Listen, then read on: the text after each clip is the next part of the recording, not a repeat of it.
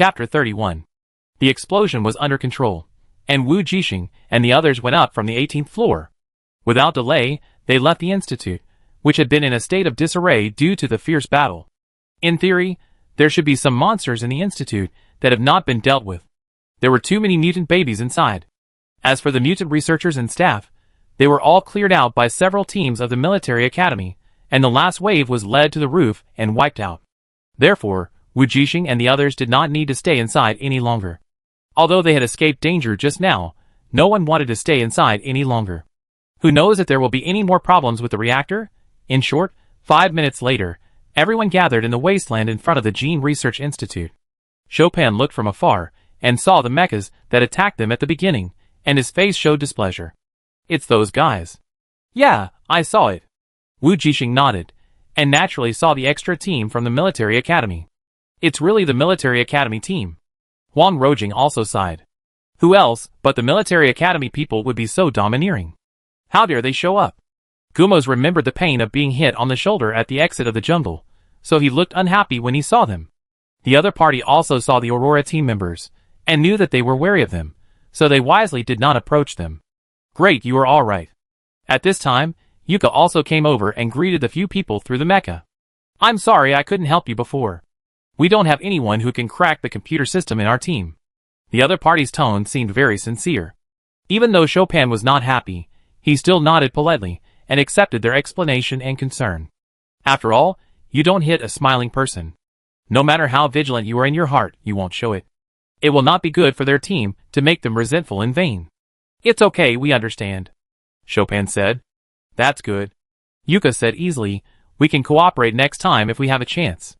Have you got a new mission direction? No plan yet, we may go back to rest. Then, the two exchanged a few polite words again, and just as they were about to end the topic, a sudden huge explosion suddenly resounded through the sky. Everyone immediately became alert. What's going on? Yuka's face was very bad, the mutants should have been dealt with.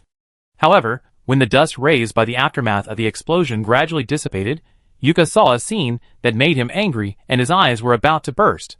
The two junior military academy teams that were originally sitting there to rest, now fell to the ground, with their limbs scattered all over the ground. Only 1 or 2 people relied on their defensive abilities to survive the laser cannon fired by the mecha, but they were also seriously injured. It's you? The next moment, Yuka looked at the intact third-year team. What else did he not understand? Uh-huh. A red mecha walked out of the third-year team, and without saying a word, he raised his hand and shot directly at them. Meet up with me, attack! Yuk shouted while dodging. His team was full of experienced veterans, and everyone tried their best to stay in the mecha state as long as possible.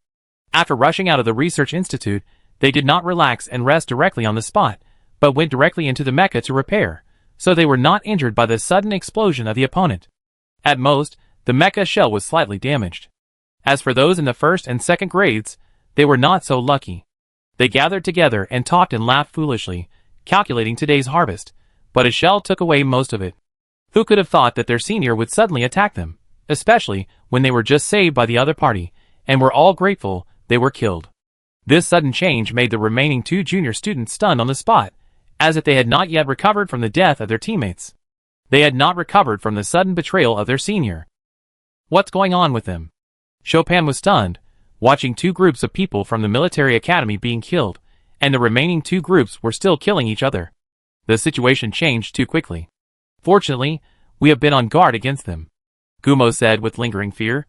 After coming out of the research institute, they also kept their mechas in the state, fearing that the people from the military academy would suddenly shoot them again.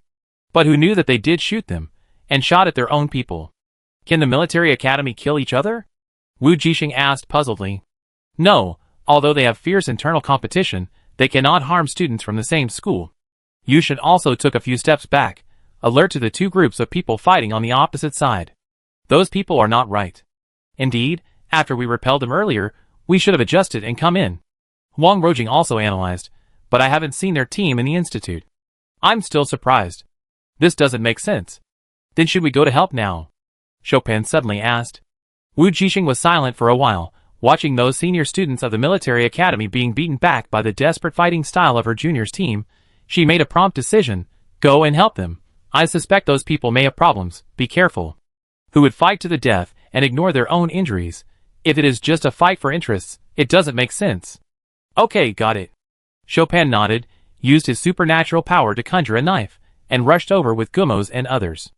Wujing also did not forget to use his mecha weapon electromagnetic cannon, hiding in the distance and bombarding the opponent, interfering with their attacks, helping Yuka's team control and relieve some pressure. So under the coordinated operations of the two teams, the third-grade team finally gradually lost strength and began to lose members. But they did not retreat because of this, instead they fought even harder. Just surrender, you have no chance of winning. Yuka shouted in a deep voice. Hey, who do you think you are?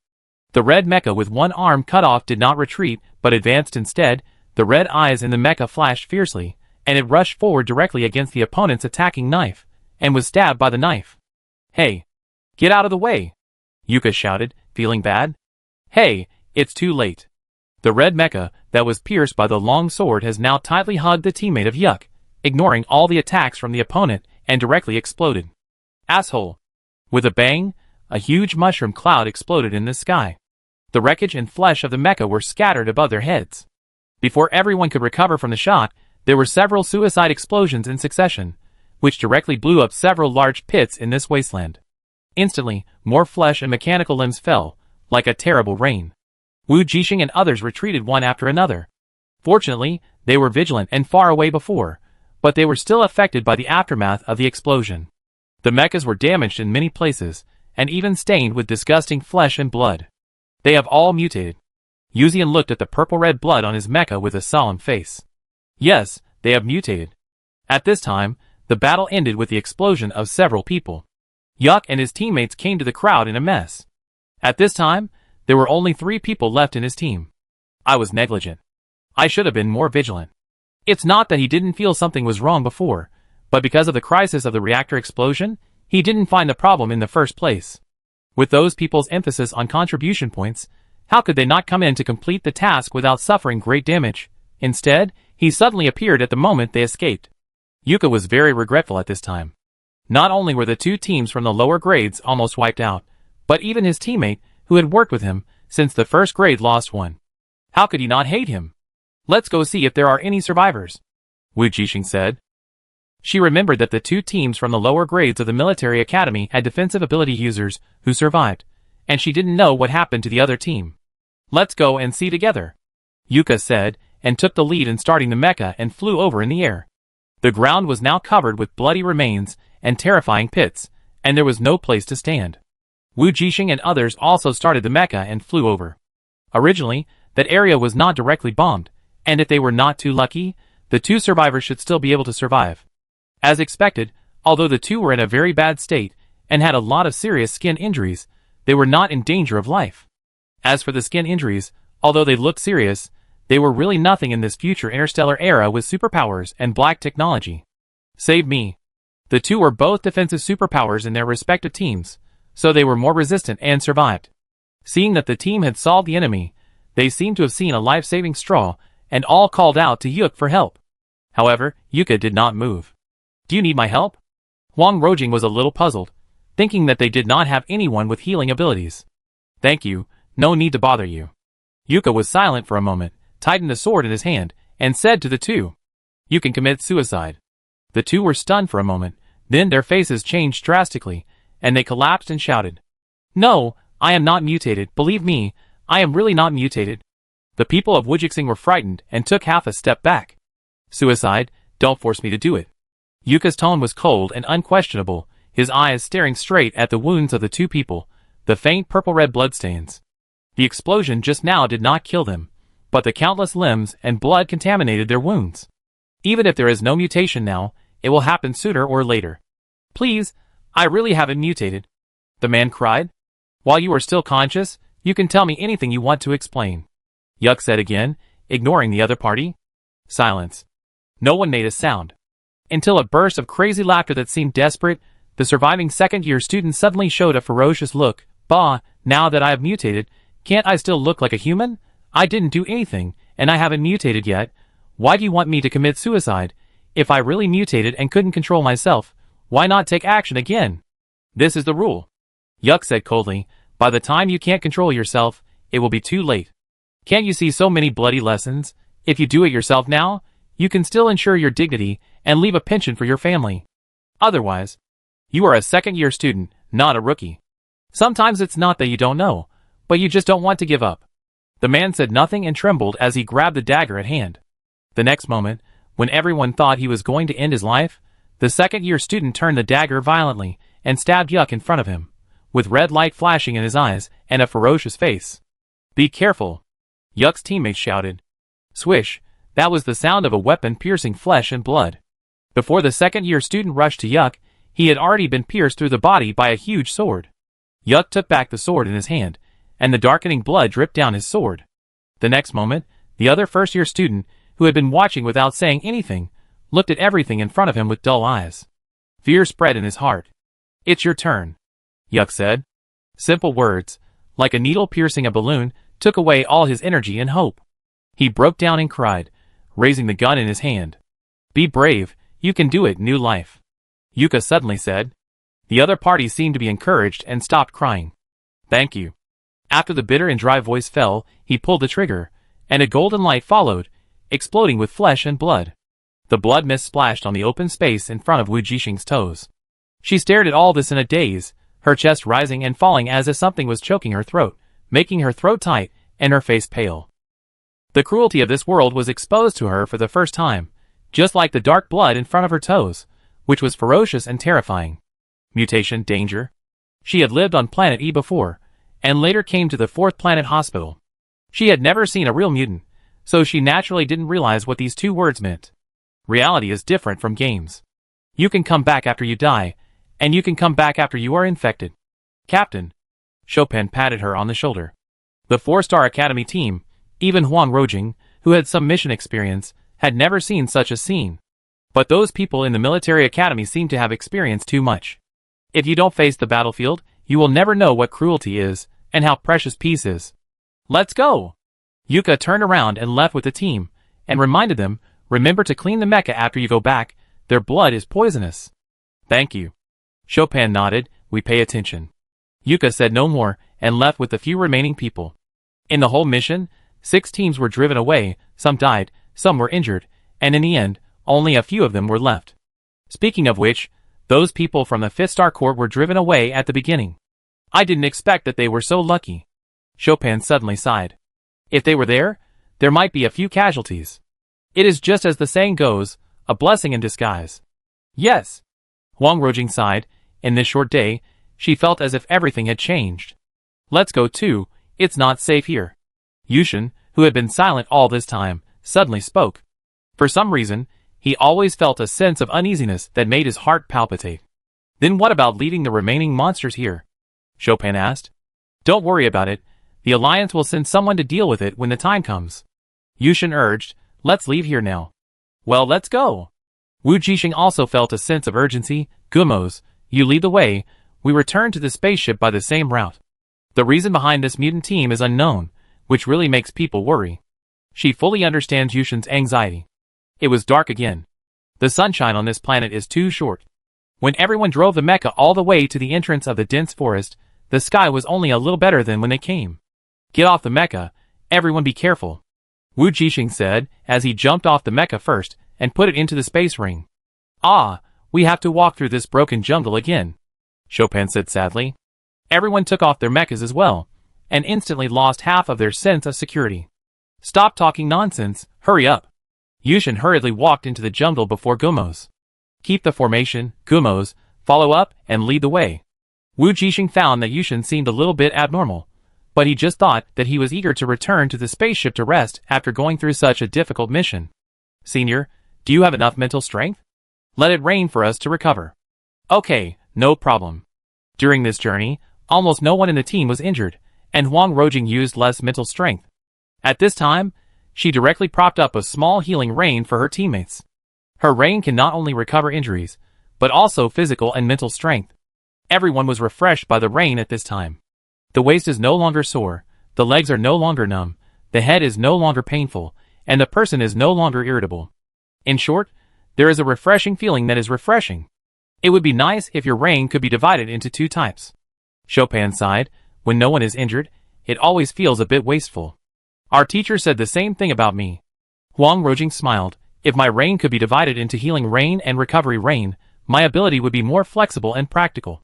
Now that the three functions are combined, it is convenient, but it often wastes mental energy. For example, now that no one is injured, they just want to recover their mental and physical strength. As Chopin said, it is too wasteful. By the way, Yushen, Chopin suddenly asked, can't you send a spaceship to pick us up? Do we have to go through this dense forest? The terrain over there is not easy to park. Yushen said. This is not a starship. The implication is that his spaceship cannot pick up the mecha in the air like a starship, so it can only stop at the nearest open space to the Gene Research Institute. The Gene Research Institute is surrounded by forests on 3 sides and a barren mountain on 1 side. No matter how they take a detour, they can't avoid this broken dense forest. As the group chatted and walked through the dense forest, 2 tiny figures were flying in the air under the tall treetops, far behind them. I didn't expect that little guy to be so alert. Gui flew leisurely in the air, looking at the ant-like humans in the distance. As long as we get rid of him this time, the mission will be completed and we can hand it in. He originally wanted to start after the first few people got off the mecha and before entering the dense forest. Unexpectedly, the little ant seemed to sense the danger and went straight into the dense forest without saying a word, making him miss the opportunity. He didn't want to do it in this dense forest. The space here was too narrow and not suitable for him to perform. He was also afraid that doing it here would wake up some mutant plants, which would be very troublesome. The key is that their appearance cannot be exposed in front of people in advance, and the Lord God is still cracking Pandora, which takes time. So he can only do it secretly. If the enemy sees it, he will have to kill the whole team. If Xing is in good condition, they can still cooperate, but now the opponent is not stable, so he can only rely on him alone. So he didn't want to cause any trouble. His only target was the young master of that big family. His status was high enough, important enough, and his talent was outstanding enough. Killing such a person would make the Alliance angry and terrified, and stir up the muddy waters between various forces. The more chaotic the better. Wait until they get out of the jungle, and onto the spaceship before you do it. Gui talked to himself for a long time, but couldn't get a response from the person around him. Xing? Gui turned his head to look at the other person. The young man, with only half of his handsome face left, seemed to be enduring some pain, staring at the figure in the distance without saying a word. Well, Xing really doesn't look very good, even worse than before. They still have to hurry back. Why are those people walking so slowly? Gui whispered impatiently. By the way, do you feel like someone is watching you? Halfway through the journey, Wujing couldn't help but ask. No. Chopin shook his head. He was also an S-level spiritual awakener. Logically, he could sense what Wujing could sense. Do you think there are enemies watching us? Yushen reacted strongly. He had been feeling a palpitation of uneasiness, but he didn't know where this uneasiness came from, which made him very irritable. No. Wujing shook his head and thought for a while. It doesn't look like an enemy. I don't feel any danger. She didn't know how to describe this feeling. It was like being explored by someone, but the exploration was too urgent and eager, so eager that it made her feel a little uncomfortable. Wujing didn't know what in this forest could make her want to explore. Is it a mutated monster, or a human? If it is a monster, if you are curious, you should investigate all the people in the team. Why only she has this feeling? If it is a human, it is even more strange. Again, why is she the only one who has this feeling? This is E1236, not D4869. There may not be any acquaintances here. Even if it is an acquaintance, you should not stare at her with an inquiring look. Although the other party is very hidden and cautious, Wujing's perception has always been very sharp, and her mental power is not just as simple as ordinary S-level. Even if the other party hides well, she can still sense it. As for the others, maybe they were also watched, but their mental power was not as sharp as hers, so they could not find it. Wujing could only think so. Since she didn't feel the danger, and the others didn't have similar feelings, she could only suppress this doubt in her heart. Of course, she was also more cautious to sense the situation behind. As a member of the team at the back, she had to be responsible for the team. If the person had malicious intentions after the investigation, she could react immediately. Fortunately, the situation was not as bad as she thought. Although she still felt that she was being investigated from time to time, she did not feel any malice. She even doubted whether it was her illusion. Be careful, we are passing through the territory of those snake monsters again. Wujing suddenly reminded. She was almost killed by those little snakes here, and she is still scared now. It's okay, I'm here. Wujing tried to ease the other party's tension, and liven up the atmosphere. I don't know how the mutant snake tastes. I have eaten snake soup before, and it is very delicious. By the way, if the mutant snake is like an awakened one among snakes, then it stands to reason that if the contaminated toxins can be removed, it should be very nutritious? Wujing seemed to have suddenly opened up his mind, and inspiration came to him. Yes, the mutated animals and plants are equivalent to awakened ones in the animal and plant world. After removing the contaminated toxins, they must be very nutritious ingredients. Everyone's expression was suddenly indescribable, and they all thought that she had some problems with her brain, but no one dared to say it. The question is how to remove this? What if it gets infected if it's not cleaned up properly? Chopin's mouth twitched, and even if the toxins are removed, I don't want to eat those things. People should be brave enough to try. Wujing said unwillingly. She thought her idea was good. Why did everyone look like that? Chopin, do you still remember the administrator on the 9th floor of the institute? Are you sure you want to eat this kind of thing? As soon as he finished speaking, everyone was immediately shrouded in the shadow of the stench. Although Wujing had already begun to feel nauseous because of this, he still tried to explain, because it is a mutant of humans. We would also feel disgusted if we eat human flesh normally. Maybe the meat of mutant pigs is delicious. Chopin, why don't you kill one and smell it? It was also a coincidence. Just when the few people were joking and secretly alert, a mutant wild boar as big as a person really jumped out of the dense forest on the side. It was almost exactly the same as the wild boar that Wujing had killed in the first mission in the mirror world, but it was not as big as the one in front of her. This made her feel real again, that the mirror world was a projection of reality. Let's kill him together, Chopin said to Wujing. The wild boar came from Chopin's side, so naturally he should be responsible for dealing with it. No need to bother. Wujing didn't intend to let his teammates consume their mental energy anymore. This wild boar looked big, but it was actually not as threatening as those small snakes. Wujing took off the black soft sword from her waist, and her figure flashed. She raised her hand and swung the sword, drawing a snake-shaped black light and shadow, and the wild boar fell to the ground with a bang, and there was no life. She used her mental power to cover the outside of the sword. When the soft and flexible sword body rolled up a sword flower, her mental power had already broken the tough skin and flesh of the monster and smashed its internal organs. As the wild boar collapsed, several small snakes continued to jump out from several directions. But this time, it was not Wujing's turn to take action. Yushen, who had been silent, waved his hand and melted all the small snakes. It seemed that after the baptism of the previous battle, his control over his mental power and supernatural powers has reached a higher level. But you don't need to waste your mental power on these small snakes. Wujing retracted the black soft sword and said with some regret, I can handle it. That takes too much time. Yushen walked forward quickly. We are too slow. Okay. Obviously, the young master was extremely impatient at this time. Wujing could only say, Gumos, let's speed up a bit. In fact, Gumos and Wujing maintained the enhanced golden shield throughout the whole process, and everyone could indeed run out of the forest in a short time, board the spaceship and leave here. But this is too risky. Originally, a lot of mental energy was consumed in the mission. Even if it recovered a little under Huang Rojing's healing rain, it was not a complete victory. If they really encounter any accidents on the way, they will be at a disadvantage.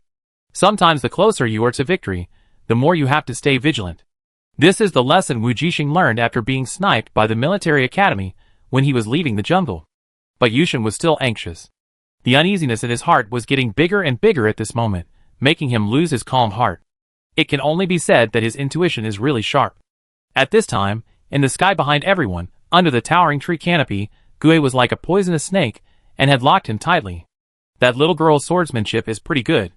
It's a pity, these mutants couldn't cause any damage to them, he said with some regret. Just now, he had been waiting for a chance to attack, but he never got it. Those mutants are too weak. Gue was a little dissatisfied. Xing, what are you thinking about? Give me some reaction. I'm looking at Xing. Xing replied. Gue was speechless. He couldn't understand why such an artistic guy would appear among their mutants, who didn't look like a mutant at all. Their appearance should be terrifying, strange, and frightening to humans, not to love looking at the stars. What's so good about the stars? Gue couldn't understand, but he only recognized the strong. Xing was strong and was also highly regarded by the Lord God, so he also recognized Xing and regarded Xing as a companion. Sometimes I really don't understand you, Gue said. However, Xing did not explain. He has always been so silent.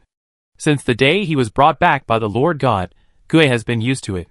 Time passed by minute, and the Aurora team finally saw the exit of the dense forest without any danger. They were finally about to arrive at the location of the spaceship. With Uther's control, the luxurious spaceship lifted its stealth and slowly revealed its true appearance. From a distance, everyone could see the beautiful metallic hull. We are finally here. This mission is really tiring. Chopin burst into tears. I just want to take a good bath and relax now. Me too, Wang Rojing said. Who isn't?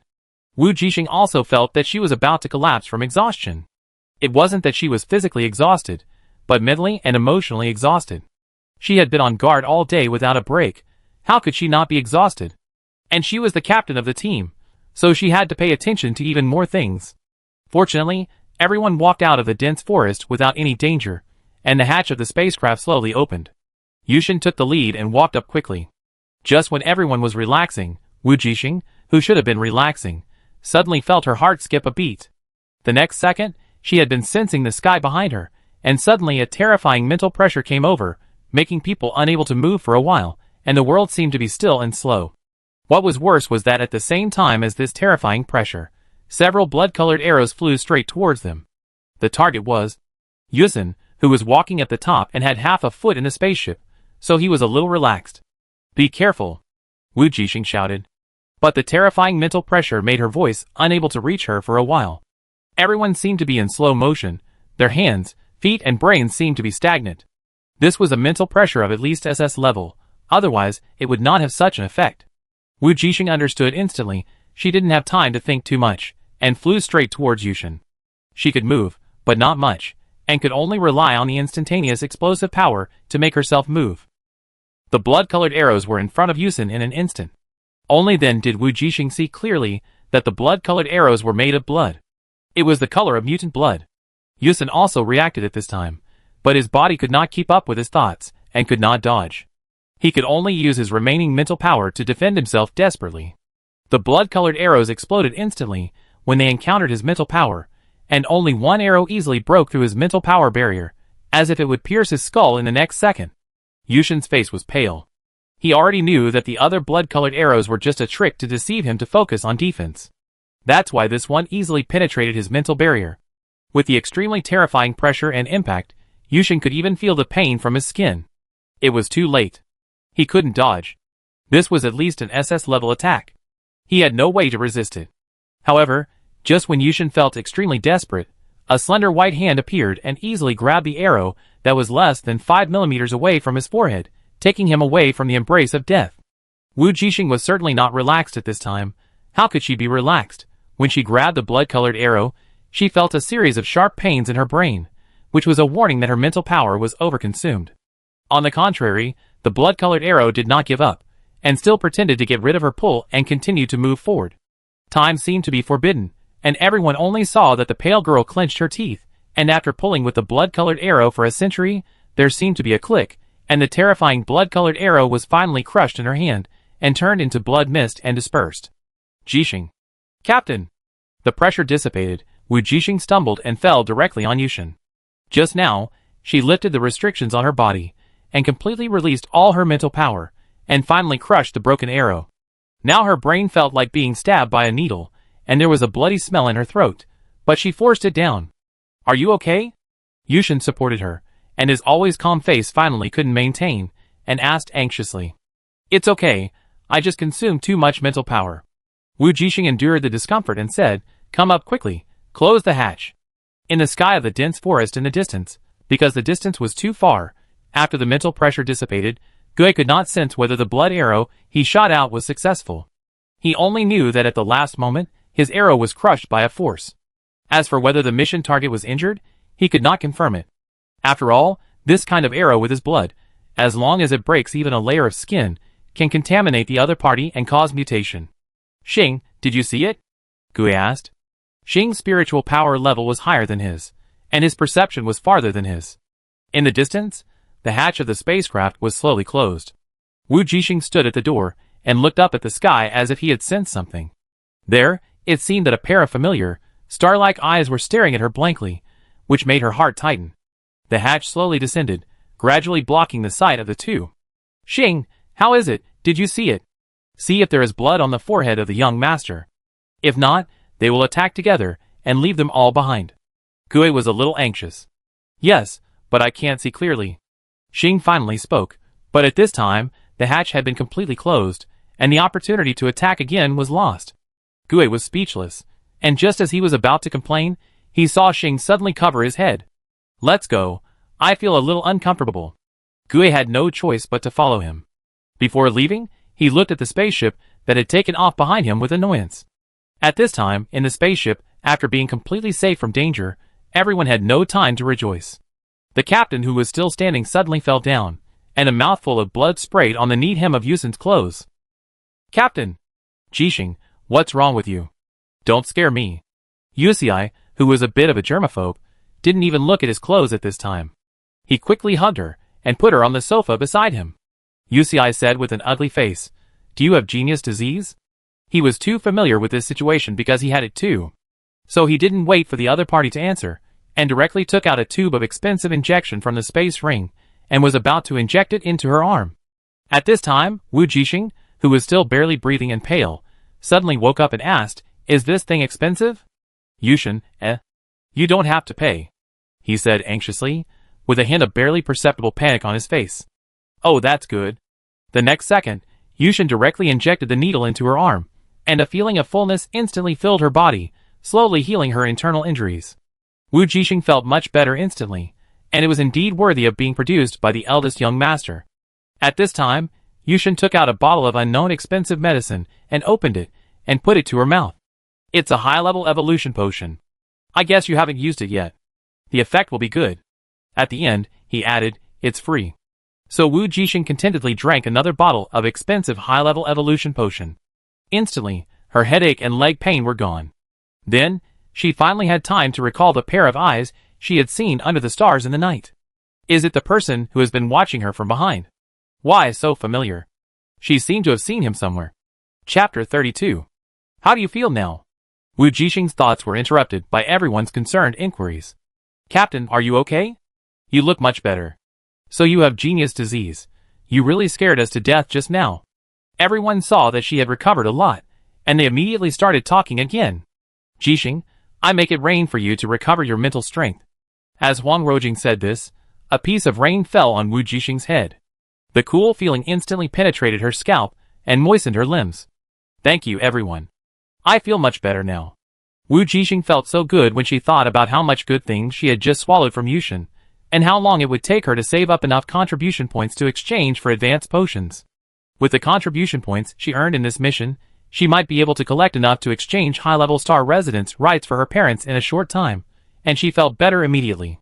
So many things have happened recently, all on Starry. She felt it was still too dangerous, and moving was imminent. Are you really okay? Chopin asked again with concern. He was really scared to death just now. The terrifying pressure was terrifying just thinking about it. He didn't know how Wujing could move and crush the arrow in that situation. It's really okay. I feel much better after Yushen injected me with the medicine. Wujing comforted everyone. I just consumed too much mental power and my physical condition was too low, which caused the problem. Although her physical condition is now A, she almost completely released all her mental power at that moment, which was how she could barely save Yushen at the critical moment under the SS-level mental pressure. It was because she released too much mental power that she didn't have enough mental power to protect her internal organs, so she vomited blood. After the injection of the special injection, it seemed that a vigorous energy entered her body, quickly repairing the cracks in her body, and at the same time forming a barrier to protect her internal organs. It can only be said that it is worthy of being a high-level medicine, and it is particularly effective. So she looked quite serious, but in fact she is almost healed now. Not only that, the advanced gene potion that Yushen gave her directly improved her physique. After she completely absorbed the energy of the potion, she might be even stronger than before. Wujing had a hunch that it might not take long for her physique to be upgraded to S. By then, her mental power would be better released, and her strength would have a qualitative leap. All this was thanks to Yushen's generosity. Of course, she also saved the other party's life, so Wujing accepted it with a clear conscience, and did not show any courtesy to the other party, nor did she need to be polite. Yushen naturally thought so too. He even felt that he still owed the other party a life, and no amount of potions could equal it. After all, in his eyes, His life was not comparable to those external things. He didn't want to experience the terror and despair of that moment again. Although the previous reactor explosion was also an experience of life and death, it was completely different from this time. He still felt the coming of death personally, which still made him feel scared. In just one day, the members of the Aurora team seemed to have experienced almost all the life and death in this life. Not only Yushen, but others also thought so. Who the hell is that person in front?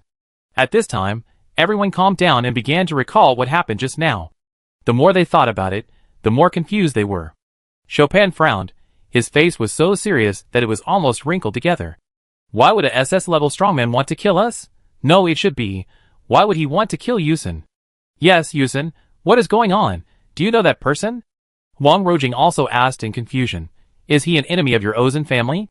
I don't know. As the person involved, Yusser's face was not very good at this time, but he still tried to analyze calmly. Our family does have many competitors, but there is an unwritten rule between families, that is, you can't attack the younger generation of the family. This is actually easy to understand. If everyone does this, all families will suffer losses and fall from the position of aristocratic families in an instant. You know, there are many people watching covetously, so they can't do such a short-sighted thing. No matter how fierce the fight is, they can't cut off the roots of the family. Every young generation who has not yet reached adulthood is the hope of the family's future. If their hope is cut off, they will really go crazy and fight desperately. And Yushen thought for a while and said, the color of that blood arrow doesn't look like that of an ordinary human. Instead, it looks like a mutant. Wujing has also confirmed this, so she nodded and said, indeed, the color of that blood should be that of a mutant. Then the question is, Chopin's face wrinkled even more tightly. Yushen, when did you offend a powerful, SS-level, evolved humanoid mutant? Although I couldn't see the other party's appearance clearly before, I could still see the two vague human figures in the air. Moreover, there are not many SS-level human awakeners. As a mutant, if he has not evolved wisdom, how could he choose such a good opportunity and wait for the moment when everyone is relaxed to choose a sneak attack? This shows that the other party's IQ is definitely not lower than theirs. Let me ask a question. Wujing asked, what is the level of the strongest evolutionary mutant currently recorded in the Alliance? After she asked this question, everyone was silent. Is there an SS level? So who did you offend, Yushen? Chopin almost cried. If he thought about it this way, what kind of shit did they encounter? The strongest unknown mysterious mutant, who had never appeared in front of everyone, actually targeted their team, and Yushen. Yusei was in a bad mood at the moment. He thought for a while, and finally said, it is very likely that he is not targeting me, but my identity. What do you mean? What is your identity? Chopin didn't understand at first, but after a little thought, he understood. What is Yusei's identity? Yusei is the future heir of the Ozen family. Yusei is a rare genius, a natural double S awakener, and the future hope of the Alliance. Then the mutants would target him, and try to kill him, and everything can be explained. Once Yushen died, not only would the Ozen family be severely damaged, but the Alliance would also lose a backbone force that could resist mutants, or a decisive force. The Aurora team was just a casualty, not to mention that the other party's goal was indeed to kill Yushen alone. Everyone was silent. Can Yushen be blamed for this? Of course not. But no matter how you think about it, it feels very unlucky. Fortunately, their captain is powerful, otherwise, everyone dare not think about it any further. However, they suddenly realized something. Captain, how much mental power do you have? Chopin finally realized something was wrong. You can actually resist the mental pressure of SS level. You are not actually a hidden boss. Wujing, If I were a hidden boss, would I be so embarrassed? Wujing was speechless, and quickly interrupted his boundless imagination, explaining, I don't know how much mental power I have, but my physique is indeed only A level, and I don't dare to use so much mental power normally. Yushen, I estimate that your mental power may be at the top of S level, because your A-level physique has not been able to break through. He paused and said, in other words, it can also be understood that your mental power is protecting itself. Otherwise, your current body would have collapsed long ago. I see, then the problem of your body balance is indeed a bit serious, Captain. Chopin said seriously, it is better to use less mental power in the future. Of course, this incident was just an accident, I am not stupid. Wujing said, I can't just watch everyone get into trouble together. This is what she really said. Everyone fell silent again. I actually sensed that there seemed to be two mutants there. Chopin talked about what happened just now. Although he couldn't see clearly, as a double S awakener, he could still sense whether the enemy was one or two. Those mysterious high-level evolution mutants seemed to be organized. Well, if that's the case, then the Alliance's previous speculations were all correct. Yushen continued. His tone was also very solemn. I have contacted the family about our situation. I believe this news will be released soon. Fortunately, those mutants looked down on us, and only one person attacked us. Chopin was more and more frightened. If two people attacked together, we would have no hope of escaping. Two SS-level mutants were simply despairing. At this time, Chopin, Yushen and others did not notice that when mentioning another mutant, their captain's eyes seemed to flash, and he wanted to say something, but suddenly shut up. What should she say? Say that the SS-level mutant was only staring at her from beginning to end, without any murderous intent or malice, and she could even feel a thrilling sense of familiarity? Wujing is not stupid. What familiar strangers could she have on this planet? Except for people related to the original body, there is no second possibility. Then the question is, what people could the original body, an ordinary girl from planet E, know on other planets? The answer is obvious by simple elimination. The only person the original body knew, who was not on planet E, was her brother, who disappeared in the military academy. She felt familiar, yet she had never seen it before, and everything matched up. In other words, her brother was not dead. But an unbelievable truth just surfaced. But at the same time, there were more doubts about this matter. What happened to make a student in a military academy suddenly become an SS-level strongman of the mysterious mutant organization? The key point is that judging from the military academy's delay in paying the pension, they must have known something at the beginning, which led to this decision. In other words, the people in the military academy had already suspected or confirmed that her brother was infected. However, she had no way to explore these for the time being. The most important thing for her now was to know what her brother was like. Did he still remember the past and had his past memories? If so, was he unable to go home because he had mutated?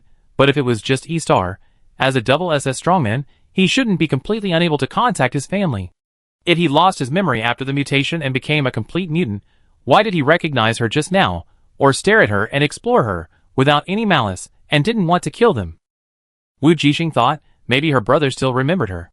But the memory was not very clear. If this is the case, maybe it's not too bad. SS level. She needs to become stronger. Only if she is strong enough can she find her brother. As for what kind of state the mutant evolver is in, maybe she can ask teacher Lemi after returning to school.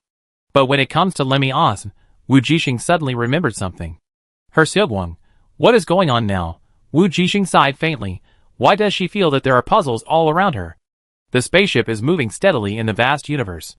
At this time, everyone has cleaned and disinfected themselves, lying on the soft and comfortable bed, and began to adjust their breathing and repair their state. The fierce battle made everyone very tired. Fortunately, there was Yuther's super luxurious spaceship, which allowed them to rest in peace. After Wujing returned to his own luxurious guest room, he directly summoned Xiaoguang from the space ring. The navigation robot in front of him was still shabby and looked like an antique, but Wujing knew that Xiaoguang's inside was different. Her Xiaoguang seemed to have evolved. No one knew what it had swallowed at that time. After a few hours of dormancy, when they were attacked before, Xiaoguang suddenly woke up and became Xiaoguang 2.0. Wujing felt something different at the time, but she didn't have time to study it. Now in a separate room, still a long way from the school, she finally had time to see what Xiaoguang was doing. The navigation robot's eyes, originally white, had now turned blue, looking full of wisdom. Well, this was just her making it up. She couldn't see any wisdom in the robot's eye lights. It was just a hunch that her Xiaoguang should have become more powerful and smarter. Previously, she had not mentioned it to anyone. When she was attacked, Xiaoguang suddenly started up and reminded her in the headset that there were 2 red dots belonging to the enemy behind the current map. In other words, Xiaoguang can now be used as a reconnaissance robot. No matter how many people and creatures are hidden on this map, it can display them one by one on the map, and even actively remind you. You know, Xiaoguang usually used offline maps for navigation before, which could not be so accurate. It is not that smart to actively communicate with her and remind her. So Wujing seriously suspected that Xiaoguang must have swallowed something extraordinary in that basement, which led to its evolution and became an artificial intelligence that can communicate. In order to confirm this conjecture, Wujing said to the little robot in his hand, Xiaoguang, what exactly did you swallow before? Did you deliberately use the special copy to lead me there? Xiaoguang, what are you? The robot's eyes flickered, and it uttered a voice that sounded less mechanical than before. I am a navigation robot. Please ask questions about navigation. Wujing, Okay, she thought too much. There was no communication at all. Just when Wujing wanted to put away Xiaoguang, she suddenly had an idea and asked, Xiaoguang, can you help me navigate Wujing's location? The next second, Xiaoguang's blue eyes flickered again. Target search. Wujing's breathing stagnated, as if it really worked. However, after the robot flashed for a few seconds, it gave her a disappointing result. Target search failed. Navigation cannot be performed. Please reset. Well, it seems that the name Wujing has been cancelled among humans, so Xiaoguang can't search it. But she didn't give up, and continued to try. Xiaoguang, please help me navigate to the 2 red dots at E1236 just now. Xiaoguang, searching for the target. Search failed. Please reset. It was still the same words as before. Why did it fail? Is it because they have no trace of living in human society? Wujing asked Xiaoguang, or is it because I don't know his current name? Xiaoguang, please ask about navigation. Wujing, Okay, she finally knew that Xiaoguang should not be able to give her navigation for the time being. Does she have to wait for the new special copy to be unlocked, and then go to the corresponding place in reality to find materials for Xiaoguang to devour? She doesn't even know what Xiaoguang needs to devour. Maybe Teacher Lemi also knows, but she can't ask him about this. Wujing can only remember this in her next trip. Maybe one day, when Xiaoguang evolves into Xiaoguang 3.0, for .0 or N.0, it can really help her navigate to her brother's location. One day later, the spaceship finally arrived at A4, the 4-star hospital. Stepping into the campus again, the long-lost familiarity made the few people feel as if they were in another world. They just completed a task, but they felt vicissitudes of life, and experienced life and death and crisis several times. Fortunately, the reward for the task was good. The moment before they arrived at the Star Hospital, the reward contribution points settled by the Star Alliance were finally issued. They received a total of 3,600 contribution points. The humanoid elite monster on the 9th floor was 1,000 points. The final boss humanoid monster of the Institute was 1,000 points, and a total of 60 monsters were killed, 600 points. 500 points for preventing the reactor from exploding, and 500 points for compensation for being attacked. So with a total of 3,600 contribution points, the Aurora team immediately ranked in the top 3 on the Star Alliance rankings, surpassing countless strong teams from military academies, and making the name of the 4-star academy known to everyone for the first time. You know, the top 10 are basically occupied by teams from military academies, and even the strongest 1-star academy in the Star Alliance only has one team ranked 6th, which is a lot less than the top 3. What's even more surprising is that when everyone was looking for the origin of this dark horse, they found that it was actually a newly established team composed mainly of freshmen. They were all amazed. When did the people of the 4-star academy become so strong? Not only that, even the people of the 4-star academy didn't know there was such a team. So when Wujing and others returned to school, they still received a lot of attention from senior students. Some people even volunteered to join. And of course, there were also strong teams from senior grades who wanted to cooperate with them. But Wujing didn't agree to any of them. Their team was currently unable to go out to take on missions because Yushen was targeted by mutants. So the first thing she did when she arrived at school was to ask Teacher Lemi about the evolution of mutants. But what she didn't expect was that Teacher Lemi was not in school. Hearing from other teachers, it seemed that the other party also asked for leave on the day they left for the mission. Wujing had no choice but to give up and went back to practice for 2 days. After absorbing all the effects of the advanced evolution potion, she found that her physique finally reached 96% of the A level, and she was not far from advancing. As for her mental strength, it also increased to 96% of the S level. Wujing thought that she should be able to break through before the end of this semester. It was at this time that Wujing found that Teacher Lemi had returned and brought back a shocking news that made everyone angry. It is said that the heirs of the big families of the 2nd and 6th galaxies, the natural double S genius of the 3rd galaxy, and the top double S assistant of the 7th galaxy, a total of 4 people, were assassinated during the mission. 3 died and 1 was injured. The murderer is suspected to be an SS-level humanoid evolution mutant. The Alliance was in an uproar. At that moment, Wujing came directly to Teacher Lemi's office without thinking. At the same time, on an unknown abandoned star, a skinny humanoid with a mask on his face, a height of 3 meters, and a black robe was sitting on a huge and terrifying mutant beast as tall as a 10-story building, with golden eyes looking coldly at the abyss below. At the lowest point of the abyss, there were two figures standing, who were the E1236 star Gui and Xing who had appeared before. Lord God, Gui knelt on one knee. I'm very sorry, we failed to complete the mission. Why? The figure on the high ground asked. Xing's condition suddenly became a little bad, so we couldn't keep him. Gui said sincerely, please give him the blood of God.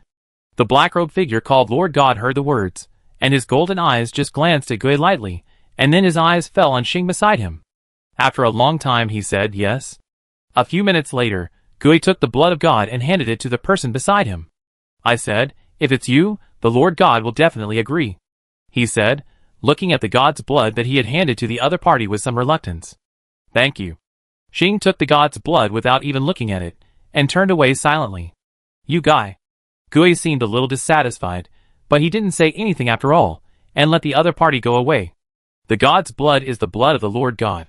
The first evolved powerful mutant. His birth is no longer traceable, but there is no doubt that he has a long life and extremely powerful and terrifying strength. His blood, for mutants, is a precious gift. Xing glanced at the blood of God in his hand. Half of his handsome face looked so pale under the moonlight.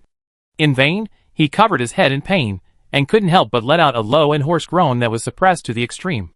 In his originally black eyes, red and black kept alternating and struggling. After a long time, his face finally returned to calm, as if nothing had happened. Xing's black eyes flashed, opened the blood of God, and slowly poured it into the black soil under his feet. Chapter 33. A 4-star academy, teacher's office. With a come in, Wujing pushed the door open and walked in. Teacher Lemi, as usual, leisurely sat in the back of the office drinking tea, not disturbed by the recent events in the Alliance, as if he didn't take them to heart. As expected of a teacher of the Alliance's 10-star academy, he is calm and has the demeanor of a big boss. I heard that you did a good job on the task and ranked in the top 3. Lemi Ozen drank a sip of tea and said slowly, yes, the principal just praised you at the meeting. Thanks to Yushen, he is very powerful, and has improved our team a lot. Wujing said modestly, plus good luck. You don't have to be modest. Lemi Ozen chuckled twice, and said with admiration, your ability also helped him a lot. I know that if you hadn't helped at that time, Yushen might have met with an accident. On behalf of the Ozen family, I thank you. No, as the captain, it is my duty to bring my teammates back safely. Wujing always felt that he couldn't accept this gift. Lemi Oz didn't say anything more, but changed the subject and said, I heard that you also encountered a reactor explosion during the mission, and you also solved it. It seems that I didn't choose the wrong person at the beginning. You are a very good student. Wujing was immediately alert when he heard this. It was Xiaoguang who solved the reactor explosion, not her. I don't know whether Teacher Lemi knew about this, so she tentatively asked in a surprised tone, Teacher Lemi, you also know this? Yes. Lemi Ozen explained with a smile. It just so happened that a friend who was in charge of the settlement of this task knew that you were my student, so he sent me your excellent performance. I am very proud of you. I didn't expect that you could even crack the system. It really surprised me. Wujing, shocked. I didn't expect that Teacher Lemi actually saw the video at that time. Logically, he should have seen that it was Xiaoguang who solved the system. Why did he say that it was her? Wait, did Xiaoguang cover it up for her? So in the video, it was finally shown that she cracked the system. I don't know what the relationship between Mr. Lemi and Yushen is like, and whether they will communicate with each other. But whether Xiaoguang covered for her or not, there is actually not much difference between what she solved and what her Xiaoguang solved. So he also said vaguely, Teacher Lemi, you are too kind. I still have a lot to learn from you. Well, so do you have anything to learn from me today? Lemi Oz temporarily let go of this topic, and did not continue to ask questions. Why a girl from E-Star could crack the system not long after entering school, this matter cannot be investigated in depth. Of course, it is not completely inexplicable. After all, this system is also a system in the E-Star Research Institute. It is not impossible for someone from E-Star to crack it. It's just that when a seed of doubt is planted, many tiny events will be linked together, making the doubt deepen step by step. To outsiders, there is actually no big problem, but to him, it has become a problem. However, Lemi Ozen did not intend to press on. In his opinion, since the other party was already under his nose in the 4-star academy, everything would not be a problem. So he smiled lightly, showing a kind and gentle smile, very patient and tolerant. If you don't understand anything, you can ask me. Since teacher Lemi said so, Wujing was no longer polite, and asked directly about the topic she was most concerned about. Teacher Lemi, it's like this. We encountered those humanoid mutants during the mission. She said, do you know what happened to them? I mean, after they mutated and evolved, they retained their human form, had clear consciousness and wisdom, and even evolved into SS-level strongmen. Do you think they still have memories of their human period? Lemi Ozen raised his eyebrows in surprise. He had imagined that the other party would ask her about the evolved mutant who sniped Yushen, but he didn't expect that the focus would be on this. This surprised him. Are you interested in this? He asked. Yeah, I'm very interested in this topic. Wujing made up a story seriously. I want to write a paper on this topic. The midterm exam is coming soon, and I want to prepare in advance. After all, I'm the class representative you chose, and I can't embarrass you. Lemi Oz looked at her deeply, as if to confirm whether the other party really thought so. But after seeing her eyes that were eager for knowledge, he was no longer suspicious. After a while, he thought for a while and said, the topic you chose is indeed very good, and the approach is also unique. Everyone is paying attention to how those mutants became so powerful, how they hate humans, and whether they want to subvert humans. But no one has ever looked at them from this perspective like you do. After a pause, Lemi Oz thought about the wording and said, as for whether they have memories of their human days, I actually tend to think that they may not have, or it should be said that part of the memory has been deeply buried, and it has not completely disappeared, but has never been remembered. Why do you say that? Wujing asked humbly. It's very simple. If they have memories, are they considered humans or mutants? This is actually a very controversial topic. Lemi Oz took a sip of tea and continued, if they have human memories, how can we guarantee that all mutants can completely abandon their former families and lovers after evolution and awakening? Judging from the current alliance form, it is obvious that they have not been able to retain the memories of their human period. Otherwise, we wouldn't be shocked by their sudden appearance. Wujing thought about what the other person said, and felt that it made sense. In fact, she had thought about it too. If her brother had the memory of his human period, how could he completely abandon them without any news, as if he had never appeared in their lives? Watching her sister suffer from genius disease, and her parents become sad and haggard because of him. If she hadn't been able to travel through time, the sad parents would probably not be able to survive after her sister's death. And how could his brother bear to watch all this happen? Is it possible that they have memories of their human days, but are being controlled by someone? Wujing asked again. Of course, what you said is not impossible. Lemi Oz thought for a while and said, but since the person behind the scenes can control them, why not erase their memories and use them completely for him? So, right, this assumption is meaningless. For a person with strong mental power, it is not difficult to forcibly control and erase a person's memory. Of course, this is a high-level use of mental power. When you reach a certain level, you will understand. Naturally, you will not ask such questions. After a pause, he added, however, as long as the human soul does not change, their memories will definitely be retained in the deepest part of the brain. Even if they are controlled, their memories are erased, and they are mutated? Yes, even if they are controlled, their memories are erased, and they are mutated. Lemi Oz replied with a smile, confirming her words. I see, thank you for your answer. Wujing felt relieved. Then, is there a possibility that they can recall the memories of humans on their own? Are you talking about mutants? Lemi Ozen asked. Yes, that's right. Wujing nodded, feeling uneasy. Theoretically, it's possible. Lemi Ozen put down his teacup, but theoretically, it's basically impossible. Do you understand? Then why do you say it's theoretically possible? Wujing frowned and asked. She had a feeling that the answer would be very important to her. Theoretically, it is possible that it is impossible to completely rule out the impossible. Because there is no absolutely possible thing in this world. Lemi Ozen seemed very patient. He just listened to him continue. That's why I said that it is basically impossible to recover on your own. Unless what? Unless that person's willpower is very strong enough to resist mutation and manipulation. When Wujing walked out of the office, he was thinking about the last words of teacher Lemi all the way. If that person's willpower is very strong enough to resist mutation and manipulation, maybe he can get his memory back. She thought of what happened that night, and had a vague guess in her heart. Maybe, her cheap brother could really become that person unless. This is good news for her. But at the same time, it also makes her more eager to become stronger. Teacher Lemi was right in saying that if a mutant retains human memory and wisdom, it will be no different from before. So is he considered a human being, or should he become a mutant who is killed and exterminated? This is indeed a very controversial topic. Even if her brother is lucky enough to remember all the memories of being a human being and remains the same as before without any changes, how can he get rid of his mutant identity and truly return to human society and their small family? This is a huge contradiction and problem between them, between mutants and humans. She dared not imagine how sad her parents would be if they knew. When Wujing walked out of the office building, the sky was getting dark. She looked up at the countless bright stars in the night, slowly stretched out her hand and grabbed them. At this moment, she was extremely eager that one day she could really have enough power to change something. With her mind, she picked the stars moved, and there were many star coins. Ahem, in short, she wanted to become stronger. When she had absolute strength, she believed that all problems would not be problems. A few days later, when all the freshmen returned to school, various courses were arranged in full swing.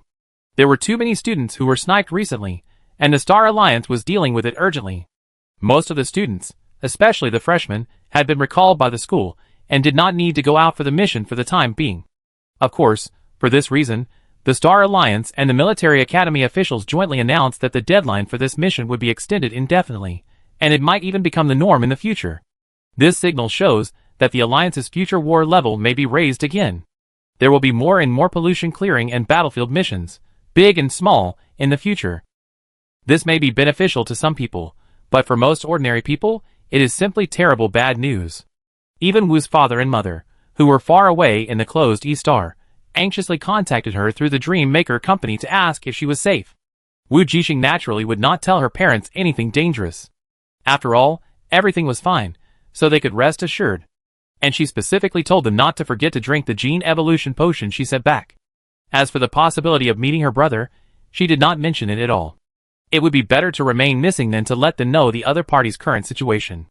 In addition, Wujing's current contribution points are more than 5,000, which is almost enough for 2 people to go to the D-class planet for residency. But Wujing was also a little hesitant. The Alliance is so chaotic now, what if there is danger on the way to move? Which planet of the D planet is safer? And how to settle her parents? It is unknown whether the war will escalate, and the D planet will also suffer. Plus, if her brother can really still retain some memories of his human days, then will their planet E4869 be safer than other planets? After all, to put it another way, their family has someone in the mutant organization, so after considering all these, Wujing temporarily plans to exchange all her contribution points for potions that can improve her physique and strength. As for the right to live on a higher level planet, she plans to talk about it later. There are still too few contribution points now. To be honest, Planet D cannot be considered a higher level planet. Except for the advanced communication, it is not much better than their planet E. She even thought that the closure of E-communications was actually a good thing, to some extent. At least when the Alliance's anxiety and tension reached E-Star, there would not be much left. And she could also hide some things better, and not let her parents worry too much. The requirements for the midterm exam are 1,500 contribution points, the top 100 nightmare rankings, or 2,000 points in the Mecha dual field. If you meet any of the requirements, you will pass. Okay, class is over now. On the classroom podium, Datos, who had not been seen for a long time, announced the requirements for the midterm exam directly after the first class. Wujing was a little dazed. It seemed that she had already met these 3 requirements. Could she skip classes? She really didn't have enough time now. In addition to daily meditation and practice, she had to enter the mirror world to fight special dungeons, and then she had to go to the Mecha dual field to hone her Mecha skills. However, in the guild of the mirror world, the little sister and the little cat have not been online for the past few days. I think they are busy with tasks. Wujing thought that this time only their freshmen and some of the proud children of the big families who were targeted would temporarily return to school. Other teams can still decide whether to stay in school or continue to accept tasks. I think the young lady and her friends chose the latter. It just so happens that she can have more time to refresh the unlocked special copy alone, and then find energy for Xiaoguang to continue to absorb and upgrade. Not only does she need to enhance her strength, Xiaoguang also needs it. At that time, she may have to rely on him to help her navigate to find her brother. In short, Wujing had a very fulfilling week after returning, and her strength was also improving rapidly. One day after class, she and Chopin came to the cafeteria to have dinner together.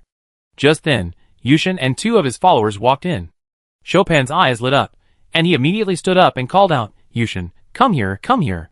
Instantly, everyone in the cafeteria was attracted by his voice, and looked in the direction of the few people.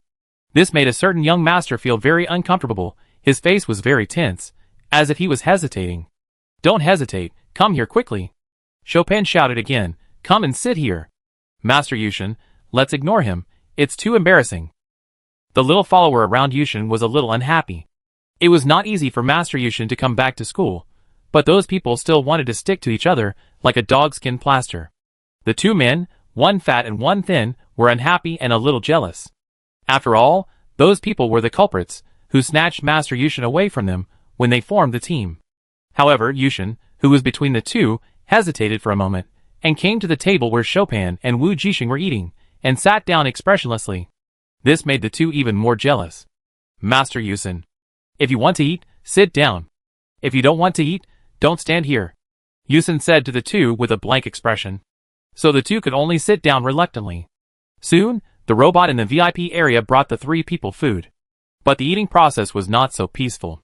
"You people from Eastar have never eaten these good things." Fatty Tika first attacked Wujing, who was eating quietly, because she was a country bumpkin from Eastar. Before Wujing could respond, Yushen had already glared at him. "Shut up, you've eaten it." Tika felt wronged and looked at someone with resentment. Wujing said that she was innocent. Chopin had to call a few people over. Was he too bored when eating? Coincidentally, Chopin really thought so. He really hated these two guys. Since they returned from the mission, they had been picking on them. He teased, "No wonder you're so fat. Even mutant pigs don't eat as much as you do. You probably only have food in your eyes. What's your business if I'm fat or not?" Tika fought back, "You're the pig. Your whole family are mutant pigs." "I didn't say you're a pig." Chopin took a bite of rice. "I just admire your good appetite." "Tika, you have a good appetite. Your whole family has a good appetite." "Thank you, my family has a good appetite," Chopin said. Wujing listened to the two people's boring, childish and low-level quarrels, and her mouth twitched. She almost couldn't listen anymore. Only Yushen, who was standing next to her, was still cutting the steak on the plate without changing his expression, putting it into his mouth and chewing it in small bites, and he didn't try to stop them. Wujing, It seems that Yushen is unreliable, so she should do it." Just when she was about to persuade Chopin, she suddenly felt a faint stench at the tip of her nose, which reminded her of some bad memories on the 9th floor of the institute. Subconsciously, she looked up and saw the fat boy opposite her, eating rice with his mouth wide open, and he didn't forget to have a quarrel with Chopin while eating. "You eat too fast and your digestion is not good." Wujing couldn't help but said, "You will have bad breath." She said this subconsciously without thinking too much, and as soon as she finished speaking, everyone fell silent. The next moment, the fat man Tika's face instantly changed from white to pink, and then to red, and finally his face turned the color of liver. "Asshole, I don't have bad breath." "Fuck Captain, you are too cruel." Chopin secretly glanced at her, and secretly gave a thumbs up. "That's not what I meant," Wujing explained quickly. "What do you mean?" You really have bad breath. Maybe it's caused by indigestion," Wujing said sincerely. She really felt that her appetite was gone all of a sudden. The memory of that mutant monster was too deep and miserable. But the more sincere she was, the more furious the other party became. "You have bad breath." Tika, who was at a loss for words, stood up with a bang, and the plate in front of him shook because of his action. "Asshole, you bitch." Before he could curse, the couple at the next table smashed the table instead. "Asshole, you bitch." The man suddenly flipped over all the plates. "You actually investigated me secretly." "What's wrong with me investigating you? You cheated and you're right." The woman complained in a crying voice. "Did you sleep with her during the mission?" "Oh, is it so exciting?" Everyone present suddenly became quiet and started to eat melons silently. "I didn't sleep with her, don't slander me." The man retorted in a bit of humiliation. "You still don't admit it," the woman said as she took out a holographic screen and threw it in his face, on which was a picture of a man and a woman kissing in an ambiguous way.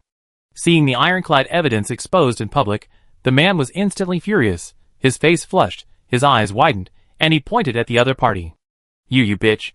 The next moment, when everyone was about to continue eating melons and watching the follow-up, Wujing felt a more rotten smell coming over again.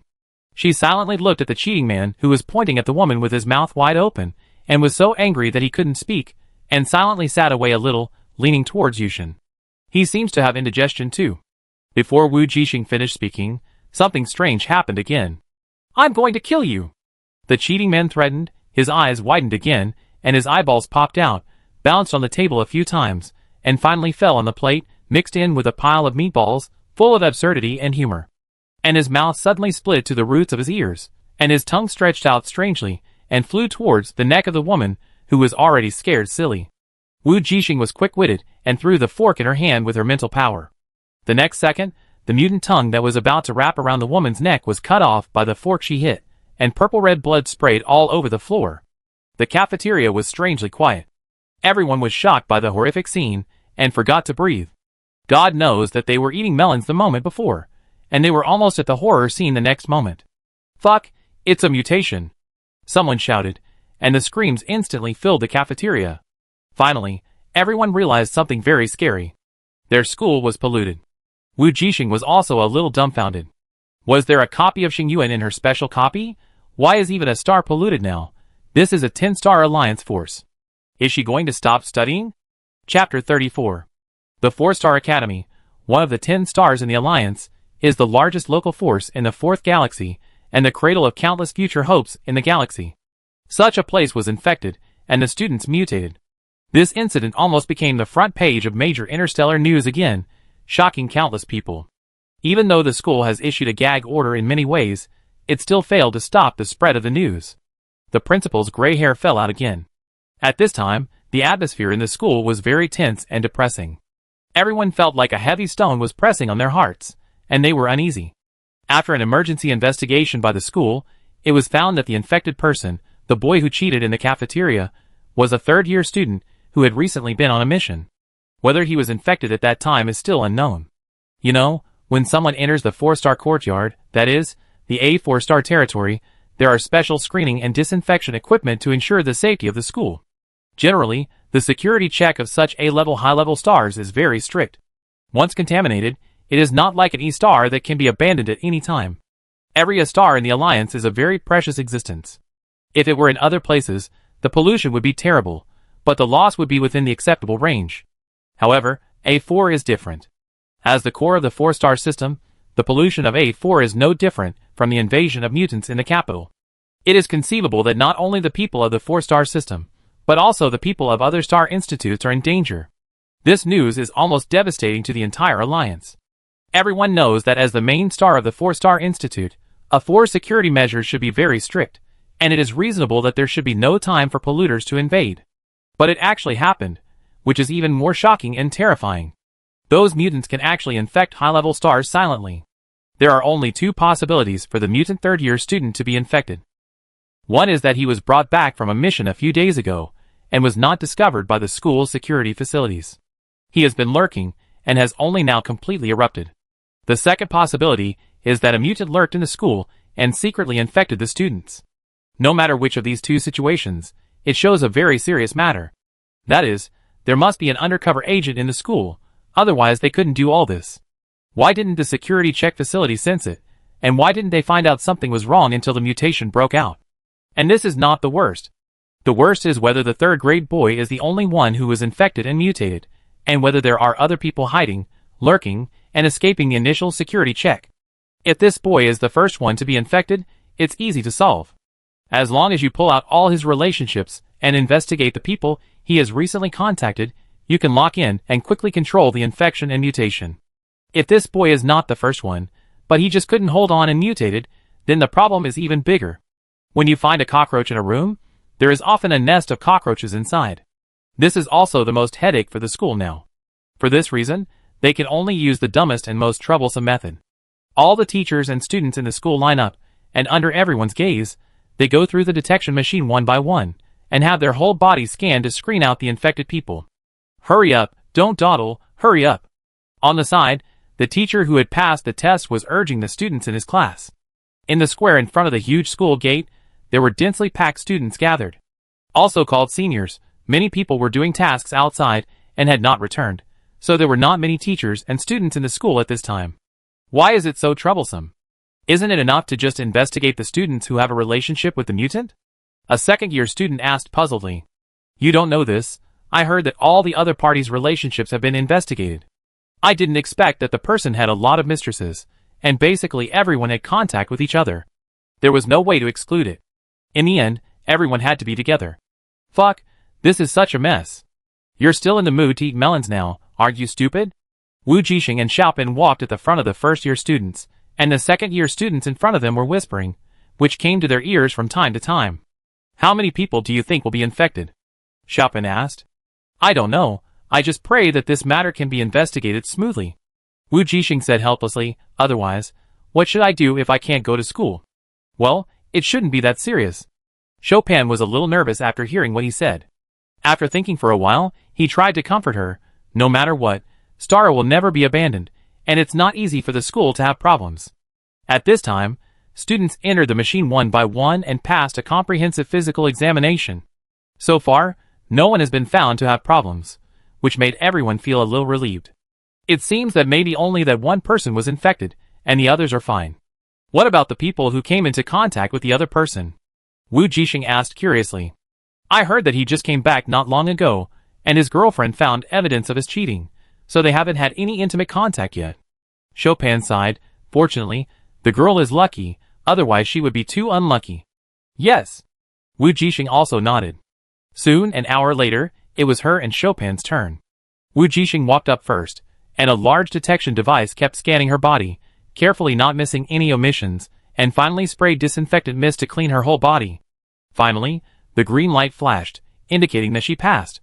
She knew that she was definitely not infected, but now that the dust had settled, she couldn't help but feel relieved. Then it was Xiaopan and the other first-year students. One by one, the first-year students were the last batch of students, and so far, none of them had been detected as abnormal by the machine. This gradually raised everyone's heart. What a trouble, what can be tested for this? After Yushen finished the test, the two followers beside him also grumbled and walked onto the test table. Yeah, what a waste of time, we are not infected. The tall and thin follower complained, if I were infected, would I not know it myself? Not long after he finished speaking, the green light on the test table flashed, indicating that it was allowed to pass. See, I said I was fine. He walked past and suddenly turned his head to look at the fat man Tika behind him, and said, hurry up, Master Yushen and I are waiting for you in front. I know. Tika was a little impatient. He didn't know why, but he always felt that he had been a little irritable recently. He walked up to the inspection table, and the scanner started working. But for some reason, when it was his turn, the scanning test took longer than others. But no one cared. After all, the fat man was 2 to 3 times the size of others, so it was normal for it to take longer. Just when Tika was about to lose his patience, the inspection light in front suddenly stopped, and then the green light came on, indicating that he passed. Damn, it took me so long. As soon as he stepped off the examination table, Tika, who had reunited with his companions, began to complain. Who made you so big? The tall and thin henchman complained, of course the scan is slow, but I'm not saying, why don't you lose some weight? Go to hell. Tika rolled his eyes, and said with a guilty conscience, even you dislike my fatness. That's not what I meant. The tall and thin henchman tried to explain. What do you mean? Don't be so aggressive. Have you been having a bad day recently? Seeing that the two were about to quarrel, Yushen frowned and said directly, stop quarreling. It's annoying. He looked at Tika and said, maybe you should really eat less. Eating too much will make you indigestible. I don't know if it's a psychological effect. Since Wujing mentioned it to him during dinner last night, he actually began to think that the other person had bad breath, which was a bit unbearable for him. You can go back to the dormitory first. Don't worry about me. So Yushen said and left quickly. Look, you pissed off Master Yushen and he ran away. Are you blaming me? Okay, why are you so bad-tempered recently? I have to stop talking. Humph, it must be the fault of that E-Star woman. I must have been pissed off by her. It was him who took Master Yushen away, Tika said angrily. At this time, Wujing, who was mentioned, suddenly sneezed twice in a row.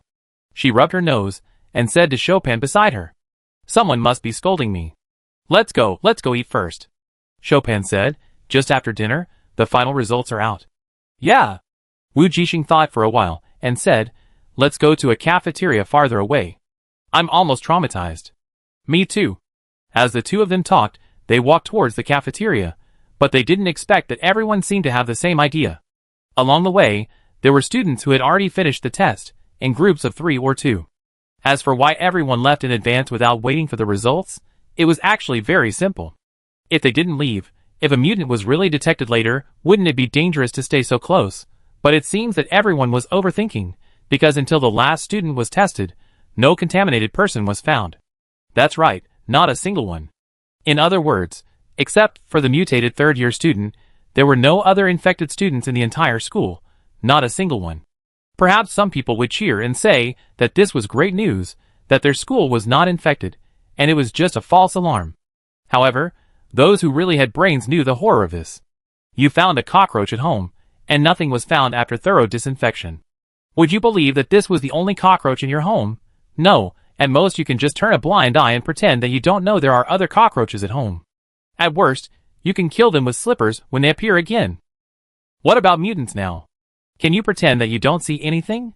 On the windowsill of the 6th floor of Building 38, the school dormitory, looking at some students who were celebrating because they knew the news, Wujing and Xiaopan's faces were not very good.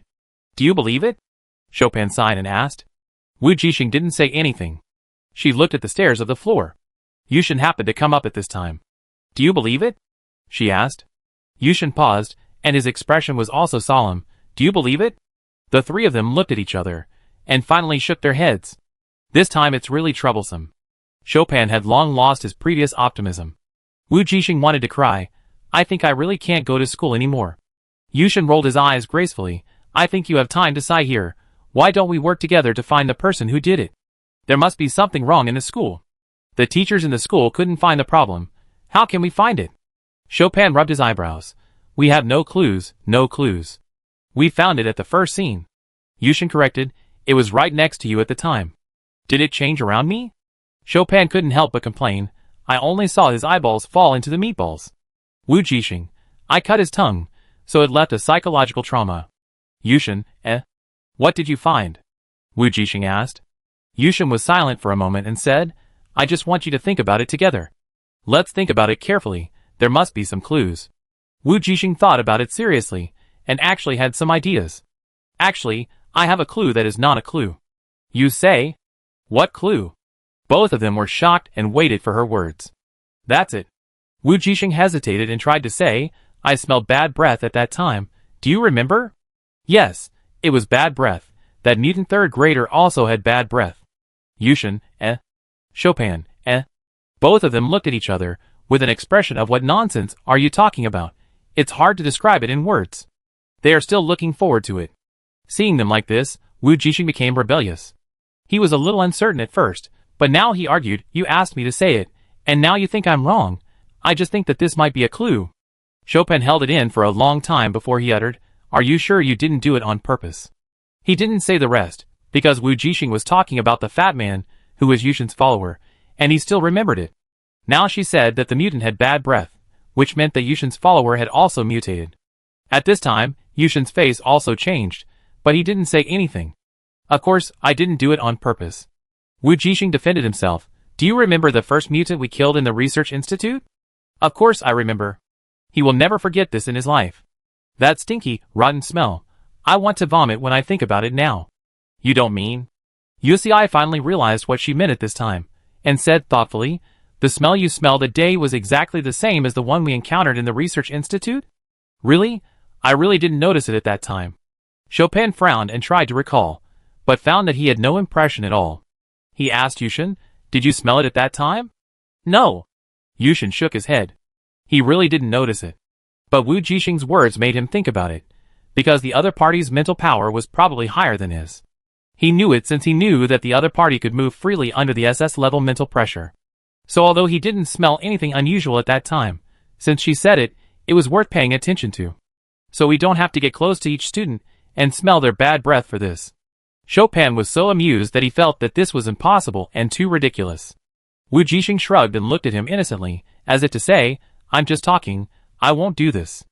Xiaopan was speechless and turned to ask Yushen, Why don't you go and smell your follower first to see if it smells like that? Yushen, You are together every day, so it shouldn't be hard to smell it. Xiaopan urged. Unexpectedly, Yushen didn't refuse, but was silent for a while and said, I actually smelled it before. Xiaopan was shocked. No? It should be just ordinary bad breath? I thought so. But? Yushen frowned his beautiful eyebrows, as if he was lost in thought and recollection, and finally said, But now you mention that at the institute, I suddenly feel that it seems a bit similar. The last word was uttered by him with difficulty.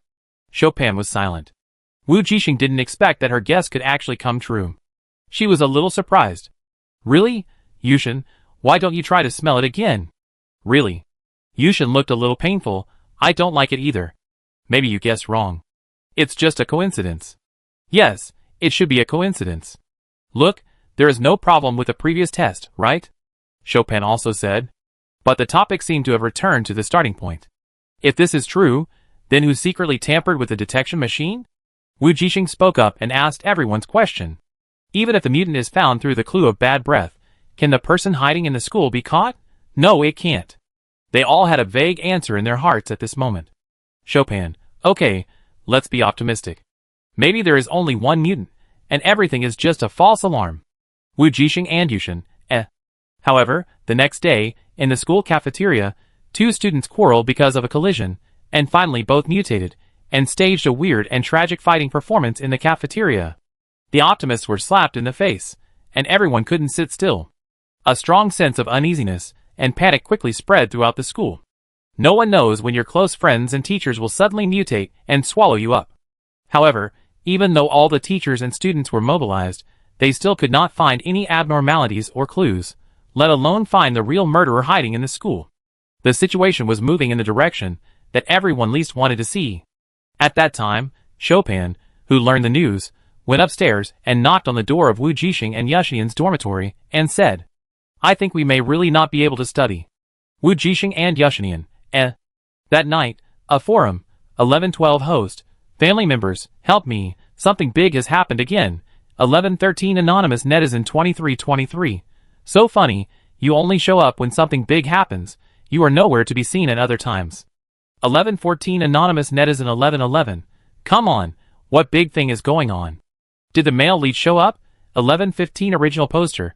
No, this is a real big thing. If I can't solve it, I will probably not be able to continue my studies. 1116 anonymous netizen 0098. Haha, you just passed the exam. What's wrong?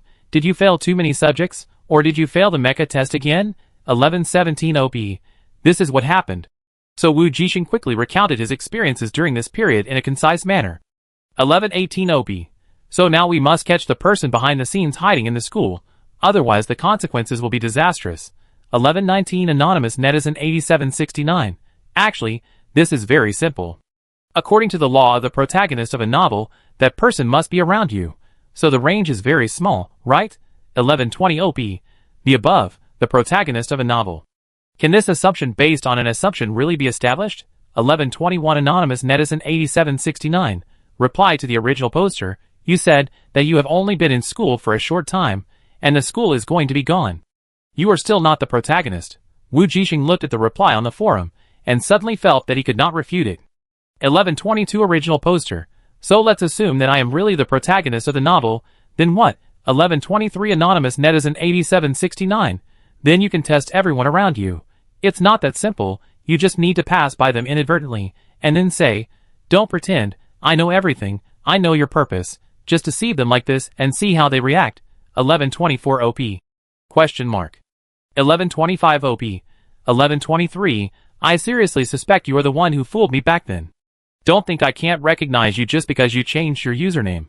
1126 anonymous netizen 8769. Innocent.jpg. 1127 OP. I don't trust you. There is no way my teammates have any problems. 1128 anonymous netizen 8769. What about your teacher Lemi? What about your teacher Lemi? Wujing closed the forum and tossed and turned in bed. The next day, she walked out of the dormitory with panda eyes, and happened to meet Yushen, who was also walking out. Wujing looked at Yushen's face, and pretended to pass by casually. Don't pretend, I know everything. Yushen paused, looked at her strangely, said to stay up less late, and left quickly. Wujing, Well, she was just rehearsing in advance. Just when Wujing was struggling whether to test her teacher Lemi. On a certain abandoned star that will never light up, a group of shadowy and strange figures are gathered around a burning bonfire. Have you heard about the 4-star court? A strange figure spoke first. I didn't expect the pagans to be so useful, and to be able to do this. I don't know how they did it. Another strange figure spoke. They even managed to sneak in the core of the 10 stars of the Alliance. At first, I didn't understand why the Lord God wanted to cooperate with those people. Just a bunch of lunatics. One figure said disdainfully. But it's useful, isn't it? Another figure said, they have set the stage for us. It's time for us to take the stage. Has the Lord God cracked that thing? Of course, that's the Lord God. The strange figure who spoke said with great respect in his tone, the Lord asked me to inform you that in 5 days, the Lord God will open Pandora's box in the presence of all mutants. He said, his hoarse voice trembling with excitement, the era of God is finally coming. After the words fell, all the shadows roared excitedly. The terrifying sound echoed in the dark abyss valley for a long time. Only one shadow was out of place. He looked up at the distant sky, his dark eyes with a trace of imperceptible worry. The 4-star court. Huh? At this time, in the 4-star court, which was whispered by the other party, Wujing hesitated for a long time, and finally knocked on the door of teacher Lemi's office. Chapter 35. Before knocking on the door, Wujing had already thought of countless scenarios, such as how she should test the situation. Perhaps she could pretend to chat with teacher Lemi halfway, hold her phone and pretend to text with a friend, and then casually say stop pretending, I know everything. If teacher Lemi was weird, she could use the excuse of chatting with other people to cover it up. But then, she wondered how she was misled by those netizens on the forum, who were looking for trouble. If teacher Lemi really changed his face at that time and was exposed, how would she end it? Not to mention that if she not only failed to test it out, but was also discovered, it would be embarrassing. But in this case, she was unwilling to not try it out. Since the netizen's method is unrealistic, she can always ask indirectly. The foreign netizen was right in one point, there are indeed doubts about teacher Lemi. Otherwise, she would not have immediately excused teacher Lemi like a teammate after the other party asked her back. Maybe she also felt that there was something wrong with the other party from the bottom of her heart. Ever since teacher Lemi came to her home for a home visit, this vague feeling has been around her. Some unreasonable things seem to have nothing to do with mutants, but now the whole school is in crisis and there is no clue, she has to try it, otherwise she can't rest assured. After a long time of back and forth, Wujing finally hesitated and knocked on the office door. But as soon as she entered the door, and saw the other party's gentle face that was always smiling, she suddenly thought that she shouldn't be so suspicious of the other party. That was a mutant, and such suspicion was undoubtedly very serious. Besides, Mr. Lemi's appearance had nothing to do with those ugly mutants. But there was still a faint voice in her heart telling her that there must be something wrong with the other party. In any case, it would be good to try to find out some information. What's wrong? Do you have something to talk to me about? Lemi sat in front of the office. Today, he was not drinking tea leisurely, but holding the 3D photo frame on the desk, looking at the person in the photo frame, and didn't know what he was thinking. Oh, she understands fans. In her previous life, her roommate in the college dormitory was a star-chasing girl. Her room was full of photos of her idol. She would admire her idol's beauty from time to time, even in the bathroom. So every time she went to the bathroom, she always felt something was wrong when facing a man's photo. Now, Mr. Lemi's star-chasing seems a little too passionate and intense, but it is understandable. Isn't it just that the eyes looking at the photo are a little ambiguous and a little bit drawn? It's normal. Wujing kept persuading himself in his heart, and then thought about how he should answer so as not to appear abrupt. Teacher Lemi, Wujing thought for a moment and said, the mutations these past 2 days have made everyone a little nervous, so I wanted to ask you if you know anything and what arrangements the school has made?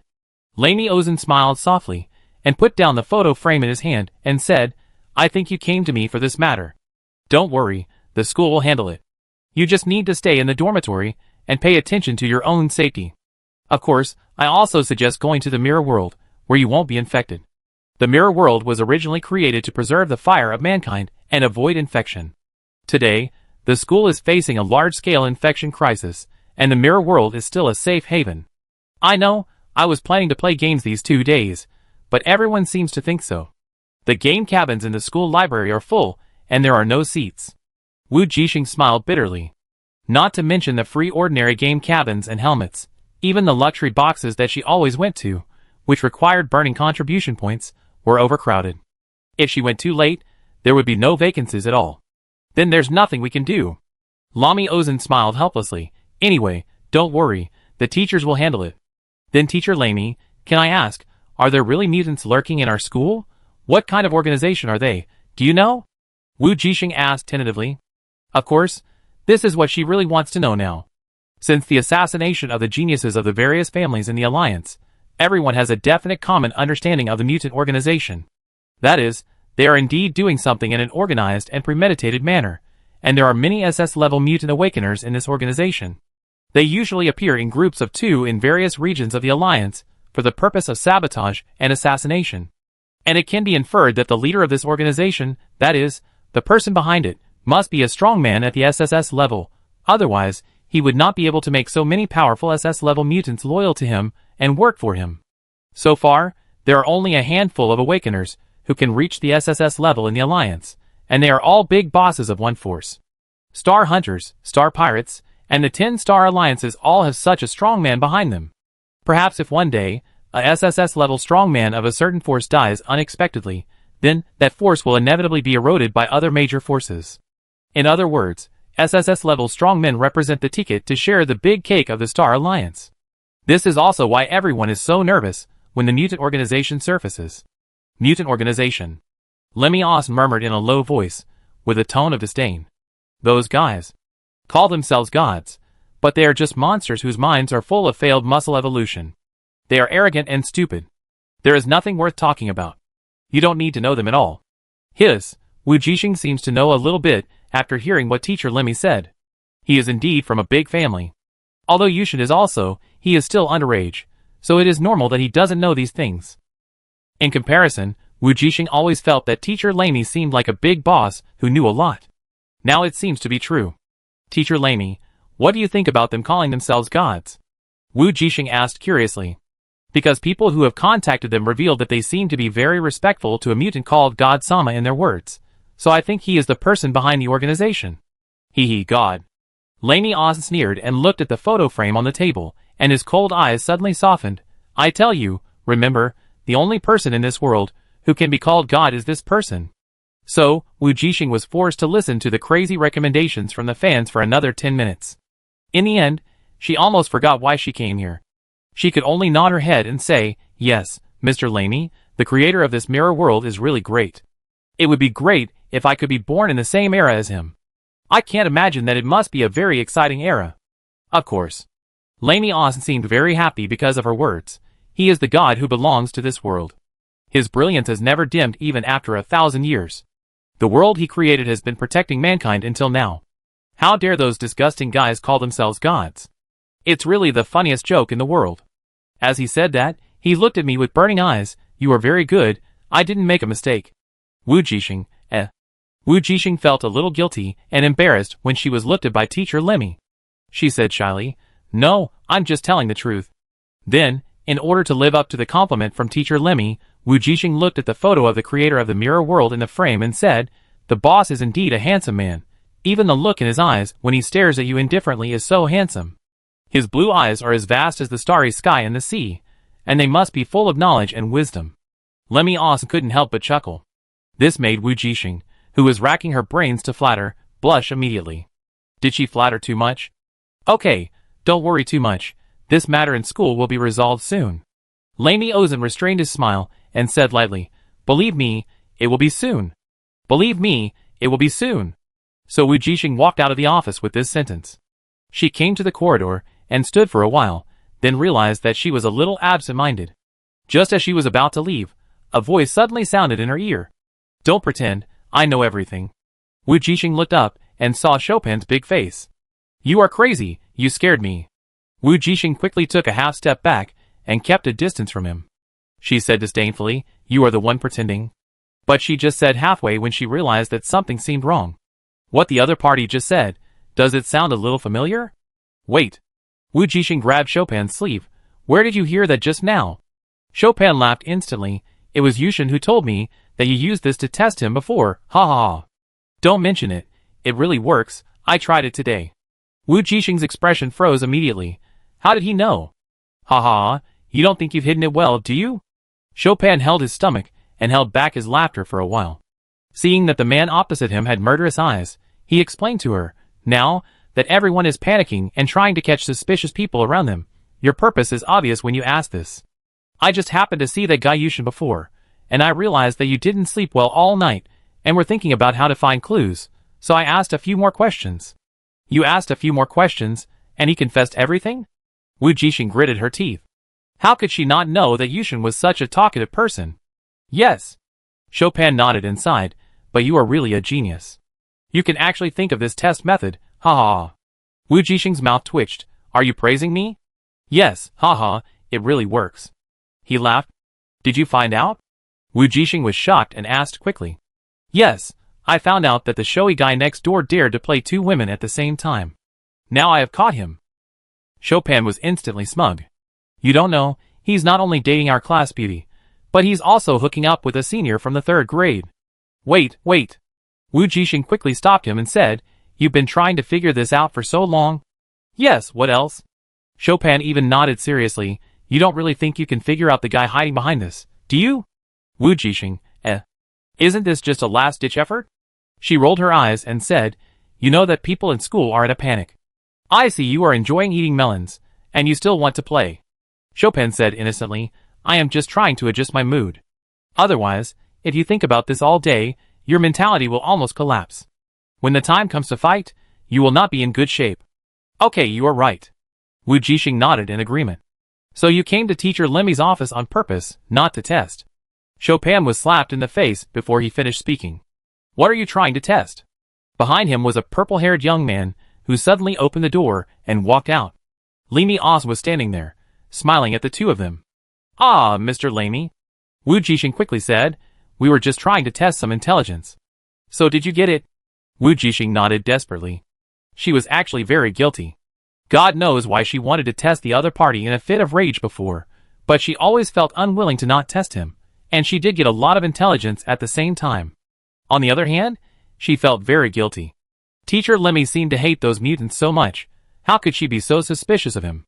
Even if he might covet her Xiaoguang for some reason, mutants are mutants, that's 2 different things. She could really tell from his tone and demeanor that teacher Lemi really hated those people, and it was not fake at all. Of course, she felt that a big part of the reason was that the other party claimed to be a god, which made him very uncomfortable and disgusted. The god in teacher Lemi's eyes is only him, the male god. Now that the test is over, let's hurry back to the dormitory. At this time, Lemi, who was standing by the door, looked at the two of them and smiled gently. It's not safe outside. Okay, teacher Lemi, we go back now. Wujing said, and dragged Chopin out directly. Hey, why are you so strong? After being dragged all the way out of the office building, Chopin finally got a breath. Has your physique improved again? Maybe what's wrong? Wujing didn't feel that she was very strong, but her physique had indeed improved a lot during this period. I was just saying, are you about to reach S level? Chopin asked as he walked.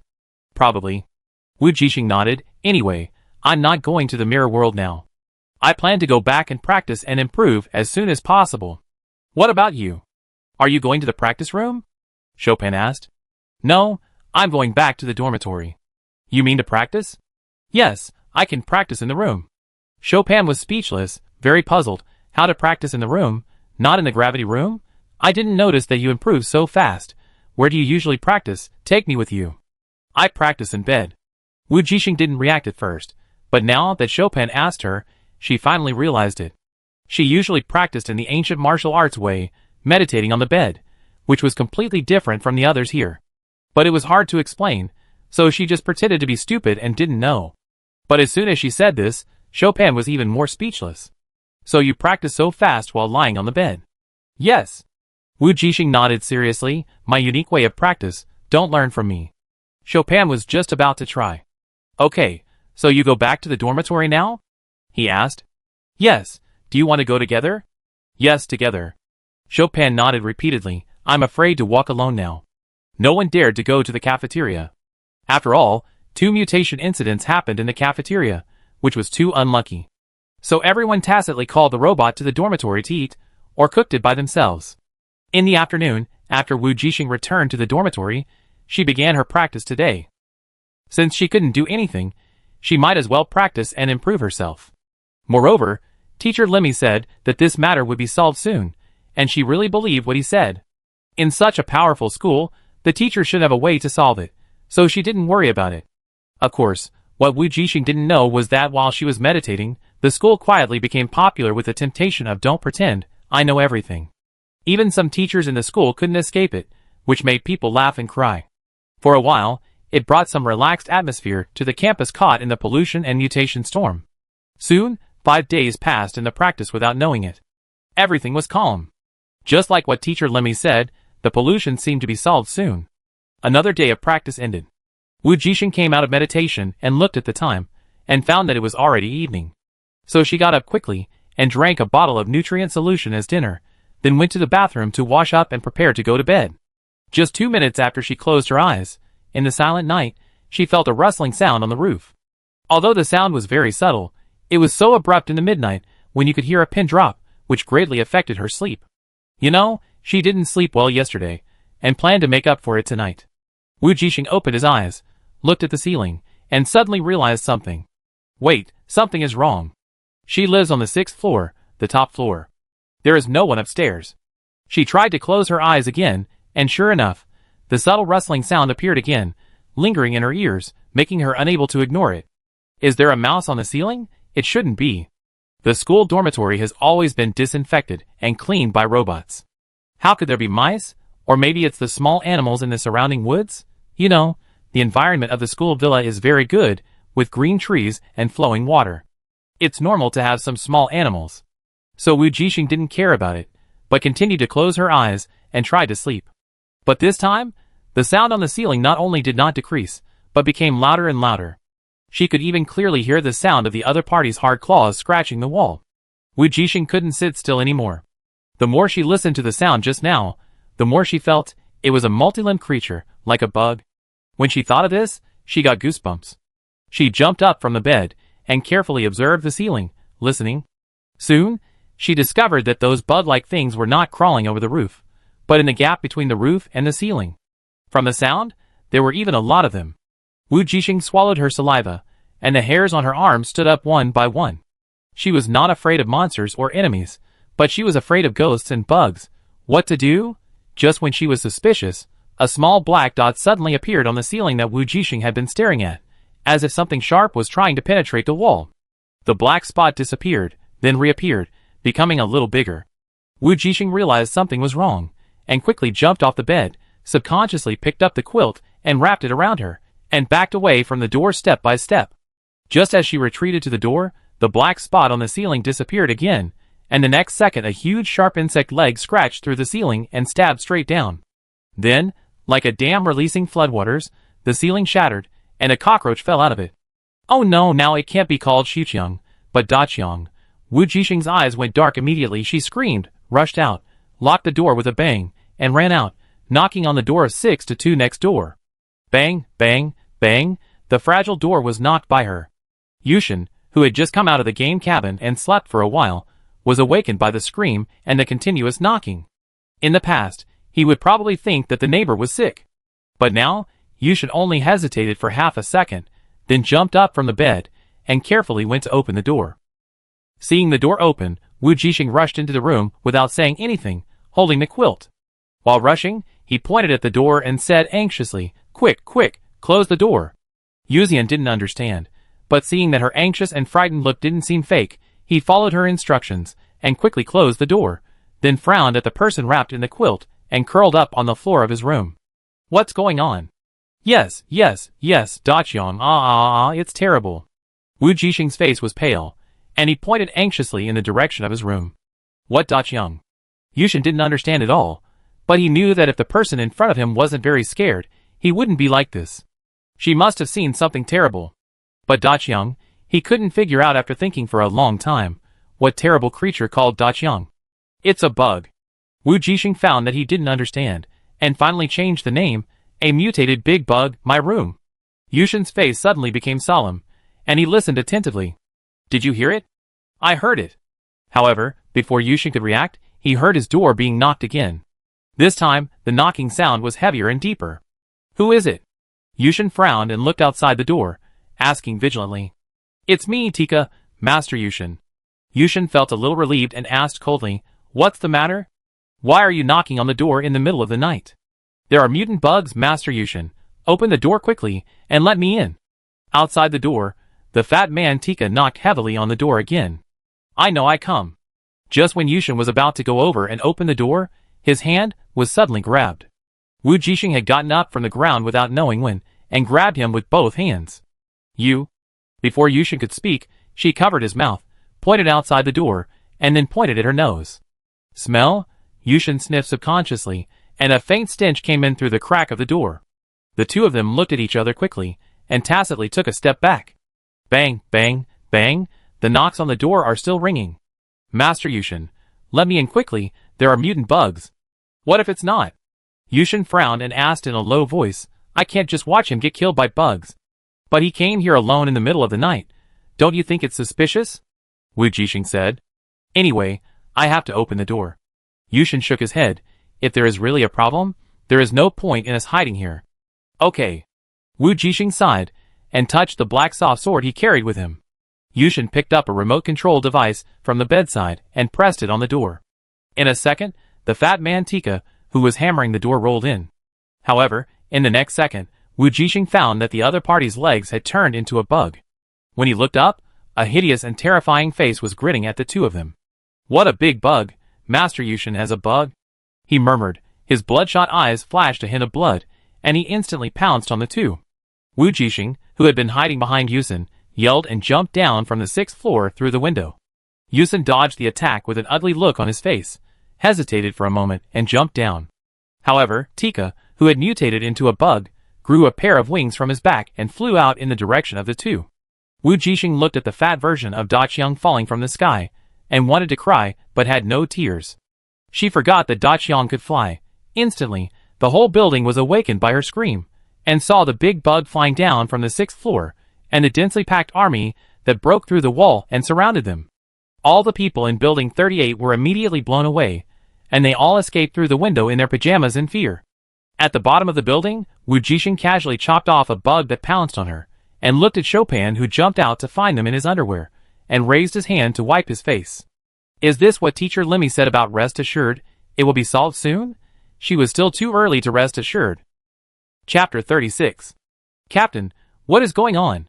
Chopin rushed to her in a pair of flip-flops, without even having time to put on his clothes. In the dark night, under Building 38, besides the densely packed cockroaches that continued to drill out of the wall, there were only a group of students wearing pajamas and slippers, who were suddenly awakened from their sleep, and jumped off the building in a hurry. Wujing and Yushen were lucky enough to wear pajamas to sleep, but the unlucky ones were like Chopin, who only wore a pair of flowered shorts, and had no time to change his clothes before he hurriedly escaped. Not to mention the more unlucky ones, who were wearing nothing and shivering in the cold wind. Fortunately, in this situation, others had no time to care about other things. They were so frightened by this horrible and weird scene that they took out weapons from their rings and started to attack and protect themselves. Fortunately, even though there were freshmen here, there was no fool who slept without wearing a space ring. This was the first lesson every student was taught after entering the academy.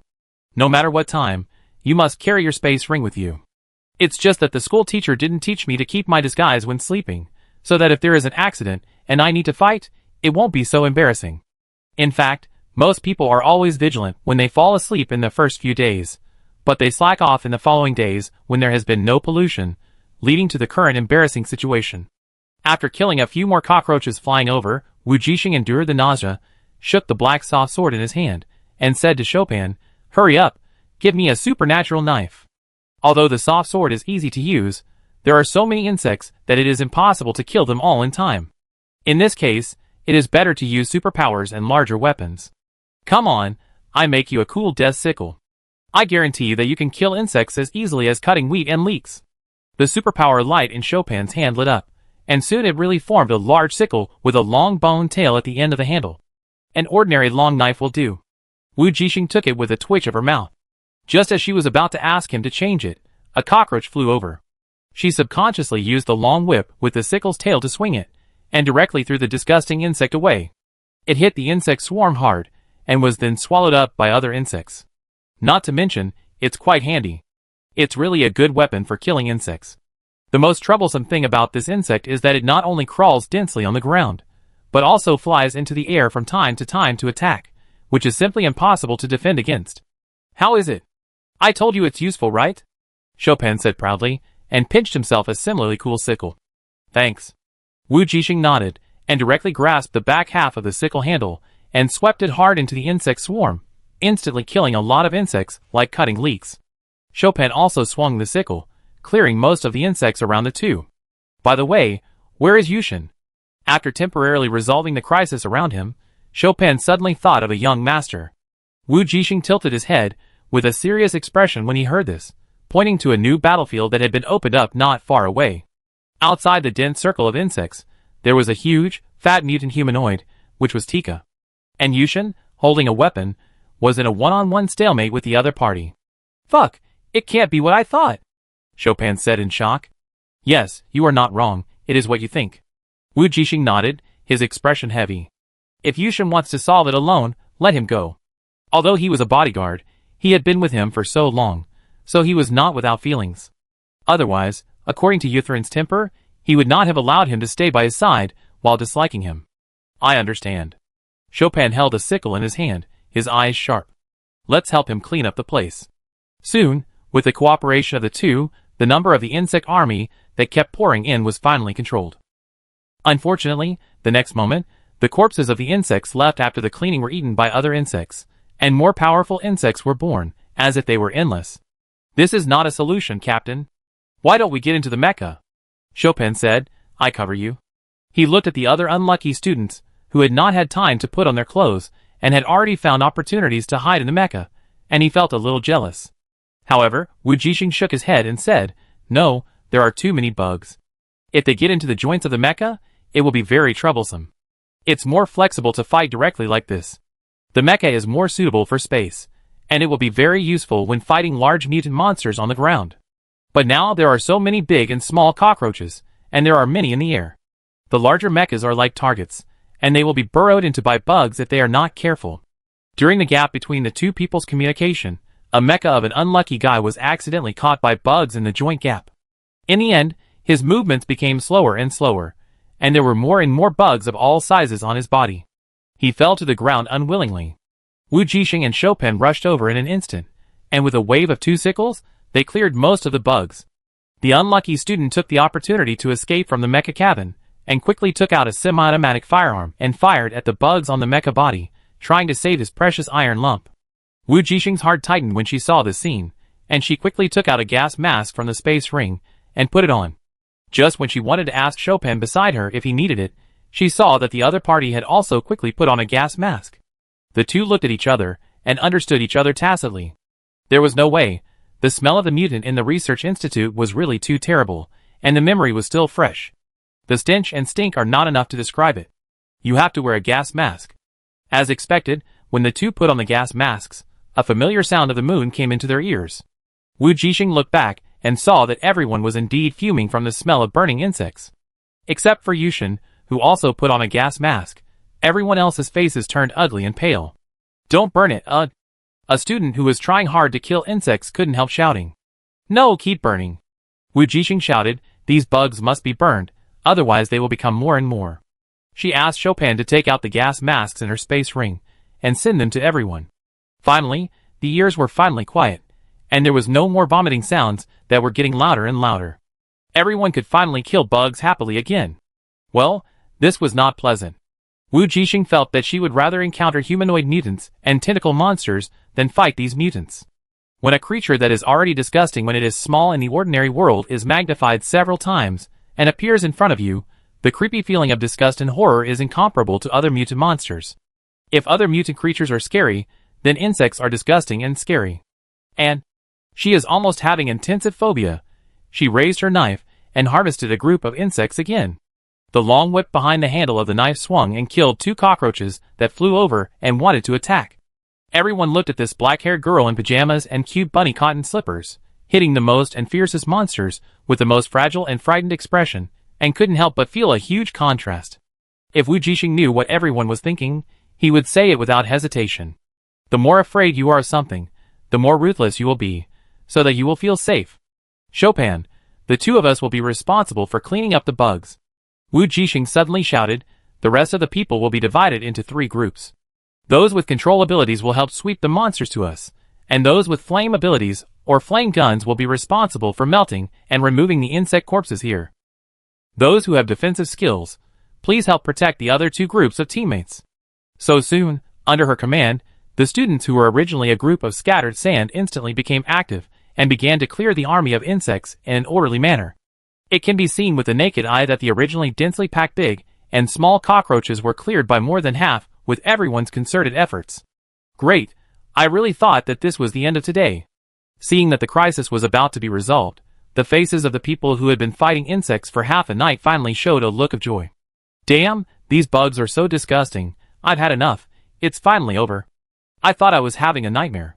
What's the difference between this and a nightmare? Damn, bugs, don't be distracted. It's finally over. Even Chopin was about to vomit these disgusting bugs. They are not strong individually, but together, they are lethal and more terrifying than any monster. Don't take it lightly, Yushen hasn't been dealt with yet. Wujing felt that things might not end so easily. How could so many mutant bugs suddenly appear in the school after being quiet for several days? This was strange. If it were a low-level star, it would be normal to have creatures like cockroaches in the school dormitory. When they were infected and mutated, they hid in the corners and cracks of the mezzanine of the room, slowly multiplied and grew, and finally broke through the wall. But this is Star A high-level star. How could there be cockroaches in the building of the school? In addition, this is a villa area, and there are many animals and plants around. Wujing is very scared. Will he also be infected and mutated? She suspected that the mutated bugs that crawled into the building came from there. No way. Chopin, who had been slightly relieved, was worried again because of her words. As expected, the moment he spoke, the mutated Tika, who was fighting with Yushen on the other side, had red eyes, and then all the remaining bugs seemed to be listening to his orders, and they gathered in groups of 3 or 2 and began to give birth to small bugs. Wujing and Chopin, shock, everyone was stunned. Hurry, speed up. Wujing shouted anxiously, wielding the sickle in her hand. She also released her mental power to speed up the burning flames, covering the eggs of those small insects and burning all the disgusting things. The mutated cockroaches were indeed strengthened countless times, and their reproduction speed was even faster than the speed at which everyone eliminated the eggs. Soon, another large wave of insects was born, but the size of those mutated cockroaches was still very small, and the dense crowds made people feel even more disgusted and frightened.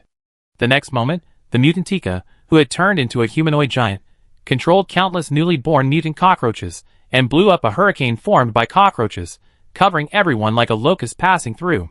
Fuck, hide in the mecha quickly. Will the mecha be damaged by bugs? These mutant bugs are too small, which is the most unsuitable situation for mechas to deal with. At this time, you still think about whether your mecha will be damaged. It's good enough to save your life. Damn it, I don't have time to get into the mecha, help me. Defense, is there anyone who can open the shield? At this anxious moment, opposite the mutant Tika, the purple in Yushen's eyes lit up, he raised his hand, and the ablation power was controlled by mental power to spread, trying to wrap all the mutant cockroaches within his ability range. However, there were too many cockroaches, and even if his mental power expanded to a certain range, he still couldn't solve all the bugs at once. Help me. Yushen spoke, but no one knew who he was talking to. But the moment he finished speaking, the range of his ability doubled again, completely covering those mutant cockroaches.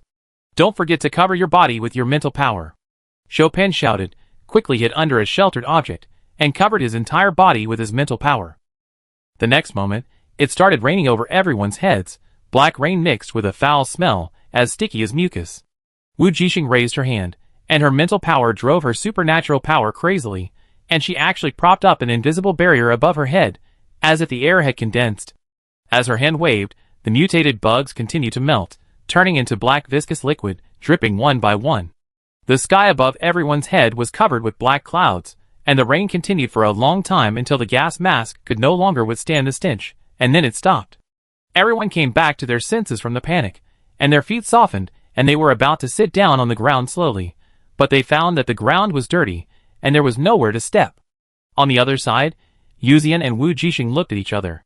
The open space around them was not polluted by the black rain at all. Do you need help? Wujing asked silently. No. Yushen turned his head quickly, as if he felt awkward for asking for help just now. Okay. Wujing spread his hands, expressing his helplessness. Just as the two were communicating with each other through lip syncing and eye contact in the air, the only mutant left in the field, the eyes of the great Chang Tika, were red, and he became furious again. His eyes moved away from Yushen's face and stared at her, as if he was angry because they had left him behind in their exchange. "You annoying guy, I let you snatch my master Yushen away, hee, go to hell." The wings behind the mutant Tika flashed, and he came straight towards Wujing. However, Wujing, who had been prepared for a long time, would not let him succeed easily. She turned her feet lightly, and Tika's bulky body was bypassed behind her. Before he turned around and attacked again, the long whip of the sickle tailbone had already hooked his body. Wujing exerted force on her feet, holding the hilt tightly with both hands, and swung it violently, and the ugly mutated body was thrown into the air by her. At this moment, a beam of laser instantly penetrated his body, and fell to the ground with a bang, raising a cloud of dust. Yushen raised his hand, and fired 2 more laser cannons, until the huge and ugly body stopped moving. He put away the gun in his hand, and slowly walked towards the other party. At this time, the mutated Tika was almost unrecognizable.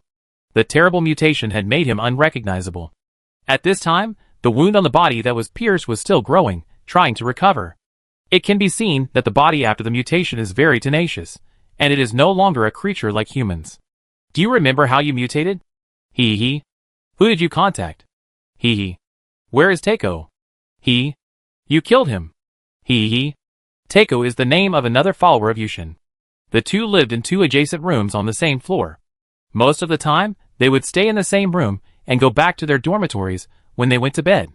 So the result is self-evident. The thin man is probably in danger. Because at this time, no one could see the other party coming out of the building. "Is it over?" Xiaoguang came over at some point. "It's over."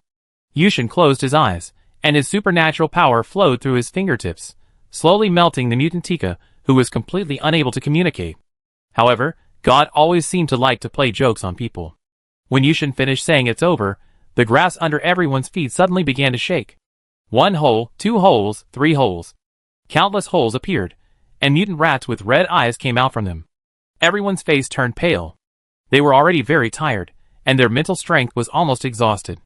As a result, a new disaster suddenly appeared, and it was a bunch of difficult mutant rats. How could they not collapse? "Get into the mecha," Wujing shouted. Now that their mental strength has been consumed a lot, they can only get into the mecha and bombard it with large weapons. Fortunately, the size of the mutant rats is much stronger than the small ones. Even when Wujing saw the furry mouse, he felt that the mouse became cute in comparison with Xiaoguang.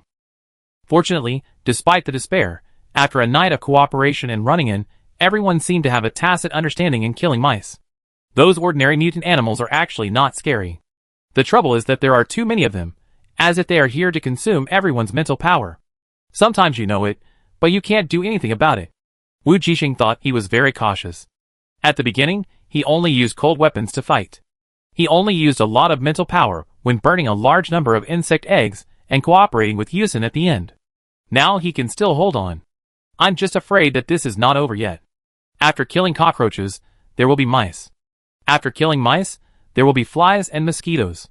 It's not a good idea for them to eliminate the 4 pests endlessly. Sooner or later, they will exhaust themselves." The person behind this seems to be very cautious. He doesn't summon all the mutant animals together and let them kill them all at once with superpowers. Instead, he consumes them slowly. Every wave has to use a big move, and how many times can it be used? Wujing felt that maybe the other party was afraid of her and Yushen's cooperation. He must be someone who knows their superpowers. Who could it be? If they can't solve the person behind the scenes, they might really be in trouble. It's not that no one has sent messages for help, but it seems that the school has not sent a teacher until now, which makes everyone's heart gradually sink to the bottom. Hasn't the teacher come yet? I really can't kill anymore. I don't know, I try to ask for help again, it should be soon, let's hold on. How long will it last? I really can't hold on any longer, my mental strength is almost exhausted. Anxiety and despair continued to spread among the crowd. Some people who were physically exhausted could no longer concentrate. They were in danger several times, and were almost bitten by mutant rats. Wujing had no choice. Her special ability could not cheer others up. She could only kill as many rats as possible to relieve the pressure on others. Just as everyone was gradually becoming miserable and desperate, and about to collapse, a figure slowly approached from a distance under the moonlight, revealing an almost perfect face. Under the starlight and moonlight, the crystal earrings hanging from the other person's ears shone with a soft and dazzling light. "It's Teacher Lemi." A sharp-eyed student was delighted and shouted excitedly, "The teacher is here! The teacher is here! The teacher is here to rescue. Finally, the people who were previously depressed and desperate became full of joy and ecstasy after surviving a disaster and escaping death in the blink of an eye. Even the fastest student rushed out of the team and ran towards the other person, completely ignoring his companions, who were in danger because of his departure. Wujing did not move. Her face showed neither joy nor despair, but was extremely calm. Only teacher Lemi came. She suddenly had a bad feeling in her heart. The higher the level of spiritual power, the stronger the intuition of perceiving danger. The previously suppressed doubts and worries in her heart were ignited again at this moment, like a rising flame, burning even more vigorously than before. Thank you for your hard work. Let me, your teacher, take care of it next. Lemi Austin smiled gently, no different from usual. At the same time, on the abandoned garbage planet that was forever in darkness, the mutant god stood on a high throne made of bones, with a small box in his huge, skinny palm. Respected god, is that Pandora's box? The strange black shadow below asked. When facing the god, those terrifying and powerful mutants, with their ferocious bloodshot eyes, were always respectful and humble. Yes, God replied, and his thin, slender, non-human fingers pointed at the box. The next second, under the witness of all the mutants, the box slowly opened, revealing the true face inside. It was a purple crystal. Is this Pandora? No, Pandora is sealed in this amethyst. Only amethyst can preserve it in this world. God said, pinching the purple crystal with 2 fingers and placing it under the light of the campfire, so that its appearance could be seen by all the mutants. This is the secret of our evolution, the treasure bestowed upon us by the heavens, the source of our original power. It was once occupied by humans for thousands of years, but now it has finally returned to our hands. All the mutants could see that something shiny seemed to be flowing in the amethyst in the hands of the Lord God. Lord God, are you going to open it now? The strange black shadow at the head asked with reverence and suppressed excitement. If you absorb it, will you be able to go one step further? Yes. The scarlet eyes under the mask of the god flashed, and the endless ambitions that had been suppressed for thousands of years would finally be achieved today. From now on, no one in the entire universe could stop him, and he would eventually become a true god. The thin and slender fingers gently pinched, and as the black mist rose, the amethyst was instantly decomposed. In the expectant eyes of all the mutants, the flowing shining dust released from the amethyst kept contacting and colliding, and finally exploded with a bang, releasing a beautiful and gorgeous firework in the air. In the fireworks, there seemed to be a clown's head, grinning at everyone. The scene suddenly became quiet. After a long time, a shadow spoke. Lord God, is this Pandora? The mutant paused, as if looking for an adjective, and then said after a while, very unique. The 3-meter-tall thin figure on the throne froze for a moment, and then an extremely terrifying hoarse roar resounded throughout the abandoned planet. God was angry. Chapter 37. On the abandoned planet that was forever in darkness, in the sky in front of the throne made of dead bones, a clown's face was floating above everyone's head, as if laughing at their stupidity, full of endless mockery. I don't know what material it was made of, but it just stayed in the air and couldn't be erased. In the roar of the Lord God, all the mutants also understood that they were fooled. This Pandora stolen from the official laboratory of the Alliance was actually a fake. Did those cunning humans deceive us? A black shadow said angrily. Yes, damn it, I will kill them all, they dared to deceive the Lord God. Quiet. The god on the throne finally calmed down and raised his hand to stop the noise below. After seeing that the silence was restored, he said, humans should not know. The Pandora in their hands has long been replaced by a fake. Then who did it, Lord God? If I guess correctly. He looked at the clown image that lingered in the air, his hoarse voice filled with endless anger. Pagans. Those lunatics? How could they do it? Some mutants were shocked. How dare you question God? Suddenly, a scream sounded, and the mutant who had just spoken was already dead, falling straight down. The surroundings were very quiet. No mutant had any questions or actions. All stood there quietly, waiting for God's instructions. The leader of the pagans, that mysterious man, has the ability to absorb and use other people's supernatural powers and give them to his followers. The god spoke slowly. If it was him, it would not be difficult to sneak into the laboratory and replace the real Pandora in advance. What made the god angry was that the previous cooperation was based on the exchange of interests to help them seize Pandora. They helped those pagans provide military merits and expand their followers, while the pagans helped them to divert the attention of the Alliance and steal Pandora.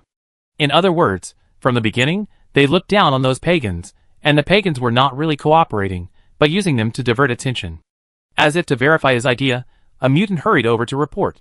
My Lord God, someone sent a statement to the official alliance in our name, claiming responsibility for the theft of Pandora.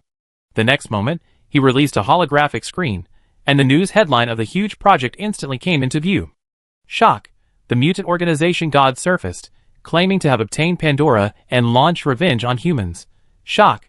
The culprit who stole Pandora turned out to be the God organization, a mutant evolutionary organization. The alliance declared that it would spare no effort to recapture Pandora and declare war on the mutant organization. The mutant organization claimed that it had mastered Pandora, and would soon lead the mutants to attack the border. The human front has been retreating again and again. Where will the alliance go in the future? The alliance military. Never compromise with the mutants. The mutants. Someone actually said their lines in advance. But the key is that was just what they were going to do. Now Pandora is fake, and everything can't go according to the expected plan. So what's the news about? All the mutants who understood the situation felt a sense of anger, as if they were stabbed in the back. The next moment, a furious roar resounded throughout the abandoned planet again. I declare that all mutants must obey my orders, and formally declare war on the pagan organization, God said. In an instant, the entire abandoned planet was once again surrounded by a louder roar of anger. Kill them all! Kill! Go! God looked at the shadows below with satisfaction, and his scarlet eyes swept through them one by one, finally landing on one of the figures. Xing, please stay for a moment. Xing, who was about to leave with the other mutants, paused and bowed respectfully in a low voice. Yes, God. When all the mutants were dismissed, God looked at the tall and respectful young mutant and nodded with satisfaction. Do you know why I left you alone? God asked. Xing doesn't know, please tell me. Xing said respectfully. I want you to do something, and only you can do it. God said, go to the human territory and find Pandora. Yes. Go. God looked at him calmly. I brought you back personally, don't let me down. Yes. Xing bowed again and left. In the Fort Xingyuan, under the 38th dormitory building, Lemi stood under the moonlight, looking at the students running towards him with a gentle face. In the distance, Wujing looked at the newcomers and tightened the handle of the knife in his hand vigilantly. Since the other party appeared, the mutant rats seemed to be deterred, and they all stopped and trembled in place, no longer attacking them. Teacher Lemi, you are finally here. The embarrassed student gasped, as if he had seen a backbone, and completely let go of his fear of monsters and his vigilance against danger. You are worthy of being our teacher of Xingyuan. You subdued those monsters with one move. Yes, yes. The students breathed a sigh of relief, with joy on their faces. Yes, I am here, you can relax. Lemi smiled, raised his hand, and stabbed the student who ran towards him, and then slowly pulled out the bloody dagger in the other's astonished eyes. With a bang, the student fell to the ground, blood slowly flowing out of the wound in his heart, infecting the ground. Now everyone was stunned, not understanding what had happened. Lie, Teacher Lemi. Everyone looked at this scene in disbelief. Is he infected? Someone pointed at the body of his companion on the ground. Even though the blood flowing out was so scarlet, it didn't look like he was infected at all. But Teacher Lemi must have his reasons for killing the other party. At this time, only Wujing and Yushen understood something. Even Chopin was a little confused, not knowing why Teacher Lemi would kill that student. Yes, he was infected. Lemi smiled and shook off the blood on the dagger, as if he was a little disgusted and had a mysophobia. You are all infected too. So, the next moment, an extremely powerful mental force instantly covered everyone, which was the terrifying pressure of an SS-level strongman. I have to get rid of all of you. No! Everyone finally realized that something was wrong and shouted in fear, we are not infected. However, before they could finish their words, those students whose mental power level was not S-level had already fallen to the ground and fainted. So, in an instant, only Wujing, Chopin and Yushen were left in the field. What happened to Yushen? Chopin covered his head in pain, and was struggling to hold on. He didn't understand why Teacher Lemi attacked them. Wasn't the other party Yushen's relative? I don't know. Usher was also pale at this time. He was a little better than Chopin. At least, he could still stand and maintain the attacking posture. Yushen is a big family. It doesn't mean that all the people in it have a good relationship and often contact each other. Many times, even if they have the same surname, they are like strangers. Usher and Lemi are in this situation. Although they are relatives, they don't have much contact in normal times. Chopin asked, but it was useless. If Usher knew, he might have discovered something wrong long ago. At this time, Wujing was the only one who could still move, but she was not feeling well. Although she had improved a lot with the help of the potion provided by Yushen after the last incident, she was still a little short of a breakthrough. But no matter what, it was better than the last time she faced the mutant. She held the knife tightly in her hand and took a defensive counterattack posture. Teacher Lemi, you said it was almost resolved. Is that what you meant by that? She questioned. Haha, I didn't make a mistake. Lemi Ozan chuckled, looked at her with appreciation, and invited her. Would you like to join me? Wujing didn't expect the other party to say that, and frowned and asked, where to go? Teacher Lemi, why are you doing this? Don't you hate mutants? Why are you helping them? Even if she had doubted the other party before, it was still hard to accept when the truth was revealed. You know, after she left Starry, the first person she met who helped teach her was Teacher Lemi. Although the other party may covet her Xiaoguang, Wujing never thought that the other party would unite with the mutants in this way and kill them all. Help them? Lemi Ozan shook his head as if he heard a funny joke. No, I didn't help them. If you are curious, why not come to me? I will tell you everything you want to know. He tempted again. I admire your ability, and it will be very pleasant if we work together. As he spoke, he approached step by step until his chest touched the blade raised by the other party, and then he stopped. Oh, I forgot. I haven't introduced myself yet. Lemi Ozan smiled. My ability is to absorb other people's superpowers and use them, and I can also give them to others. How about it? As long as you come to me, I can give you countless superpowers, and with your strength, no one in this world will be able to stop you. We will eventually become great people like him, and bring new changes to this pedantic and old world. When talking about him, the other party's purple eyes were full of madness. Saying fans chasing stars is to pollute the word fan. Wujing held the knife against the other party, always on guard. Who are you? Curious? If you are curious, follow me. Lemi Ozan tilted his head, and the amethyst pendant beside his ear also shook. So what's your answer? Sorry, I refuse. If you have the power, you can find your brother, avenge him, and do everything you want. Lemi Ozan tempted again, and I can give you power. Wujing pursed his lips, and said while Chopin and Yushen were waiting nervously behind him, I still refuse. Why? Don't you want power? I think it's good here, and don't want to leave. Well, that's a pity. Lemi Ozan lowered his eyes, then raised them again. His purple eyes suddenly lit up, and he stretched out his hand towards Wujing's head. Since you refuse, then I have to take your power myself. Be careful. Captain! The next moment, amid the screams of Chopin and Yushen, Wujing felt a sharp pain in her brain. Is the other party planning to rob her of her ability or to control her? Wujing didn't have time to think about it, and mobilized her mental power to resist the other party with all her strength, regardless of whether her body could withstand it. If the mental power is invaded, what's the use of protecting the body? Aren't you curious about whether a person controlled by mental power can resist and regain consciousness? Now you can try it. The young man's pleasant voice said the most frightening words. No! The two people behind him shouted anxiously, and Yushen walked over with difficulty, stretched out his hand trembling under the pressure, and put it on her back. Do you want to help her? You are such a cute guy, but it's a pity that your abilities will soon be mine. Lemi Ozan's expression was very relaxed from beginning to end, as if it was effortless. But his slightly trembling and bleeding fingers betrayed him. Lemi Ozan looked down and ignored it. This body is still too weak to bear his power. But it doesn't matter. As long as he gets the girl's power, losing a body is worth it. Although Lemi Ozan didn't care, Wujing, who was at the center of the mental storm, saw a glimmer of hope. Although he had consumed a lot of mental power before, he made up for it with the help of his teammates. The other party obviously had the same problem as her. He couldn't use it for a long time, and had a limit to his endurance. This was undoubtedly good news. It was also with this that she was supported, and she increased her mental output. The next moment, a trace of scarlet blood flowed from the corner of her mouth. Just like when she first crossed over, her body was almost at its limit. Yushen behind her was not much better. Both of them had consumed most of their mental power in the previous battle, so naturally they were not much better now. His pale skin was the same as Lemi Ozan, with countless blood vessels ruptured and oozing red blood. Not far away, Chopin could only maintain temporary sobriety, watching his companions fall into crisis, and hated himself for not being able to help at all. Do you still want to persist? Blood oozed from the corner of Lemi Ozan's mouth. He didn't expect that these two people could still persist. Under his supernatural power and mental strength, they persisted. This was beyond his expectation. But at the same time, he was more excited. The stronger the opponent, the greater his gains. So he grinned, and this smile actually cracked the skin, revealing the original appearance of the opponent. It was half a pale and gloomy face, with ice blue eyes filled with crazy eyes, just like a vampire in a storybook.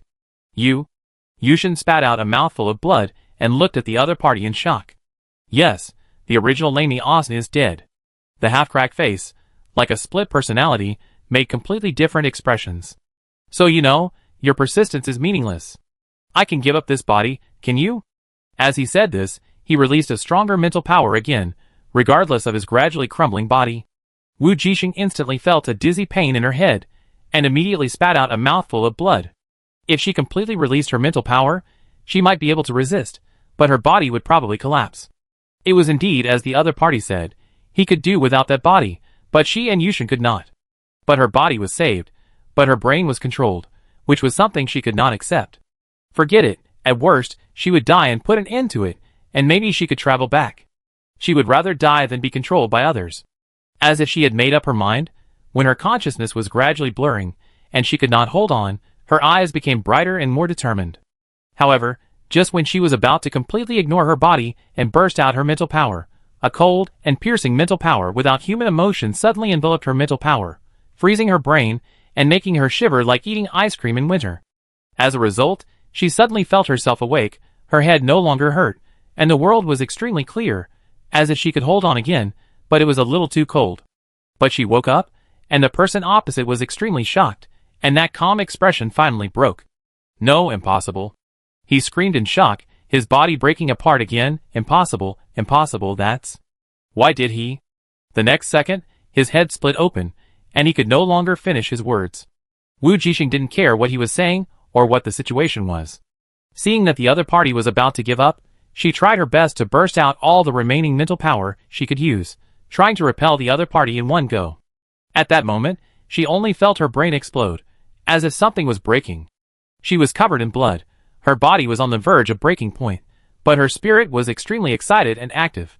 She felt a new power surge out, and subconsciously, she used it.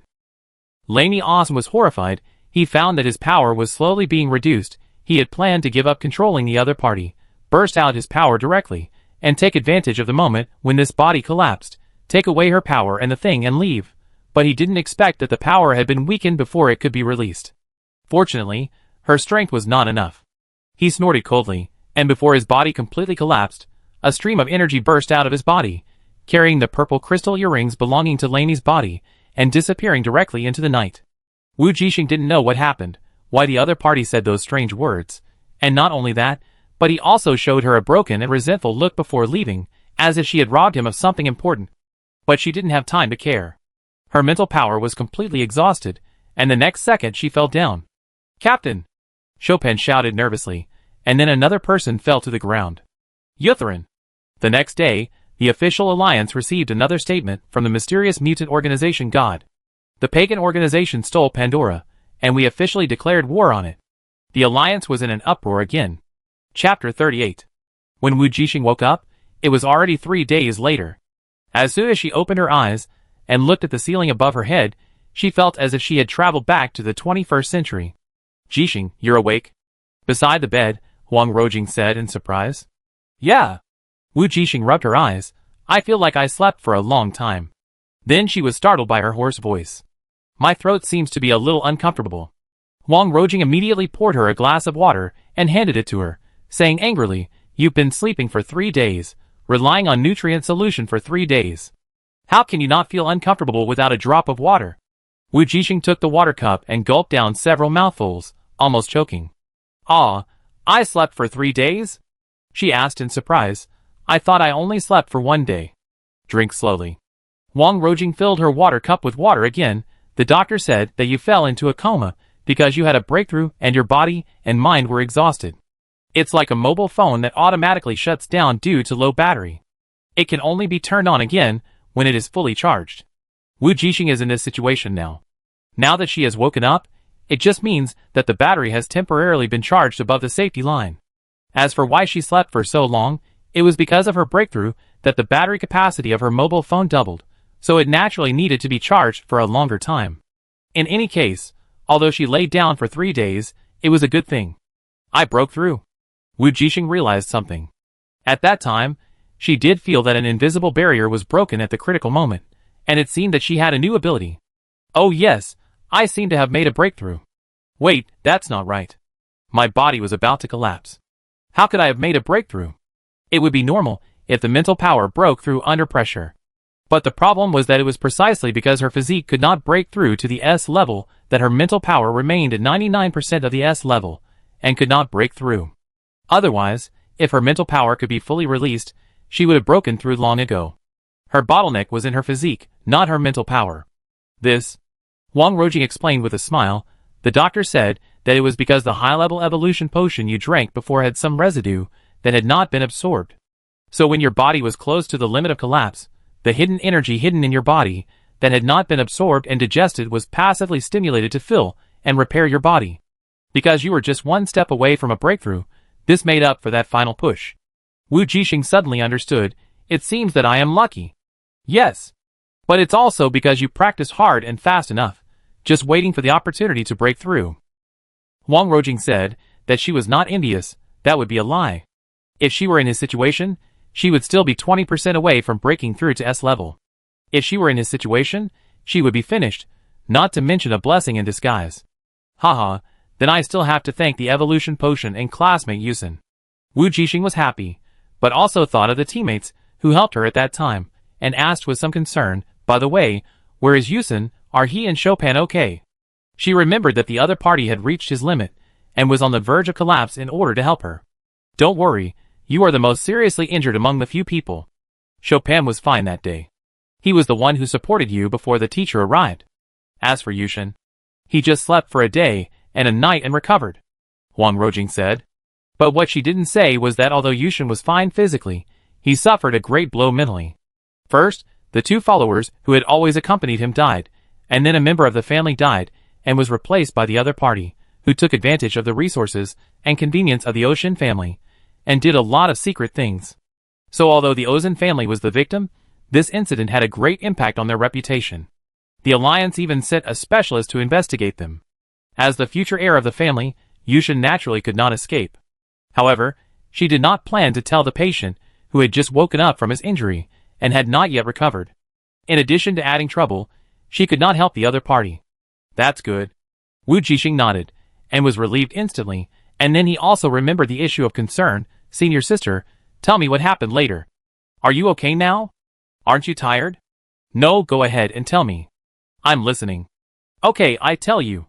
Wujing recalled what happened that night. It turned out that not only the 38 buildings, but almost all the dormitory areas were attacked by mutant beasts that night. The living environment of the school is too beautiful, with green trees and gurgling water. Many animals and plants live around the villa area, but who would have thought that this would give the enemy an opportunity to take advantage of it? Those animals and plants mutated and attacked the students in the dormitory building. There are and are not limited to bugs, spiders, flies, mosquitoes, mice, cats, dogs, snakes, birds, fish, and even various flowers, plants, and trees. All the teachers in the school went out that night to put out fires everywhere, and they were very busy. So they did not notice the abnormality of Building 38. Because the signal was blocked, everyone's call for help could not be sent out. When the teachers had almost solved the crisis in other dormitory buildings, they received the last distress signal sent by Chopin, and they were all furious. There is no doubt that the signal was blocked by the person who replaced Lemi Ozen, that is, the culprit who lurked in the school and did all this. According to Chopin and Yushen's later narration, the other party came to Building 38 because they were attracted by Wujing and Yushen's abilities, and wanted to take them for themselves. Building 40, which was supposed to be sent to rescue the other party, also suffered heavy losses, and 2 students died. As for their Building 38, including the mutated Tika, a total of 3 died. The other dormitories were all rescued by teachers, and except for one unlucky guy, there was not much loss. But even so, the college was also in a great reputation crisis. You know, the students who can get close to the 10 stars of the Alliance are all favored by heaven, and there are many with backgrounds and strength. This time, including the mutations in the early stage, a total of nearly 10 students died. How would outsiders see it? If they died in the mission, they could only blame themselves for their bad luck, but it was not the case. Those students died in the school, in their own dormitories, and the school could not escape the blame at all. Who would dare to send students to the 4-star academy in the future? At worst, they can go far away and go to schools in other star systems. This is a huge and fatal blow to the 4-star academy. Anyway, this is what happened, Wujing said, and she couldn't help showing a worried look in her eyes. She likes the school very much, so she doesn't want to see the school decline like this. Although there is an SSS-level strongman behind every force, even if it declines, as long as the strongman is still there, they can still guarantee their transcendent status in the alliance. But at the same time, they will also be divided up and eaten away bit by bit in the confrontation with other equally transcendent forces, becoming a weak existence at the bottom. Hey, I shouldn't tell you this. Wujing tried to cheer herself up, and she smiled and said, by the way, let's talk about something happy. All the students affected this time will be compensated with contribution points. And rewards will be distributed according to the amount of effort in killing mutant beasts. Especially you should be able to get a lot of rewards this time. Oh, by the way, I almost forgot to say that. Before Wujing could ask anything, Wujing continued, Teacher Dado's asked you to go to him after you have fully recovered. I don't know what it is exactly. Okay, I won't disturb your rest. I have to go back too. Okay, thank you, senior. Wujing was very touched that the other party could stay with her, and hurriedly thanked her. What are you thanking me for? Wujing smiled and said, you are our captain, and you have saved me several times. I have earned a lot of contribution points by following you. Hurry up and recover, we will continue the mission together. Yes, yes. Wujing nodded obediently. The next day, she felt that her body had recovered, so she went directly from the school infirmary to the school dormitory that was reassigned to them. The villa that was originally attacked, even if it did not collapse, was almost a dangerous building, and it was impossible to live in it. Especially their building 38, it was in a mess and horrible. Fortunately, the school is large, and there is still a new dormitory building to live in on the entire planet. On the same day, the dormitory buildings affected by the disaster were reassigned new places. The smart housekeepers were also relocated, and even the dormitory door numbers did not change. Wujing lived in building 138, room 6-1 this time. Just as she returned to the dormitory building from the hospital, not long after she entered the door, Chopin came to find her. How did you know I was here? Wujing asked curiously. I just saw you from the window, and found that you were back. Chopin looked at her and said, how are you? How is your recovery? Not bad. The school used the best nutrient solution to supplement me. How could it not be good? Wujing's injury was caused by work, and all the treatment costs were borne by the school. Especially since she had a breakthrough, she was given special protection by the school. Naturally, the nutrient solution was the best. I hope she can use the aftermath of the breakthrough to improve a little more in one go. After all, it will be slow to improve in the future. By the way, I want to go next door to see Yushen later. Do you want to come with me? Wujing thought for a moment and said, he still lives next door to me, right? Yes, I do, but you may not be able to see him now. Chopin sighed and said, you may not be able to see him recently. Ah, why? Wujing asked, isn't his injury serious? The injury is not serious, but his family is in a lot of trouble because of this incident. Chopin said, and explained the situation to her. So recently, he may not be able to come to school. I see. Wujing sighed, who is that guy pretending to be Mr. Lemi? If he is not from the Mutant organization, then which organization is he from? She knew very well that the other party disdained mutants, and was definitely not infected. I think it is very likely a pagan. By the way, have you read the news of the Alliance these 2 days? It's very lively. Chopin said, the Mutant organization God and the pagan organization are arguing with each other, both saying that the other party stole Pandora. Wujing heard this, and recalled the news she had heard on the spaceship at first. Those pagan organizations launched suicide attacks on various E-stars. They were a very crazy group of people. So you think that person is from the pagan organization? Wujing asked. Yes. Chopin nodded. I can't think of another possibility except the pagans. Who in the Alliance is so crazy? You saw the look in that person's eyes at that time. Yeah. No one can feel that more personally than her.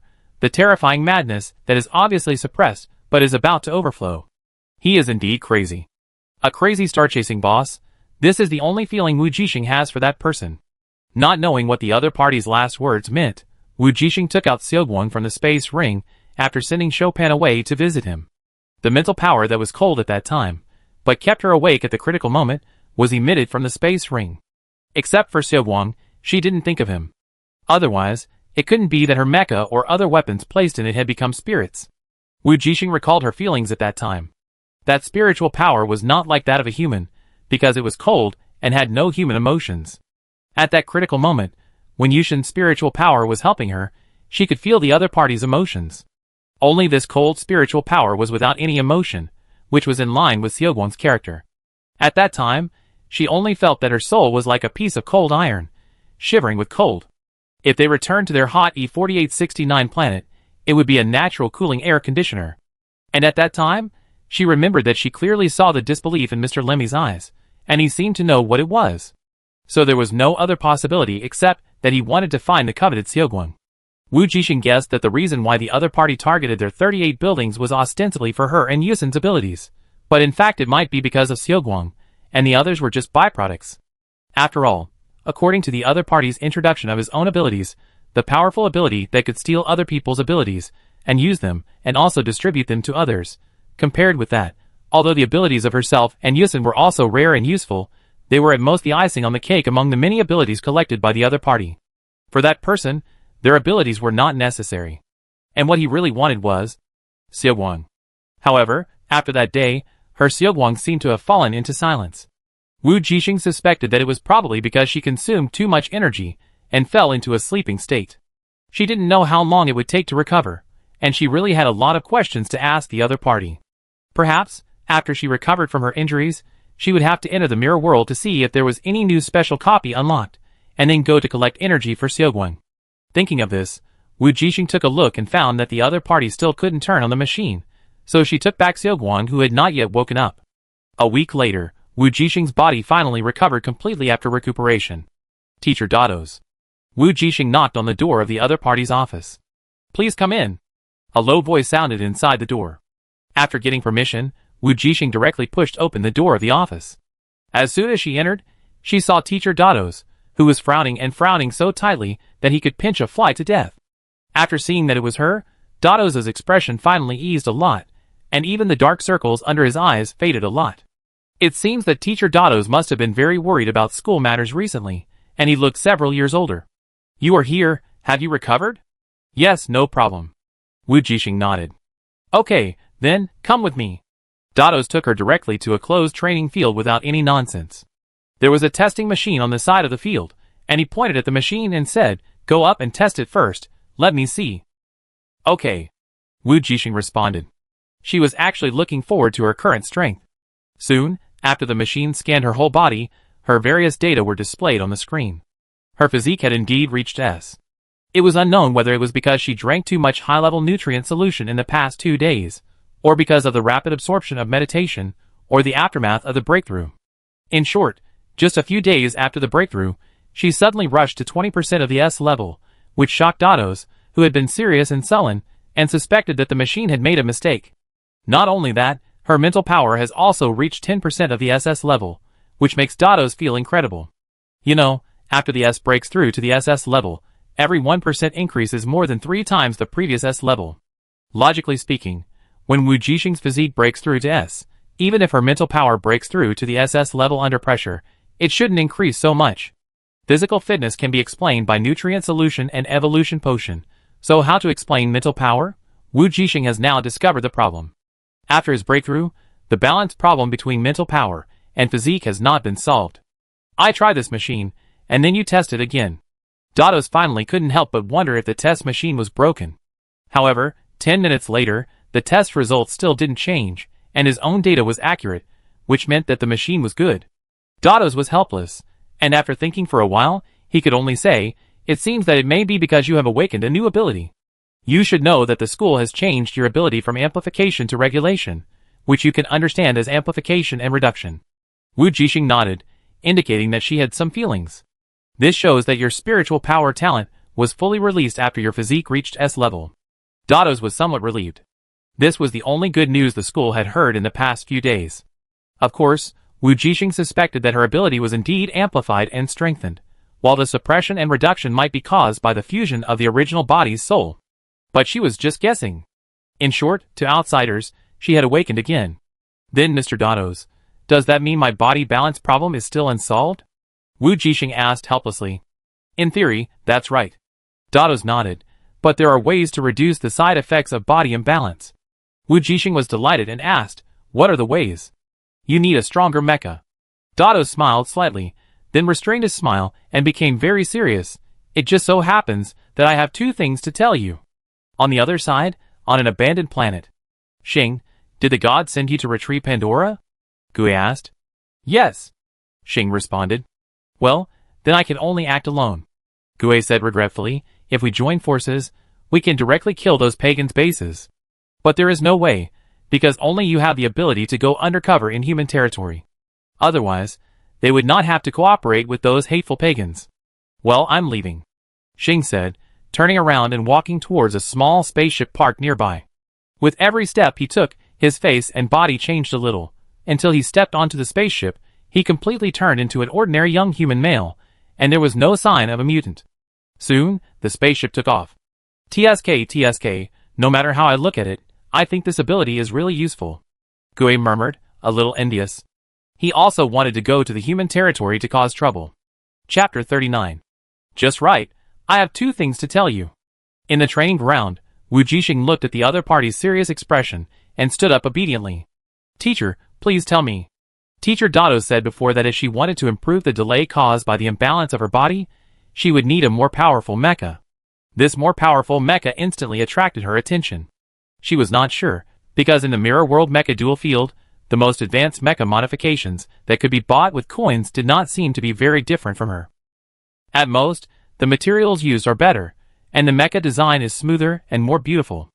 Although there is indeed a certain improvement, she feels that it is still unrealistic to solve the delay problem. After all, her delay, in her opinion, is not a little bit. She still feels that it is unrealistic to solve it by simply changing the mecha. But now that Teacher Dados said it is possible, there must be a stronger mecha that she doesn't know about. Wujing is naturally looking forward to it. Seeing her like this, Dados didn't keep her in suspense, but spoke directly. The first thing is that the Star Alliance's mission has been confirmed, and will exist for a long time. Dados paused and said, but the contribution points will be settled and reset every school year. You also know that this happened to our Star Academy this time. Most students can't go out to do the mission, causing the ranking to fall again and again, and it is already at the bottom of the 10 schools. Dados was very calm when he said it, as if he had accepted this helpless result. Yes, while other academies were busy with tasks and earning contribution points, they were dealing with the mutation pollution on campus.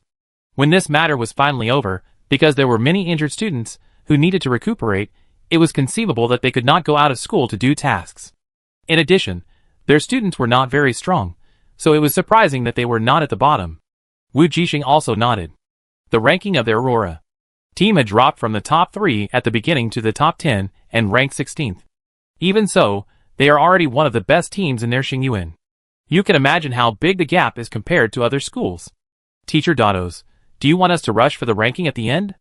Wujing almost understood what the other party meant.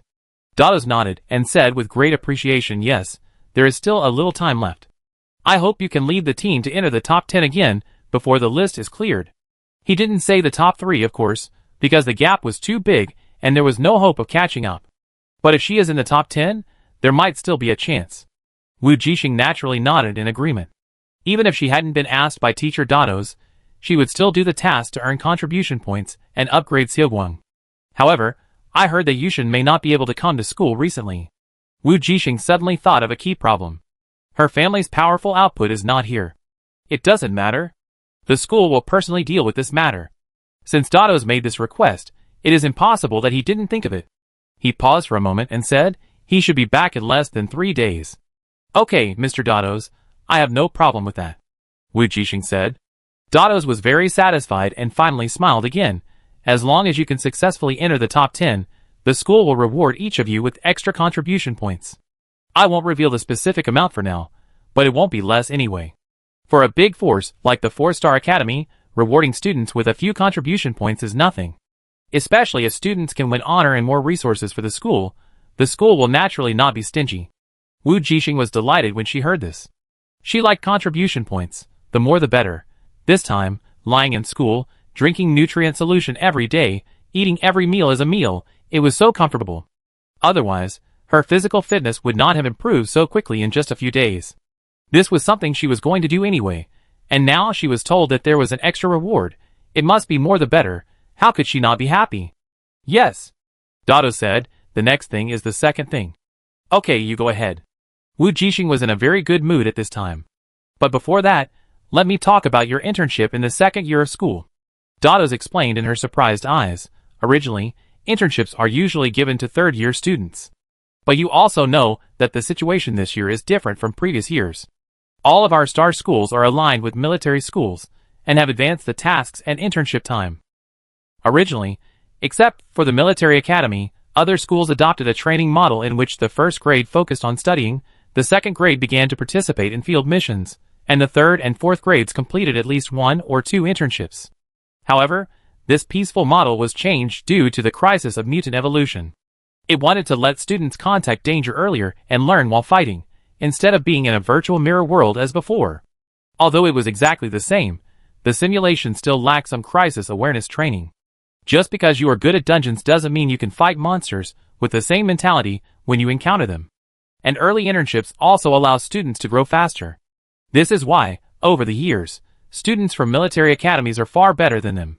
You know, students there go on missions in the first year, and can be sent to the front line and in turn in the second year. The casualty rate is of course very high, but every student who survives and graduates is the elite among the elite. This time, the Alliance's forces were reshuffled.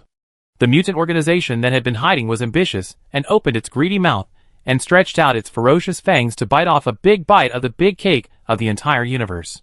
The remaining forces would get a much smaller share. Not only the mutant organization, but also the pagans hiding in the dark corners of the Alliance were watching covetously. So Xingyuan could not sit still. If it did not reform, it would lose the opportunity to compete. How could it be willing to spit out what it had eaten in vain? The other powerful academies were fine, but the situation of their fourth academy was even worse. There is no construction without destruction, and they would not do nothing.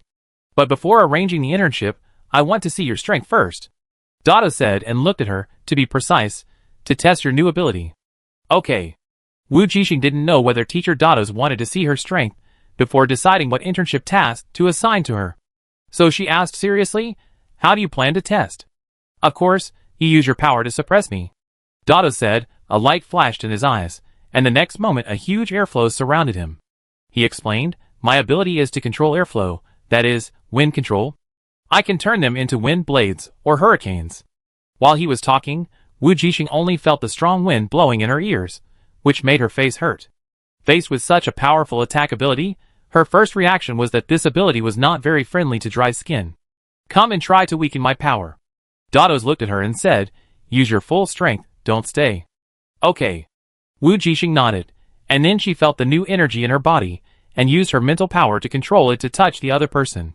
Just at the moment of using it, she had the idea of wanting to experiment. Then the fierce wind around the two of them suddenly rose, and it seemed to be getting stronger. Dados frowned, and before he could say anything, the next second the strength and fierce wind instantly turned into a cool breeze, blowing people just wanting to sleep. Before Dados could say it was okay, the wind around him suddenly rose, then suddenly extinguished, until he could no longer feel any wind blowing. Dados, I always felt that my ability was used by the other party to adjust the gear of an electric fan. Wujing blinked innocently. She was indeed in a momentary mood, but she didn't expect it to be quite fun. No wonder the name of the ability given to her by the school was changed to adjustment.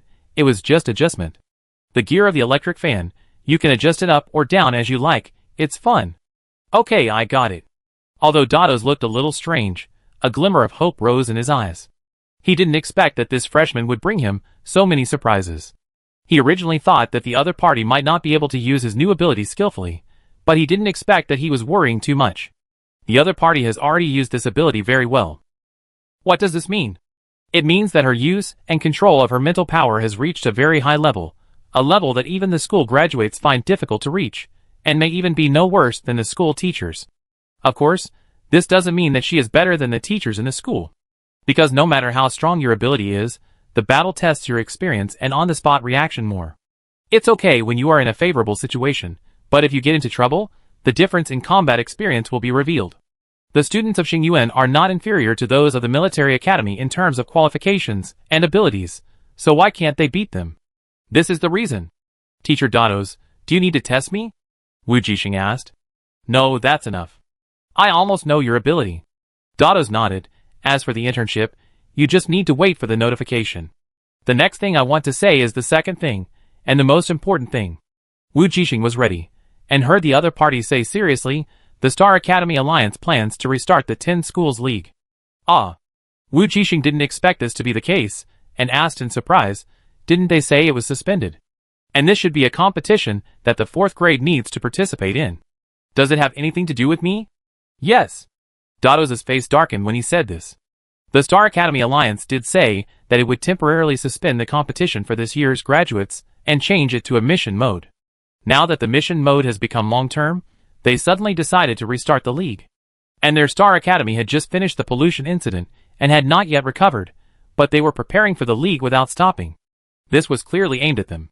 In 2 days, the announcement will probably be posted, and registration will be opened at that time. This is the second thing I want to tell you. Dados said seriously, this time, there will be no groups for grades 1 to 4, and all contestants will be selected by elimination. Wait, is it about to start? Wujing was a little surprised. What about the internship task? Don't worry about that. The preliminary and semifinals will be held in the dual arena in the mirror world, and will not affect your internship task.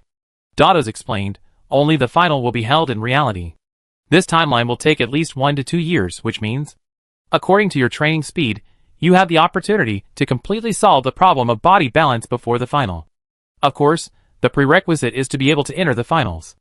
Wujing suddenly understood that this is a melee of the entire alliance to determine the final team. And she needs to take time to participate in the preliminary and semifinals on the world while doing internship. Of course, it is estimated that others are the same. So my request is, Dados said, looking at the person in front of him with a burning gaze, I hope you can enter the finals and win a place in the finals for our school. As long as you can enter the finals, no matter what place you rank, the school will reward you with a mutant beast crystal core. Wujing was a little surprised when she heard this. She had learned this in school books. In this world, only SSS level, the most powerful mutant beasts, would drop crystal cores. Because SSS level mutant beasts have strong mental power enough to condense into crystals, which other low-level mutant beasts cannot do. It is said that this crystal core condenses all the power of the mutant beast, as well as the remaining thoughts and consciousness, but also because of this, humans cannot absorb this energy.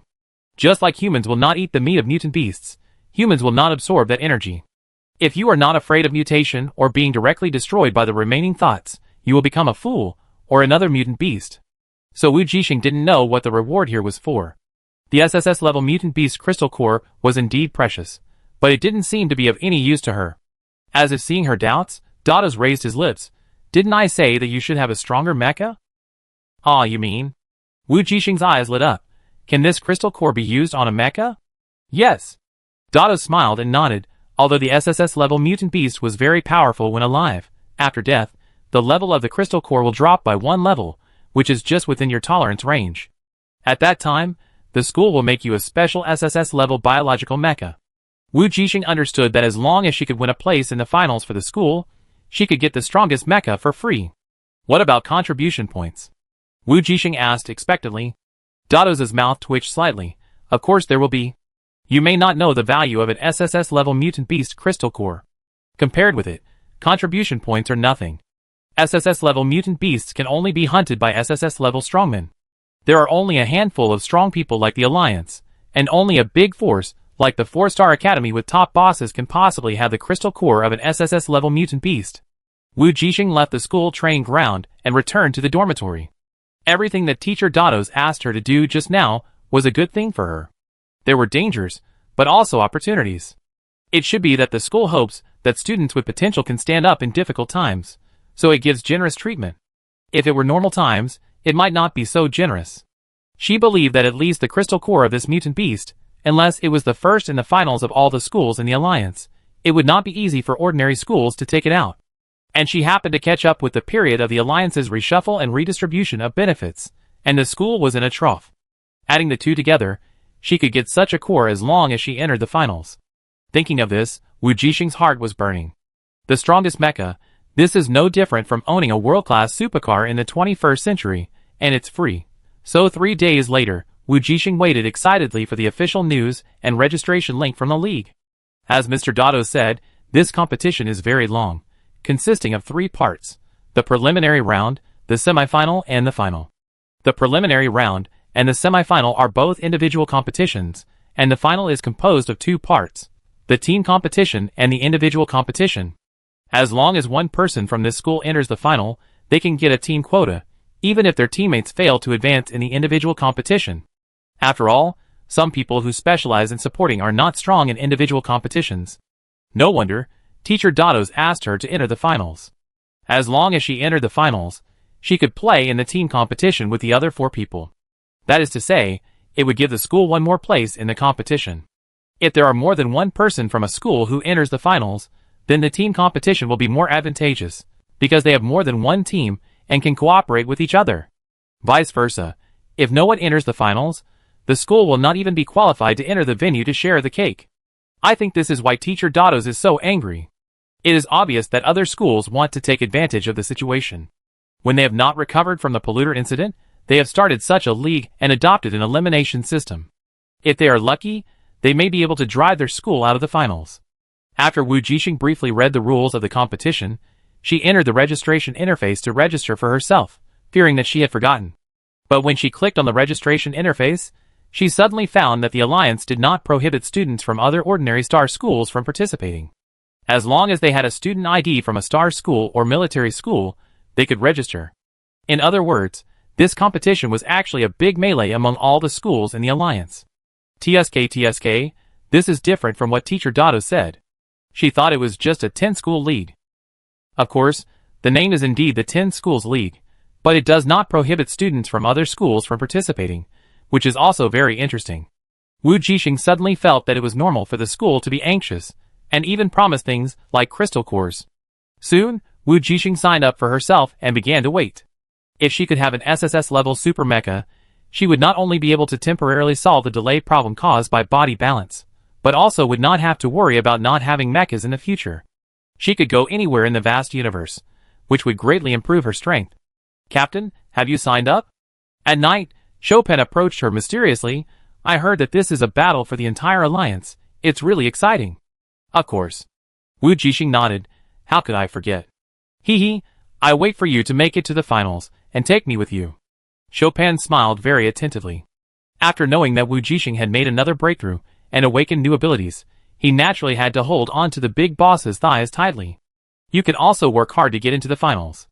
Wujing looked at him and said, "The school has spent a lot of money on this reward. I don't want to think about it. Only the top 100 students from all the Star Academy students in the Alliance can enter the finals." Chopin sighed. "It's difficult without breaking through the SS level. Unless you are at the top of the S level, and are about to break through, or like those crazy people in the military academy, who are training on the front battlefield every day. Even Yushen, I think it's not stable for him to enter the finals unless he can break through the SS level in the final stage of the semifinals." Wujing thought for a moment, and said, "I think he should be able to break through. He can definitely break through, but his age is too disadvantageous." Chopin said, "You know, he may not be an adult in the finals. Fortunately, the Alliance does not limit the age of participants. Otherwise, he would not even have the opportunity to register. By the way, I was just about to tell you about this." Speaking of Yushen, Chopin remembered the main reason for coming here today. "I saw Yushen coming back earlier. We can pack up and find a few tasks to do." Chopin said, "Teacher Dotto's told you. He asked us to try to get into the top 10 before the end of the school year." "Yes, he found me." Wujing nodded. "Did he find you too?" "Yes, he probably found everyone in our team." Chopin smiled, of course, including another promising team of senior students. "So time is running out. We should set off, otherwise it will be really hard to catch up." And he looked in the direction of 6-2 next door, and said, "Yushen has been in a bad mood recently, so it's a good time to go out and relax him." "Are you sure you want to relax?" Wujing's mouth twitched slightly. "This is looking for child labor." "Hey, of course." Chopin smiled and showed 8 white teeth. "As long as you are busy, you will have no time to be unhappy." Wujing, Okay. Anyway, it is indeed time to brush the Star Alliance mission. Coincidentally, she refreshed several special copies in the mirrored world these days, and she had a direction to choose. So, in the next 2 months, Wujing led her Aurora team to go back and forth between the school and the mission point, constantly improving their team's contribution points and rankings. The reason she went back to school was not only to rest and adjust, but also to go to the mirrored world to play special dungeons.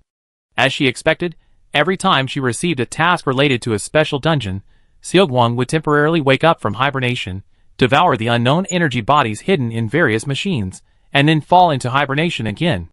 Wujing discovered that every time Xiaoguang woke up from hibernation, he would become more agile, and the hibernation time would become shorter and shorter, until he was completely awake and resumed normal operation. It was at this time that the Aurora team finally rose to the 10th place in the ranking, completing the task assigned by Teacher Dados.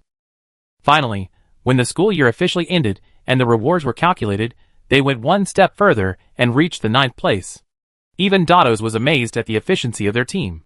The school was also very generous, and directly distributed 5,000 contribution points to each person as a reward. Wujing counted the tens of thousands of contribution points in her card and smiled. She had a strategy. How could she not be efficient? At the same time, just as the semester was about to end, Wujing received her internship assignment for the next semester. Then she was dumbfounded. Oh, I'm actually going to work as an auditor at the airline checkpoint on the border of the warfront. Chopin, who was standing next to her, curiously leaned in to look at her. Where were you assigned to intern? Then Chopin was also dumbfounded. Prison? He leaned in again to take a closer look, and was even more surprised. Fuck, it's still that damn place. Chapter 40. Please enter for scanning and disinfection. Please show your identity. Please hand over all electronic devices, space items, and weapons you carry. Please enter again for scanning and disinfection. Scan passed. Prison guard number 0266 allows access. Please go to the negative first floor. After going through a series of tedious procedures and checkpoints, Wujing followed the instructions and entered a heavy black iron door.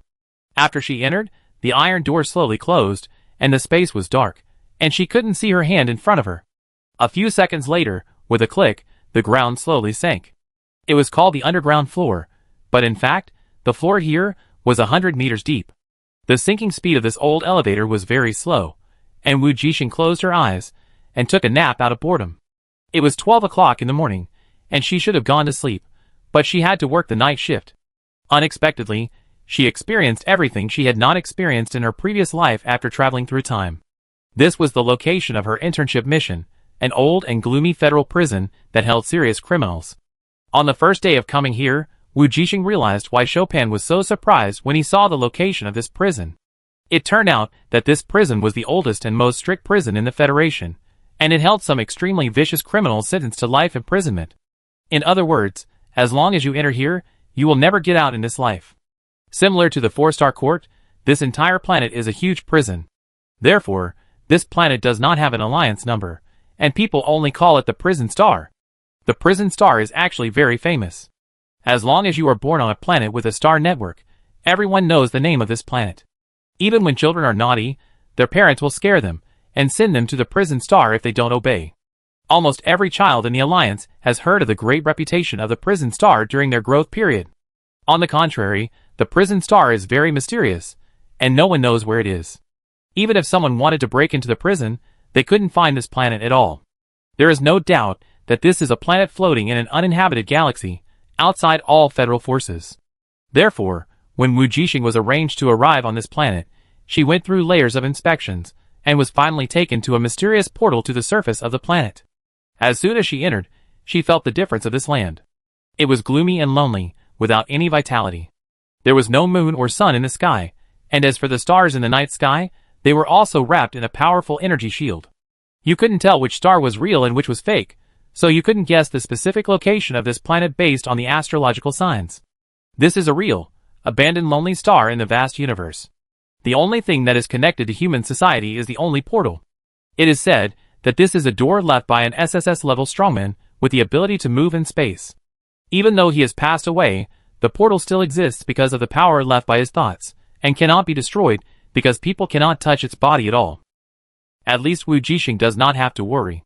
If the portal is destroyed one day, they, the prison guards, will not be able to go back. The reason why this planet is called the most strict is that no one knows its geographical location, and it is also because it is a planet with natural signal shielding and supernatural power suppression, and its gravity is 9 times that of ordinary planets. In other words, if you don't have any strength, you really can't come here to work. The prison is built underground on this planet, with a total of 18 floors. Yes, 18 floors underground again. It's really an unlucky place. However, unlike Wujing's previous layout on the E1236 Star Research Institute, this prison planet was dug from the center, and each floor is hundreds of meters high. The lower you go, the higher the floor height is. The cells on the 18th underground floor are even hidden thousands of meters underground on the planet. Because of the special geology of this planet, the closer to the core, the stronger the shielding effect and the suppression effect of superpowers. Although it is not possible to completely eliminate the superpowers of the awakened, it is still possible to reduce them by 2 or 3 levels, and the stronger the superpowers, the greater the suppression effect. In other words, even if an SSS-level strongman came here and was imprisoned at the bottom, close to the depths of the Earth's core, he could only use ordinary A-level abilities. Not to mention that there will be additional suppression and imprisonment measures for those prisoners. And these are the jobs that the staff and prison guards here need to do every day. As the sound of the heavy chain stopped, the ground stopped sinking with a bang. Wujing opened his eyes, and knew that he had reached the negative first floor. The next second, the heavy iron door in front of him slowly opened. Except for the detection equipment set up on the first floor, and the ubiquitous cameras and monitoring equipment, there is no high technology here. Even the elevator is the most primitive mechanical lifting mode, let alone entertainment facilities. There is no TV to watch. There is no such thing as labor reform. Once you are locked up here, you will have to stay in this underground prison for the rest of your life and rot until you are bored and go crazy and commit suicide. Tonight, a prisoner died in cell number 2 on the 3rd floor. He bit his tongue to death. A prisoner died in cell number 10 on the 10th floor. He was bitten to death by his cellmate when he was bored. I have cleaned up the body. Please record it. Number 0266. As soon as Wujing arrived at the rest room on the 1st floor below, the colleague in charge of handing over the shift came over impatiently.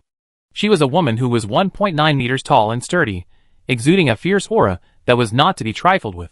Okay, number 0262.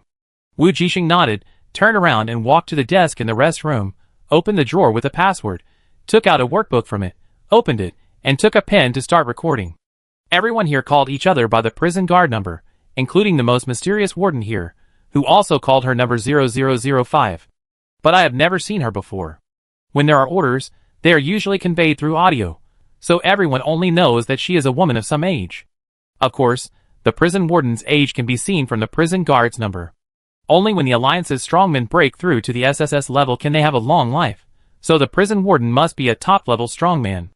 And the number 0262 who handed over to her was also a new batch of interns. Judging by the number, they were said to be senior students from the military academy, but Wujing didn't ask too much.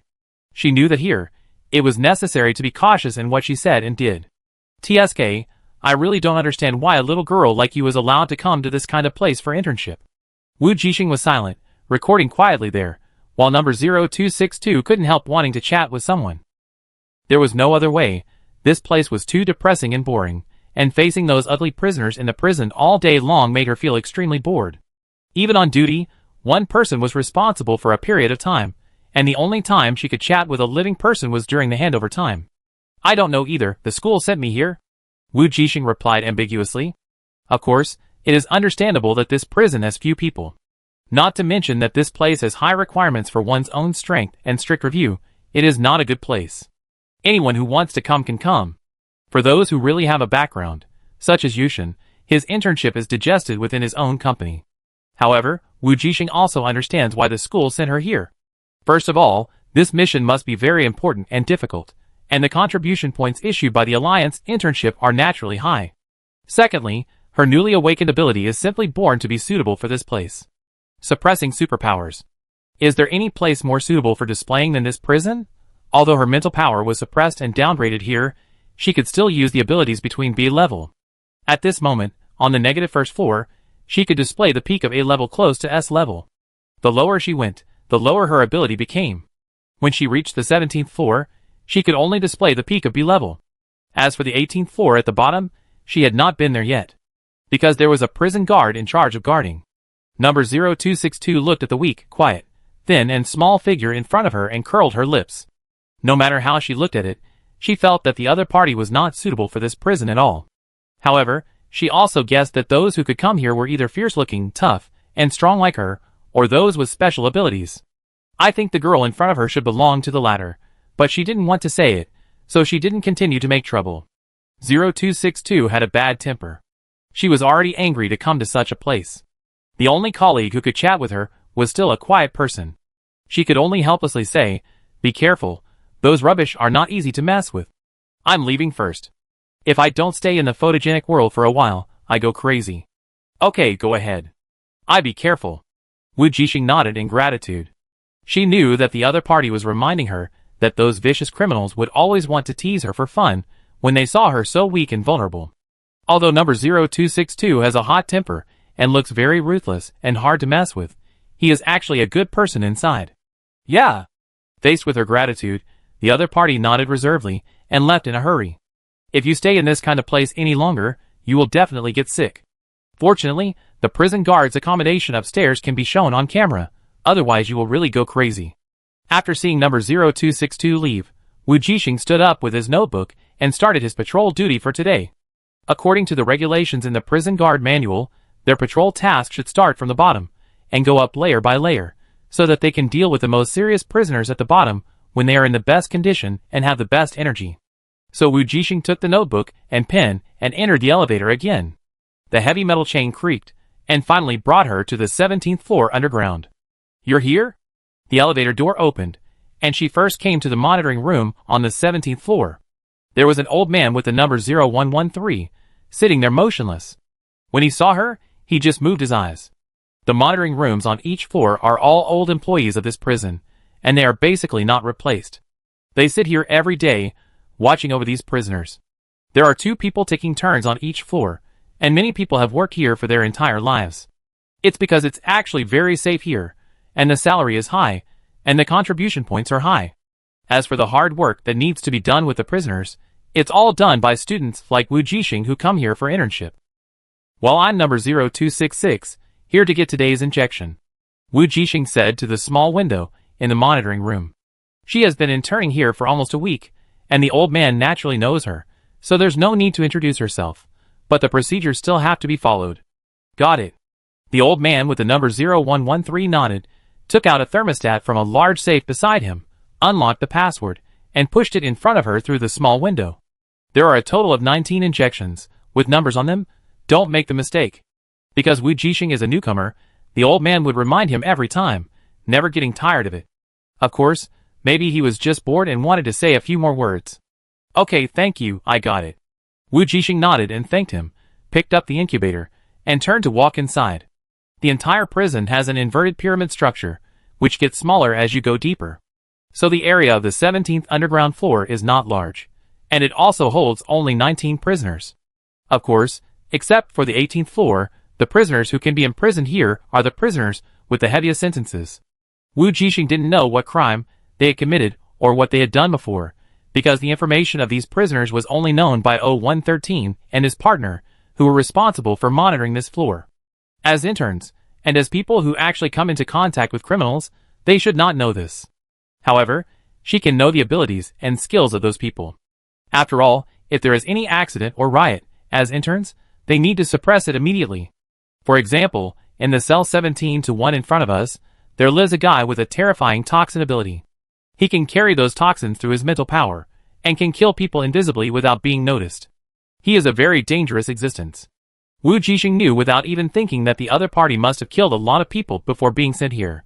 This lot of people, not just a few dozen, maybe not even hundreds or thousands, the guy who was sent to this prison and arranged to live on the negative 17th floor, at least he had committed a serious crime that harmed the entire planet. So Wujing had no reason to be polite to these scumbags, let alone sympathy. She squatted in front of the cell, picked up a strange red injection from the incubator, opened the only small opening on the door, and said, "Dinner is ready." Then, there was a sound of chains rubbing against the ground in the dark cell, and then a pair of eyes appeared behind the small window. Those were a pair of eyes that flashed with dark green. When he looked at them, it felt like being stared at by the most terrifying venomous snake.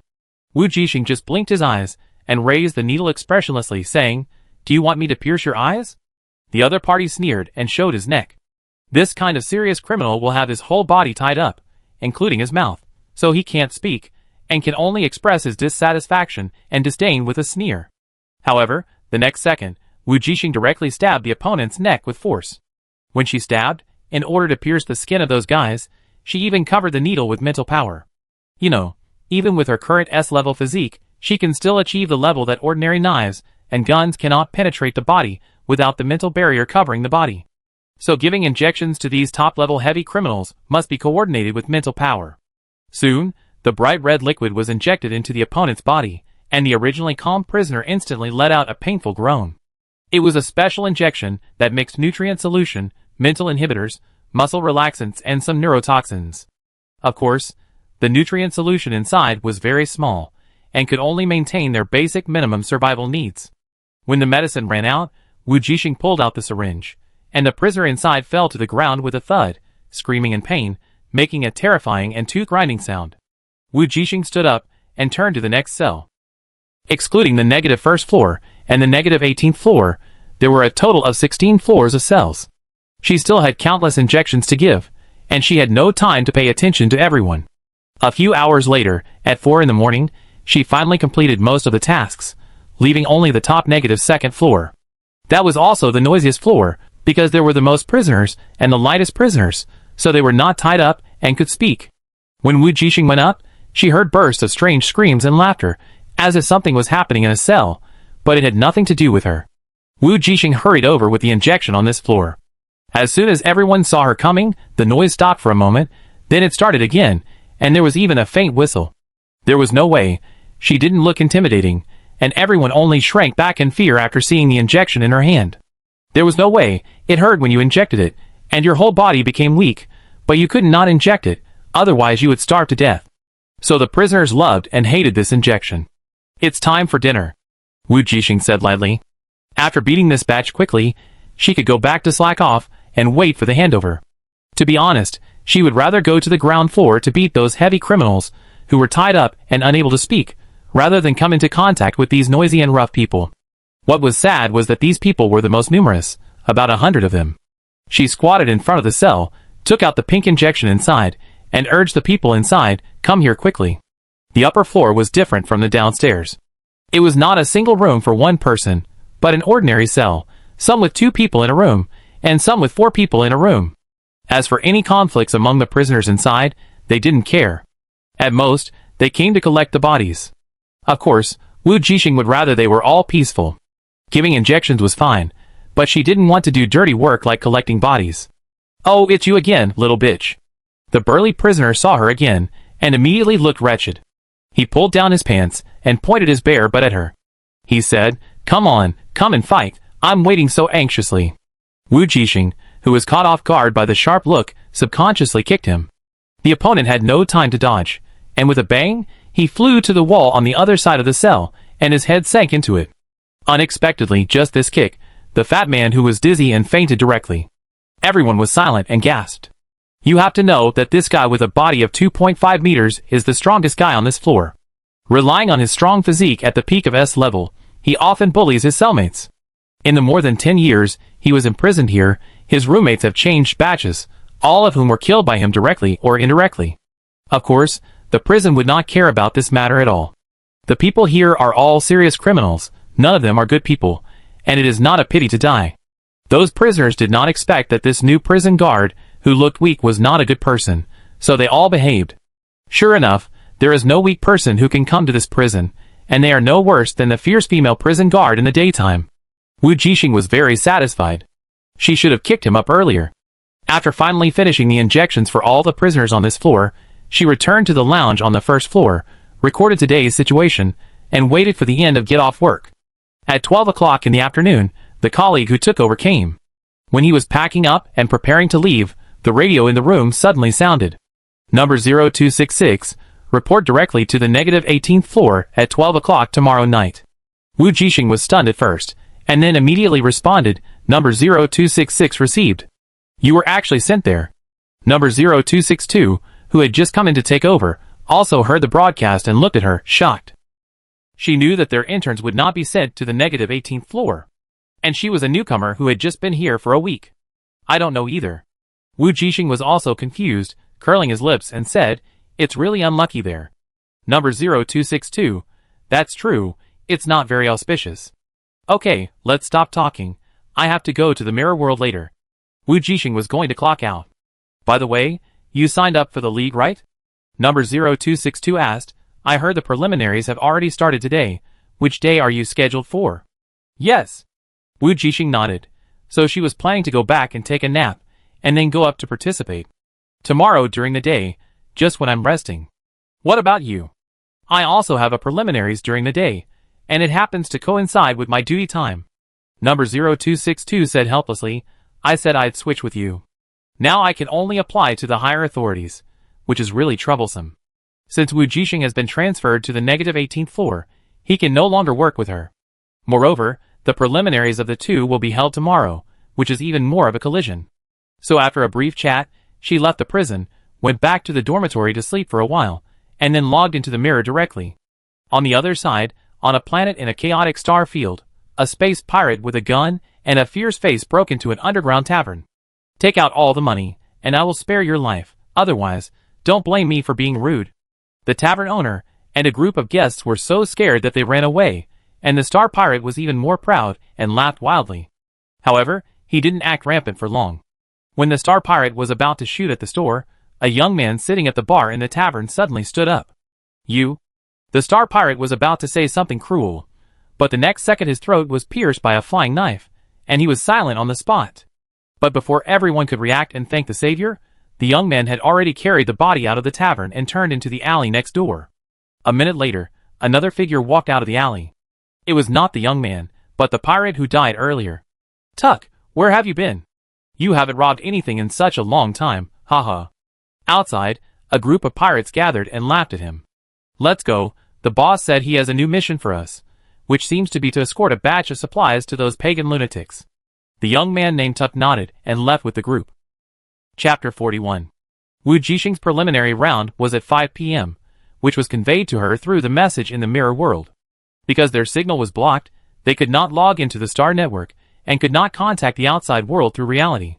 Only the mirror could do it. I don't know how the mirror was connected. Wujing thought it might be some kind of supernatural power. In short, after sleeping for a few hours, at 4:45 p.m., she entered the game cabin in the dormitory assigned by the prison. For this mission, she had spent a lot of money to buy such a game cabin. Although it could not be said to be super luxurious, it was also considered to be of high configuration. Soon, she entered the game interface. Unlike the usual game login, this time there was a direct option to log into the preliminaries of the 10 Schools League.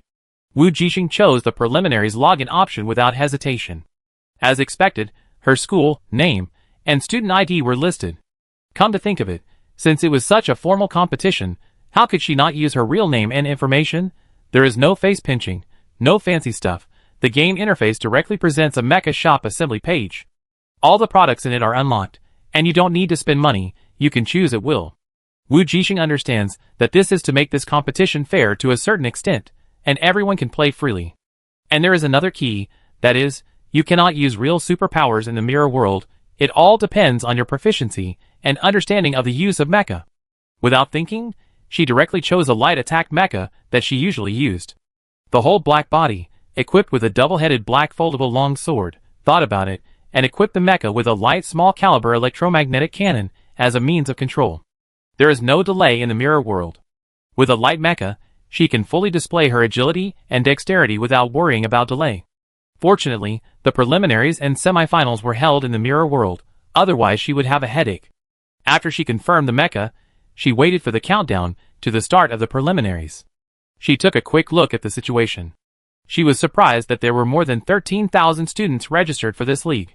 It seemed that the number of star schools in the Alliance was far beyond her imagination. However, from another perspective, with so many galaxies in the entire Interstellar Alliance, more than 13,000 awakened students did not seem to be too many.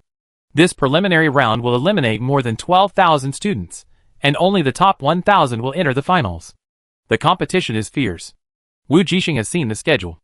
Everyone will have 10 random Mecha duels in 1 or 2 months. For each victory, they will get 100 points, and for a tie, they will get 50 points. If they lose, they will get no points. Finally, the top 1,000 will be selected through ranking by points. If there are equal points, there will be an additional playoff, and the final candidates will be decided by the way of defeat. It sounds easy to play only 10 games in 1 or 2 months, otherwise Wujing is afraid that according to her current job, it will affect her participation in the competition. Of course, she didn't know that this was deliberately prolonged by the Alliance for the purpose of live broadcasting on the entire network, and only a fixed number of games were arranged every day, for fear that the audience would not have time to watch. After all, there are more than 13,000 students, and if they fight 2 by 2, there will be more than 6,000 matches going on at the same time.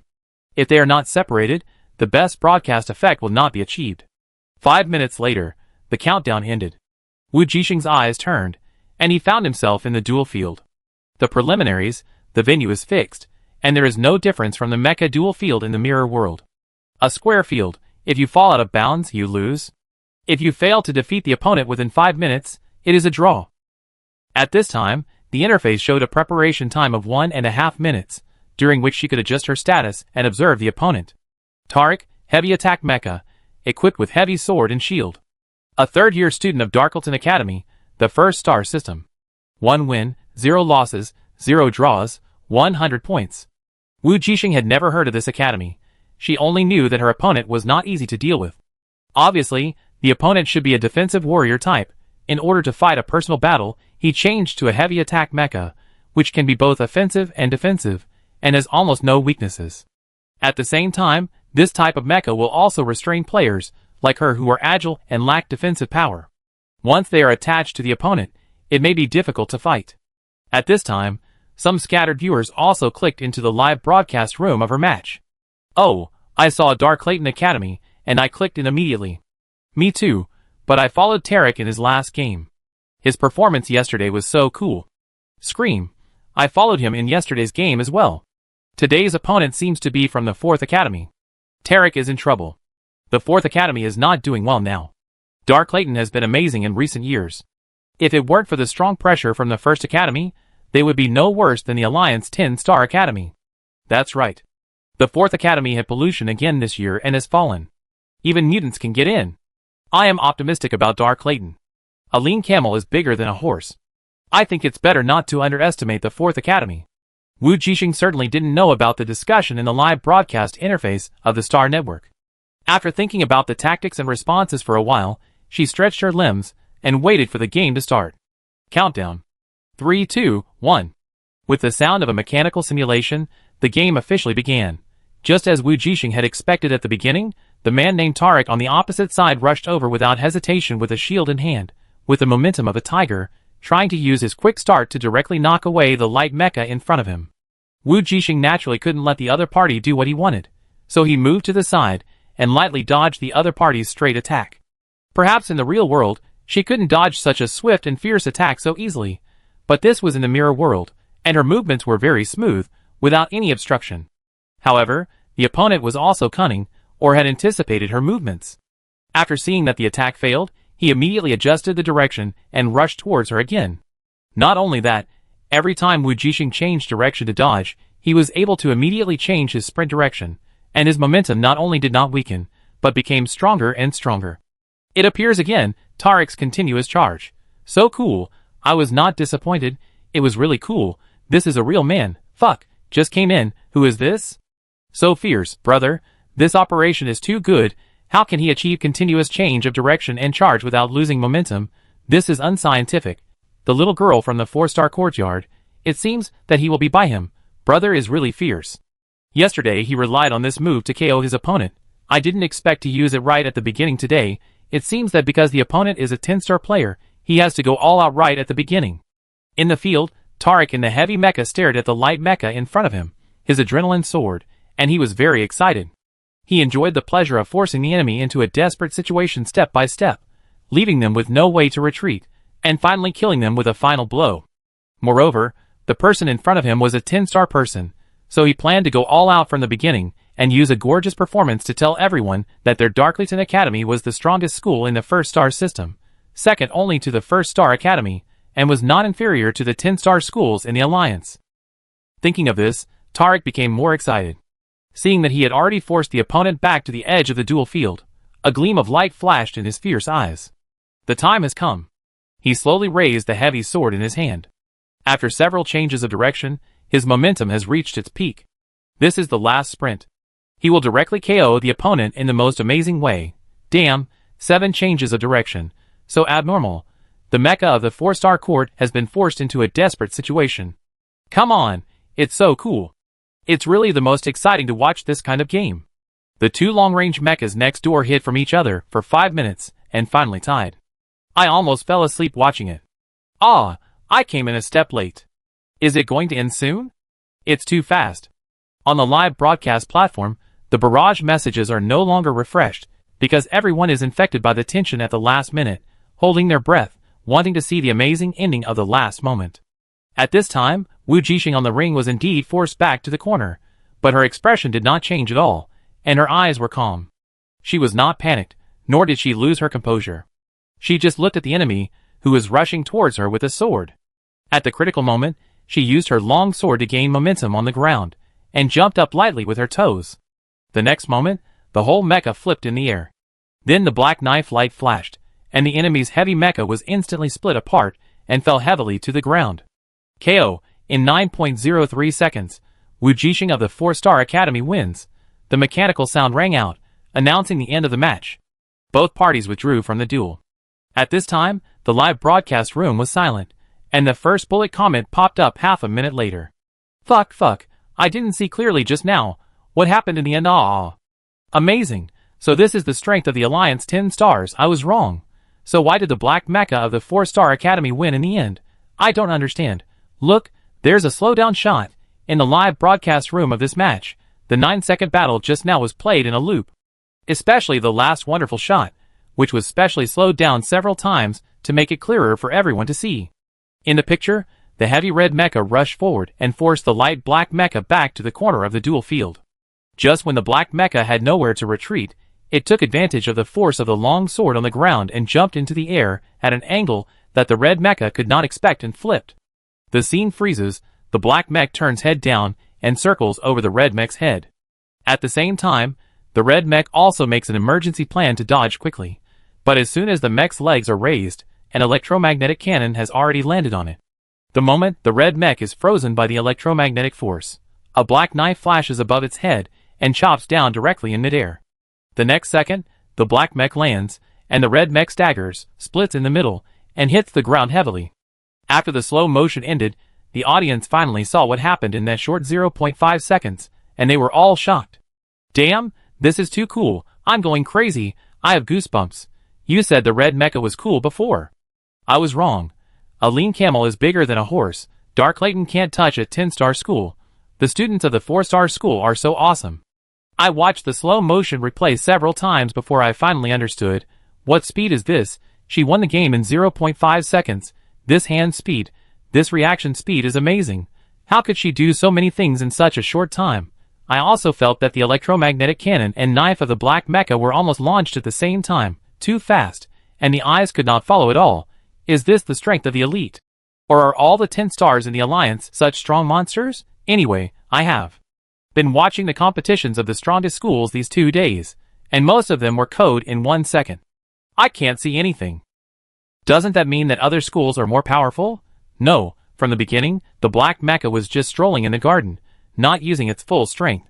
The directions she dodged were all pre-calculated routes, making the opponent mistakenly think that she could easily win, and gradually approached and forced the enemy into a corner. In fact, the red mecha fell into the opponent's trap step by step, and was finally killed at the moment when she thought she had won. Damn, is it really like this?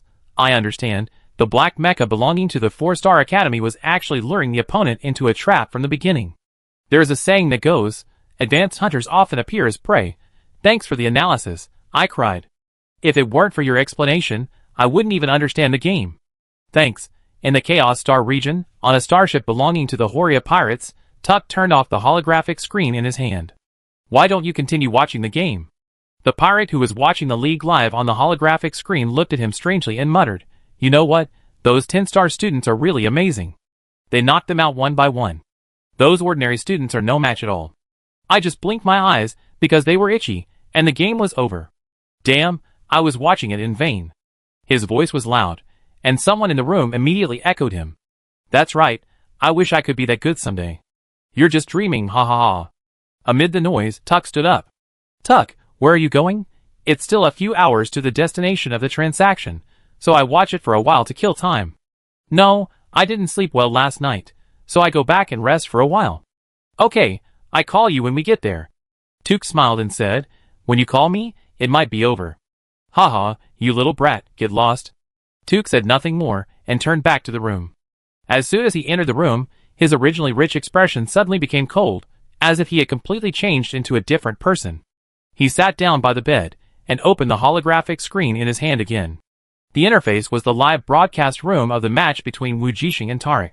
Although the game had been over for 10 minutes, the 9-second exciting footage was still being played.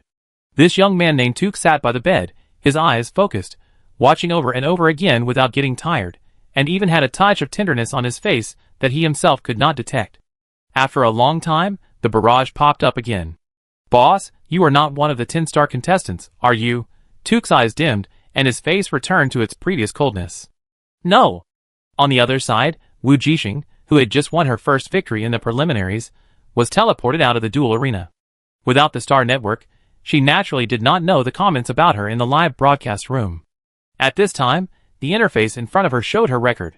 1 win, 0 losses, 0 draws, 1 preliminary match, 100 points, ranking 6102. The duel just now made her feel very satisfied. At this time, she felt that she was in good condition, her hands were hot, and she could even play 2 games. Originally, she was afraid of the game at 5 o'clock. She didn't know if she could catch up with a meal, and didn't want to affect her state of duty at night. Unexpectedly, in the first preliminary match, she smoothly solved the battle in only 9 seconds. It seems that at the beginning, when the points are low, the opponents randomly picked are not too strong. Later, when the points go up, it may become more and more difficult to play. Those schools with 10 stars in the alliance should be difficult to deal with. It is also true that the students of their 10 schools are seeded players. Unless they are very unlucky at the beginning, they basically cannot meet each other. The opponents randomly picked are all students from other ordinary star schools. It is normal for them to be a little weak. Wujing took a look and her next game was scheduled for 2 days later, still at this time. Then she curiously checked the other members of their Aurora team, and they all passed the first round smoothly without any suspense. So Wujing, who felt that nothing was wrong, logged out of the mirror world and planned to go to the staff canteen to eat something, rest, and deal with the night shift. She didn't know what the cell on the -18th floor was like, and why she was asked to go there. It was something that she needed to be fully alert to deal with. After Wujing left the dormitory, he went straight to the staff canteen. But before she could even reach the door, she could faintly hear the quarrel coming from the front. "TSK, I didn't expect you, a tigress, to be here too." A loud male voice sounded. "Why, it's none of your business." It was a cold female voice. Wujing was very familiar with it, and instantly recognized that it was the voice of number 0262, who had been on duty with her these days. However, she didn't care about the other party, but pretended not to notice them, and planned to go around them. The two naturally didn't notice her, and they were at loggerheads, neither of them willing to let the other go. "You can come here, but I can't." 0262 insisted. "I thought your family had arranged an important position for you, but it turns out you have to suffer in this place. Why, your boss doesn't want you anymore? You know shit, you are a country bumpkin from a low-level planet. You can't just come here casually. You have to be a meritorious person, don't you understand?" The man was disdainful. "Oh, then you were fucked by a country bumpkin from a low-level planet, and you were crying all over the floor, haha." 0262 laughed. "You have the guts to say that in front of him." The other party's face flushed instantly, and then returned to normal, but with a sneer in his eyes. "Huh? You only know how to use him to pressure me, you have the ability to beat me. The boss recruited you at the beginning, but you didn't know how to appreciate it, and insisted on following Wujing. Now where is he? Why don't you go to find him?" Wujing's foot suddenly stopped when he was about to step into the employee cafeteria. She took a half step back and pricked up her ears. "I don't believe he's dead. He was infected. Do you think he can still survive? Did you do it? It's so funny. Who do you think we are? We wouldn't do such a thing. It's his carelessness that should be blamed. Asshole. Are you sure you want to do it in a place like this?" Seeing that number 0262 seemed to be furious and was about to attack, Wujing could only retreat between the two of them and said to her, 0262, what a coincidence, how about going to eat together? She then introduced herself to another person, I'm 0266. 0263. The man glanced at her, his fair face still stained with excitement. He had golden brown hair and slender eyes of the same color, and looked like he came from a wealthy family. The arrogant man just nodded to her lightly, threw a warning not to play with that kind of tigress, and left. Trash. Seeing him leave, 0262 cursed and looked at Wujing on the side. Thanks, 0266. If it weren't for you, I almost punched him in the face. It's okay, I was just going to eat, and I saw you guys arguing when I passed by, but I don't necessarily want you to really fight. Wujing smiled politely. Well, let's go, I'm also angry and hungry. Number 0262 nodded, and the two entered the cafeteria. After eating, Wujing and her found a table and sat side by side, and casually said, by the way, you are from the same school. Yes, we are both from military school. Number 0262 nodded, he's a sinister scumbag, stay away from him. Yeah, he does look like he's hard to get along with.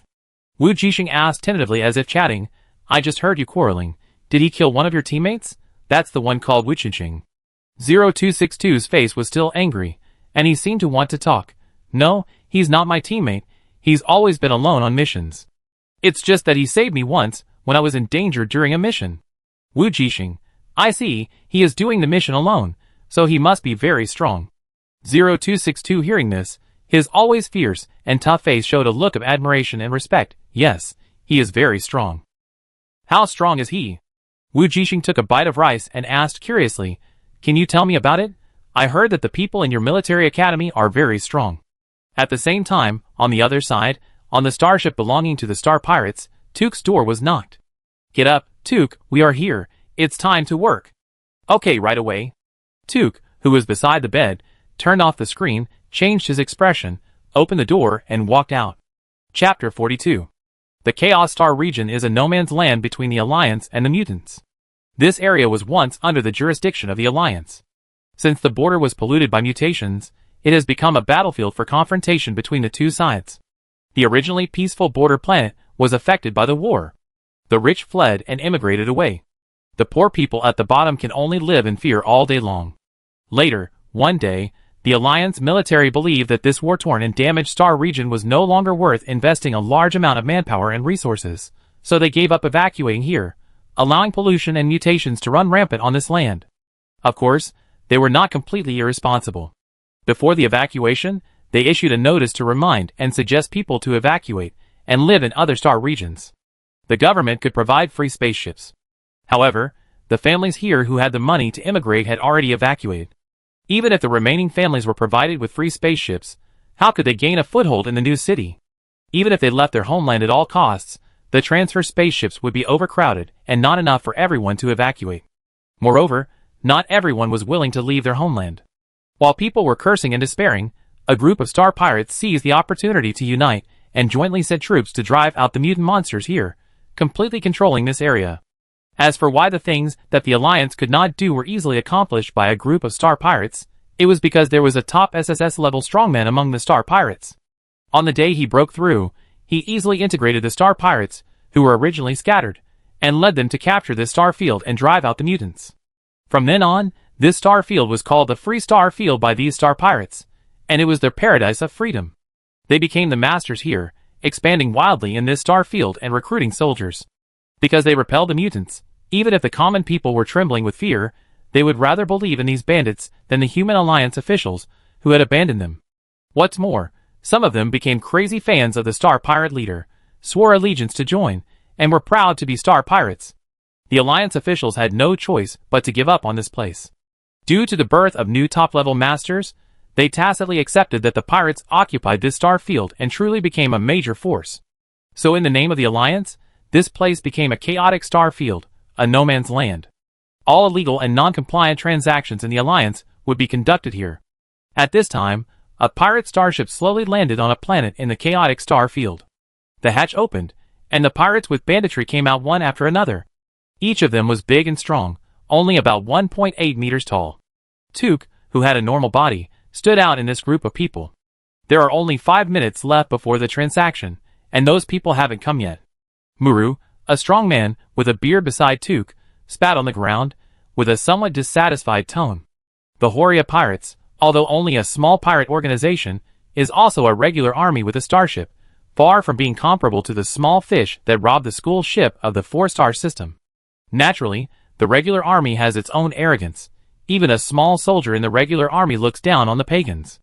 If it weren't for the huge profits, who would be willing to trade with them? Muru muttered impatiently, those lunatics are just a troublemaker. Nothing good will happen if you meet them. The pagans are the rat shit and troublemaker in the eyes of all the forces in the alliance. Wherever there is chaos, there are their disgusting figures. Even the star pirates look down on them. If they didn't offer a high price this time and wanted to buy a batch of arms and weapons with considerable profits, the Horia star pirates would not have taken this job. But they arrived 5 minutes before the agreed time, and there was no sign of the pagans. Don't worry, maybe those guys are as timid as mice, and only dare to show up secretly. Took comforted, the time is almost up.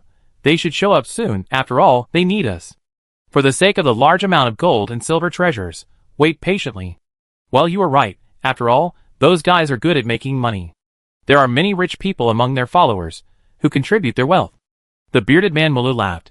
When this deal is done, we go to the nightclub Xing and have fun, ha ha ha. However, just as he finished laughing, and was still imagining a bright future, a sudden golden light pierced his arm. Mulu's face was covered in blood, and he seemed to have not reacted yet.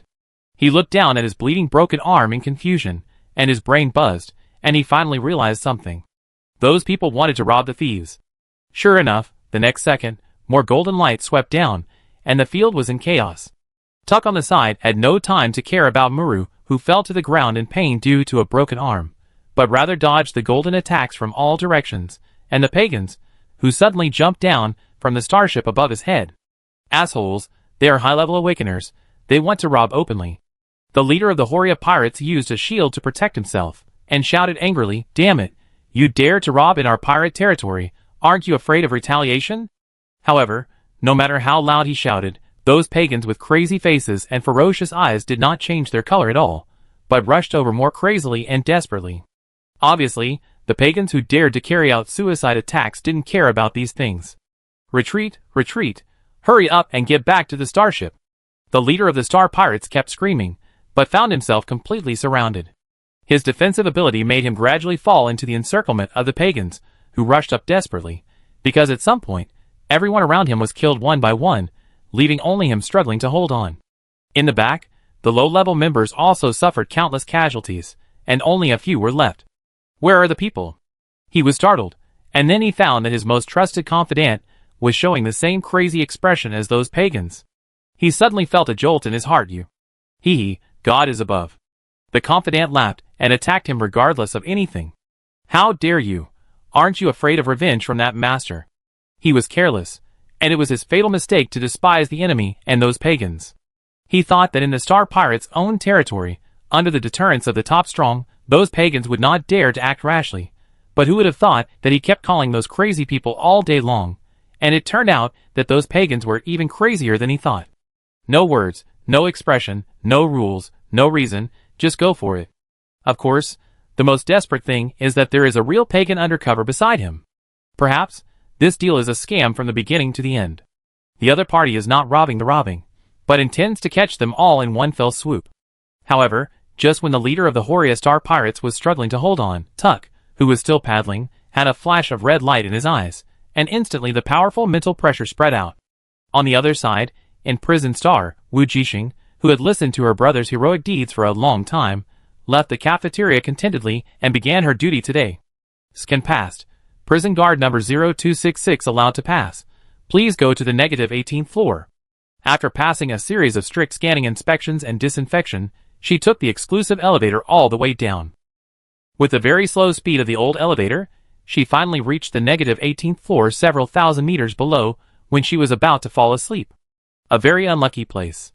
Wujing walked out of the elevator while mumbling about bad luck. Like the other floors, this floor still has a monitoring room. She walked over familiarly, and found that someone was waiting for her there. The other party was a young girl, who looked to be in her 20s. New number 0266? The girl's tone was cheerful. Seeing her was like seeing a sister. She smiled and hooked her arm. That's great. I'm finally not alone in this broken place. Since the last guard passed away, she had been forced to work non-stop and had not rested for a long time. Seeing that another strongman had finally come, how could she not be happy? Yes. Wujing certainly didn't know this. She only knew that the girl opposite was really familiar and enthusiastic. Hello, who are you? I am responsible for guarding number 0242 on the 18th floor with you. The other party said, I came here for internship a few years before you, and finally stayed. Wujing was a little surprised. She didn't expect that there would be young people who stayed after the internship, but she didn't ask the other party curiously why. Just smiled and said, Hello, senior sister, is there anything I can do for you? 0242's eyebrows curved when she heard it. It's very simple, just like what you did upstairs. She walked to the front of the monitoring room and said to the person in the small window, A newcomer is here. Please prepare the injection, thank you. Wujing then saw through the small window that there was an old lady sitting inside, her wrinkled skin and hunched body all highlighting her age. Tell everyone who sees her that she is old, very old. Wujing didn't know what the other party's number was, but it must be very close. That calm aura, like a big Buddha, gave people an inexplicable sense of reassurance. No wonder, he must be the warden's most trusted person, who could stay here for thousands of years, in this sunless, thousands of meters deep underground cage. Just as she was thinking about it, the old man took out a small box from the safe next to him with a trembling hand and placed it in front of the two of them. Thanks, Grandma. Number 0242 smiled and picked up the box, carefully opening it. Wujing was a little confused. Why did the other party not call her by her number but Grandma? Was it because she was an elder? But she didn't have time to think about it. Her eyes were instantly attracted by the open box. In the box with cold white mist, there were 8 injections of various colors neatly lying. Unlike the pink and red injections on other floors, there were white injections, purple and blue injections here. There are only 4 people on this floor, and each person needs to take 2 shots. 0242 explained, the white one should be taken first, and the other colored one should be taken later, but you must follow the color, and don't make the mistake. Wujing nodded. Why are they different? Because the aliens are imprisoned here, their physiques are different from ordinary humans, so different injections need to be prepared. 0242 comforted, don't worry, I will accompany you today. Okay, senior sister, is there anything else I need to pay attention to? Wujing asked. In the previous floors, she had the corresponding information about each prisoner's ability and personality, as well as the danger level, so this floor should also have it. Sure enough, 0242 said, there are only 4 people here, so there is no information. I will tell you directly. She pointed to the white injection and said, these are the potions that break through their mental defenses, so they should be injected first. Then she pointed to the purple-red potion. This is from Cell 1. It seems that the person has been here since the beginning of the prison. He is half dead, and there is nothing special to pay attention to. At the beginning of the prison, wouldn't it have been hundreds or thousands of years? Wujing was surprised. Yes. 0242 smiled. SSS level warriors can live for a long time, but after so many years, they are probably only a breath left. You need to pay special attention to the prisoners in cells 2 and 3, they will be more troublesome. As for why, you will know in a while. Although they are not SSS level warriors, they are not much different, and are very dangerous. After taking the white potion, you need to take the purple potion again. Wujing nodded. Even if the mental power of a peak SS level warrior is suppressed, he still protects all organs in his body. If his mental power cannot be broken, the drug will be useless even if it can be injected. They can use screening to keep the useful nutrient solution and remove the useless toxins. So the first step, the white potion, is very important. Finally, it's cell number 4. She pointed to the last blue injection and said, first inject the white one, then the blue one. This person.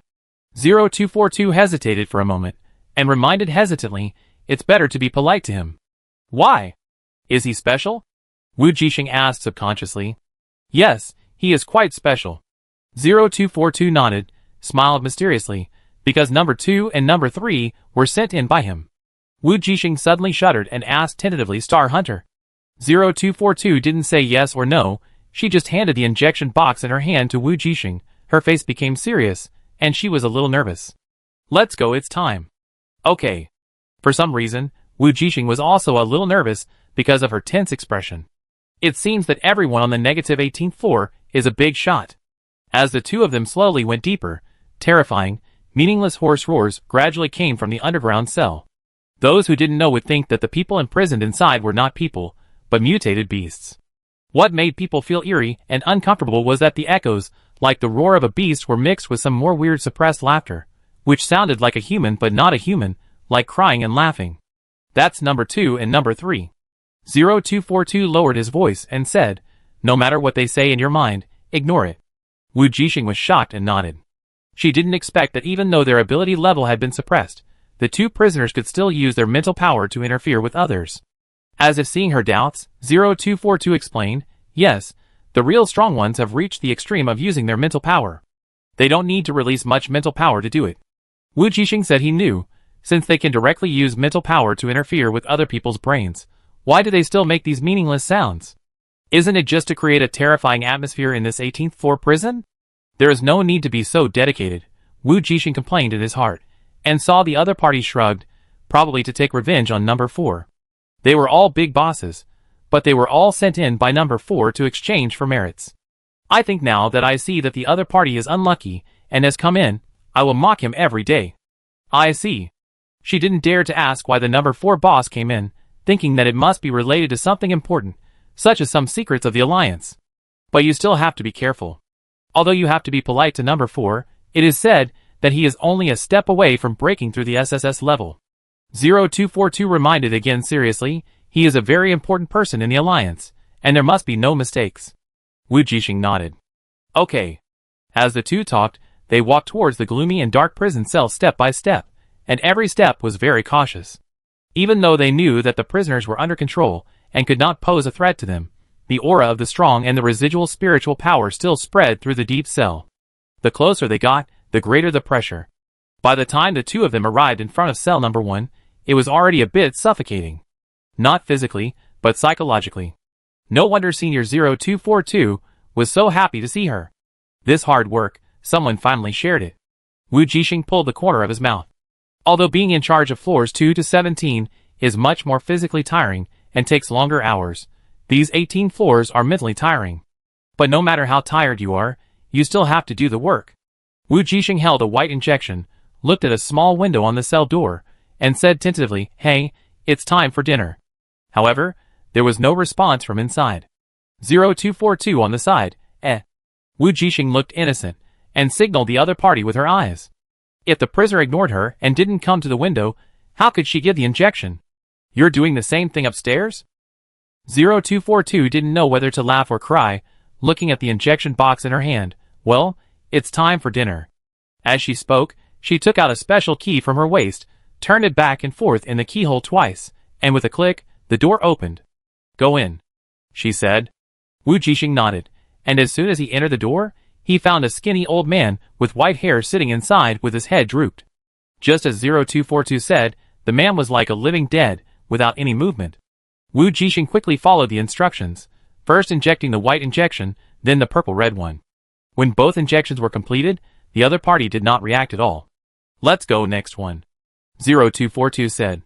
Wujing nodded and quickly left the cell. 0242 locked the door, and the two walked in again. As soon as she arrived at the door of cell number 2, Wujing could hear the weird and crazy laughter. When she thought that the laughter was mocking prisoner number 4, she suddenly felt less scary. "Be careful." 0242 took out the key again and opened the cell door. This time, Wujing saw a man who was tied up with restraints all over his body, and his limbs were bound and imprisoned by metal chains and metal balls. Not only that, his head was also covered with a metal cover, so he couldn't really see the other person's appearance. The man's skinny body was up and down, and he kept making the strange laugh he heard before in his chest. Unlike number 1, he was alive and well, and his energy seemed to be very good. After seeing someone coming in, the laughter stopped for a moment. Wujing just breathed a sigh of relief, but she didn't expect that the next moment, the laughter sounded again, still in her mind, very loud. Wujing, She subconsciously used her special ability to suppress the other party's mental attack. The effect was quite good, and the laughter instantly became smaller. "Huh?" The other party seemed a little surprised, and the metal head tilted towards her. "Interesting." A few minutes later, the potion was pushed, and Wujing walked out of the cell without delay. 0242 locked the door of the cell and asked seriously, "Did he say anything in your mind?" "You can't hear it?" Wujing asked curiously. Is this mental attack only aimed at her? I can't hear it. 0242 shook his head and pointed at his head. My ability can block it. Wujing suddenly realized that it was no wonder that the other party was assigned to guard here. It was because of his ability. I think she should be the same. So Wujing remembered the sinister words that number 2 left in her mind before she left after the injection. Her expression seemed a little hard to describe. He said, when I go to cell number 3, I should call you an idiot. Don't call me that. And when I go to cell number 4, I should call you an idiot. You deserve it, hee. The 2 words hee at the end were imitated by her vividly, very spiritually, and full of sarcasm. 0242, At the same time, in the Chaos Star region, the starship of the Horia pirates was in a mess. There was only one person standing in the pool of blood of broken limbs and arms. Tuck picked up the pagan traitor, who was still breathing, and walked towards the starship step by step. When he walked to the side of Maru, who fell to the ground due to bleeding due to a broken arm, he paused and also picked up the other party. Tuck. Carrying 2 people onto the starship, he threw Maru inside and turned to stop at the door. He pinched the neck of the pagan traitor with one hand. It was this man who lurked in their star pirate group and stabbed everyone in the back. In Tuck's confinement, the traitor, who felt more and more difficult to breathe, woke up from fainting. The moment he saw Tuck, he suddenly realized what the other party was going to do. He quickly controlled his body, and the remaining mental power swelled and filled his whole body, wanting to self-destruct. However, Tuck, who had expected this, was faster than him, and a powerful mental force instantly invaded his brain. The next moment, the pagan traitor's eyes were dull and dim. What is your pagan's recent mission? Tuck said. Why do you need a lot of weapons? Join Apocalypse Pirates. Break the prison. Intermittent words came out of the other party's mouth. Where to break the prison? Who are your targets? All troublemakers. Who is Tianchi going to rob? I don't know. Some big shot. Where? Prison star. What benefits did they promise you? I don't know. Tuck's eyes flickered when he heard that, and he ordered, you can blow yourself up now. The next second, he threw the other person out, turned around and walked into the starship. With a bang, a huge flame exploded, and a red and dazzling mushroom cloud rose up. Chapter 43. In the Chaos Star region, on the starship belonging to the Horia pirates, Maru slowly opened his eyes. Tuck. He looked at the figure in front of him, then turned around and looked around, and found that he was back on the starship, and the wound on his broken arm had been bandaged and treated properly. Only then did he finally realize that he seemed to have been rescued. Brother Maru, are you awake? Tuck handed over a bottle of nutrient solution at the right time. Come on, drink this first. Thanks, brother. Mulu was not polite. They were all brothers in the same pirate group. He took the bottle without hesitation and poured it into his mouth. The rough action made the nutrient solution drip from the corners of his mouth and stain his beard. How do you feel now? Tuck took back the empty bottle from his hand and asked worriedly. Great, I feel much better after drinking this bottle of nutrient solution. But before he could be happy for long, Mulu just wanted to raise his right arm to wipe the nutrient solution left on his beard. But when he found that he had no arm to raise, he was furious. Damn those bastards, I'm going to kill them sooner or later. Not only did I not make any money, I still have to spend money to buy a mechanical arm. I'm in such bad luck this time. Muru was lying on the floor of the starship, cursing and pounding the ground with his only remaining arm, furious. When he got tired of cursing, he remembered to care about the star pirates. We suffered heavy losses this time, he said. I don't know how the boss will decide to retaliate against them. Oh, by the way, how many brothers do we have left? He looked around and realized the seriousness of the problem after finding it empty. Where are the people? Have they all returned to their rooms to heal their wounds? Mullah asked in confusion. No.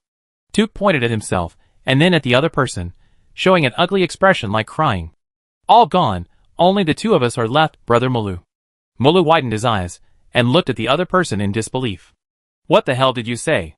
Yes, Brother Mulu, you heard it right. The boss finally died together with those pagans. Tuck said sadly. After I dragged you, the injured brother, back to the starship in the chaos, I heard a loud noise outside. Boss. He choked and said, Boss blew himself up.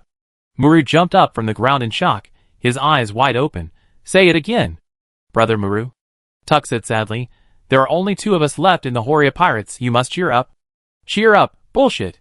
Muru collapsed to the ground in an instant, his face dejected.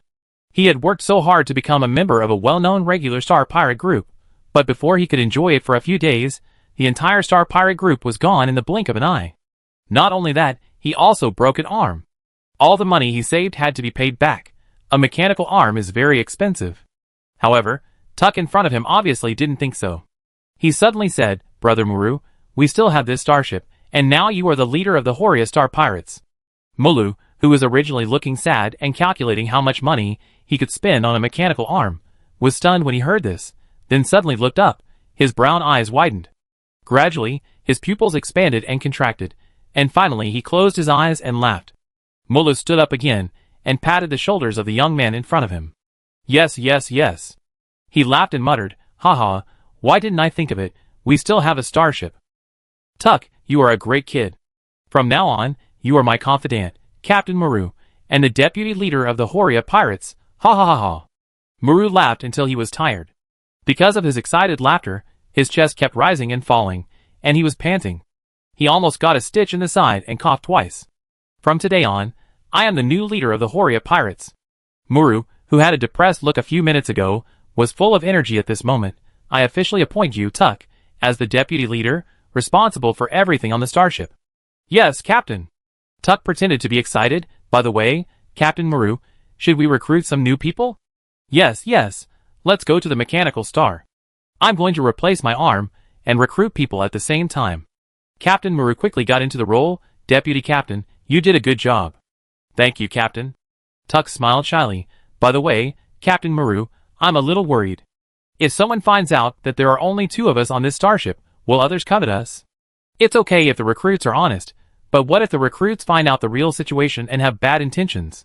You know, a starship, even the most broken and smallest model, is worth a lot of money.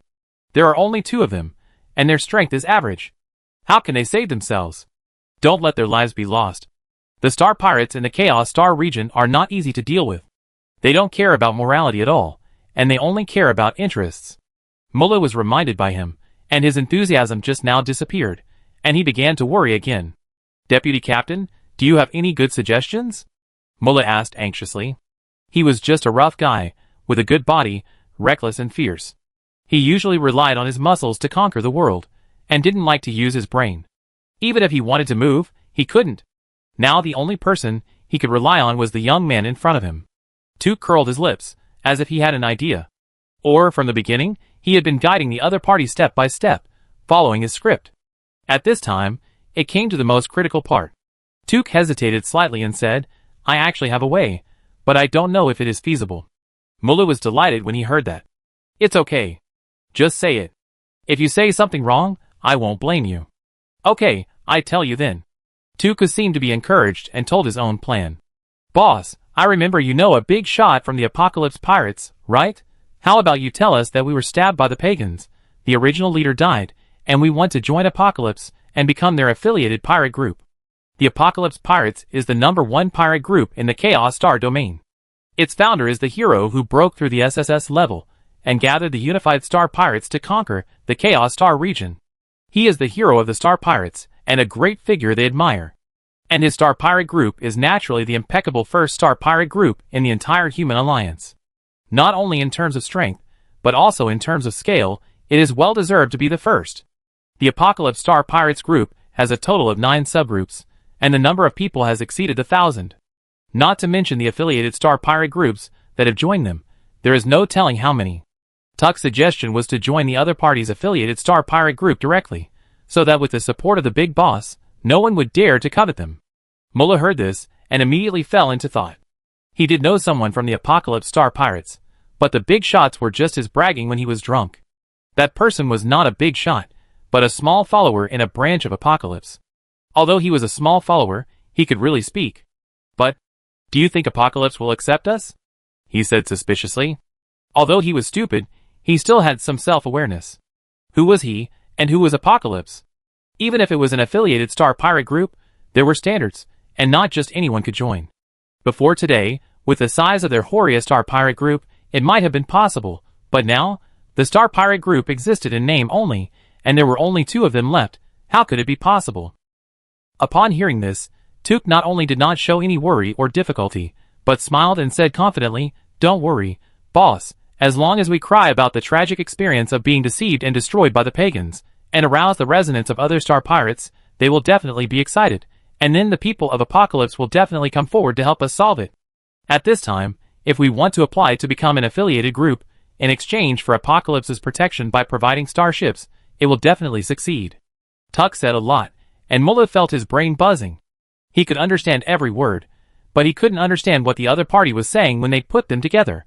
However, he still understood the last sentence. Isn't it that the starship can't be saved in the end? Mullah frowned. No, we are just retreating to advance, and expressing our sincerity. Tuck said, when the time comes, how can Apocalypse, the commander of the Star Pirates, really take our starship openly? What's more, they don't care about our starship at all. What they want is the reputation and fame among all the Star Pirates. So they won't want our starship. Maru listened for a long time, and only understood this sentence. Yes. Tuck nodded confidently. Although Apocalypse and the heretics have reached a temporary cooperation, one of them makes trouble for them to attract the attention of the Alliance, and the other secretly goes to the prison star to rescue people. But in fact, the Star Pirates don't think much of those heretics. Everyone just takes what they need. Now that they know that their partners have broken the deal and betrayed their trust, and destroyed the entire Horia Star Pirates, they will definitely agree to their request in order to appease their emotions. Otherwise, when all the pirates know about this and find that Apocalypse has not made any statement, they will lose the support of the people, and lose their heroic image among the pirates. No matter how much the pirates fight to the death, rob each other, and swallow each other up, it is their own internal affairs. Who are you pagans? How can you bully our people? And not only the Horia pirates, but also many people in other pirate groups are doing business with pagans. If Apocalypse does not care about this matter, other pirate groups will also be dissatisfied. This is not only about face and dignity, but also about huge interests. Okay, haha, then I will contact them now. Maru was full of energy again. Boss, remember to act miserable. Tuke reminded him. Don't worry, I'm the best at it. Maru smiled and ran to the side to make a video call. Seeing the other party running away, Tuke raised his lips slightly, took out the holographic screen, leaned against the wall, and clicked on the live broadcast of the 10 Schools League. Her next match should start soon. Prison Star, -18th floor. Wujing came to cell number 2 again, to give the opponent an injection. This time, she was alone without senior sister number 0242. Just as she stabbed the needle into the opponent's neck, the voice in her head sounded again. Little ghost, can't you be gentler? Wujing's mouth twitched slightly. Your skin is too thick, and it can't be stabbed in without force. Oh, are you blaming me? You are quite courageous. A sarcastic tone. She remained silent, and continued to push the needle silently. Didn't you tell number 3 to stop screaming yesterday? The questioning voice in her mind sounded again, and you didn't tell number 4 that he deserved it. Wujing still didn't speak. How could she respond? You don't dare, do you? You dare to ignore my words? Am I too good-tempered? Hee, a sarcastic and sinister voice. The injection was finally pushed, and Wujing quickly put away the needle and prepared to evacuate. This guy is crazy. It's better to pretend not to hear. Little ghost, I found that you were really bold. Pretend not to hear. Seeing that she was about to lock up the cell, the voice in her head said again, hee, if you don't scold him for me today, I won't cooperate with you next time, hee. The cell door slammed shut, and Wujing breathed a sigh of relief. Being in the same room with a neurotic and perverted prisoner still made her nervous. There are 2 more people. She will go off work after the fight, and she will have to go online to play the preliminaries later. Today is her second preliminaries, and she doesn't know if her opponent is strong. Thinking of this, Wujing came to cell number 3, where he liked to roar like a wild beast. Seeing her coming, number 3 stopped roaring to vent his energy, and turned his head to face her with a huge metal ball-like mask. Not only did number 3 roar like a ferocious beast, but so did his body. He was 3 meters tall, and had lush hair on his body. Wujing could imagine that when he fought, he must be even crazier and more terrifying than the mutant beast. Number 2 asked you to scold me, didn't he? I didn't expect that this time, the other party would also start talking in her mind. Wujing felt deeply that the guy who was not quiet at first glance must be crazy after being imprisoned here, and wanted to talk to someone, even the prison guard, who gave them the injection.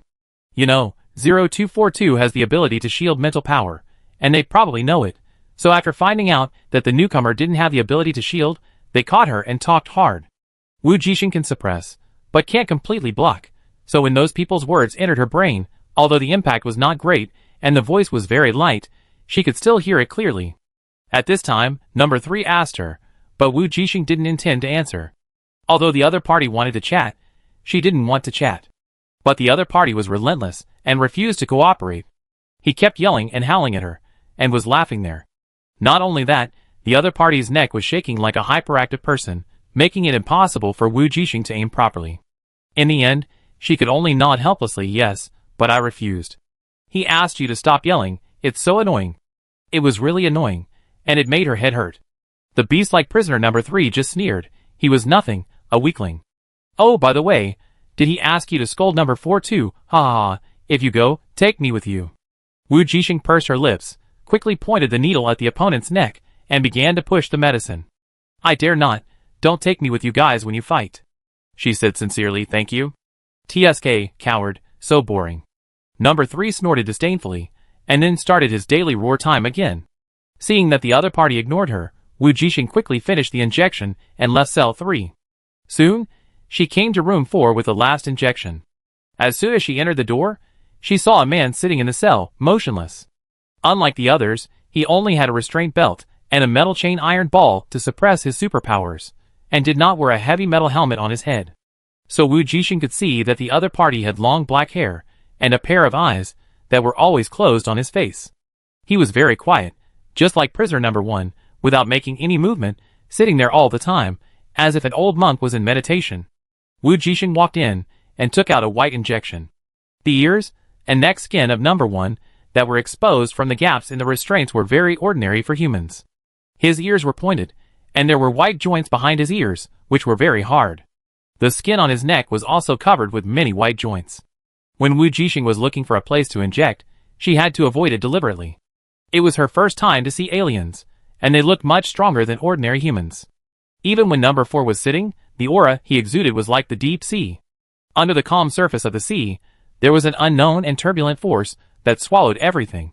Wujing could feel that the opponent was much more powerful than number 2 and number 3. No wonder number 2 and number 3 were sent to prison by him. The two sides were not in the same league at all. Wujing believed that number 4 must have been a strong man, who had already broken through the SSS level. He didn't know why such a strong man was caught and locked up in this cell. I think no one can catch him except for the SSS level. An hour later, Wujing completed today's duty and left the underground prison. At 4:45 p.m., after a short rest, she logged into the mirror on time and entered the preliminary interface. This time, she still did not change her mecha and used the configuration from last time. Soon at 5 o'clock, she entered the duel again. Wujing, the 4-star school, 1 win, 0 losses, 0 draws.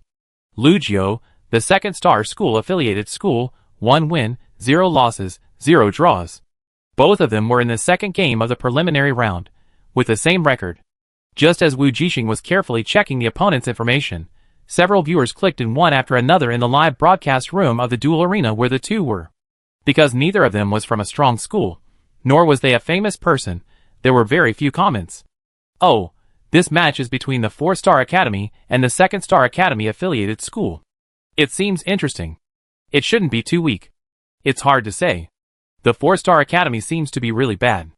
I watched a match of their students yesterday. They lost miserably.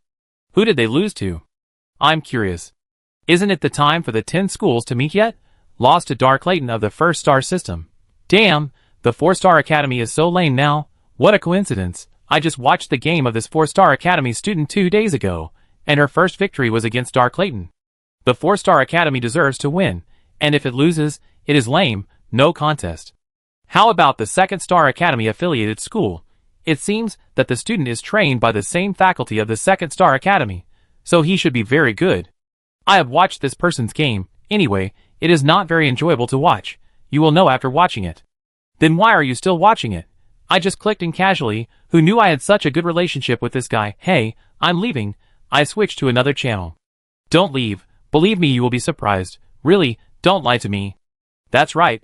I saw that it was not good, so I wanted to leave. Just when the barrage was refreshing, the countdown to the game was 1 second, and it officially began. Lujiu, a student affiliated with the 2nd-star academy, made the same choice as Wujing. Both of them were light and agile attack mechas, equipped with small long-range artillery. It's just that Wujing chose the electromagnetic gun with a long sword, while the opponent had an electromagnetic gun in one hand and an energy gun in the other, a complete long-range output. At the moment the game started, the opponent took action, the pink mecha jumped left and right, and then stepped back, extremely agile. As its figure kept shaking, the screen could only see a pink afterimage constantly jumping, and from time to time it fired a cold gun at the opposite side. Wujing also kept dodging the alternating attacks of the electromagnetic gun and the energy gun, and rushed over with a knife when he saw a gap. But just as she started, the opponent took a step back and changed his line and ran away.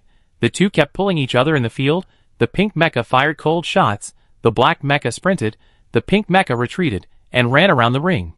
Oh my god, this pink mecha is so coquettish. It seduces, and then runs away, it escapes when chased, and it fires cold shots when not chased, and it escapes again when chased. It's really boring, the brother in front, you are right. This style of play is not interesting at all, I almost fell asleep. At this time on the ring, Wujing looked at the operation of the pink mecha and didn't chase it. She stood quietly in the arena, watching the opponent jumping up and down on the ring, somewhat speechless. She had actually anticipated this situation before the game. Some people would adopt this extremely cowardly operation mode in order to ensure that they would not lose. The opponent's fast-moving cold gun was actually not accurate at all. But that person didn't seem to care at all, as if he was just gambling on his luck. If he happened to control it by accident with the electromagnetic cannon, he would be able to win with one shot and get the final victory. Even if he was unlucky, it would at most be a draw, and he would not lose, and he would still get 50 points. It was a very rogue way of playing. However, Wujing no longer had the patience to continue dealing with the opponent. She had just collected the information she wanted. In the pink mecha on the opposite side, Lu Jiu narrowed his eyes and smiled triumphantly. Hee, you are impatient, right? When you are impatient, that is the moment of my victory. He began to jump and move around in the dual field with more effort. Damn, the man from the 4-star academy did not move either. Who said there would be surprises in this game? I cried. Lu Jiu, the strategy of the pink mecha was just like this. In the last game, the opponent was impatient and did not move. He controlled the opponent with an electromagnetic cannon and took the game away. Okay, it's really boring. I'm going to withdraw. I'm going to withdraw too. Bye. However, just when the number of people in the live broadcast room began to decrease, Wujing's black mecha suddenly moved. After dodging a golden beam of energy cannon, she raised the electromagnetic cannon in her left hand. The next second, a beam of blue energy flashing with electric light went towards the empty space on the left side of the enemy. Did she miss? Really rubbish. But at this moment, the pink mecha appeared in the empty space without knowing when, and was instantly controlled by this sudden and inexplicable electromagnetic cannon. Lu Jiu was shocked on the spot, his face was ugly and his eyes were full of disbelief. How did she know her route? The pink mecha didn't figure it out, and didn't have a chance to think again, as a black blade light was already coming at her head. 1 second later, the mechanical voice announced the result of the match. KO took 9.01 seconds. The 4-star courtyard Wujing won. Ah, what the hell, how did this match end suddenly? Oh my god, the match is over. I was just about to exit the live broadcast room, and it told me it was over. Ah, what the hell did I see? The pink mecha actually crashed into the electromagnetic gun. Damn, she actually predicted the opponent's route. How did she do that? It was just a coincidence, a lucky coincidence. I also think that the pink mecha's route is random and purposeless. How could it be predicted? No, if you have seen her previous games, you will know that this is definitely not a lucky coincidence. Then tell me, how did she do it? If you can't explain it, then it's a lucky coincidence. Just when the barrage was excited, and the number of people in the live broadcast room increased, Wujing and the opponent's 2 mechas had already withdrawn from the ring. 2 wins, 0 losses, 0 draws, 2 preliminary matches, 200 points, ranking 56-66. Lu Jiu from the 2-star academy affiliated school quit the game, and couldn't figure it out. He threw the game helmet on the bed in the dormitory, and was furious. Wujing didn't know about this, of course, but made an appointment with 0262 to go to the cafeteria for dinner, and by the way, listen to her brother's heroic deeds. But she went to eat, and the debate in the online live broadcast room was still heated. Until a big guy appeared. At this time, the live broadcast room was still playing previous game recordings and slow-motion replays. In particular, the shot of the pink mecha actively colliding with the electromagnetic cannon thrown by the black mecha was replayed several times, and the barrage also argued back and forth several times. The black mecha predicted the opponent's small movements. A barrage that suddenly appeared instantly attracted everyone's attention. Is it you, boss? Analyze it for us quickly. I didn't understand it again this time. Crying. Small movements? The pink mech is full of movements, with only a blurry afterimage. What can it predict? I said, it is indeed a prediction. If you observe carefully, you will find that when the pink mech moves horizontally to the left, it will subconsciously raise its left shoulder first, and then raise its right shoulder to gain leverage. But when he jumps to the right, he does not raise his shoulder. I guess it is because his right leg, that is, the power to jump to the left, is not enough, so he needs to use his shoulder to gain leverage. So he is very likely a left-handed person. The important electromagnetic cannon used for control is placed in his left hand, which can be seen. Shocked, is this the truth? The black mecha discovered this, and when the opponent raised his left shoulder, it predicted the landing point of his jump to the left, and then killed him with one blow. At this time, the slow-motion playback began again in the screen, and everyone saw that the pink mecha raised its left shoulder slightly, and then raised its right shoulder while jumping out, landing on the open space on the left, and hitting the blue arc of the electromagnetic gun. Really, I saw it, he really raised his left shoulder. Damn, exciting. I see, I saw it too. Yes, the black mecha predicts the opponent's movement trajectory like this and kills with one strike, and her strength is far superior to the opponent. She won easily. Thanks for the analysis, I finally understand it. Who said it was boring now? It was a surprise. Those guys who left early didn't get the chance to see it. I declare that I am her fan now. Her 2 matches are really cool. I suggest you go and watch the last one. It took only 9 seconds to easily play with the opponent and KO, without the analysis of the boss. We can't even understand the game. I cried. By the way, are you also her fan? Haha. On the starship in the chaotic star field, Tuke leaned against the wall and smiled faintly. Yes, she is very handsome. Soon, the base of the Apocalypse Pirates arrived. He turned off the holographic screen, restrained his smile, and restored the expression that belonged to Tuke again. Chapter 44. Hee, I never thought that one day I would be able to be a companion on the same starship with you, Muru. Muru's old acquaintance in the Apocalypse Pirates, Aluk, a bearded man, saw the 2 of them coming and welcomed them warmly. Don't worry, our boss heard about your experience and expressed great sympathy. As long as you are willing, the 9th Division of the Apocalypse welcomes you to join. On the main star of the Apocalypse Pirates, Muru and Aluk hugged each other warmly. Thank you, brother. I didn't expect our Horia pirates to fall to this point, and I, Muru, would encounter such a disaster. Muru sighed and spoke sadly. Oh, those annoying lunatics. Sooner or later, they will all be killed. Their heads will be crushed and fed to dogs. They dare to bully us pirates. Aluk was indignant, and comforted him repeatedly. Just follow us. Those people dare not mess with us, Tianchi. Muru, a rough man, with red eyes at this time, kept patting his brother's shoulders. Yes, brother, come on. I buy you a drink. Oh, right. After acting for a long time, Mullah finally remembered that there was a deputy leader beside him. So he smiled and said to his old friend, Come, let me introduce you to my little brother. He is now my deputy leader, Tuke. After saying that, just as Aluk looked at Mulu, Tuke stepped forward at the right time. Hello, Boss Aluk, I am Tuke, and I am very grateful for your help. I have always heard Boss Mulu talk about you. You are indeed a true hero and a loyal man.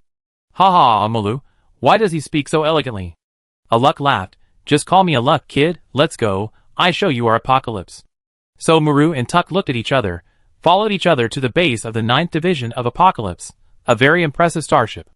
Unlike the small starship of the Horia pirates that can only accommodate dozens of people, one of the Apocalypse's divisions has an independent medium-sized starship fully loaded with weapons.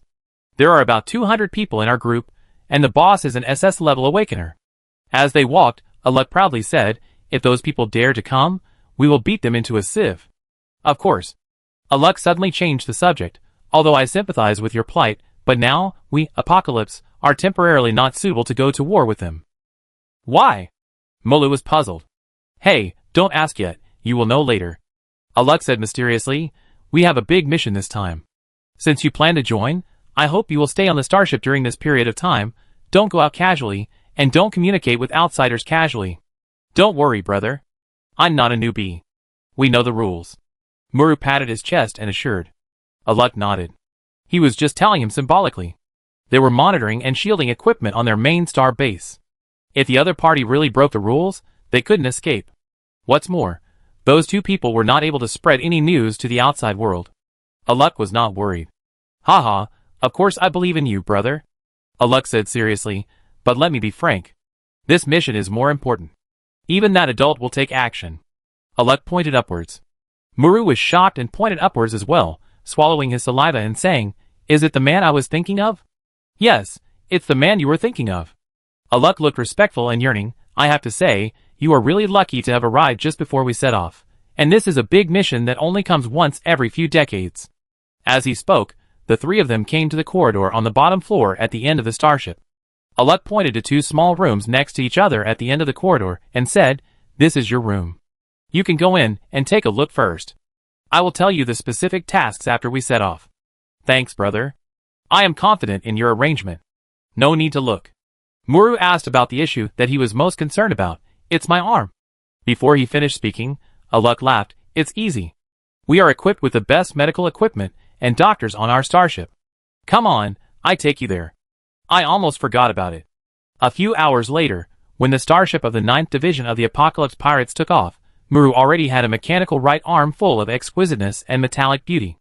Although this cost all his small treasury, it was definitely worth it.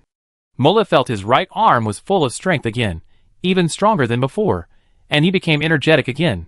"How is it, not bad?" Aluk was very proud of the skills of their Apocalypse repairer. "It will be better than your previous arm." "Indeed, I feel full of strength, and I can't wait to do something big right away, ha ha." Muru laughed. "Don't worry, hee hee, it will be soon." Aluk looked at the vast universe outside the starship. This undoubtedly attracted Mullah's attention. "What big mission do you have this time?" He found that after boarding the starship, everyone in the Apocalypse looked ready for battle, which made him curious and wanted to find out. At this time, the starship had taken off, and there was nothing that could not be revealed. So Aluk smiled, and then stopped smiling. "We are going to the prison star this time. To rob the prison." "Prison break? Prison star?" Muru was shocked, while Tuck, who had been following silently, narrowed his eyes slightly. "Hee, that's right," Aluk said, as he took out the holographic screen and turned it on. It showed news of riots in prisons in various parts of the Alliance. "What is this? These pagans are helping us divert the attention of the Alliance." Aluk flipped the holographic screen in his hand and looked at the other party. "So sorry, brother, before this is done, we have to cooperate with the other party for the time being, and we can't avenge you." Muru is a rough guy, but he is not stupid to have made it this far. He smiled and nodded repeatedly. "I know, brother, I can't ruin your big plan. But..." He paused and asked nervously, "Can you tell me who we need to rob the prison?" Going to the prison star to rob the prison is a big thing he dared not even think about. Prison star, this is the famous prison star of the Alliance. But on second thought, with the boss of the Apocalypse Star Pirates, that SSS-level strongman taking action, naturally this task must not be small. "Oh, I have nothing to do on the way, I tell you too about it." Information that is difficult to know in the eyes of ordinary people is simply normal gossip for the Apocalypse Pirates. Aluk really enjoys this feeling of having a higher vision than others. Usually, there is no one in the group to share with. This time, two people from the small pirate group came to join him, which naturally opened up his desire to talk. In an empty corner, the three of them sat cross-legged. "Our target this time is the once strongest hunter." Aluk's words were like a bomb dropped on a calm lake, shocking the two of them. Not only was Mullah's eyes widened in surprise, but even Tuck, who had always been calm, had his pupils shrink. The strongest pirate brought all the people in his pirate group, taking huge risks, and trekking for countless light years, just to save a hunter? The strongest pirate went to save the strongest hunter. What kind of hell joke is this? Why? Mullah was so shocked that he was speechless. Hee, you didn't expect it. Seeing the shocked expressions of the two, Aluk felt very accomplished and enjoyed it. He then dropped a bigger bomb for Pandora. Pandora? Tuk's eyes narrowed slightly.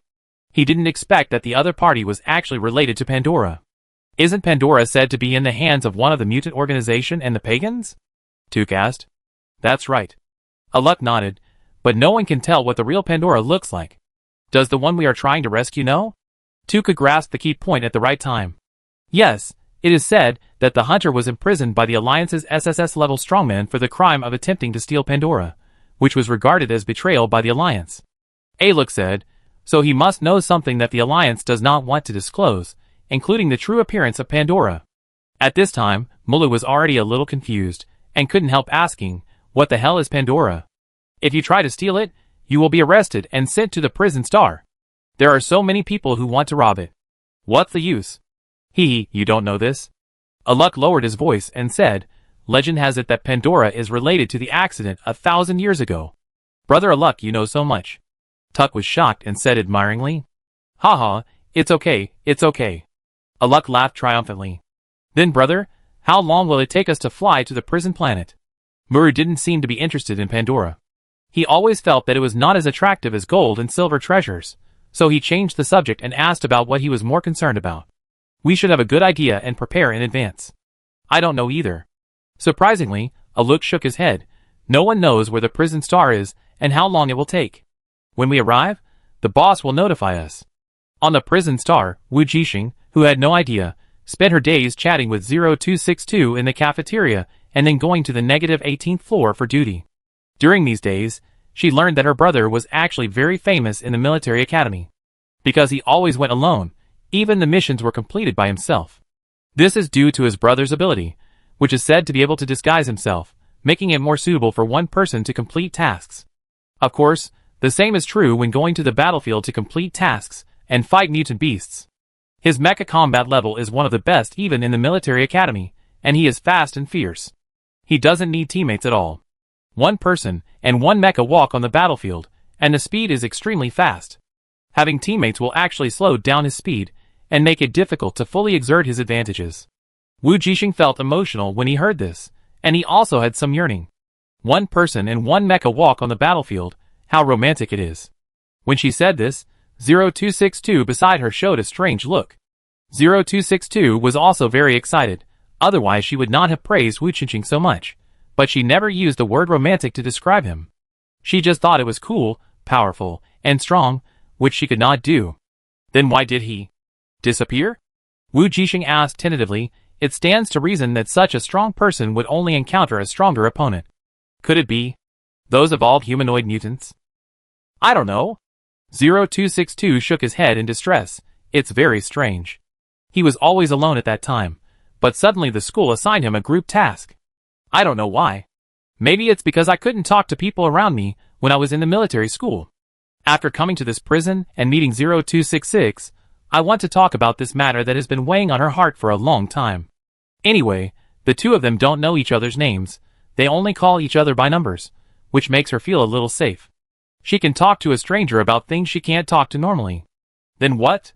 Wujing asked eagerly, like an audience attracted by the other party's story. Then 0262 fell into painful memories, and she slowly said, then all his team members were infected, and he disappeared. Wujing was silent, and finally got the answer she wanted. Why has her brother's pension never been seen? When his team members were found infected, they were still conscious and only said that the food was poisoned. 0262 continued, and they said that everyone ate the same thing, so he must have been infected, right? Wujing asked in a deep voice. Yes, so everyone thought he was a deserter. Knowing that he was infected, he didn't want to commit suicide, so he abandoned his teammates and ran away. 0262 said, but I don't believe it. I don't believe he is such a person. There must be something hidden. Well, I don't believe it either. Wujing also said softly. It seemed like she was talking to him, but also to herself. In her memory, the original body had a period when her brother was protected by the entire E-Star Gene Company after he discovered his talent when he was young, and was fully trained and entered a boarding school. And she was picked up by the kind father and mother Wu after that. So in fact, the original body and her brother didn't spend much time together. Only occasionally when the other party came back, he would touch her head and talk to her gently. The original body liked her brother very much, but every time her brother came home, he would leave again within a day. In the memory of the original body, her brother was very gentle, but also very busy, very busy, and she could only see him a few times throughout the year. Every time, he would leave for a short time. When she grew up, her brother faced the college entrance examination, and the number of times he could come back became even less. As for the later part, I won't talk about it. After entering the military academy, the communication was not smooth, and she didn't even see her brother once, and she could never wait again. So Wujing went through the memory of the original body, but it was not as good as what 0262 said recently, knowing more about her brother. She could understand it, because Wujing herself hadn't been able to tell her parents about many things. In addition to sending some nutrients and medicines back to her parents, she certainly didn't forget Faylene and Tom. In short, she had been in the 4-star academy for so long, and she didn't have any time to go home. Not to mention her cheat brother, who was struggling in the military academy. It would be strange if he had time to go back. After all, for her and her parents, her brother risked his life in the battlefield in a short time to collect enough contribution points, just to give them a better life on the higher star. Therefore, Wujing didn't believe that such a brother would be afraid of death and become a deserter, abandoning his family. Thank you for believing in him. 0262 The always calm and fierce face suddenly showed a smile. I feel much better after talking to you, thank you. She thanked him again. Wujing waved her hand quickly, indicating that she was too polite. In fact, she should say thank you. Prison Star's life is very regular. After finishing the night shift today, it is time for her to play the third preliminary game. The match time, this time was at 12:30 noon. It was just her time to get off work, so she hurried back to the dormitory and logged into the mirror again. Wujing almost hit the time this time, and logged in 5 minutes in advance. After she finished choosing the mecha, she didn't wait for long before the scene turned to the duel arena. At this time, the number of people in the duel arena room had unknowingly increased compared to the past. Wujing didn't know that these were the audiences who were attracted by watching her 2 games. Oh, I finally waited for the game of Polestar. Come on, little star. You shouted so warmly, are you her relatives or friends? No, I am her fan hee. Where did the water army come from? A little girl from the lower grade of the 4-star academy has fans. If she has the ability, she should pretend to be more like one. It's too fake. That's right, her opponent today is the Black Tiger King of Dark Layton, who has won 3 games and is a 10-star player, including the 4-star academy. At some point, a lot of people came into the live broadcast room. Obviously all of them were here for another player. Oh, isn't that a battle of revenge? No. It's the glorious moment of witnessing our Black Tiger King kill 4 of the 10 stars of the Alliance. What the hell is Black Tiger King? Our Polaris will win. Come on, little star. I laughed so hard, just came in. Is this game so lively today? Black Tiger King and Little Star inexplicably feel so strange.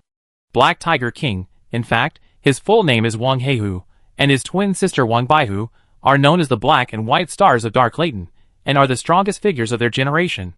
Even when facing a 10-star opponent in the Alliance, they can always defeat him. This feeling of defeating the strong with the weak makes Wang Heihu very fascinated and excited. At this time, in the Black Mecha, after he found out that his opponent today is still the proud son of the 10-star Alliance, his golden eyes suddenly exuded a ferocious aura. He licked his tongue and looked at the opponent's information with great interest. Wujing, a player from the 4-star academy, looked strong after 2 wins in 2 games, but Wang Heihu disdains him. Because he knew that in the early stage, as the Alliance star of the Seed School, only students from the ordinary Star Academy would be randomly selected.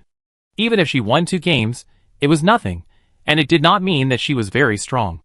Moreover, the opponent had an electromagnetic cannon in one hand, and a black double-headed folding long sword in the other, which made him feel that it was just SOSO. It was obvious that the opponent relied on finding opportunities to control the opponent with a long-range electromagnetic cannon, and then kill with a long sword. There was no novelty at all. Long range and close combat are 2 different skills. How many people can truly understand them thoroughly? It is better to learn one thing in depth than to learn many things. So he did not think that the opponent named Wujing, after diversifying his energy, could be better than him who only studied one thing.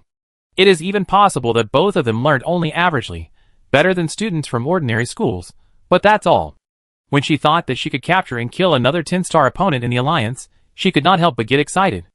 At this moment, Wujing was also studying the opponent. She glanced at the opponent's information. Darklyton, this school looked a little familiar, and the first time she fought was with students from this school. It was indeed a little stronger than the one in the second game, but not much stronger. However, she naturally noticed the opponent's record of winning 3 games in a row. Unless ordinary Xingyuan is extremely lucky, they will definitely encounter a 10-star player in the early stage. In other words, this guy named Wang Heihu, who uses a black mecha like her, has the strength of an ordinary 10-star player in the Alliance. Wujing narrowed his eyes and looked at his mecha. A melee attack mecha, between light and heavy, seems to be specially matched and adjusted by the opponent, taking into account both dexterity and strength. As for her own mecha, it was a long-range light mecha, so if she were to engage in close combat, she would be at a disadvantage. However, Wujing was not worried, but rather excited. It was rare to meet a guy who looked like she could practice with him, so it must be very interesting. Perhaps she had heard too many stories about her brother walking on the battlefield with his mecha recently, so Wujing was also a little excited. The game was about to start. So exciting. Wow, there were so many people. Yes, there were quite a few people in this live broadcast room, and he looked like a famous guy. Oh, it turned out to be the Black Tiger King of Dark Layton. No wonder. This game must be very exciting, haha. Who wouldn't like to watch the plot of a counterattack that brought down the proud son of the 10-Star Alliance? It's a revenge script. Little Star's revenge script for the school. Little Star. This is a kindergarten script, right? Ha ha ha. Amid the heated discussion in the bullet screen, the game finally began. With a mechanical prompt sound, Wang Heihu's slightly larger black mecha instantly rushed towards her like a tiger descending from the mountain, with a fierce and ferocious momentum. Wujing didn't dodge or evade, but gave up the long-range electromagnetic cannon and rushed over with a knife at a faster speed. Wang Heihu was a little surprised. He didn't expect that the light long-range mecha would not retreat but advance, and actually rushed up like a melee mecha. She abandoned the advantage of her mecha and fought him in close combat. It was really meaningless. Did she think he was the kind of rookie who would be caught off guard by such an unconventional fighting style? She really underestimated him. Wang Heihu in the black melee mecha sneered and rushed over in a more ferocious way. At the same time, sharp tiger claws grew on both hands of his mecha, attacking her at a very fast and tricky angle. When the other party rushed over without any weapons, Wujing was always alert to his hands. At this time, he was not surprised to see the change of the opponent's mecha, but held the handle of the knife with both hands, and blocked the attack of the two tiger claws at the same time with exquisite skills. Wang Heihu was surprised again, and he didn't expect that the opponent still had two tricks. So he smiled coldly, and suddenly raised his foot at a very close distance. Of course, the tiger claws are not only on his two hands, but also on his feet. Wujing immediately realized the danger, but the long knife in her hands was restrained by the two tiger claws, and could not dodge. So she raised her foot, and kicked the opponent's attack. With a loud bang, the two figures quickly separated in the middle of the ring. Damn, so exciting. This is a real duel with real swords and guns. It's really exciting. I didn't expect that the contestant from the 4-Star Academy is quite good. Don't you think she is stupid, actually using a long-range mecha to compete with the opponent in close combat? There must be something wrong with her brain. Just when the barrage was puzzled by her behavior, Wujing was pushed back far away by the reaction force of the attack just now. Similarly, Wang Heihu's mecha only retreated a few steps. Just when she was about to land, Wang Heihu's black mecha had already kicked hard and rushed towards her again, not giving her any breathing time. There was no way to retreat. If she was hit by the opponent, whether she caught the attack or not, she would be directly knocked out of the game due to the reaction force. However, the beast-like black mecha seemed dissatisfied with such a victory. He pushed the ground with his right foot again and changed speed, becoming faster and more powerful than before. Damn, Black Tiger King actually has a trick up his sleeve. His real speed is so fast, Black Tiger King is going to win. The small black long-range mecha on the other side of him didn't expect the opponent's speed to be so fast, and was directly hugged by the huge mecha like a black tiger. Capture. Okay, the game is over. There is no suspense. Black Tiger King is really too strong. It's a pity. I thought there would be some exciting duel, but Little Star is really not good at hearing the name. However, just when the barrage thought that the winner was about to be decided, the winner was indeed decided. With a bang, the slate of the duel field exploded, and dust flew in an instant. KO. The 4-star courtyard Wujing wins. It took 3.02 seconds. Look, the result is no suspense. Black Tiger King is really strong. Wait, I am not seeing wrong. The winner is the 4-star courtyard. Fuck it. Sure enough, the next second, when the dust dispersed, the long-range black mecha actually smashed half of Wang Heihu's mecha into the floor. And the hand that belonged to Wang Heihu, which was originally holding her waist, loosened and fell down, and he had lost consciousness. At some point, the two people's situations were reversed. The live broadcast room exploded instantly. What on earth is going on? How on earth did she do it? I couldn't see it clearly at all. It was too fast. What happened in the smoke just now? Is the boss here? Come out and analyze it quickly. How did Xiaoguang do it? Why did she give up her advantage, and use a long-range mecha to fight close combat? Is this also one of her strategies? Yes, she is a long-range mecha and she didn't even use the electromagnetic gun. Boss, please tell us what strategy she used that we don't know. Is it a psychological warfare? At this time, Took, who was on the starship of the Apocalypse Pirates, looked at the game process and the barrage that kept refreshing for him to analyze, and pulled the corner of his mouth. What should he say? There was no strategy at all, and there was no complex strategy psychological warfare. It was completely relying on strength to crush. At the moment of being caught, he used skills to achieve a reversal in the air. He hesitated and input. Maybe the aesthetics of violence. The audience in the live broadcast room, who were looking forward to the analysis of the boss. Chapter 45. Wujing had a great time playing, so she took a shower and went to sleep. She did not use any strategy or psychological warfare in this game, but just wanted to express the emotions accumulated in her heart, fight with the opponent with real swords and guns, and enjoy the excitement of winning or losing in a split second. However, she had a great time playing, but the audience in the live broadcast room were confused and bewildered, completely confused by her strange and unreasonable playing style. They did not even understand how she turned the tide in the desperate situation. Originally, they could rely on the big guys to analyze, but this time the big guys didn't seem to be very reliable, so they could only stare at the big screen in the live broadcast room, waiting for the wonderful replay after the game. Not long after, the audience in the live broadcast room saw that the clear effect of the hologram, even the fastest movements, could not escape the remote high-speed capture of the camera.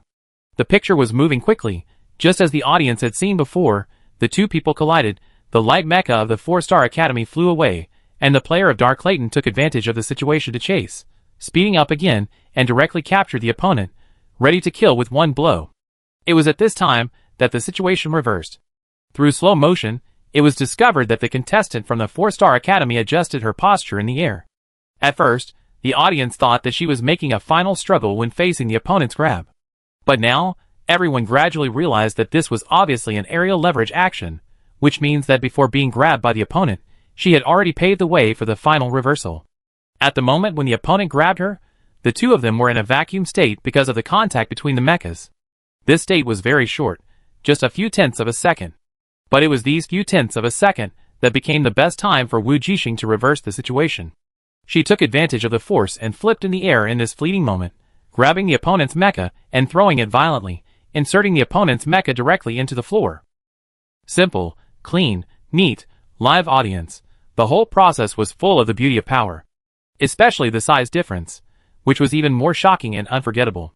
There is a sense of absurd shock, like Lin Dayu uprooting a weeping willow. Of course, the interstellar people don't know Lin Dayu, but the feeling in their hearts is still the same. Oh my god, that's how it is. Finally saw it clearly. Shocking. Too violent, I like it, haha. That unlucky guy of Darkleton, it's really painful to watch. Tears, I finally understand the boss. Isn't this a kind of violent aesthetics? But boss, is there really no psychological warfare of deliberately showing weakness? No, it's just pure strength crushing.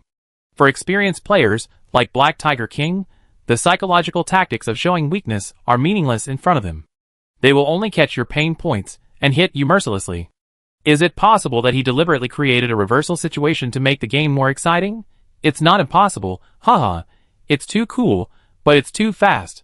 I didn't even dare to blink this time, and still couldn't see it clearly. Hey, you reminded me. Did you notice the time of the game? Fuck, 3 seconds. Shocked. It really was. 3.02 seconds. That's right. 1 second for the first strike, 1.5 seconds for distance and instant grappling, and 0.52 seconds for the final reversal and wrestling to end the fight. Clean and tidy, without any drag. It was indeed more exciting than those longer duels. The 3-second footage was constantly played in the live broadcast room, and the audience's collective adrenaline surged. It was just that the audience was happy to watch, but Wang Heihu, who was forced to log off due to fainting from the pain, was not so happy.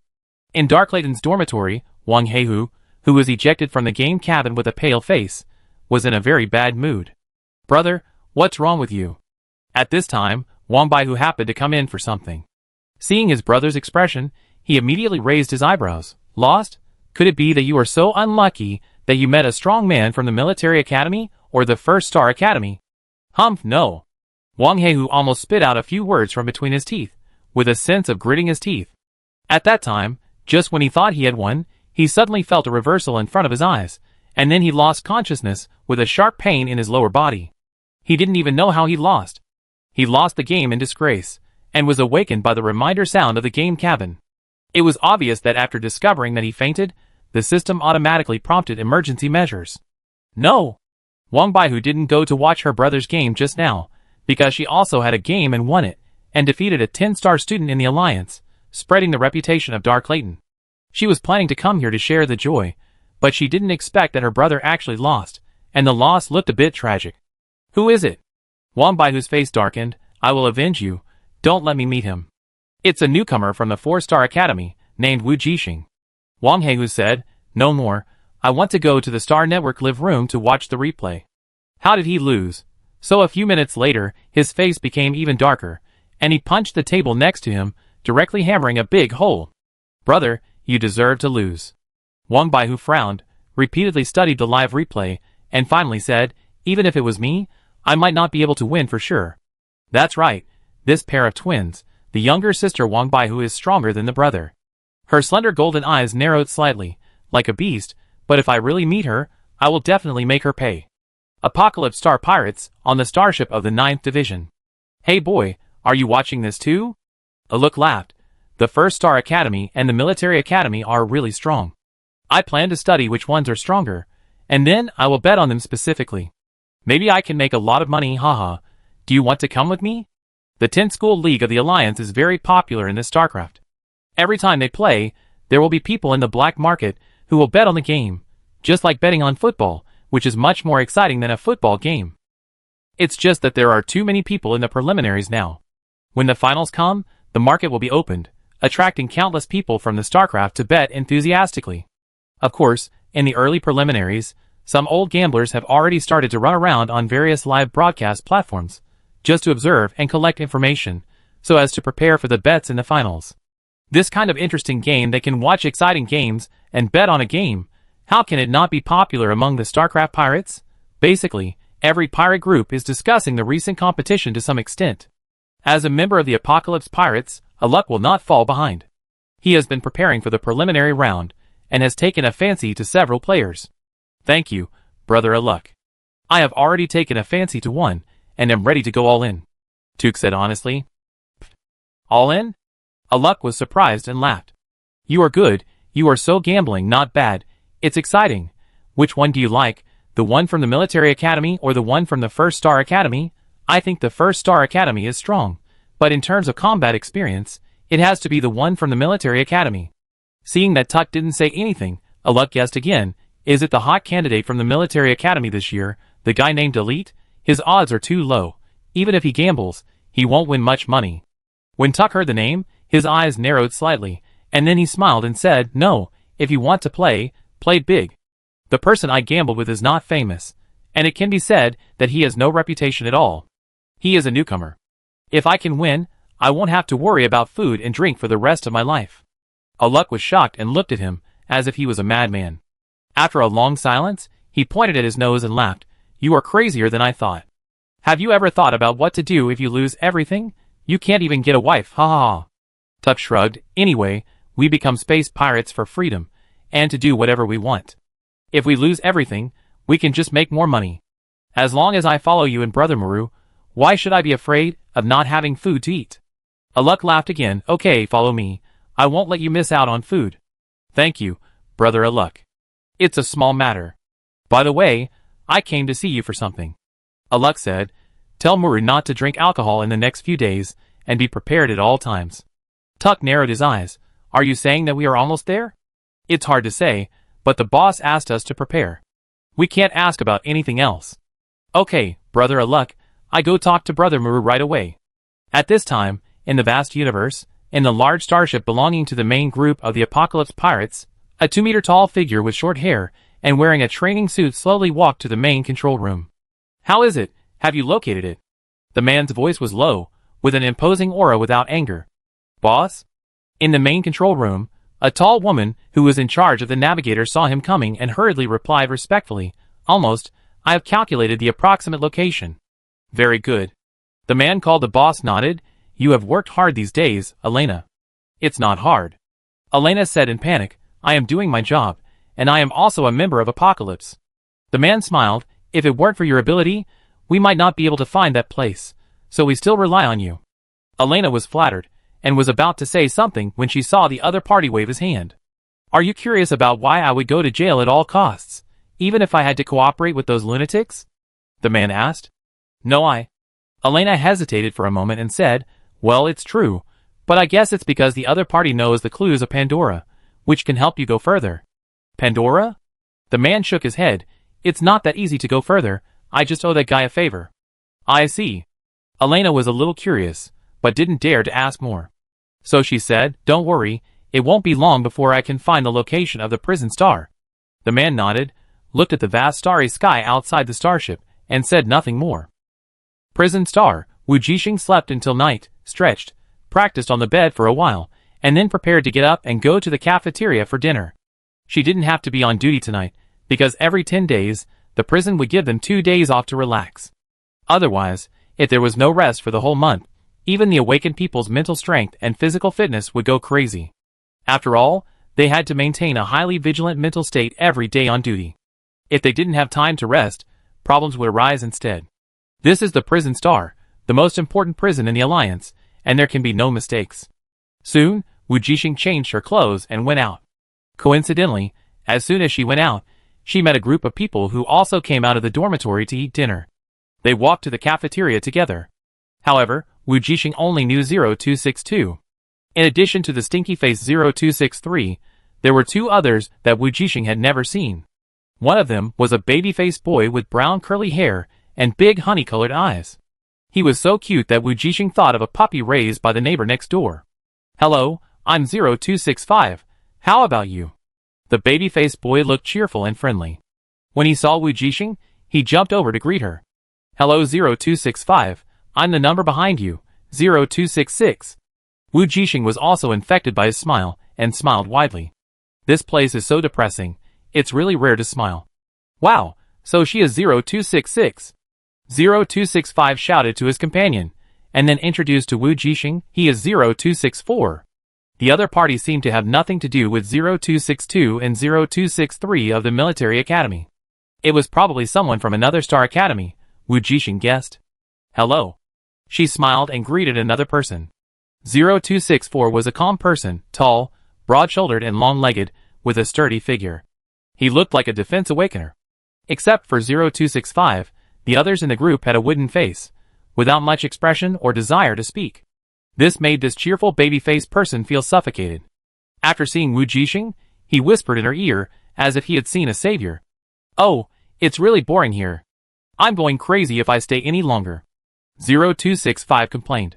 Wujing nodded in agreement, which greatly encouraged him. Sure enough, let's see. There are still people who understand me. By the way, I'm from the First Star Academy, what about you? 0265 smiled and showed his 8 big teeth. Secretly, 0262 and 0263 are from the Military Academy, and 0264 is from the Second Star Academy. Wujing suddenly realized that the other party was from the First Star Academy. But big brother, you said it so loudly, and the others are not deaf, so how can this be considered a secret? Let me guess, are you the 5th or 6th, or the 9th or 10th? 0265 kept nagging, and even the 10th came out. How could there be a 10th star school? Wujing didn't know how to evaluate this 0265 for a while. He was a guy with a bit of a weird personality. 4th. She said. Wow, it's actually the 4th. 0265 was a little surprised to hear this. I heard that your school recently had a mutation pollution incident. Is it true? After he finished speaking, even the other people who were still moving forward turned back to look at her.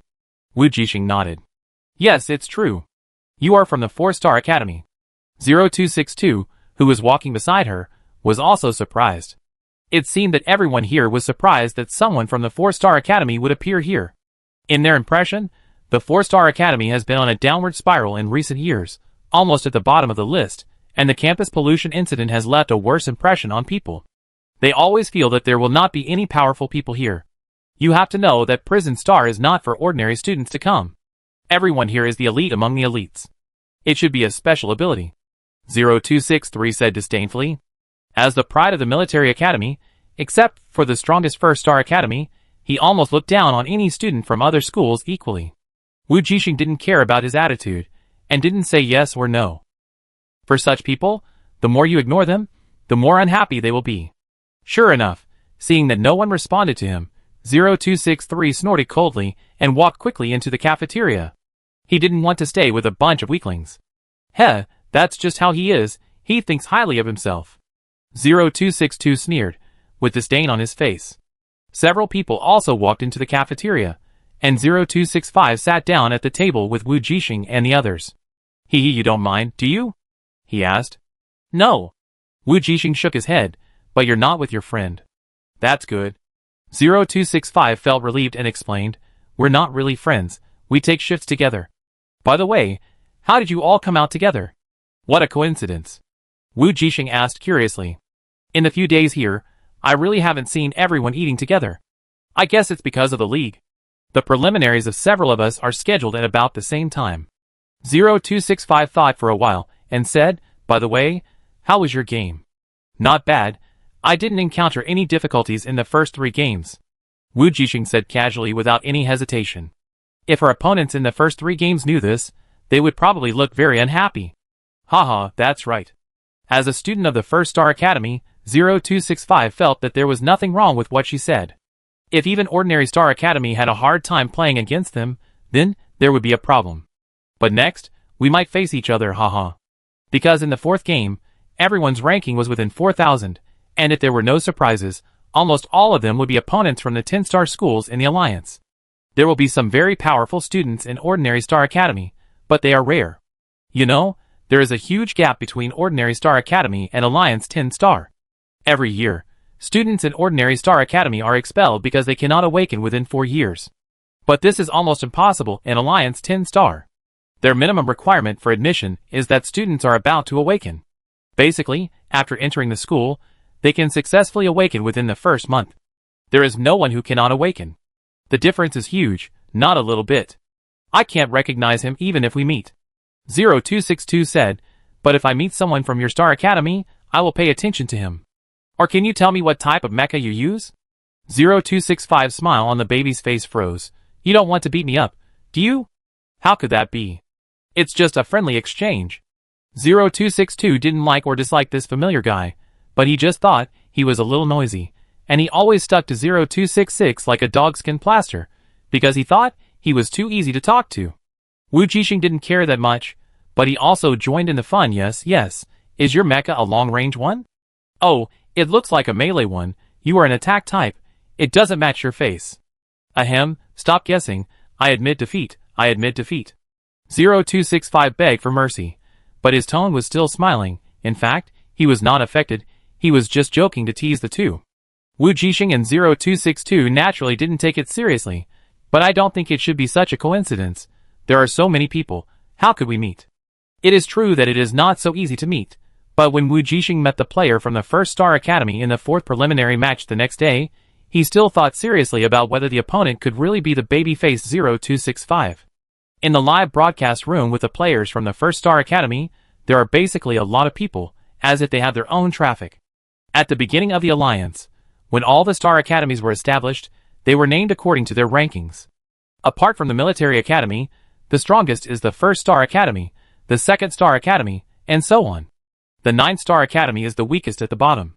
The 4-Star Academy was the 4th most powerful Star Academy at that time, but many years have passed, and in this 1,000 years, the school ranking will naturally fluctuate. But the First Star Academy has never fallen from the throne of the first. That is the glory and dignity of the First Star System, the main star system, and it cannot be missed. Wow, today the opponent of the First Star Academy is the 4-Star Academy, and it feels like another game without suspense. Yes, if it is the Second Star Academy, maybe they can still fight, but the 4-Star Academy really has no chance, they have been too weak in recent years. Isn't it true? Except for the genius of the Ozen family, called Yushen, there seems to be no other particularly strong ones. The First Star Academy, Kuhata, has a record of 4 wins, 0 losses and 0 draws. In all 4 games, he KO'd his opponent within 3 seconds. This brilliant record perfectly reflects the strength of the First Star Academy. Wujing narrowed her eyes slightly, and became a little excited. The opponent is a long-range light mecha like her. This is very interesting, except that she has an electromagnetic cannon in one hand and a long sword in the other, while the opponent has energy cannons in both hands. That's right, this first Star Academy player named Kuhata did not bring an electromagnetic cannon for control, but instead brought 2 light energy cannons. Judging from the caliber, one can shoot farther, but the attack is weaker, while the other can shoot less far, but it is definitely a heavyweight energy cannon. Wujing didn't know how the opponent could keep the light and heavy sides balanced, but it was obvious that the opponent was very good and was definitely not an ordinary player. She had to be 120% alert in this game, and couldn't be as careless as she was in the previous game. With 1 minute left, Wujing began to simulate the battle situation and response strategy in her mind. Kuhata, come on, kill that guy, it's Kuhata's game. Luckily I'm not late, otherwise I'd have missed it perfectly, ha. After all, if you're 3 seconds late, the game's over. The number of people in the live broadcast room surged. Apparently, the other party has a lot of fans. On the other side, on the starship of the Apocalypse Pirates, Alec pointed at the holographic screen in his hand. Hey, this guy named Kuhata from the First Star Academy is very strong. I've observed him several times. I bet 10,000 star coins that he will end the battle within 3 seconds. Tuck, who was standing by, took a quick glance and found that the other party was watching the same game as him. So he said in a subtle tone, "Are you sure?"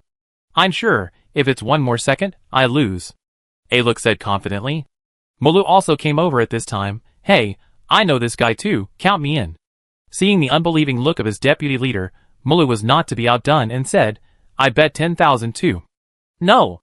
Thinking that his small treasury was empty, Molu quickly changed his words and said, "If he doesn't end the fight within 3 seconds, I should upside down."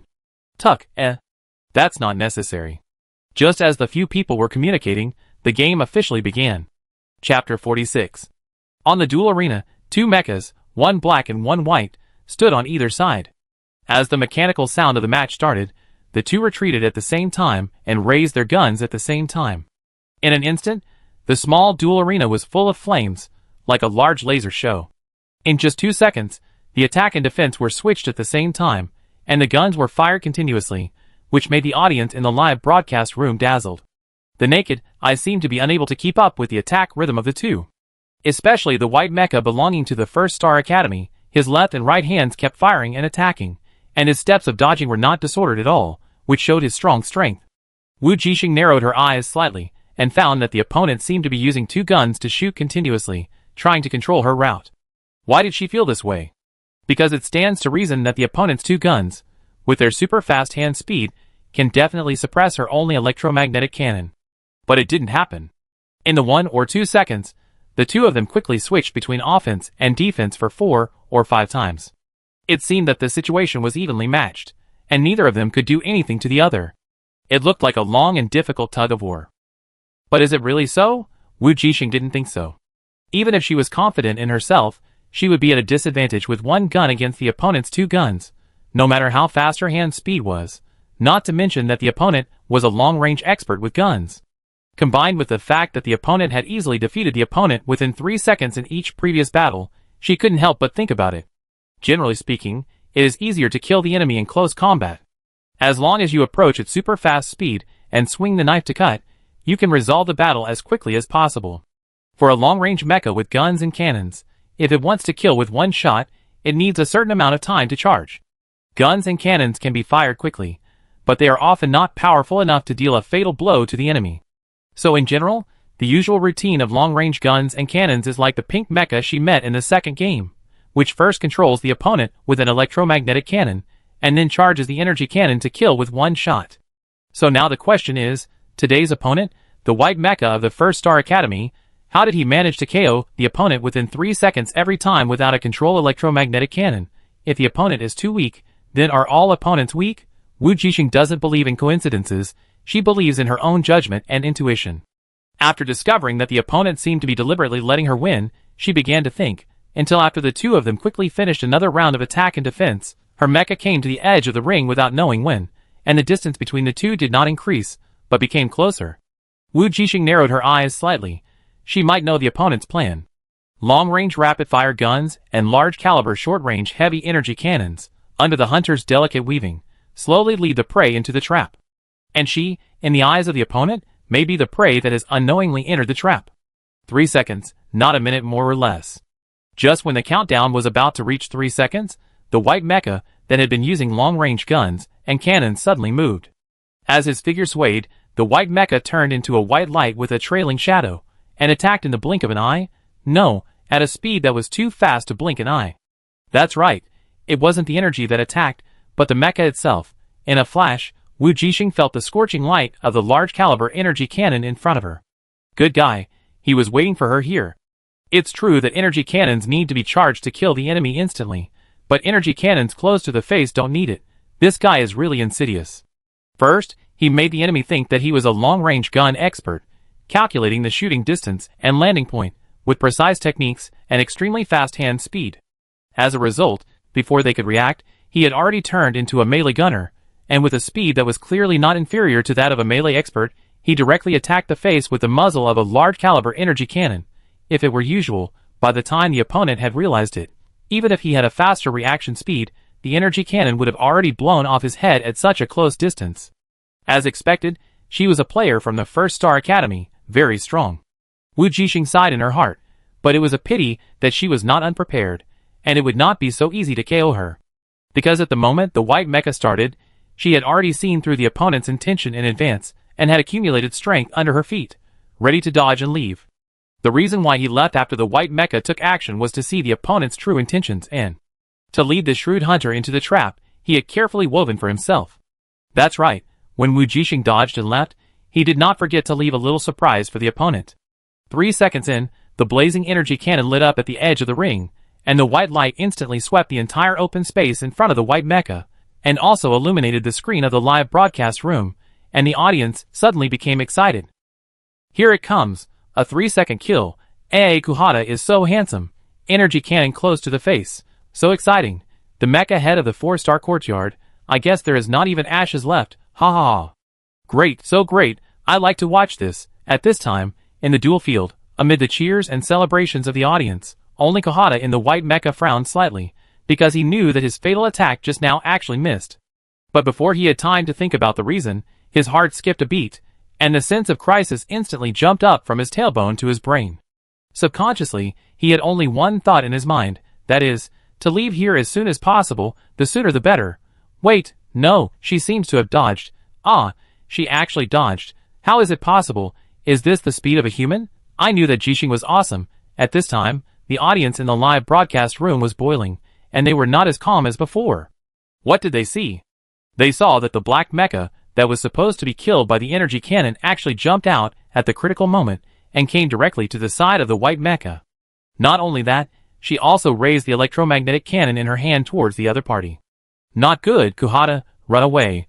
The white mech wanted to escape quickly, but although he tried his best, he even fired a cannon into the ground in order to leave quickly, trying to increase his escape speed by using the recoil of the rebound.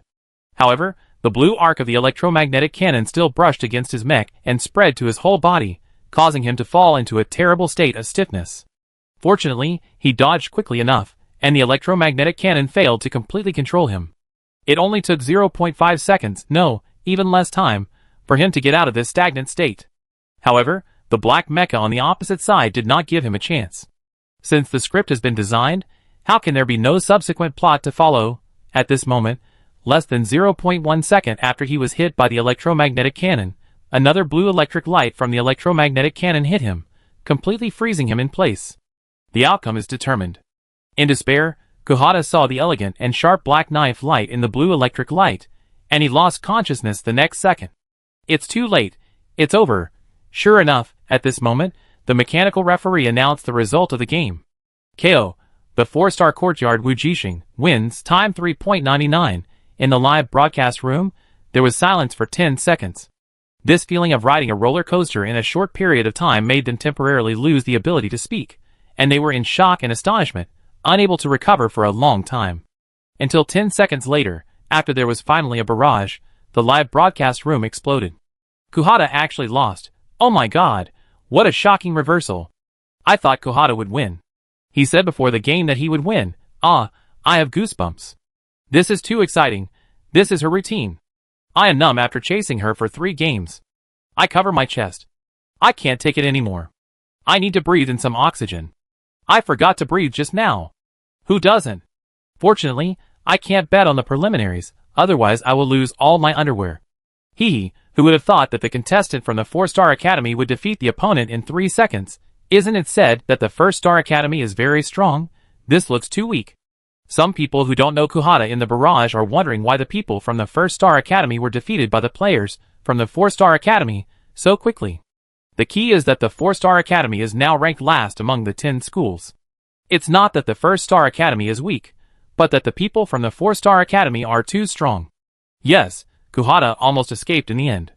Ordinary players can't react to crises as fast and deal with them as he did. He is definitely worthy of being the elite among the elites. It's a pity that he underestimated his opponent today and was caught off guard. I didn't really understand how the black mecha from the 4-Star Academy avoided the energy cannon close to his face. Is this the normal reaction speed of humans? Can anyone analyze this? I think the opponent must have seen through Kuhada's intentions long ago, or she may have known the opponent in advance and watched the opponent's games. After all, Kuhada is still a little famous. I don't completely agree. Even if she was lucky and saw Kuhada's battle video in advance and knew that he was a close combat gunner, she was prepared. But the response at the beginning should not be like this. Kuhada is not stupid. He must have judged at the beginning that the opponent did not know his routine and strengths, so he executed this tactic without hesitation. Is it possible that she did it on purpose, deliberately acting, jumping into the opponent's trap, and then using this to design a counterkill? But the hunter was hunted in his own trap. Terrible. In just 4 seconds of fighting, the game behind it was so exciting. Even so, I still tend to think that the opponent didn't know Kuhada, but analyzed the opponent's purpose during the battle, and then instantly planned a counter-killing strategy, using the opponent's strategy against him. Agree, but no matter which situation it is, this game is too unexpected and exciting. That's right, a strong match. I didn't expect to see such an exciting match in the early stage of the preliminaries. If Kuhada hadn't underestimated her opponent, maybe the match wouldn't have ended so quickly. Okay, from today on, I declare that I will become her fan. Me too. I followed her for several games. Every time, she played with heartbeats and twists. She never played according to the routine. It was so exciting. It felt like walking on the edge of a knife. Ah yes, that's the feeling. You are simply my mouth substitute. Other strong players are strong, but they are strong without any suspense. Instead, there is no such excitement. It's great. You don't know what will happen in the next second. It's so exciting. Do you think she did it on purpose to make the game more interesting and attract fans? Ha ha ha. I checked, she didn't open a social account on Xiaoguang. It's impossible. There was a lot of discussion in the live broadcast room on Xiaoguang, and it didn't affect someone who was offline at all. Wujing didn't even know what the audience in the live broadcast room said, and it was impossible for her to deliberately play a reversal game to attract fans. What does she want her fans to do? She just wants to get into the finals as soon as possible, get the contribution points and the rewards promised by the school, and improve her strength.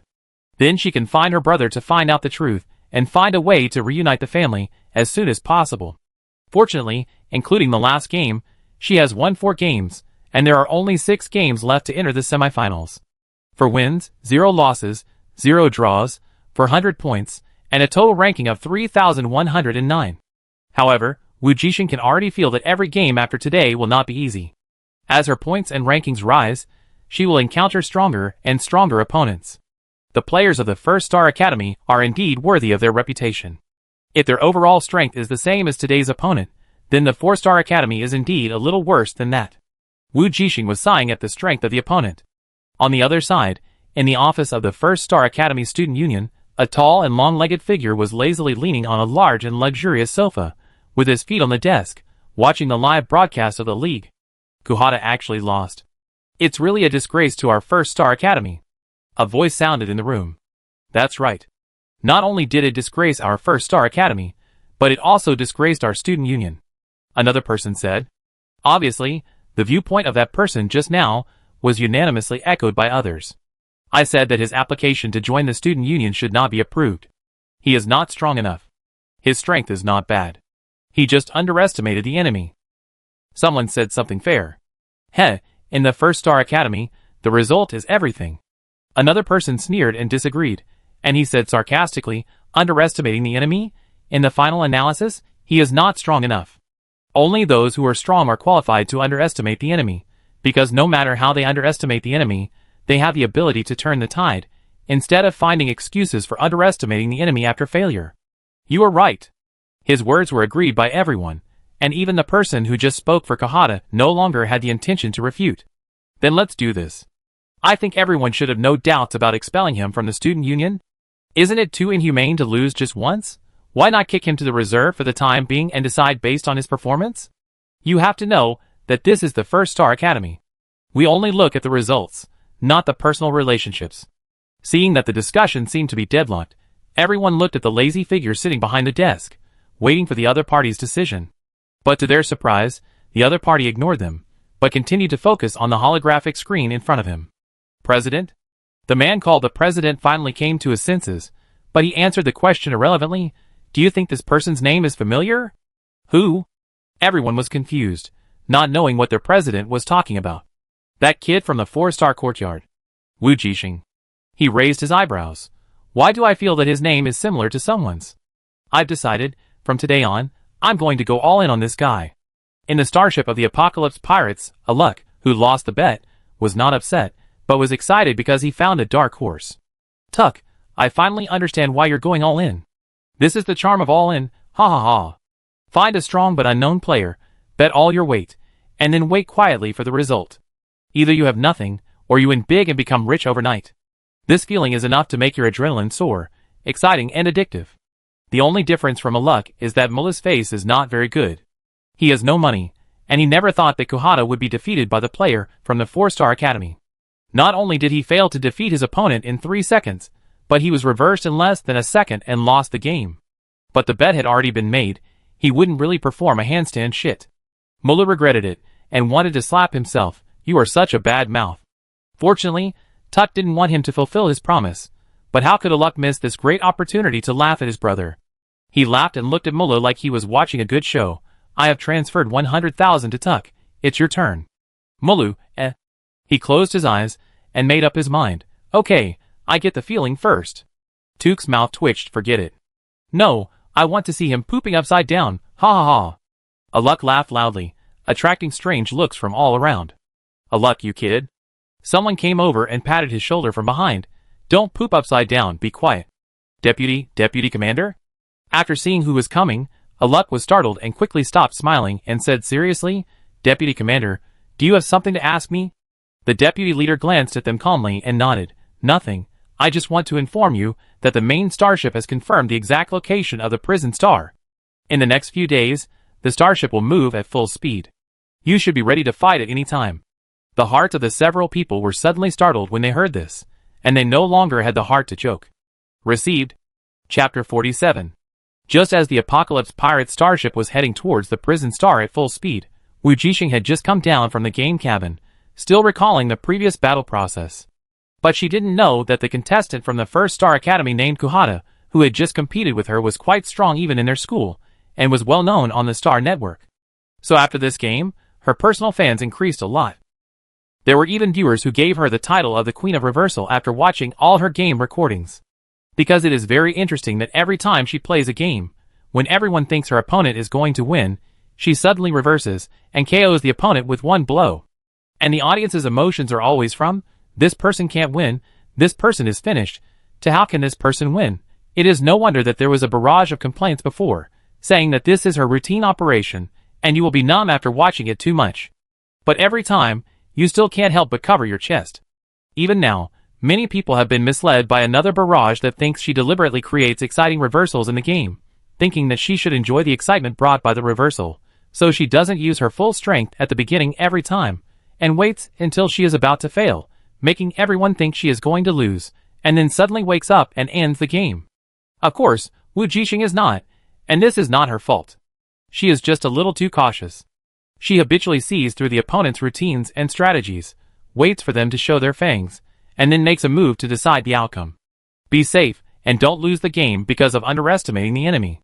Before entering the finals, she took every step very carefully, because entering the finals is very important to her, and she must not be eliminated in the preliminaries because of carelessness.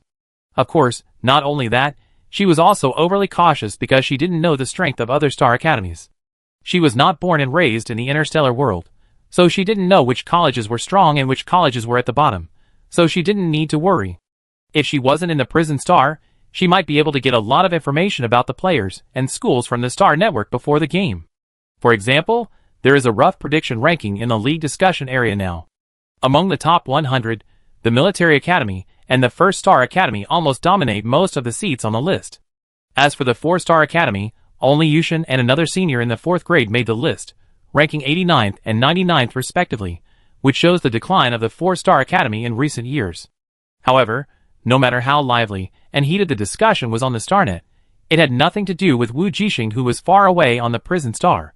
She was still on her way to work every day, eating and chatting with colleagues, or playing 2 dungeons in the photogenic world to earn a little money, and then participating in the preliminaries. There was nothing much to say about the duty on the negative 18th floor. Her daily work was to give injections to number 1, give injections to number 2, and listen to the other party's complaints and crazy talk, give injections to number 3 and listen to him scolding number 2 and number 4, and give injections to number 4, and sigh that the alien race's body structure was really solid. As for the preliminaries, I don't know why, ever since she beat the guy from the First Star Academy, the opponents she met were not very strong.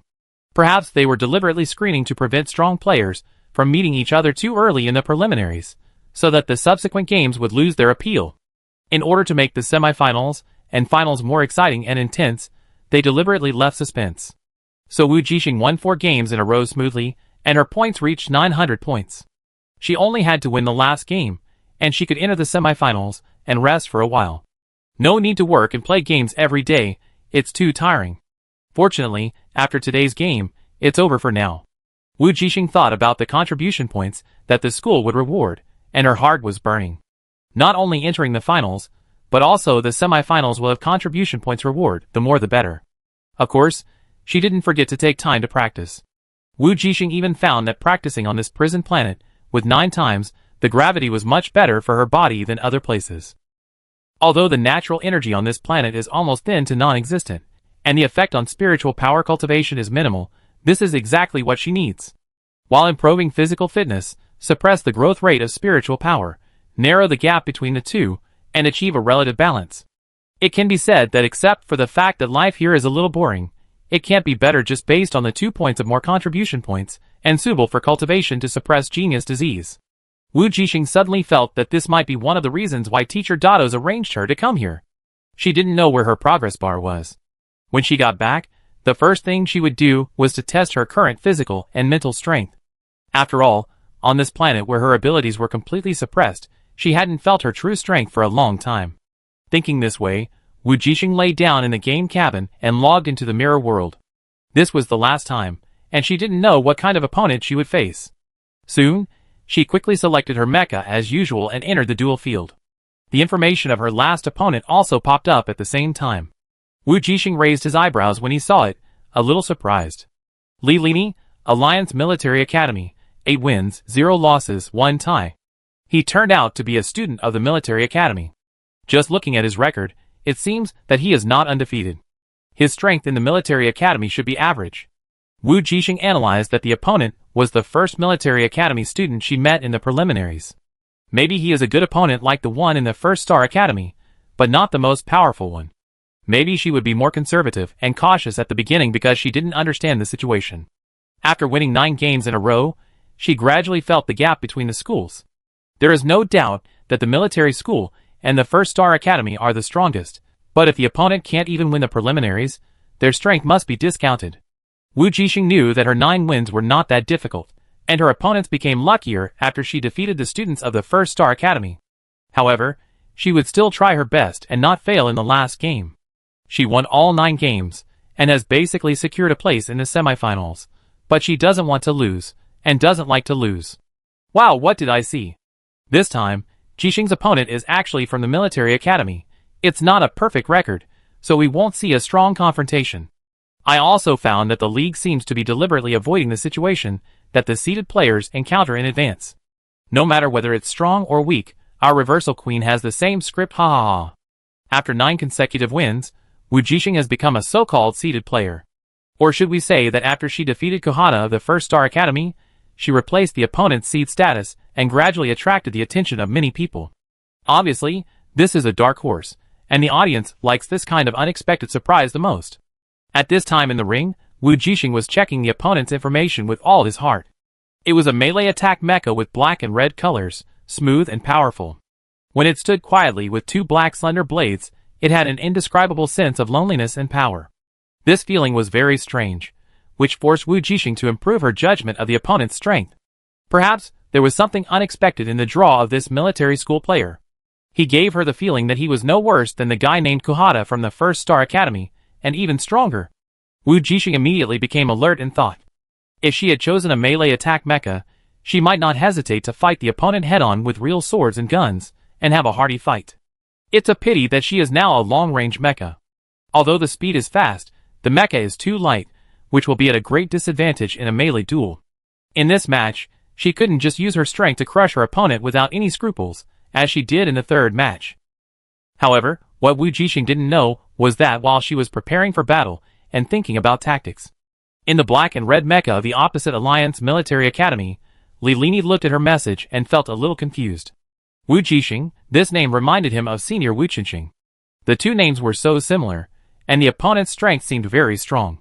He won 9 consecutive games in the preliminaries without losing, which made him think of that man again. He had never lost, even when facing the pride of the high-level stars, and when facing strong enemies on the battlefield, he had never lost. But such a person disappeared inexplicably, and could never come back.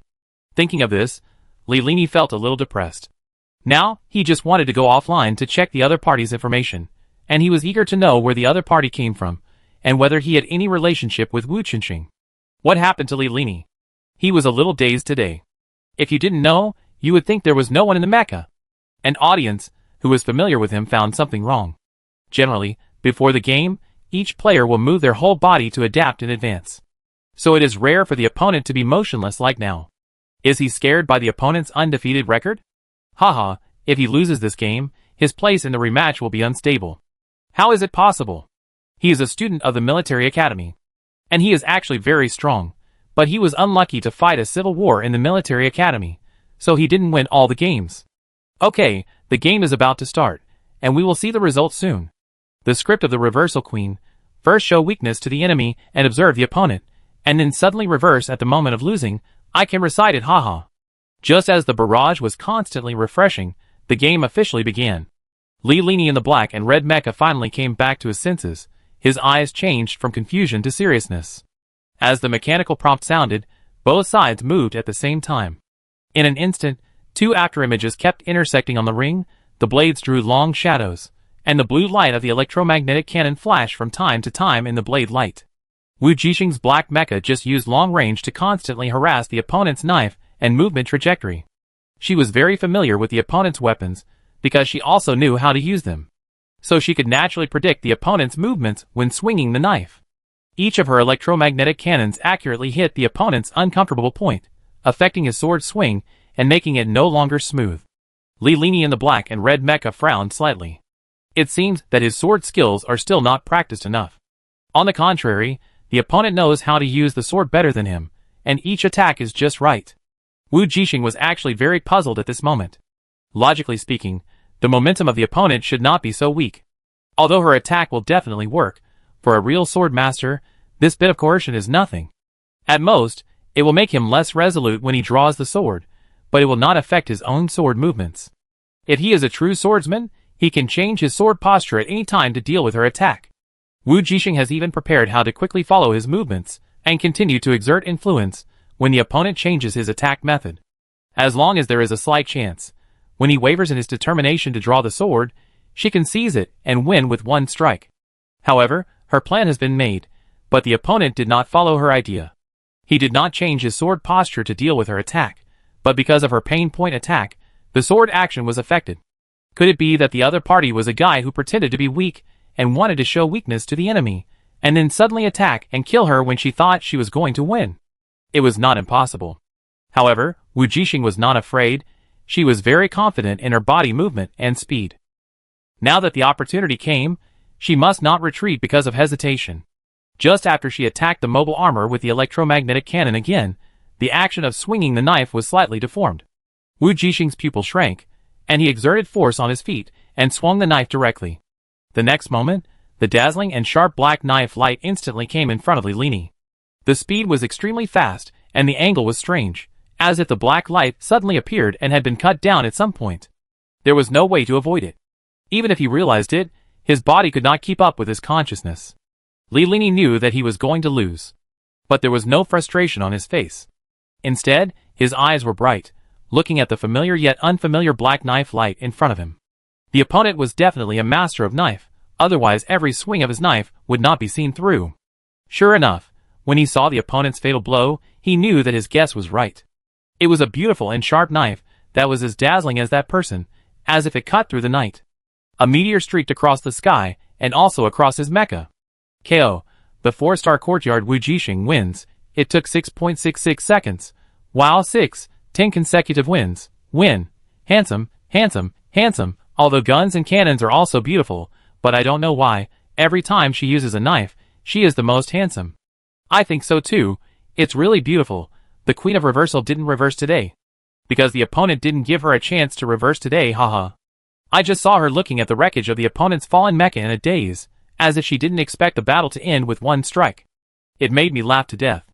I feel that the military school student named Lemi played strangely today, and didn't show his strength. It's not that he didn't show his strength, but in front of the knife master, every move of his was seen through and hit accurately. You can see from behind that his knife swinging movements were a little deformed. In the slow motion replay, those knife swinging movements that were a little deformed due to the influence of the opponent's electromagnetic gun became obvious and clear when observed frame by frame. It's like this. I didn't expect that this military school student looked intimidating, but his skills were not good enough. He is actually good at long-range guns and mechas.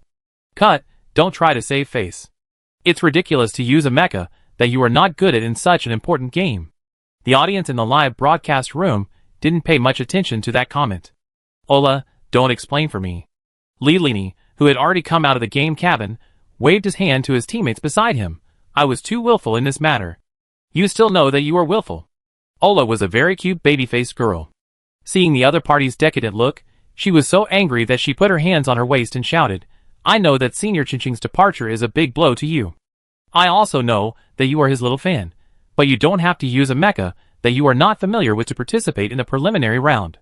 Do you really think you are a peerless genius, and can enter the semifinals by practicing swordsmanship for a few days?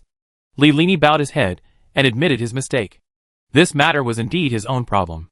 I just wanted to fight with Senior Morningstar's mecha, as if he was still there, giving me strength in the most difficult moments. Lemi's eyes were red as he spoke, but my strength tarnished that mecha. It shouldn't have lost, and it shouldn't have fallen on the stage in such an ugly way. I was wrong. I tarnished you, you big-headed ghost. Is this how you use it this time? Ola was even more angry. It's just a virtual mecha, you think too much. And are you still a child? You cry all the time? Okay, I really know I was wrong this time. Lemi tried to beg for mercy. I swear, I will cheer up and play well in the future, and I will not embarrass you or Senior Chinching. That's better. Ola rolled her eyes. If your Senior Chinching sees you messing around with the same mecha as him, he will crawl to find you even if he mutates. Ola, shut up here, she sighed, and couldn't say anything. The two were silent for a long time, and Lemi suddenly remembered something and said anxiously, I won't tell you anymore. I want to find out where she came from. Just as he was about to open the holographic screen at hand to go to the Star Network, Ola beside him slowly said, No need to check. I have already checked it for you before. Do you know what I want to check? Lemi was slightly stunned and looked at her in surprise. Yes. Do you think you are the only one who is surprised by her name? When Ola was watching the opponent's game before, she had already asked someone to check it. She has a friend who is a hacker boss. If he gets any information, he can check it for you clearly in a few minutes. Why do you need to go to the Star Network to check it slowly, and you may not be able to find it? After all, if she really came from Planet E, her birth and school information could not be found on the Star Network, and could only be seen inside the 4-star Academy. So what's the result? Lemi's eyes lit up, and he looked at his friend. You can see for yourself. Ola threw his holographic screen in front of him, and on it was a girl's basic school information. Black hair and black eyes, delicate and small facial features, typical ancient oriental looks, thin and weak, and still a support. Of course, none of this matters. What matters is that she is from planet E4869. She is not really Chinching's sister, is she? Lemi was delighted, but then a little confused. But she doesn't look much like Chinching. Wu Chinching is handsome, but he has a sharp and handsome look, Not a white flower. Oh no, a white face. Whether they look alike or not, from their names to the planets they come from, it can be said that they must be siblings. Ola took the holographic screen and confirmed this guess. Limi's face changed from dejected to shiny eyes, and he said firmly, I want to protect his sister for the senior. Ola couldn't help but complain, you beat her first. Then, she also laughed. Limi, this kid, is finally a bit good now. The disappearance of Senior Chinching was a huge blow to him. Do you think that if the senior was still alive, would he have seen the match between me and his sister just now? Limi asked in a low voice. Are you scared now? Ola sneered and threatened him, you really might. On the other side, on the starship of the Apocalypse Pirates, Took did not watch the game this time, because the 9th Division received the order from the main starship and was on standby at any time, waiting for the opportunity to land. They received news at this time. Not only their Apocalypse Pirates, the pagans, but even some hunters were quietly following them, ready to wait for an opportunity to fish in troubled waters, and it seemed that they all came for the news of Pandora.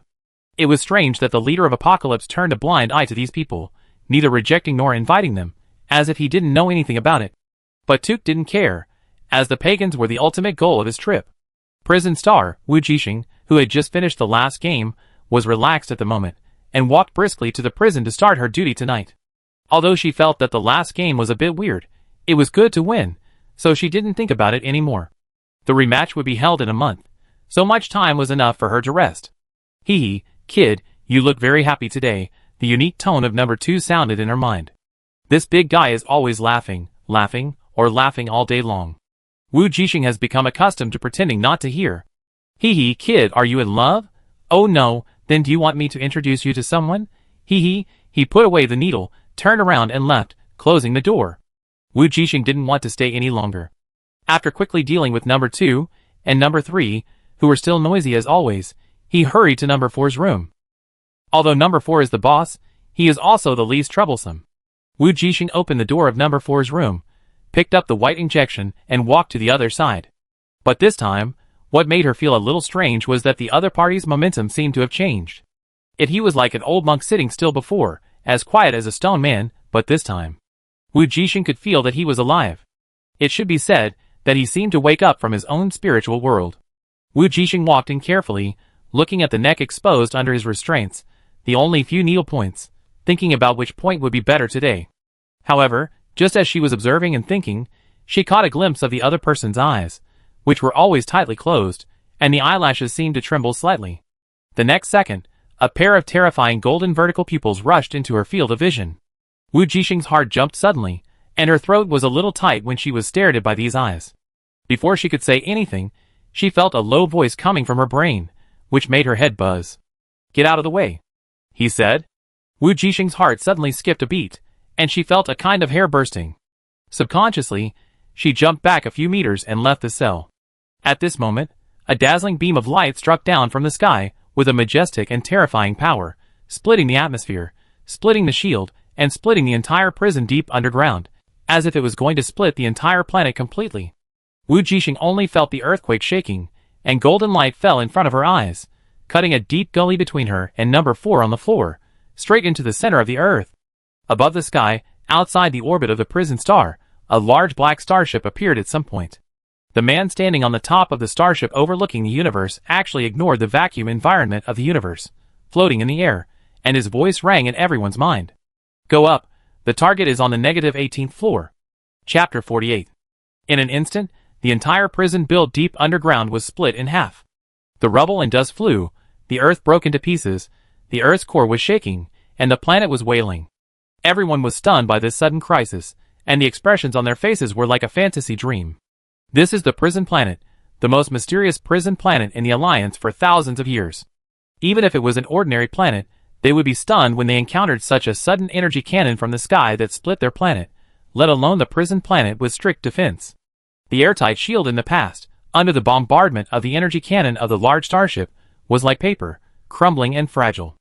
On the 18th floor underground, Wujing looked at the dark and bottomless gully crack under his feet, and then looked up at number 4 who had stood up on the other side of the gully without any surprise, and suddenly realized something. The other party knew, and might have been waiting for this day. Someone broke into the prison for him. Wujing's heart skipped a beat. How could this happen when he was on duty? As a prison guard, should she go up to stop it now? Can she stop it? What can she stop? If the other party is an unforgivable villain, she might do something. But Wujing thought that if number 4 hadn't reminded her to dodge just now, maybe she could dodge it with the intuitive crisis warning before the attack came. But she would definitely not be as calm as she is now. Even if she dodged it, she would definitely be seriously injured. Although this matter was caused by number 4 does not seem to be a bad person, otherwise a prison guard who gave him that kind of injection all day might be the first to seek revenge on her when he escaped, instead of reminding her to dodge. So in the tug of war between duty and personal feelings, Wujing chose to do nothing and planned to find the supervisor on the 18th floor first.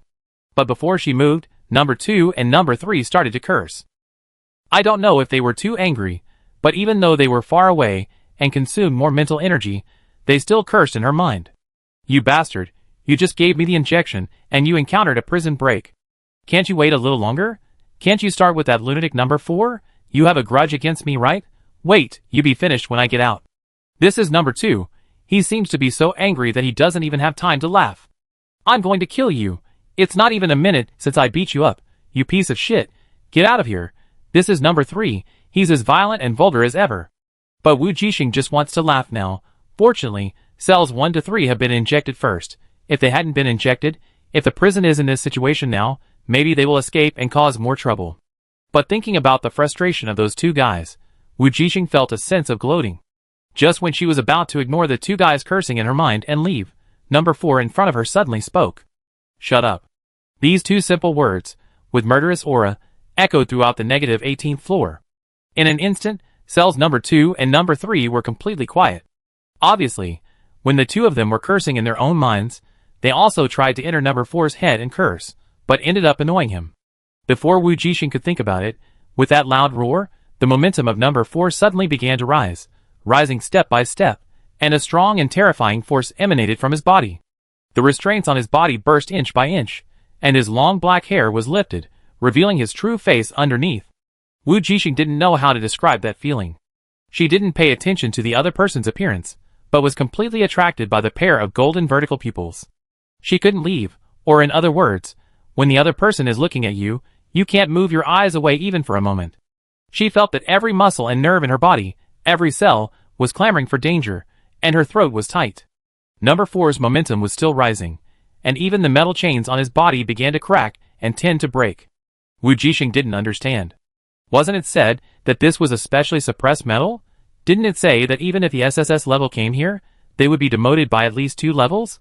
Why could number 4 still improve his strength unscrupulously and break the restraints and metal chains on his body? Why was he not restricted? Just as she was intimidated by the opponent's momentum and stood still, with a mind full of question marks, an old but reassuring voice sounded in her ears. Because he is breaking through, he is not restricted. In the dilapidated prison, a hunchback figure walked out from the darkness. With every step, her back straightened a little. When Wujing saw her, 0005's momentum had reached its peak, and was even comparable to number 4. Old lady? Wujing finally retreated from number 4's intimidation, and turned to look at the person she was looking for in shock. That's right, the person who came was the old lady's supervisor on the negative 18th floor. Wujing understood something instantly. The old lady, or rather, she was the biggest warden of this prison, number 0005. If number 04 was breaking through, then he must be breaking through the SSS level. The warden, and he had the same momentum and power, which meant that the other party was also an SSS level expert. Yes, she had guessed it from the beginning, otherwise 0005, with such an early number, must have been a person from 1,000 years ago, and only SSS level experts could have such a long lifespan. Wujing heaved a sigh of relief. Fortunately, the warden was there. The appearance of the old lady gave her a sense of security, like a stabilizing force. Are you going to stop me? Number 4 spoke. When he spoke, he used honorifics, obviously knowing the other party's identity. Young man, can I still stop you? Number 0005 spoke in a gentle tone, not hurried or slow, still looking like a kind old lady. No, Number 4 said. The chains on his body also broke at this moment, completely unable to restrain him. So, are you still going to stop me? Number 4 asked. Number 0005 smiled, his wrinkled face still looked calm and indifferent. If I were not the warden of this prison, I would not. Number 4 also smiled when he heard this, and he lowered his eyes, and softened his expression for a moment, then opened his eyes again, and his golden eyes were full of fighting spirit. Your words are enough. The alliance is now corrupt, and it is not worth my life for it anymore. As he said, the momentum around him rose again. Go ahead, let me see how much strength you, one of the 3 strongest men 1,000 years ago, have left now. Number 0005 was not in a hurry, but looked towards the direction of cell number 1 with a sharp gaze. Old ghost, wake up and work. The next second, under the slightly vigilant gaze of number 4, an equally terrifying momentum suddenly rose from the direction of cell number 1. The always quiet number 1 actually woke up completely at that sentence. Another SSS-level strongman, Wujing, was shocked, and for a moment he didn't know whether he was lucky or not. There were 3 SSS-level people in the small underground 18th floor. She was a little confused. What should she do if a fight breaks out? 0005 seemed to have heard her inner cry and said to her gently, go ahead, don't be afraid, tell everyone to leave here. From now on, Prison Star will no longer exist. Okay, Grandma. Wujing nodded at her, then controlled her numb muscles, and quickly walked towards the exit, and left the cell. Number 4 also let her leave without any intention of stopping her. But when Wujing left, she could still vaguely hear the anxious roars of number 2 and number 3. She left, but number 2 and number 3 could only be trapped in the cell, bearing the aftermath and deterrence brought by the battle of the 3 top masters. Poor number 2 and number 3, Wujing came to the elevator while mourning for them in her heart. But after she looked at the crack on the elevator door frame, she decided to climb the stairs. Although it takes a lot of time to climb a distance of several thousand meters, it is at least safer than the elevator. She was afraid that the elevator would collapse while she was sitting, and she would have no one to complain to. So Wujing turned around quickly, found the backup stairs, and then looked at the endless darkness above, and climbed up quickly. It is estimated that no one has walked through the backup stairs of the prison for hundreds of years. There is a rotten and gloomy smell inside, and there is no light. Wujing can only rely on perception, and climb up the stairs carefully. Many people died in this prison. The unlucky prisoners just now probably can't escape death. But Wujing was a little worried. She didn't know if there would be a lucky prisoner who would escape from the stairs or run into the jailbreakers. So she ran as fast as she could, but she was always on guard. After an unknown amount of time and countless steps, Wujing finally arrived at the -17th floor. She heard the howling of countless fugitives, but no one escaped. Wujing breathed a sigh of relief. According to the rules, the criminals on the -17th floor should be given priority for suppression injections. So she ignored it, and continued to climb up. In the darkness, the old stairs were covered with thick dust, and every time she stepped on them, a lot of dust would be raised. Wujing climbed up carefully, like a clever leopard cat, quickly and silently. She had to go up quickly, because she was afraid that the aftermath of the SSS-level battle would destroy the entire prison. If she didn't go up quickly, she would be buried underneath. She couldn't withstand this terrifying power without breaking through to the SSS level. -16th floor. -15th floor. -14th floor. Just when she was about to reach the -13th floor, a subtle sound of gravel falling to the ground caught her attention. Wujing instantly slowed down and remained highly alert. She went up step by step, exploring the situation upstairs. Logically speaking, the stairs were far away from the place where the energy cannon shattered, so there should be no landslide and the sound of gravel falling to the ground for the time being. There was only one possibility, that a prisoner had escaped. Wujing guessed correctly. On the -13th floor, 0262 was surrounded by a group of prisoners. They looked ferocious and excited. Haha, come on, keep going. Why can't you do it? With a bang, 0262 was kicked away and hit the wall heavily. Of course, she was not a pushover. She exchanged injuries for injuries and broke a prisoner's arm. 0262 stood up and wiped the blood from her mouth. Although she was very strong, the effect of suppressing superpowers and mental strength here was the same for everyone. The stronger they were, the more they were suppressed. She didn't have any weapons, so it was no problem for her to deal with 1 or 2 prisoners, but once there were more people facing those vicious prisoners, even she, an elite in the military academy, would inevitably be in trouble. Those who can be prison guards here must have good skills. But no one expected that one day a golden light would suddenly fall from the sky and directly destroy the planet in such a violent way. Perhaps it won't take long before this already scarred planet will be completely cut off from the middle, disappear, and become a probability dust in the universe. 0262 was very anxious, but the more anxious she was, the calmer she was. Even if she got hurt, she had to kill the leader, otherwise the prisoners would be gathered together by him, and it would be difficult for her to leave. But the leading prisoner was not stupid either. He just hid behind the crowd and looked at her with a smile. Being imprisoned on the -13th floor must be a symbol of strength and danger. He had plenty of time to waste with the other party. He had been waiting in this prison for decades. Was this just a little time? Keep going. I see how long you can hold on, hee. A few minutes later, when 0262 was getting more and more wounded and running out of energy, he was about to give up. The leading prisoner suddenly felt a sense of crisis, but before he could find the reason, he was kicked in the head by something, his neck twisted, and he died. With a bang, his huge body fell heavily to the ground. Boss! The exclamation broke the ferocity and excitement in the hearts of the prisoners, and also broke their courage. 0266. In the crowd, 0262, who was half kneeling on the ground, had his eyes brightened and looked at the person in surprise. Yes, it was Wujing. She kicked the prisoner's head again. At the same time, she turned around quickly and twisted the neck of another person. Because of the sneak attack from behind, Wujing seemed very relaxed and at ease after killing the leader of the prisoners. I help you leave quickly. She shouted anxiously, are you okay? No problem. 0262 raised his lips, you came at the right time. So under the cooperation of the two, the prisoners who lost their leader were like a pile of loose sand, and they were killed one by the two. It's not that they are not strong, but after a long prison life, their bodies are much weaker than before. Without the strongest leader, they were immediately defeated and could not resist the joint attack of the two. Soon, they saw this group of rioting prisoners. They were lucky. The cell door was smashed open, and I didn't have time to give them the suppressant injection. 0262 wiped the blood off his face, explained, and then frowned and asked, what's going on downstairs? We talk as we walk. Wujing said quickly, the warden downstairs has taken action, don't worry for now. 0262 nodded and followed her to the stairs. What's going on? While running, 0262 wiped his face, who dared to come here to rob the prison, and was actually found. It's really unlucky. She was just doing an internship, but she had to face this kind of situation. 0262 felt that since that person disappeared, nothing good had happened around her. It was number 4. Someone broke into the prison for him. Wujing blurted out. Number 4?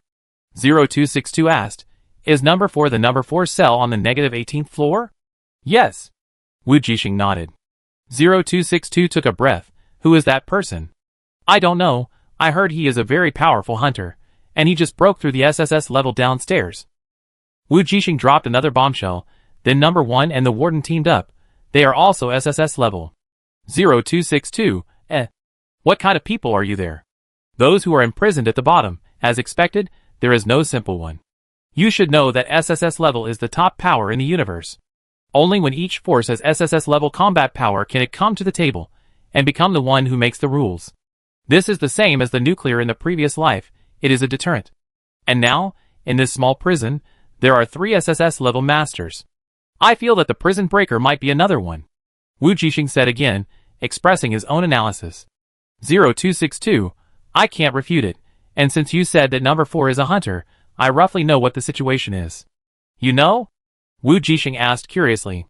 Yes, there is the strongest hunter in the Alliance, who is said to have half a foot in the SSS level. He suddenly disappeared in recent years, and is nowhere to be found. 0262 said, I guess, it might be this person. I heard that he is an alien race, with natural strong strength, and is the youngest person who is expected to break through the SSS level. That should be him. Wujing thought for a while, and said, number 4 is an alien race, and he looks quite young. Then who do you think will come to save him? Is it also the hunter? No, the hunter is a semi-official organization. Since he has been imprisoned, the top hunter is unlikely to come to save him. 0262 continued, I think, if we use the process of elimination, the only one left is the leader of the Apocalypse Pirates. Otherwise, it can't be the leader of the pagans. Wujing, For some reason, she suddenly remembered the face of teacher Lemi.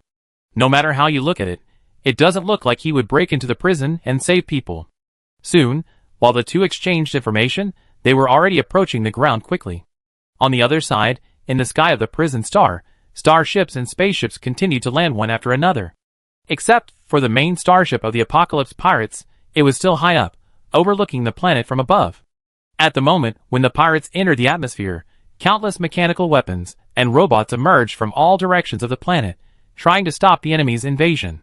There is no high technology in the prison of the prison star, but it does not mean that there is no high technology on the ground. Under the continuous bombardment of the ground energy cannon, countless flames lit up in the sky. The starship has a defense shield that is enough to withstand the attack of the energy cannon, but those small spacecraft are not so lucky. Watching those guys who took advantage of the situation explode in the gunfire, the leader of the Apocalypse Pirates sneered and ordered the team members behind him, "Go, brothers." With his order, countless pirates jumped off the starship. The elite team with mechas went down first as a cover, followed by ordinary members without mechas. Tuck was one of the ordinary members. He saw the landing point and jumped down lightly. "Boy, be careful. If you die, I will be the commander without troops." Mullah shouted at his departing figure. There was no other way. He was not strong enough to withstand the 9 times gravity of this planet, so he stayed on the starship as a logistics support. Tuk naturally had no intention of caring about the other party. After landing on the ground, he picked up the electromagnetic gun in his hand and fired 2 shots at the 2 oncoming combat robots, and then took the opportunity to disappear from everyone's sight. His goal was to find the pagans, who were here to release all the prisoners, and he already had a target. Just now on the starship, he had already observed a suspicious spaceship that was able to evade the pursuit of energy cannons and missiles, and successfully landed on the open space closest to the prison. And there were only 2 people on that spaceship. After landing, Tuk carefully followed them and entered the prison. He looked at the elevator door without any signs of damage, and his eyes narrowed slightly. The other party should be a space ability user who can travel freely in the building, but he can't. Tuk raised his hand and put it on the heavy iron door of the elevator, with a red light flashing in his eyes. In an instant, the iron door twisted into an iron ball and fell on the ground beside him. He looked inside and probed downward with his mental power.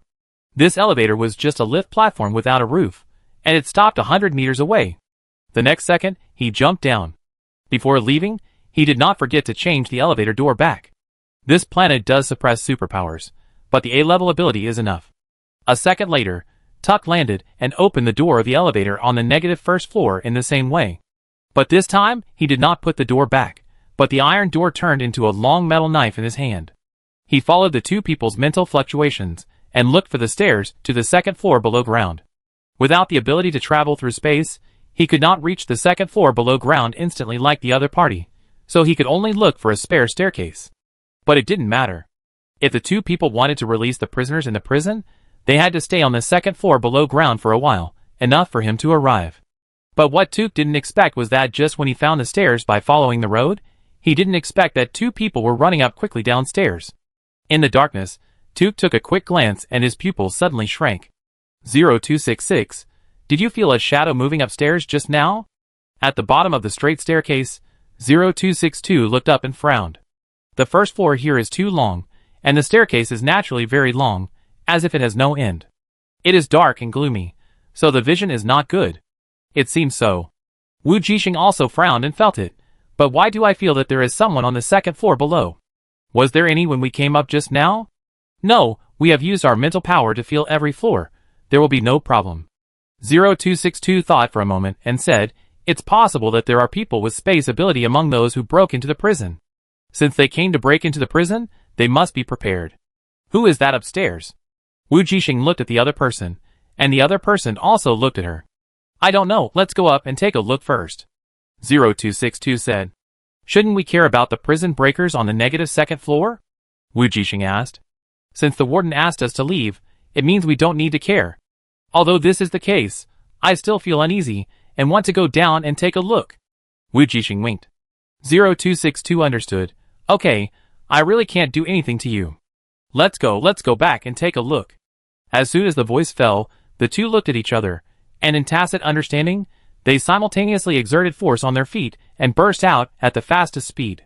In a short distance of less than 100 meters, they reached the underground first floor in an instant. Who's there? Come out!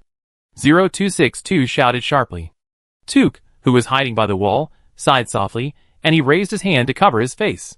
When he walked out of the shadows, he had changed his face again. Chapter 49. Who are you? The man who came out of the shadows was just over 1.9 meters tall, with long legs, but his face was too common and unkempt, with some sloppy green stubble on his chin and sides of his face.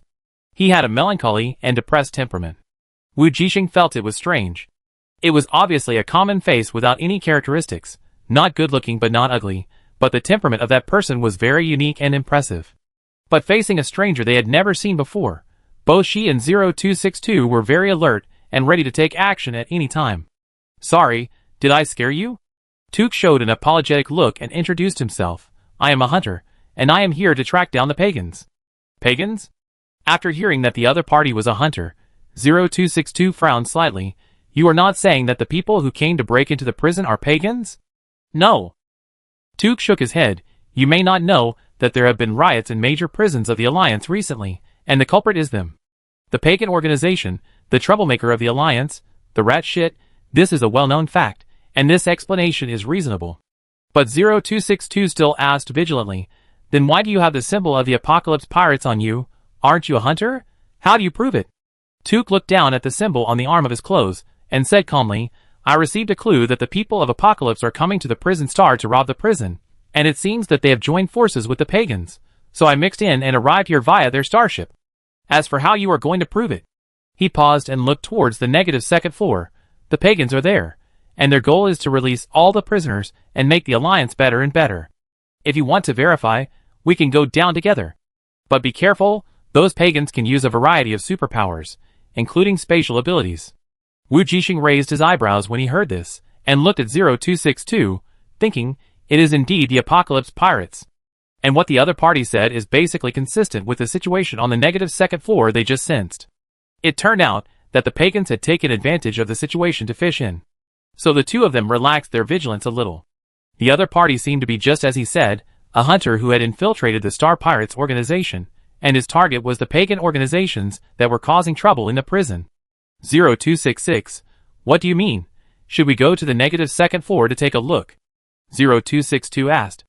Wujing thought for a while and said, okay, it's only one floor anyway, it's quick to go and take a look, at least we can't let those prisoners come out to cause trouble.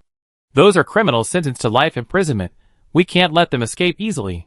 Anyway, the battle on the -18th floor will not affect here for a while, so they can make a quick decision. After the two reached a consensus, 0262 spoke up, what's your name? What's your hunter number? Sorry, I'm undercover in Apocalypse now, so it's inconvenient to reveal it.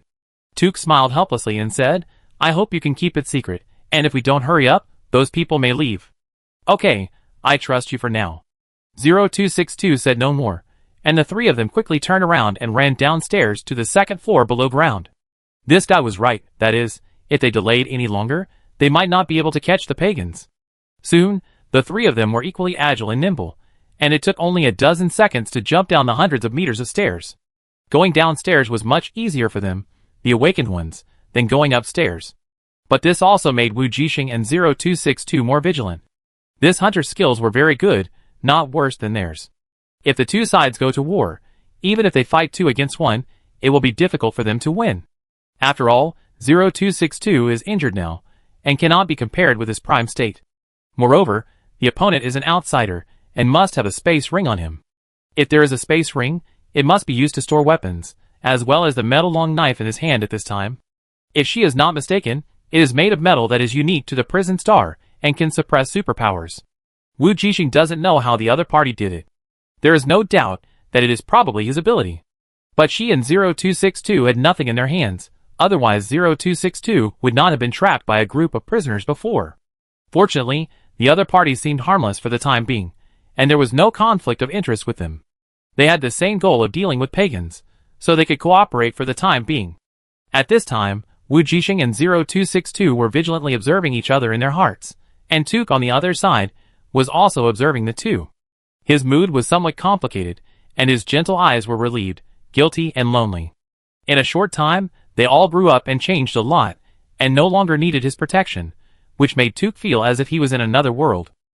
If he was still there, if there was no accident, maybe she wouldn't have to work so hard, forcing herself to grow up. No, it was not an accident. Tuk's eyes sank slightly, and a red light flashed faintly in his eyes, and then returned to normal. His eyes have become bright and firm, and his goal has never changed.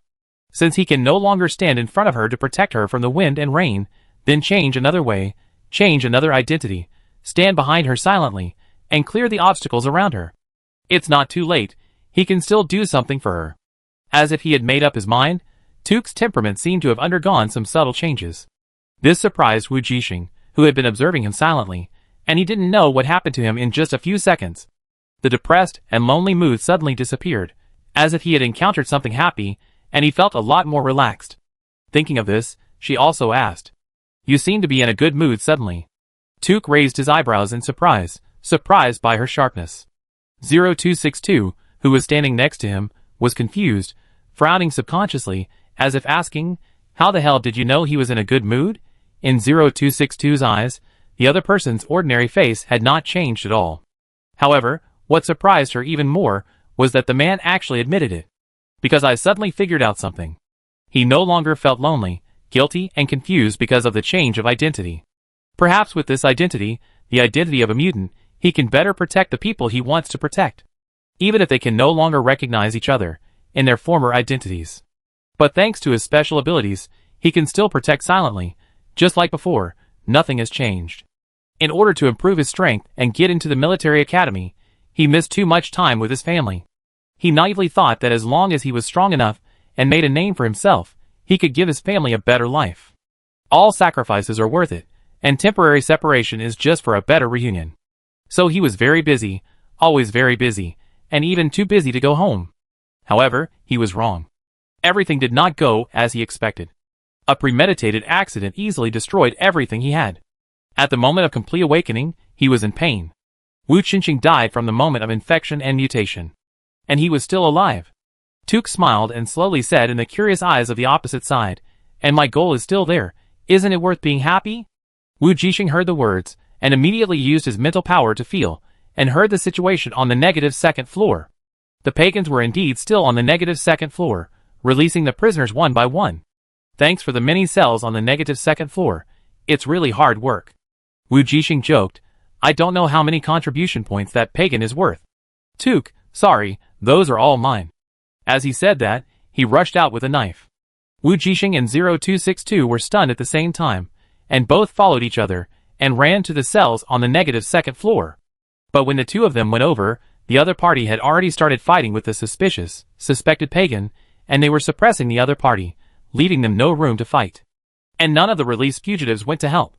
When they saw someone coming to stop them, they all fled and ran desperately towards the stairs.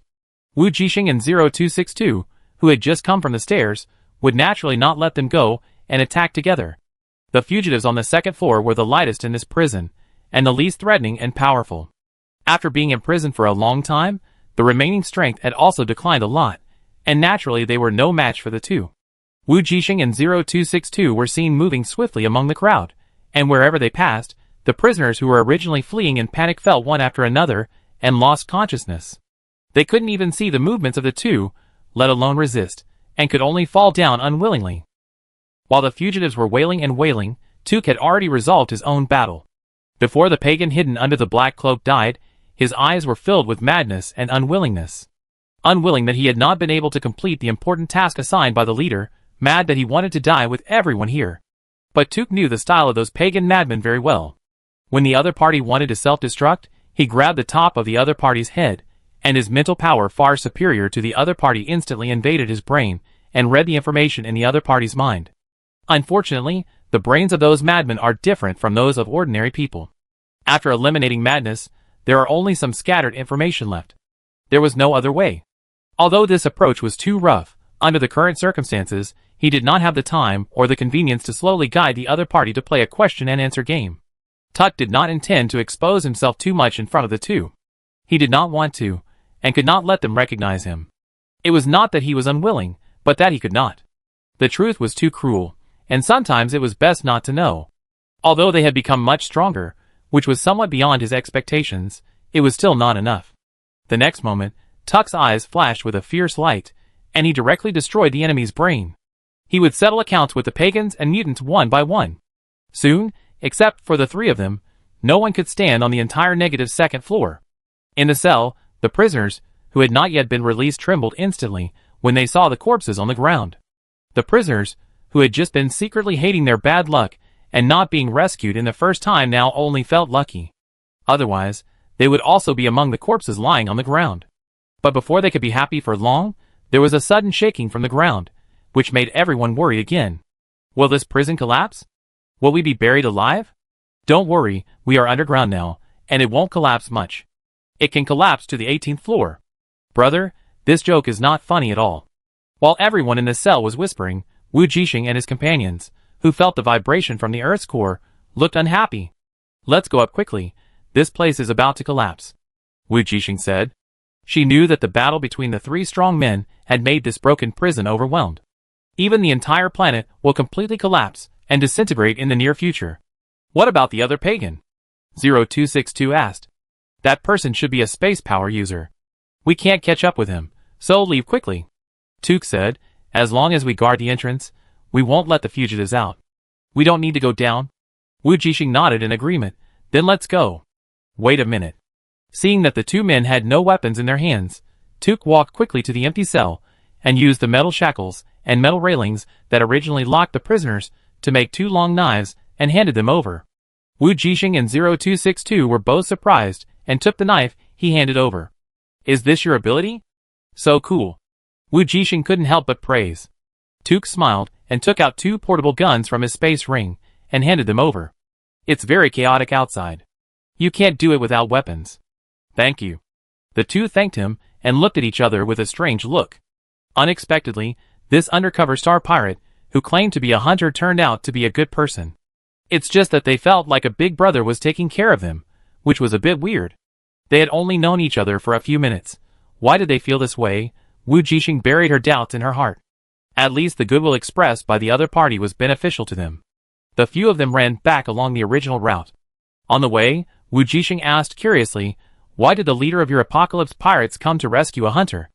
I don't know, but I heard it has something to do with Pandora, Tuk said. Wujing was a little surprised and blurted out, why is it Pandora again? Why did she feel that everything was related to this thing? Tuk chuckled, as if he found her disdainful tone very interesting.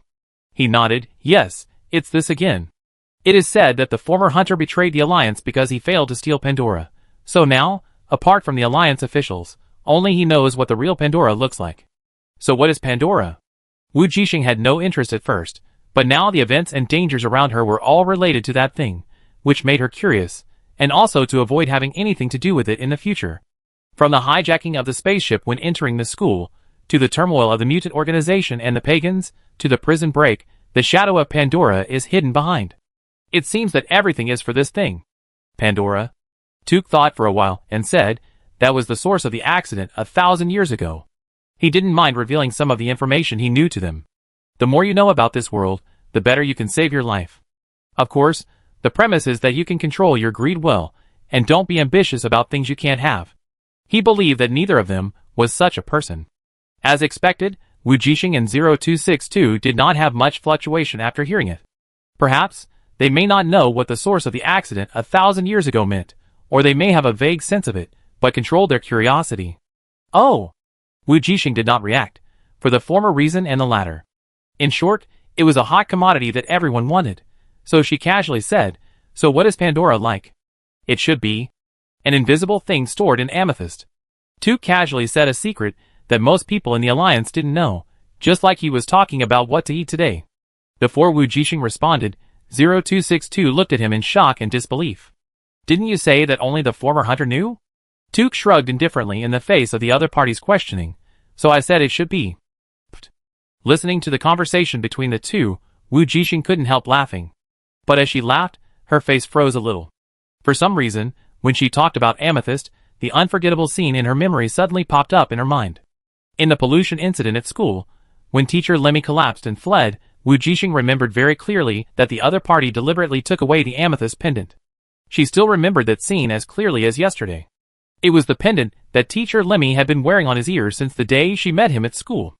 The amethyst pendant always has a dreamy luster in the sun, like a dream, just like the other person, who is hard to see through. Wujing was also surprised at the time. Logically, everything on Mr. Laney's body is gorgeous. In addition to the crystal pendant, his hair buckle, cuffs, and brooches are all expensive gems and crystals. Why did he only take the amethyst earrings when he left? The Ozan family likes purple because it is consistent with their family's hair color and eye color, and they think it is a symbol of nobility. Then the question is, Mr. Lemi is not really a member of the Ozan family, he is a pagan, and it is very likely that he is the leader of the pagans. There is no need for him to do anything extra when he escapes. Wujing suddenly felt that she seemed to know something inadvertently, and her heart beat a little faster. She thought of what the other party had said to her, and the information revealed, and it was terrifying to think about it carefully. What's wrong? Is there anything going on? Just when Tuk felt that the other party was wrong and wanted to ask, 0262 had already asked, so he had to give up. Nothing, I was just thinking, if the planet collapses, how can we leave? Wujing changed the subject and covered up the accident just now. You can't enter the portal without permission. Don't worry, you can requisition the pagan spaceship. I just learned the program code of the spaceship from their brain. This time, Tuk spoke before 0262. Well, it's also a way. I actually want to say that there is a spare spaceship here, but it may have been many years, so I may have to find it and study how to drive it. 0262 said, but since we can use the pagan spacecraft, that's even better. Wujing nodded, and the matter was over. Just as the few people were about to reach the ground, there was another bang, and the ground began to tremble again, making the entire underground prison a little shaky. The crack that was previously penetrated by the energy cannon expanded more than twice again, and the entire planet seemed to have cracked a little more. The few people accelerated again at this moment, and finally arrived at the ground exit. As soon as Wujing looked up, she saw a chaotic battle between countless mechas and robots in the air. But before she could carefully distinguish the situation on the battlefield, she saw that the mechas belonging to the Apocalypse Pirates, which were still fighting with the robots, suddenly turned around and left, rushing into the cracks in the ground one by one. The mecha leading the way kept bombarding the cracks with energy cannons, as if to allow them to better enter the underground space and reach the bottom. Good guy, he was waiting here. No wonder she was wondering before, it was called a prison break. Why were they fighting on the ground? No one came down the stairs. Except for the undercover hunter and the pagan, who took the opportunity to make trouble, there was no one else. Really, it is worthy of being the top-ranked star pirate group. This plan must have been formulated from the beginning. Not knowing what the battle situation is like at the bottom, Wujing couldn't help but worry. It's okay, just a few mechas, how can they be the opponent of the top strong? 0262 seemed to see her worry, and comforted her, or perhaps, he was comforting herself. You know, SSS-level strongmen can walk freely in the vacuum environment of the universe. Well, did you see anyone else? Wujing frowned and asked. There were supervisors on each floor, but she didn't see any when she went upstairs. As for the few people who came to practice with them, they were not seen on the battlefield either. This was not normal. There should be an emergency passage in their supervision room. They may be hiding somewhere. 0262 said uncertainly. As for the others, maybe they are hiding in the dormitory? However, just as 0262 finished speaking, the dormitory in the distance collapsed due to a small missile. Wujing, shock. They should not be inside. 0262 saw that no one escaped from inside, and subconsciously said, a mere bomb will not hurt them. Those who can come here are not weak. They are not inside. Wujing covered her face with her hands, but my Xiaoguang is still in there. Because no foreign objects can be brought into the prison, Wujing put Xiaoguang in the dormitory. Not only that, but also her space ring and luxury game cabin. 0262 thought about it. There was nothing in her space ring. After all, she had to be reviewed before coming to the prison star, so she didn't bring anything else except a game cabin and some weapons, so the loss was not big. Just looking at 0266's anxious expression, she was about to say something to comfort him, and then she saw Tuk, who had been silent since coming to the ground, suddenly said behind the two of them, "You're Xiaoguang? Is he a pet?" "No, he's my little robot." Wujing didn't know why the other person's tone was a little strange, but she still said, "I put it in the space ring. It should be fine. Don't worry, the space ring is not as fragile as you think." Tuk comforted, "Don't worry, I go with you to find it. It should still be in the ruins." This is really a good man. Thank you. Wujing thanked him on the spot, and was ready to roll up her sleeves and fight all the way, when she heard an anxious shout from behind her. It was from 0242. "Great, you're all here." 0242 said anxiously. 0263 and 0264 are both trapped in the elevator. Come and help. 0265, and I have been trying for a long time, but can't get down. What's going on? These two unlucky guys are in charge of repairing the spare elevator today. 0242 said, hurry up, it's too late. Wujing looked at the collapsed dormitory building not far away, then looked at 0242, and sighed, let's go. Chapter 50. The dark prison was shaking every few minutes. The group returned to find the two colleagues trapped in the elevator, 0263 and 0264. You are finally here. 0262 stood at the door of the spare elevator, looking down anxiously. What's going on? Wujing asked. They are trapped between the 16th and 17th floors. 0265 said, the middle is blocked by stones, and one of the elevator chains is broken. Oh, then they are really unlucky. Wujing sighed. What abilities do those two have? One is a defense ability that reduces damage, and the other is a healing ability, but I don't know the details. 0265 spread his hands helplessly. Neither of them is an attack type, so neither of them can come up. I am an attack type, so I can break those areas that block the collapse, but my energy attack will probably knock them directly into the ground. Let them coordinate defense and healing. 0262 said coldly, it should be impossible to kill him. Big sister, you are too ruthless. 0265 smiled bitterly. He knew that the two of them had conflicts, but he couldn't say much at this time. In the end, maybe this is the only way, so I'm looking for you to help. My own power is energy-based, so I'm really afraid that I accidentally collapse other places after clearing the block section in the middle. 0262, then I'm even worse. My power is not a long-range attack type, but gives myself different melee attack forms. Okay, what about you? 0265 blinked and looked at Wujing. Wujing also blinked. My ability can make you kill them faster. Everyone, no way, you are a support? 0265 covered his face, as if he was a little desperate. Did he really have to use the most dangerous method to gamble on his luck? Yes, of course, I can also adjust your energy attack to an appropriate level, which can just break the rubble and open the passage, but I can't guarantee that it will succeed in one go. Maybe I have to try a few more times. After Wujing finished speaking, 0265's expectant eyes dimmed. You can't die after trying. It's okay if there is less energy, at most it will fail, but if there is more energy, it will be back to square one, so it can only be regarded as the last choice. So the few people looked at each other, and finally looked at Tuk, who also followed. Who is this? 0265 and 0242 were a little curious. I'm a hunter. Tuk introduced himself again. Maybe I can help a little. Wujing's eyes lit up. Yes, although she didn't know the other party's specific abilities, the abilities he had shown before might be able to easily change the stones and collapse walls and slowly repair them, but can your abilities be used from a distance? She asked.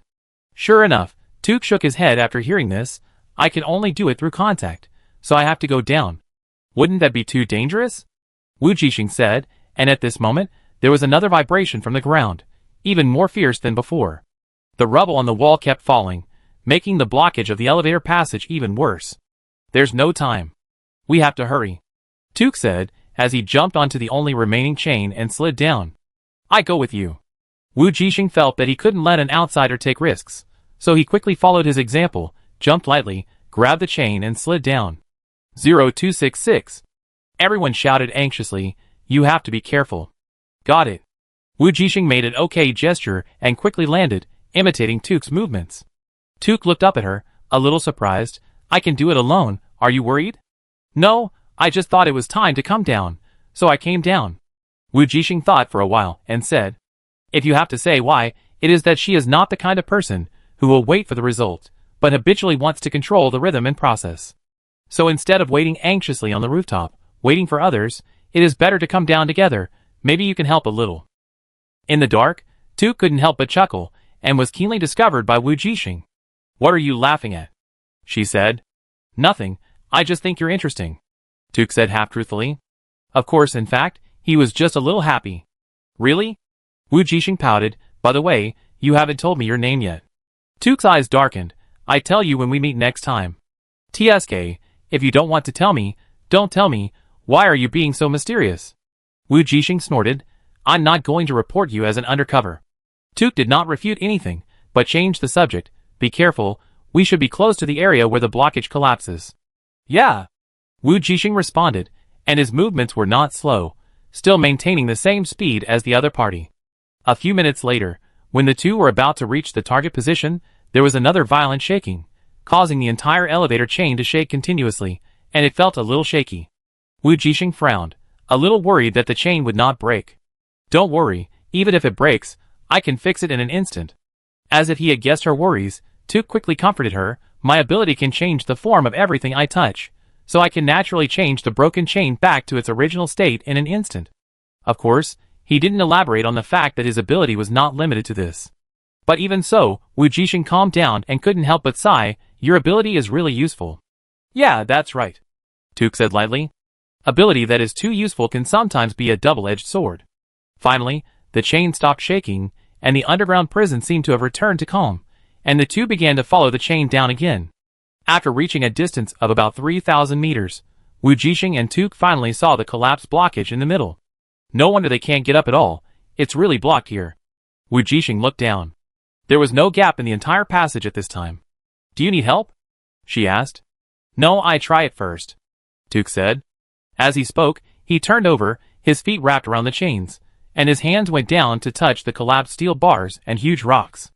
The energy in his hand covered it, and Wujing looked curiously. The block boulder slowly deformed under Tuk's touch. The boulder, which was originally a piece, turned into a slender shape in his hand, like an elongated golden hoop. Soon, because of the boulder that changed from fat to thin, the whole passage became wider. As Tuk made the stones thinner and thinner, the long stone strips began to break off inch by inch, and fell to the bottom along the wall. "Why is it raining stones up there?" Wujing heard a faint complaint coming from the bottom. She looked happy, and she put her fist over her mouth as a megaphone and shouted to the bottom, 0263, 0264, "Is that you? I am 0266. Her shouts kept echoing in the empty and deep underground space. "It's us. Has the connection been established?" Someone replied from below, with an unconcealed joy in his tone. "Yes, hurry up." Wujing also urged happily, "Quick, quick, quick. Here we go." Seeing the hope of being rescued, the two naturally tried their best to climb up along the chain. In just a few minutes, the two people who were originally trapped thousands of meters underground climbed all the way up. Although the supernatural power and mental strength were suppressed, the physical strength was not. With good physical fitness, they could climb tens of thousands of meters without any problem. If there was no place to gain leverage in the air, they would not have been unable to escape by punching through the blocked boulders. Not long after, Wujing and Tuk saw the figures of 0263 and 0264. But when he saw 0263, Tuk raised his eyebrows slightly, a little surprised. It turned out to be another old acquaintance. Of course, 0263 didn't know, he just nodded with a somewhat arrogant and embarrassed expression to indicate that he could go up. "Thank you. This is 0264 who came up last. I owe you a favor." "Well, let's go up first," Wujing said, and began to climb up. Climbing up is much more difficult and laborious than sliding down. Fortunately, her physique has reached S level after training, so climbing up is not too difficult. The four people climbed up quickly in silence. It's just that the shaking is more frequent than before. Everyone knows that the time left for them is getting less and less. So even though they were shaking, they still didn't stand up, but held on to the chain tightly, and tried to climb up. With a bang, Wujing heard the sound of the mecha's shells attacking the cracks, and then several pieces of rubble fell down with the sound of the wall breaking, and were about to fall on the head of Wujing, who was climbing the first one. "Be careful, get out of the way," Tuk shouted from behind her. Wujing knew it, and she grabbed the chain tightly, swung her body away, and then kicked the stone again. The boulders broke and fell, and the dust flew. If they hadn't used their mental power to cover their bodies, they would have been covered in dust and in a mess. The reason why this backup elevator collapsed was because it was too close to the gap. Apparently, the mechas of the Apocalypse pirates were still expanding the cracks in the prison to make their battlefield more spacious. Wujing was a little worried, and he must not let those mechas find out. "Hey, can you use your face to tell them to stop bombing?" she joked to Tuk below. Tuk's mouth twitched, and he replied, "That may not work." "Okay." Wujing shrugged and continued to climb. But before she could climb for long, she found that the passage above her head had collapsed again due to the bombardment just now, and was blocked again. She looked down helplessly. Tuk understood. "Let's switch places." As he said this, he grabbed the chain and jumped towards the wall on one side. When he stepped on the wall, his body tensed, and used the reaction force to jump back to the middle, and grab the chain above Wujing. In just a moment, he had already reached the top and began to use his supernatural powers to clean up the collapsed road section. Who is he? Below Wujing, 0263 slowly climbed up and signaled someone who was cleaning with his eyes. He is a hunter who followed the pagans, Wujing explained. 0263 just nodded slightly, but his brows were tightly knitted. For some reason, this person gave him a feeling of familiar disgust. Strictly speaking, the other party saved his life, so even if he didn't like the other party, he shouldn't hate him, so he asked just now. What's his name? Wujing shook his head. No, I don't know. 0263 said no more. At least now, he didn't need to dwell on this question. Let's go up first, and leave this unfortunate prison planet.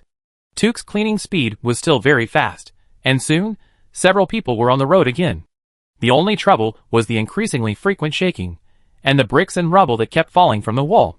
Fortunately, the luck of the few people was not too bad, and they finally heard the voices of several people on the top floor before the prison collapsed completely. Hurry up, hurry up! The wind came with an anxious urging voice. Almost immediately, Wujing shouted. At the same time, the 18th floor underground.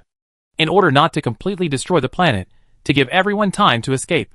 The 3 top SSS level masters were deliberately suppressing their destructive power, but even so, the entire 18th floor was already in tatters, and it was impossible to see what it originally looked like. The ruins, the shattered cells, and number 2 and number 3 hiding in the ruins of the cells without daring to make a sound. The mechas belonging to the Apocalypse Pirates did not rush forward to join the battle. Even mechas could not completely resist those terrifying top masters. It turned out to be that little guy Apocalypse. During the interval of the battle, 0005 looked at the mechas with the Apocalypse Pirates emblems, and knew who had taken action. Of course, perhaps she had guessed it from the beginning. It was not difficult to guess, since 0262 could use the method of elimination to guess who came to rob the prison with limited information, let alone 0005, who was the warden of the prison. She just wanted to hear it from him in person and test some things. He owes me a favor, that's all. Number 4 responded calmly, and punched him again. Sharp, pure, and direct. So you have arranged everything from the beginning? Number 0005's tone was calm, still without any fluctuation. Yes. The concise answer was just like the person. I see. Number 0005 said no more, and attacked him again with number 1.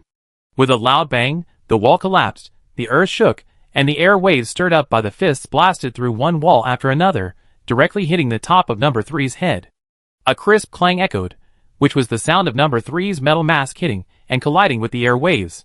Asshole, you did it on purpose. Number 3 was so scared that he screamed. If it weren't for his metal helmet, number 4's head would have exploded on the spot. Fortunately, in order to control them, the prison equipped them with special metal helmets and masks, which actually gave him a great sense of security at this moment.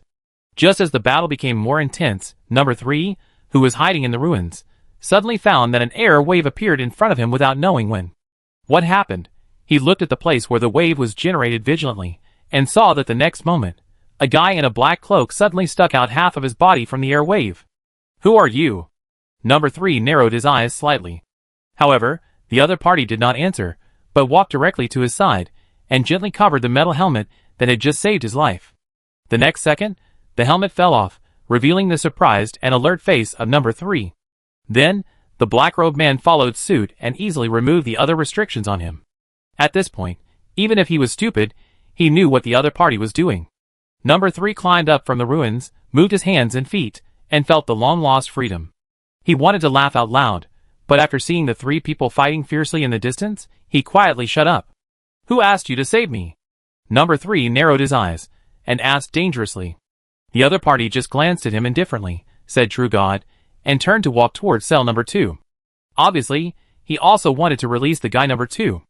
Number 3 instantly understood where the other party came from, and what his purpose was, so he restrained his joy and secretly said that it was bad luck.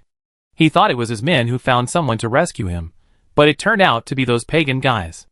Although the other party released him, number 3 was not grateful at all. He knew what those people were doing, they were just using each other. But it's okay, at least, he's free again, right? Ha ha ha. Your expression is disgusting. Not long after, number 2 also got out of trouble, walked to number 3, and said with disdain, Humph, I'm in a good mood and won't argue with you. At this time, the black-robed man had come between the two of them. He raised his hand, and a space wave was generated. The next second, several people disappeared on the negative 18th floor. At the moment they disappeared, number 0005 spoke. Is this the result you want? Don't worry, I will take care of it. If I can catch them once, I can catch them a second time. But now, he needs 2 people to attract firepower for him to deal with the alliance. But there will be no second prison star that can hold them. 0005 whispered to herself. This will all end. Just as she finished her words, a strong momentum surged from 0005. Number 4 was suddenly startled, and the golden vertical pupil shrank into a thin line. You? Before he could say anything, a powerful force also surged from number 1 on the other side. We are old, and have been lingering for 1,000 years. It is time to leave. Number 0005 sighed, with a hint of loneliness in his tone. Maybe the new era belongs to you. Even under the siege of the 2 people, number 4 was able to deal with it with ease, which shows how strong he is. It also shows that they are really old. The next second, 2 huge waves of air raged up. Number 4 was no longer in shock. His whole aura suddenly rose, like a huge wave, sweeping up his people, like an arrow shot from a bow, soaring into the sky. Leave here. His voice rang in the minds of all the mecha pilots guarding the gap. In an instant, everyone felt the horrible crisis, swarming through the cracked gap and desperately flying towards the ground. The power of the 2 SSS levels bursting out at the same time was too terrifying. Even though they had entered their old age and their strength had declined, they were still the top strongmen. 2 terrifying air waves collided, the earth trembled, and a huge roar echoed throughout the sky of the entire planet with the explosion that soared into the sky. At this time, Wujing and his companions had just crawled out from under the prison in a panic, and they felt a loud noise behind them. In an instant, a surging air wave threw all of them away. Wujing, shock, she looked in the direction of the prison in shock in the air. The earth really cracked, and the prison disappeared forever in this terrifying explosion, carrying the lives of countless criminals. From now on, there will be no more prison stars, and no more underground prisons. Wujing was shocked by this world-destroying scene, and even forgot that she was still thrown into the air and had to land. However, she didn't have time to be shocked. A mecha that also escaped from the gap actually crashed into her. Subconsciously, the mecha raised the laser cannon in its hand and pointed it at her, wanting to smash everything and clear the obstacles. Be careful. Wujing heard someone shouting, as if calling her name, but why did the other party know her name? But she had no time to think, or to care, or to explore the reason in depth. In a flash, the heat of the laser cannon touched her face. It was just like the opponent from the First Star Academy, who liked to play energy cannons on her face during the preliminary round. The pores on Wujing's face felt dry and stinging because of the energy that was too close. But at this moment, she was still in the air, without any place to gain leverage. Can she still dodge this fatal attack as nimbly as she did in the dual field? Of course not. So Wujing did not hide. At this critical moment, her mind was completely empty, and she was unexpectedly calm. She did not retreat but advanced, adjusted her posture in the air, and raised her hand to grab the energy cannon barrel of the opponent's mecha. The next moment, in the shocked and horrified eyes of the man, she took the opportunity to grab the barrel, pulled with her right hand, attached the forearm of the mecha with her left hand, and then twisted it hard, and actually tore off half of the opponent's mecha arm. Just like the bone-breaking hand in martial arts novels, the half arm of the mecha pulled out long mechanical parts from the joint. And along with the energy cannon that had already begun to gather energy and fire, she threw it to the ground. There was another explosion, and Wujing finally landed on the ground, as if nothing had happened, as if he had not encountered any life-and-death crisis at all.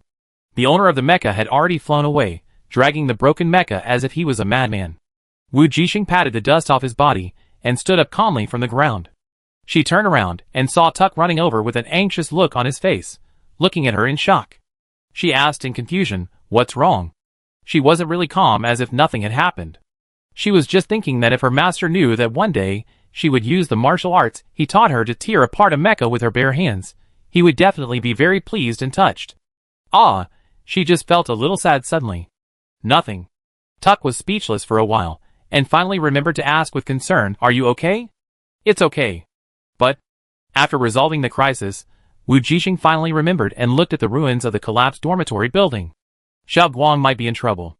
At this time, the collapsed dormitory building had completely become a real ruin under the last wave of explosions. Xiaoguang. Xiaoguang. Wujing ran over anxiously, rolled up his sleeves, and began to search on the ground. Tuk sighed, and could only use his supernatural power to help her search while being alert to danger. Xiaoguang, Xiaoguang. She tried to shout twice every time she dug through a pile of rubble. Finally, 5 minutes later, her efforts paid off. When Wujing thought her Xiaoguang was going to leave her, a corner of the rubble suddenly moved. Tuku was quick-witted and used his supernatural power to move the scrap metal on top. Then the next second, he saw a small, bald head pop out from inside, with bright blue eyes, and a small, broken robot the size of a palm holding a space ring, swinging its small arms and legs as thick as matches, and running over. Wujing was moved when she saw Xiaoguang wearing her space ring even when she ran away. She cried with joy and hugged it. When she felt her lost and recovered luxury game cabin in the space ring, her eyes turned red, and she choked up.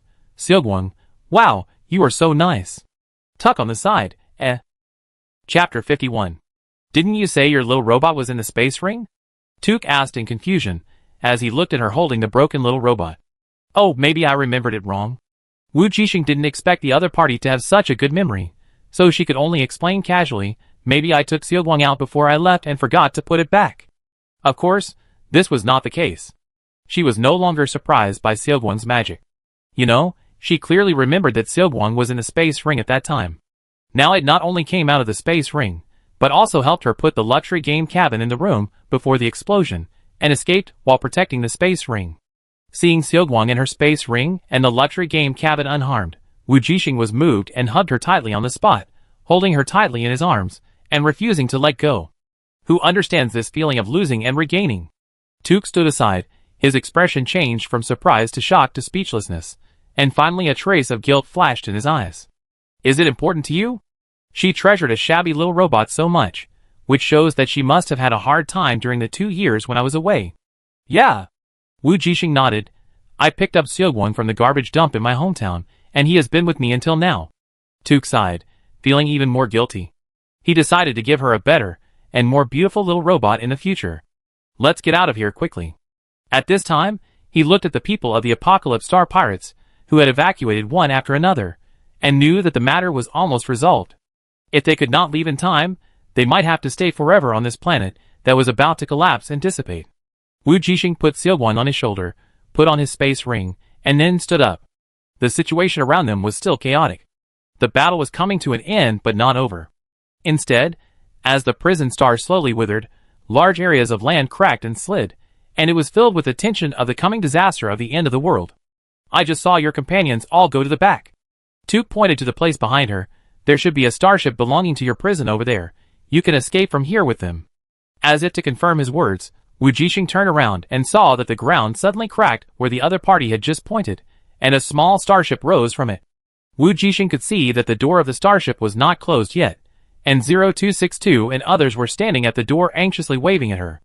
It's them, Wujing said happily, looking at Tuk. Yeah. Tuk also smiled and nodded. Go. Aren't you coming with us?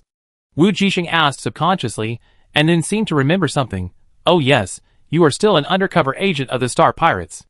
Well, you go quickly, I will leave with Tianqi in a while. Tuk said. Okay, then we will see each other again. Wujing said goodbye to him, and for some reason, she was reluctant to leave.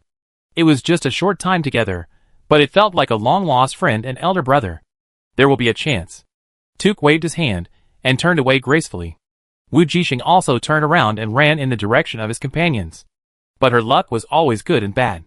Just as she was running and about to reach the entrance of the starship, suddenly, a laser cannon shot over her head.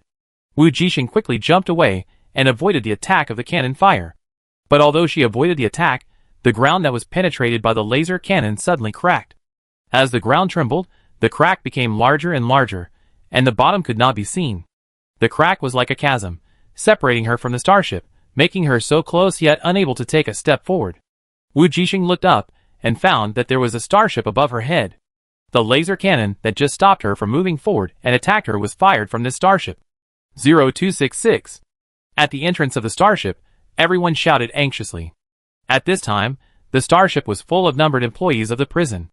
It turned out that the supervisors had come to the underground leading to the starship through the emergency passage and tried to start this ancient starship. Finally, at this moment, the starship was restarted and was about to take off. Let's take off first, and go pick her up. Someone in the starship commanded. Wait, that starship is attacking us. We must rise to a higher position than it, otherwise no one can leave. But what if 0266 hasn't come up yet? There's no other way. Let her take another spaceship. We can't hold on any longer. Take off quickly. Hee. A strange laugh came from above Wu Jixing's head. When she looked up, she saw a feminine and thin man looking at her sinisterly. Although she had never seen the other person's face, Wu Jixing instantly recognized the voice as coming from number 2. He was taking revenge on her. Hee, there is no spaceship to ride, poor little thing, abandoned by your companions. Childish. Wu Jixing rolled her eyes, raised her middle finger at number 2 above her head, and ran away. If there is no spaceship, she will go and grab it. As long as Xiaoguang is there, Wu Jixing believes that it is not difficult to seize control of other spaceships, and she also has a goal. Tika had said before that they could go and rob the pagan spaceship. Coincidentally, the other party's spaceship was parked in the open space closest to the prison and their dormitory building. But number 2 in the sky seemed to be relentless and kept shooting at her while she was running. These attacks were not as fierce as the previous laser cannons. I don't know if it was to save energy or to tease her on purpose, wanting to see her despair. Those attacks only disturbed her progress, but were not fatal. Wu Jixing was so angry that she almost laughed. This number 2 was really narrow-minded. If you have the guts, go and take revenge on number 4 who arrested you. What's the point of just staring at her? Thinking in her heart, she raised her hand and silently gave a middle finger. Hee, why don't you run? Can't run anymore. Do you need me to help you run? I didn't expect you to be such a warm-hearted person, Keanu. A deep voice sounded, interrupting the other party's words. The person didn't arrive, but the voice arrived first. Wu Jixing stopped and looked in shock at the place where the voice came from. The prison ruins behind him were suddenly overturned by a terrifying air wave, and a tall figure flew out from inside. The man's long black hair flew and stopped in midair, facing the starship belonging to number 2. Wu Jixing recognized that it was number 4. Of course, number 2 naturally couldn't fail to recognize the appearance of his enemy. The moment he heard the other party's voice, he was like a clown. His arrogant words were stuck in his throat, and his face was twisted and pale. You are really going backwards. You are actually taking revenge on an intern. Number 4's low voice sounded again in the air. Why don't you run away? Do you need my help? Number 2's face turned pale and blue when he heard this, and finally looked at him hatefully, and then he let the men who came to pick him up drive the starship away without looking back. Thank you. Wu Jixing hurriedly said to number 4, if it weren't for the other party, I'm afraid it would not be so easy to get away today. No, that was my responsibility. You don't need to thank me. Number 4 said, leave here quickly. Okay. Seeing that the other party was about to leave, Wu Jixing hurriedly asked, by the way, can you tell me if the warden is still here? Number 4 was silent for a moment, and did not respond directly, but repeated what he had just said. Leave quickly. The next second, Wu Jixing saw the other party draw a white light in the air, and fly to a height she could no longer see. The strength of the SSS level was so terrifying, as if it had already escaped the scope of ordinary humans, and was evolving towards a higher level. Wu Jixing sighed. The other party's lack of response had obviously told her the answer. So Wu Jixing didn't think about it anymore and ran away. She had to hurry up and leave. On the other side, in the pagan spaceship, in the main control room. In the originally empty space, there was suddenly an air wave. The next second, a black-robed figure walked out from the invisible wave. But before he could walk to the control console to control the spaceship, Tuck, who had been hiding in the shadow of the main control room, directly released his mental power and stabbed the other party's body with a knife.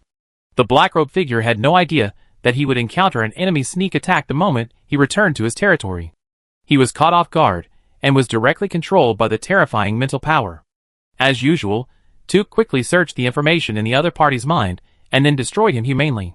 When Wu Jixing finally ran to the door of the pagan spaceship under the artillery fire and ground cracks, Tuck was walking out of it, intending to change his face and return to the Star Pirates. When he saw that someone who should have left was here, his brow slightly frowned. What's the matter? Didn't you leave with them? No more. I encountered an accident and was retaliated by number 2. Wu Jixing ran into the spaceship. Where are the pagans? Why are you here too? Aren't you going back to Apocalypse? I just dealt with them. Tuck stopped. Come with me. I help you control this spaceship. Wu Jixing understood after hearing what he said. You came here specially to deal with that person. Yes. Tuck nodded and didn't say much, but walked back to the main control room quickly. After a dazzling operation, the spaceship started smoothly. The guy was just about to drive the spaceship away, so his mind was full of information and control codes about how to drive the spaceship. It came in handy at this time. That's good.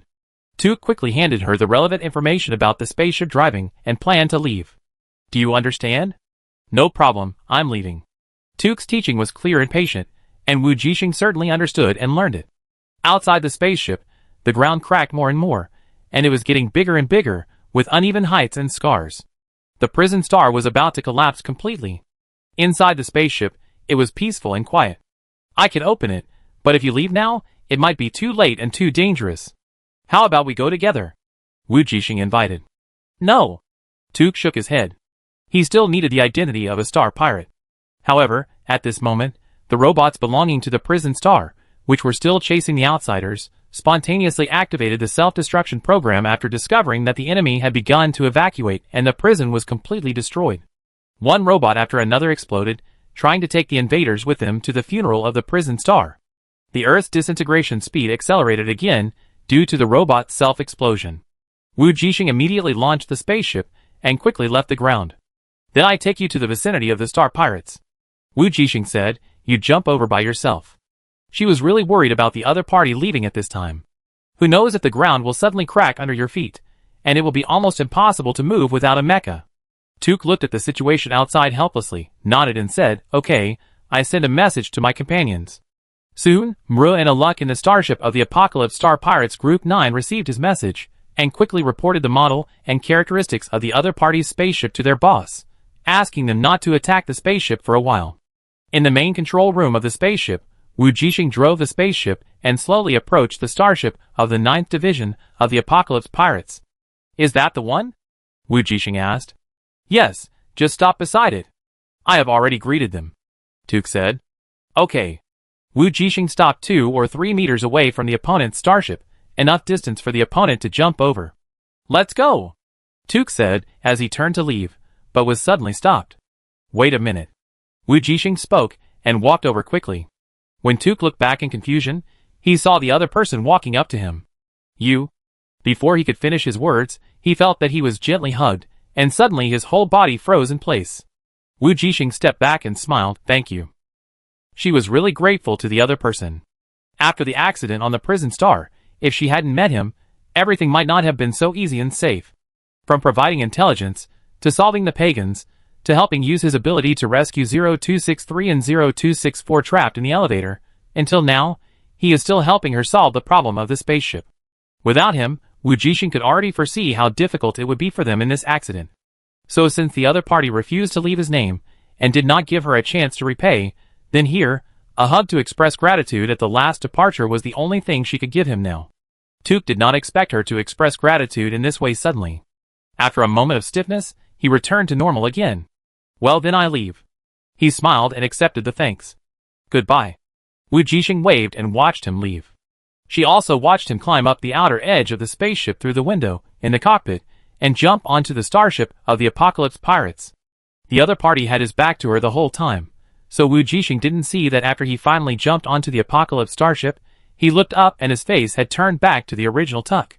Brother, you're finally back. As soon as they entered the starship, Mulu and Aluk came forward and hugged each other. Thank you for your hard work. Aluk patted his shoulder. Are you okay, Tuk? No. Tuk smiled and greeted the two, but his eyes were looking at the spaceship that was gradually going away. That's good, ha ha ha, I knew you could do it, Tuk. Muru laughed. The mission is finally completed successfully. Let's discuss the next recruitment later. I can't wait to start a new adventure. One day, I will make the name of the Horia Pirates as loud as Apocalypse throughout the Alliance.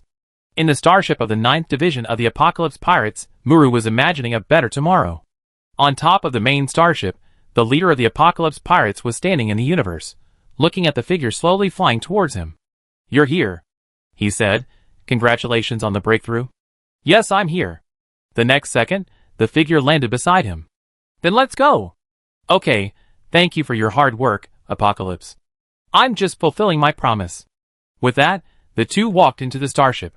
Are you really not going to consider my suggestion again? No. Number 4 said calmly, The Alliance will not allow your star pirates to have 2 SSS levels. I'm not afraid, so why are you afraid? Apocalypse sneered. Don't tell me you've been in the prison star for a few years and have become timid. Number 4 just shook his head and didn't refute anything. Okay, I won't force it. Apocalypse looked out the window and said to the prison star that had begun to crumble and disintegrate, Apocalypse always welcomes you. Thank you. What are your plans next? Number 4 said coldly, of course, we should announce Pandora's true information to everyone. Aren't those people here for this? At this time, in the vast universe, another starship jumped out of the orbit of the prison star and headed for the distance. In the starship, 0262 asked, did she leave? Well, I saw her on a spaceship, and now she is leaving the atmosphere. A companion who was observing with his supernatural power said on the side. Don't worry. Well, that's good. 0262 and the others beside him breathed a sigh of relief at the same time. This crappy internship is finally over. 0265 finally smiled with ease on his baby face and sat down on the ground. Maybe the next time I meet 0266 and you guys, it will be in the semifinals of the league. Maybe it will be the finals. 0262 also smiled with ease. Although they didn't know each other's names in such a short time, they could be regarded as friends who shared hardships. Okay, see you in the finals. 0265 said with a smile. Xiaoguang, can you drive the spaceship directly? I'm a little tired and want to take a rest. On the spaceship that belonged to the pagans, Wujing also sat down on the ground, looking out the window at the prison star that was gradually breaking from the middle, and couldn't help sighing. The old lady, the warden, actually died directly with this planet, this prison, and all the criminals. This made her more or less sad, and perhaps only she and some old employees of 0242 would have such feelings. It's just a pity that the 2 serious criminals number 2 and number 3 actually escaped. Number 2 is not to be mentioned. She guessed that number 3 was the same. Since number 2 could escape safely, number 3 was probably the same. When Wujing thought that it might be done by those pagans, she gritted her teeth. Since she crossed over, those people have always been causing trouble. Just when Wujing was angry, Xiaoguang's mechanical voice interrupted her thoughts. Okay. An emotionless voice sounded in her ears. Where are you going? Wujing reacted, still a little unaccustomed to Xiaoguang's current way of speaking. To say it was a mechanical voice was actually a bit unfair to the other party. Since Xiaoguang evolved, the original mechanical voice has also been upgraded, just like the simulated human voice in the audiobook software in the previous life. However, it still has no human emotions. Go anywhere. Wujing said, by the way, remember to help me clear all the data of this spaceship before arriving at the prison planet, Xiaoguang. It has been cleared, and I have received the control of the spaceship. Where are you going? Xiaoguang's emotionless voice sounded again. Whatever. She didn't know where to go. She had just contacted Teacher Dados with the communication equipment and was waiting for the other party's reply. Sorry, there is no such place as whatever. Xiaoguang said, please replan the destination. Wujing, Then drive to the Alliance Center and leave here first. Wujing said. Wait for Teacher Dados to reply to me, and then tell you where to go. The Alliance has no center. It is scattered and located in different galaxies and galaxy clusters. The center coordinates cannot be determined. Seeing that Xiaoguang seemed to be planning to start teaching her geography, astronomy and mathematics, Wujing interrupted him. Let's go to C49 first. Navigation to C49 has begun, and the route has been adjusted, and we are heading there. After seeing Xiaoguang finally start to drive the spaceship quietly, Wujing finally breathed a sigh of relief. It was at this time that she received a call request from Teacher Dados. Wujing made a prompt decision and connected the communication. How are you? Are you safe now? The moment the communication was connected, the other party's somewhat anxious voice came. It's okay, I have left smoothly, and am taking a spaceship to the transit star. That's good. Seeing that his students were safe, Dados on the other end of the communication seemed to be relieved. If something really happened, as a teacher who personally sent students to the prison star for internship, he would naturally be unable to escape the guilt and condemnation in his heart. Fortunately, everything did not go in the worst direction. Seeing that the other party did not speak, Wujing asked again, Teacher Dados, is my internship mission considered completed? She was a little nervous, afraid that it would be in vain, not getting any contribution points, and not completing the internship mission. Who would have thought that the internship planet would be gone before the internship was halfway through? Who could she go to for justice? Dados on the other end of the communication was also a little helpless. Don't worry, the contribution points will not be reduced, but you still have to continue to participate in an internship. In other words, this internship is not complete and needs to continue. Do I need to go back to school first? What is the next internship mission? Wujing asked hurriedly. No, don't come back yet. Don't go back to the transit star either. Dado paused and said, the Alliance has already arranged your next mission. Alliance? Wujing was a little surprised. Isn't it arranged by the school? Yes, this time is special. The Alliance wants you to take advantage of the prison star to do something. I will send the arrangement to your communication now. You can see it yourself. Wujing was a little curious when she heard it. What exactly did the Alliance want them to do? Why was it so mysterious? Soon, she received a message from Teacher Dados. Clicked it, and saw that it was Undercover? Let me go undercover among the Star Pirates, find out information related to Pandora, and cooperate with the hunters to capture the Star Pirate fugitives? She was not mistaken. Yes, there were riots in many prisons this time, and many fugitives who were released went to the Chaos Star region. The Alliance hopes that you will participate in the pursuit, which is considered as the follow-up of the prison internship mission. Dados explained. Wujing understood that there are unlucky interns, like their prison star in various places. Because of the escape of criminals caused by the prison riot, they need to take responsibility and cooperate in the arrest, which is considered to complete the follow-up duties. What about my league rematch in a month? Wujing asked another question that she was concerned about. Don't worry, in special circumstances, you can apply for the game time and arrange it yourself. Dados said, anyway, remember to be safe and protect yourself. Okay, Mr. Dados, I will be safe. Wujing hung up the communication. Fortunately, her subsequent mission is not to capture the criminals who escaped from their prison star. You know, only number 2, number 3 and number 4 escaped from the prison star, and she can't catch any of them. Xiaoguang, let's go to the Chaos Star region now, not the transit star.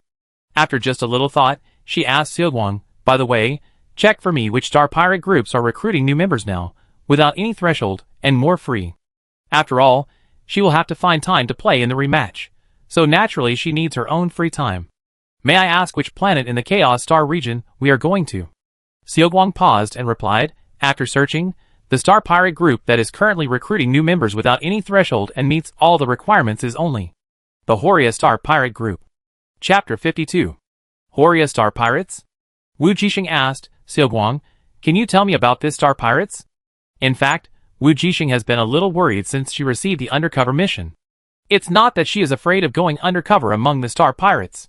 After all, in terms of strength, the strength of their Star Academy elites is far from those crooked Star Pirates. But she is worried that when she participates in a group mission, she will rob and kill people. This is something that completely violates her conscience and morality. Wujing will never do it for the sake of undercover. So what she needs is a pirate group that is not so immoral and mainly robs other pirates. She sincerely hopes that this pirate group called Horia can perfectly meet all her expectations. Otherwise, her next undercover internship will be more troublesome. The Horia Pirates are affiliated with the Apocalypse Pirates. The power behind them is the Apocalypse Pirates. They have a certain status in the Chaos Star domain. Wait. Xiaoguang was just halfway through his words when Wujing suddenly interrupted. Can you rule out the Apocalypse Pirates? When I was on Prison Star, I met people from Apocalypse, and I was afraid they would recognize me. Wujing didn't plan to disguise herself, because she didn't know how to disguise herself at all, and her makeup skills were average. It would be more troublesome than to make a fool of herself in front of the masters, and expose her undercover identity. So she had to avoid the Apocalypse Star Pirates, who might have seen her on Prison Star, and it would be better to go to other small Star Pirate groups. She believed that the Chaos Star region was so large that the number of people in the Apocalypse Star Pirates who had seen her would not exceed one hand, so even if she didn't disguise herself or put on makeup, she didn't worry about being recognized by others.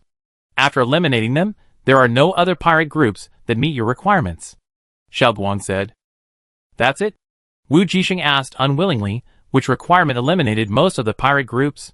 After searching, there are 107 pirate groups recruiting new members, and only the Horia pirate group has no threshold for recruiting new members. Xiaoguang continued, excluding those related to Apocalypse, there are 0. Wujing, Tell me, what are the recruitment requirements for most pirate groups? Wujing asked helplessly. The most requested thing is the star ranking dungeon ranking. There are 88 of them. Xiaoguang searched for a moment and said, "Okay, what about the other ones? Aren't there 19 left? What do they want?" After all, she is an undercover agent now, and it is impossible for her to really announce her star ranking to those pirates. Although the star ranking in the mirror world uses nicknames, the nicknames cannot be changed. In other words, if she tells the pirates her mirror world nickname after the internship is over, she will not be able to completely separate her undercover identity from herself by escaping death. She didn't want to risk being recognized by the pirates in the future. If they came to seek revenge on her, it would be troublesome. So all the pirate groups that needed proof of strength from the mirror world star ranking had to give up. There are 19 left, excluding those related to Apocalypse. There are 12 left. Xiaoguang continued, 10 of them require length of service, proof of work in a pirate group they have joined, or relevant technical proof. Length of service? Wujing's mouth twitched slightly. He didn't expect that the pirates now also required length of service and technical proof when recruiting people. Well, it seems that these few groups want experienced technical talents. And her only work experience was as a prison guard on the prison planet, so she could only pass. Even if Xiaoguang forged the certificate, there was no guarantee that she would not be exposed. The Chaos Star region was not small, nor was it big. Everyone was in the Star Pirate Circle, and there were always members of the group who had contacted the former Star Pirate group she forged, which would be exposed instantly. The risk was too great, and was not considered. Moreover, she had never been in a Star Pirate group and had no work experience, so it was really easy to be exposed, and it could be seen at a glance. For example, in robbery, whether she is an experienced and skilled worker, it is not too easy for an experienced Star Pirate to catch her handle, and it is difficult for her to disguise, and she can't even really rob and kill people. What about the last two? Wujing asked hopefully. The remaining two do not require work experience, but require proof of killing. Those who have killed more than 100 people will be given priority.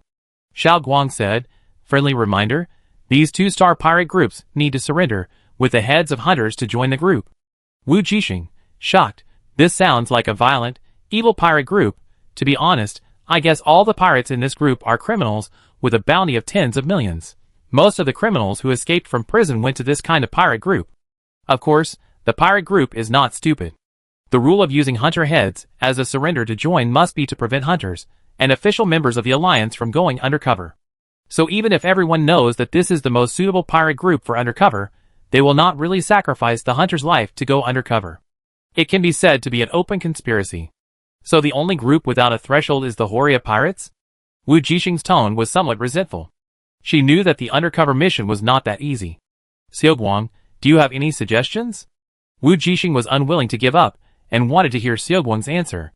Since the evolution, Xiaoguang has become a powerful artificial intelligence in her mind, not just a navigation robot with navigation capabilities. So, she wanted to hear the best answer obtained by artificial intelligence through logical calculation.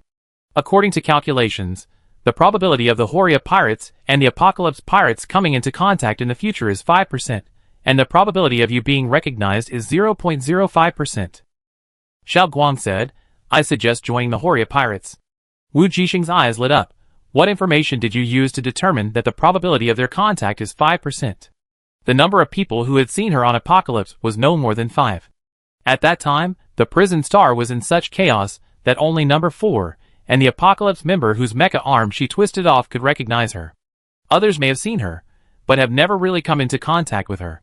So according to the number of people in the Apocalypse pirates, the possibility of actually recognizing her is indeed negligible. Of course, the premise is that it is really as Xiaoguang calculated, the possibility of the two pirate groups coming into contact is 5%. If they meet each other many times, even if there are few people who know her, the risk of exposure will be greatly increased. The Horia pirates have just experienced a group annihilation, and the current members are the leader Mulu and the deputy leader Tuk. They are attached to the Apocalypse pirates, but they have no trade with them. Before the reconstruction of the pirates is completed, there is no possibility of meeting them. Where does that 5% come from? Wujing asked curiously. The chance of asking the Apocalypse pirates for help when in danger is 5%. Xiaoguang answered quickly. So that's it. Wujing suddenly understood why the Horia pirates were the best choice. Because the group was destroyed and urgently needed to recruit new members, there was no threshold, and before the recruitment was completed, it was completely free, and there was no mission, which perfectly met her need for free time to enter the mirror world to participate in the rematch and avoid robbery and murder. This condition made Wujing very excited. Compared with the extremely low possibility of being recognized by Tianqi, she needed complete free time and no need to kill, set fire or rob. As long as she was not so unlucky, the leader and the deputy leader happened to have participated in the prison break incident of Tianqi Prison Star and happened to have seen her. There would be no risk. It was the best choice for Undercover. And even if she was so unlucky to be recognized, it would not be difficult for a star pirate group with only 2 people to escape. So Wujing made a prompt decision and decided to choose the Horia Star Pirates. Xiaoguang, when and where will the Horia Star Pirates interview be held? Wujing asked. Xiaoguang, Chaos Star Region, D66 Star. The time is August 24th. Wujing calculated that it would be 2 weeks later. In the base of the 9th branch of the Apocalypse Star Pirates, Aluk was seeing Muru and the others off. Brother, are you really not going to stay in Apocalypse for a longer time? Aluk reluctantly hooked his arm around Muru's shoulder. I'd be very bored if you leave. Haha, I want to rebuild the Horia Pirates as soon as possible. I can't wait. Muru said affectionately, don't worry, brother, I will come to see you if there is a chance. If it weren't for you this time, we wouldn't have been able to revive so quickly. Muru was sincere when he said this. The people of Apocalypse not only helped him install the mechanical arm, but also gave him the lowest discount. Even after participating in the mission of the Prison Star, he was given a large bonus. I can only say that Apocalypse is worthy of being generous. He was worried about what to do if Apocalypse took a fancy to his starship. He was just overthinking. After seeing the battle between the top masters, he suddenly realized that Apocalypse didn't care about his broken starship at all.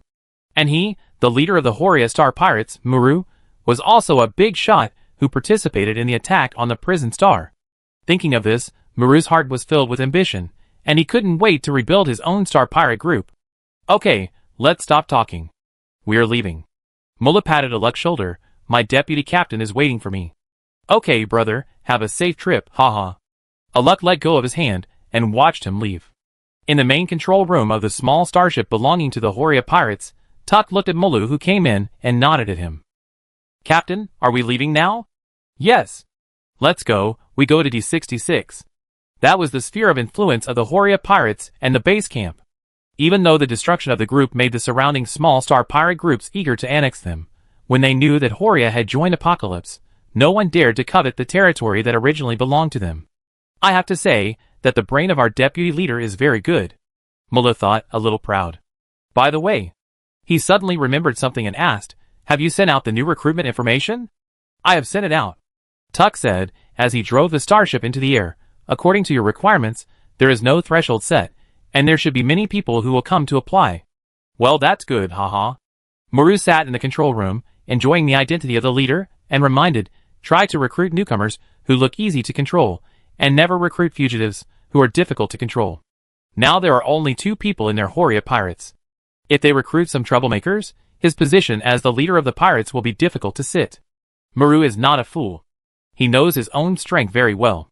Only those newcomers, who have no experience and are easy to control, are the most suitable for their Horia. Okay, Captain. I make the arrangements. Tuk nodded, indicating that he had received it. It didn't matter to him. If they were extremely vicious, he would just find a chance to get rid of them. It would be best if they were undercover agents from pagans, so that he could collect more intelligence. Of course, the entire Star Pirate group couldn't be without people, so he still had to recruit some new people according to Mulu's request. Thinking of this, Tuk increased the speed of the starship. After arriving at the D66 base, he still had a lot of preparations to do. After all, to recruit new members, he must at least know how many weapons and properties the Horia Pirates still have, understand the layout of the base, grasp the most basic situation, and plan the arrangements for the new members in advance. All of these need to be completed within 2 weeks, and the time is still a bit tight.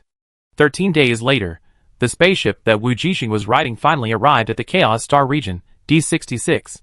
Along the way, especially after entering the Chaos Star region where the Alliance had no control, she had encountered spying and attack attempts from other spaceships, but Xiaoguang resolved and circumvented them one by one. The driving skills and computing power of those pirates are naturally not comparable to those of the artificial intelligence Xiaoguang, which saves Wujing a lot of effort. Since she has already planned to go to the Horia Pirates, she will not be interested in any other pirate groups, let alone establish relationships with them. Soon, her spaceship entered the planetary orbit of D66 and landed on a paid helipad. There is no way. The Chaos Star region is the territory of the pirates. If you want to dock here, you must pay a certain amount of protection fee, otherwise when you leave, the spaceship may have been robbed by someone. Even if I can't take it away, I will destroy it for you. Wujing walked out of the spaceship after paying 10,000 star coins with great pain. This is the cost of 1 day and 1 night. If she hadn't calculated the time and arrived the day before the recruitment, the cost would be more than this. Of course, the prison star is in a very remote place. It took her a lot of time to get here. She didn't deliberately delay too much time, but just kept the speed of the spaceship at a certain speed, neither fast nor slow. It must be said that with Xiaoguang, her life has become much easier. If she were to drive by herself, she would not be able to be so precise. But no matter what, the 10,000 star coins still have to be spent. I don't know if it will be reimbursed after the school internship is over. Wujing thought with some pain. D66 is a planet with a rough style. There is not much high technology. It is a bit like the 21st century she used to live in, except for the holographic projection technology on the streets. After Wujing got off the spaceship, she found a large hotel in the city center that looked relatively safe and checked in. Just like the cost of parking the spacecraft, it was very expensive. She spent another 2,000 or 3,000 star coins to get a decent single suite. There was no other way. If people here want a certain degree of safety, they must pay protection fees. Of course, sometimes paying protection fees does not necessarily mean safety.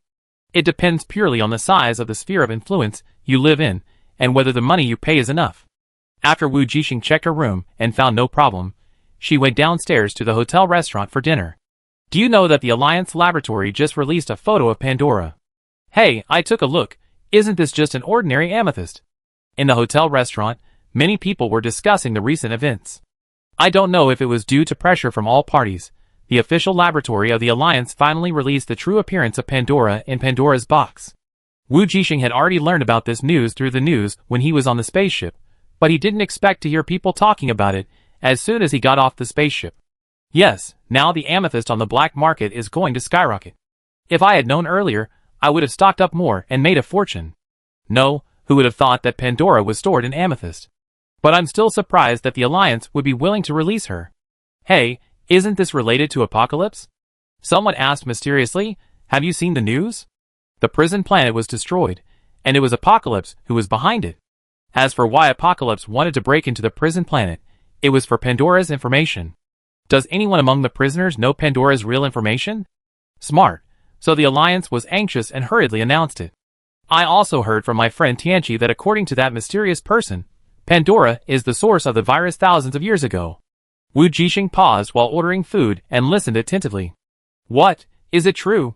Someone exclaimed, could it be the source virus that can infect mental power and make all living things mutate? Yes, I remember there is a saying that the virus floated from a black hole, and no one knows what it is. It is indeed very likely to be named Pandora. Fuck, isn't that dangerous? Why doesn't the Alliance have any news? How could there be news? Are you stupid? If it is true, how could the Alliance admit it? Is this really spread by the people of Apocalypse? Of course, why would I lie to you? If you don't believe it, go find the people of Apocalypse to verify it yourself. The few people chatted and left the restaurant. Wujing then ordered a bowl of the cheapest noodles from the robot waiter, and thought carefully about the conversation between the two just now. The mysterious person mentioned by the other party should be number 4. I didn't expect that the other party really knew some information about Pandora and announced it. It turned out that the source of the so-called accident 1,000 years ago was the Pandora nerve virus. No wonder the Alliance was so anxious to find Pandora after it was lost. But no matter how anxious they were, they didn't announce any other relevant information except a box. This is actually very contradictory. She was also surprised at the time. Obviously, they were in a hurry to find it. Why did they hide the information and happen to mistake salted fish for Pandora? If it is really the source virus from thousands of years ago, it makes sense. So far, all the information can match, so Wujing did not doubt the content of the conversation between those people. From the beginning, Teacher Lemi said that the creator of the mirror world, the guy who is suspected to be Xiaoguang's father, was the earliest researcher of Pandora. Later, the information about Pandora told her by the undercover hunter of Prison Star can all match. Wujing even seriously suspected that the purple crystal earrings of Teacher Lemi were the real Pandora. If it was him, with his admiration for Xiaoguang's father and his ability to replace others, He had all the motivation and feasibility to go to the Alliance laboratory to switch. He even calculated the people of the Mutant organization to hide himself. This is completely consistent with the statement of the Mutant organization later. Everything is true when it is assumed that Mr. Lemi is the one who really stole Pandora. So Wujing thought about it, and immediately sent his guess to Mr. Dado's. She remembered that when the school was investigating, she had mentioned that the other party had taken away the amethyst pendant, and it seemed that the school might have already made some guesses. After doing this, Wujing's face also came up. She quickly finished her dinner, and went back to her hotel room. Just when Wujing was planning to practice for a while, and then go to bed to rest and prepare for the interview with the Star Pirates tomorrow, she suddenly thought of something. She quickly took out Xiaoguang from her space ring, and put it on the bed. If Pandora's former owner was Xiaoguang's father, then is there a possibility that Xiaoguang is a very key figure? Perhaps, Mr. Lemi wanted Xiaoguang not only because Xiaoguang was the creation of his male god, but also because Xiaoguang hid the secret of Pandora, or in other words, Xiaoguang was the key to unlock Pandora. The more Wujing thought about it, the more she felt that it was possible. She vaguely remembered that Mr. Lemi had said at the time that Pandora could not be easily unlocked. That was the password set by his male god.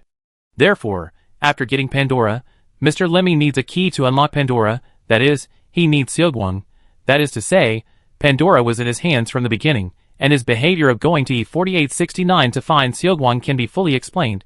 After connecting all this, Wujing suddenly felt a chill on his back. It turns out that the most important key to Pandora that the Alliance is looking for is in her hands.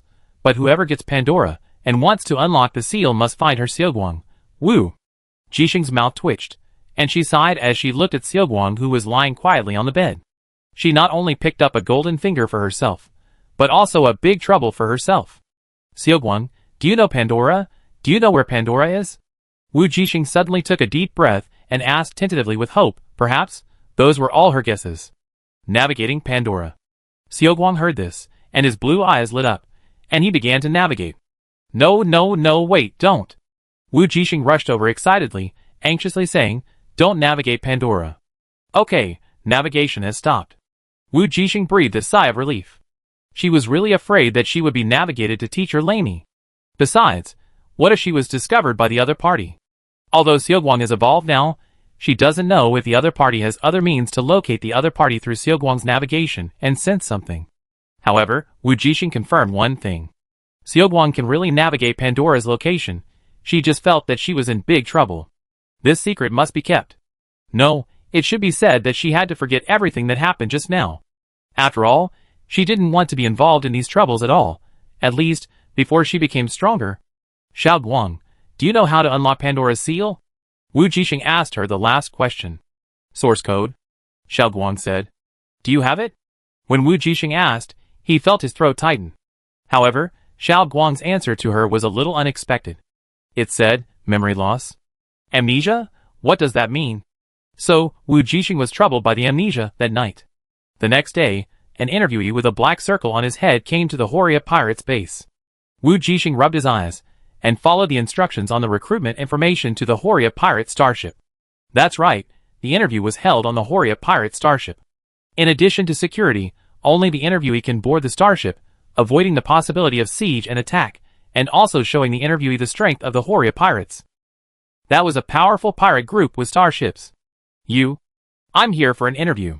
Wujing almost said hello politely, but when she thought that this was an interview with a pirate group and not a formal company, she swallowed the word hello back and made herself look more casual, like a free-spirited pirate. There was no way, she didn't look like a rough pirate, so she could only rely on her acting skills. Yes, but not much. Come in. A male voice sounded from inside. Oh! Wujing walked onto the starship upon hearing that. What Wujing didn't expect was that when she walked in and looked up, she saw a familiar face. The person who interviewed her was a baby-faced boy with a beard. Wujing recognized it at a glance. It was number 0265. 026. 0265 was also shocked when he saw her, and almost blurted out the prison number. He secretly glanced at his deputy leader, who was looking down at the holographic screen not far away, and quickly covered his mouth. He winked at her, as if to say, what a coincidence, how come you are also undercover? Chapter 53. Why are you undercover here too? When 0265 winked at her, Wujing also widened his eyes, and returned the same look. I just came here not long ago, what a coincidence. In order to match the temperament of a star pirate, 0265 put on a full beard, which matched his baby face, giving him a feeling of being both young and old. At this time, his face was very colorful, and he tried hard to convey the implicit meaning through his expression. Wujing thought it was really funny. But she also used facial expressions to signal the other party that he must help her pass the interview. 0265 understood, and made an OK sign in front of him very secretly. Ahem, Deputy Captain Tuk. Finally, after the two exchanged glances, 0265 said to the Deputy Captain, who was watching the holographic screen, "The interviewer is here." Only after hearing this did Tuk put down the holographic screen in his hand. He was just looking at the schedule for the next rematch of the 10 Schools League. There are still more than 10 days left, and he will be able to see her fighting on the field again, Tuk thought with some anticipation. But when he put down the holographic screen and walked to 0265, he was stunned for a moment when he looked at the interviewer. Tuk blinked his eyes, and after confirming that he was not mistaken, he didn't know what to say for a moment. It seems that since leaving the territory of the mutant organization and coming to human society, his luck seems to have been good. The person he met suddenly appeared in front of him. He was originally surprised that the first person to come to the interview this morning was the baby-faced intern he met on the prison planet. Tuk just thought it was a coincidence. Of course, the other party met all the requirements of the leader for recruiting newcomers, who were easy to control and inexperienced. With the idea of taking care of one or two, he accepted the other party. But he didn't expect that the second person to come for an interview today would be her. At this time, Tuk had realized that the Alliance seemed to have sent those interns in prison to the Star Pirates for internship. The purpose was naturally easy to guess. The Alliance was now having a headache because of the many prisoners who escaped from the prison riot. And where did those prisoners escape to? Only here, in the Chaos Star region. After figuring everything out, Tuk pretended that he didn't recognize the two people. Really? Tuk sat down next to 0265 and looked at the newcomer. Please sit down. Wujing didn't expect that the deputy leader of the Horia Star Pirates was quite polite. He looked gentle, and didn't have much of the banditry she thought. For a moment, she didn't know whether to act a little rough or a little disciplined, and what kind of character she should create for herself. She thought for a long time, and finally decided to give up the rough route, and arranged a poor image for herself, who had to escape from the polluted and destroyed home planet, and had to join the Star Pirate group to survive. So Wujing sat quietly on the chair, pitiful, weak and helpless, which complemented her weak appearance perfectly. If he hadn't seen her tearing the mecha with her hands on the prison star, he would have thought that she was still the sickly and weak person in his memory. 0265 was a little bit dumbfounded at this moment. When the other party just came in, he was not this character. How could he change so suddenly? Of course, as a professional undercover, he did not show it, but started the interview and questioning in a fake manner. What's your name? Wujing made up one at random, Shuvechensi. Age. 16. 0265 was a little bit overwhelmed. Not only did 0266 not raise his age, he even said he was 2 years younger. You know, in order to act more like a star pirate, I created an image of a 32-year-old who lost his wife and children and resolutely joined the Star Pirates. You are 16 years old and look weak and timid. How can you be an applicant for the Star Pirates? Star Pirates don't have any sympathy. It's useless. 0265 shouted in his heart, looking disappointed. What's wrong? Did she remind you of the child you lost? Tuk saw that he was silent and said quietly. 0265 and Wujing. 0265 was a little speechless. He almost said no, but when he thought about his character, he accepted it. He had a bitter face, and his eyes showed a little pain, but it seemed to be suppressed in an instant. Indeed, I'm sorry to make you laugh. Sorry, I continue the interview. Tuk nodded and motioned him to continue. Seeing that he didn't reveal the truth, 0265 breathed a sigh of relief and looked at 0266 opposite him. Wujing was watching the conversation between the two, her eyes full of curiosity. 0265, what kind of persona did he create for himself? How come he even has a daughter? The other party ignored her curious gaze and continued to ask, why did you run out to become a star pirate at such a young age? Where are your parents? When asking this question, 0265 praised herself in her heart. This was very consistent with the image of a father who had lost his child, and was heartbroken to see a child as young as him become a star pirate. Yes, you are still so young, and a little girl, why did you come to the Star Pirates? Is there any hidden reason? Wujing didn't know how rich the other party's inner drama was at this time. Just thought about it, and began to narrate the character he created. Because my hometown was polluted, my parents asked me to escape and find my brother. She was sad but firm. My brother is a star pirate, so I escaped to the Chaos Star region. I want to find my brother, but I don't know where he is. In the Chaos Star region, including the surrounding planets, there are too many such situations and broken families, and it is too normal. So Wujing made up such an identity. She felt that the logic was smooth, the feelings were sincere, and there was no sense of disobedience. Especially when she really had a brother who needed to be found. But, opposite Wujing, next to 0265, her star pirate brother Tika. So have you heard of him? Wujing showed a hint of expectation at the right time, like a little girl who really persevered in asking around for her brother's whereabouts. What's his name? 0265 also stepped onto the stage she was showing him. His name is Juga. Juga Qinxing. Wujing had completely immersed herself in the character at this point, and became more and more comfortable with it. She was waiting for their answers with an anxious and somewhat impatient tone. Have you heard of him? Have you seen him? Sorry, no. 0265 shook his head regretfully, without even thinking about it. He knew that this person was made up by 0266, and could not really exist. Wujing concealed his disappointment, and looked at another person nervously. Tika, who was being looked at by her. Juga Qinxing. When did he change his name? Tika sighed and looked at the other person with a complicated expression. No. He decided not to give the two of them room to develop and asked directly, what are your specialties? Otherwise, we can't recruit you. I can shoot. Although Wujing was disappointed after getting the answer, he excitedly promoted himself to him when he heard the other party's words.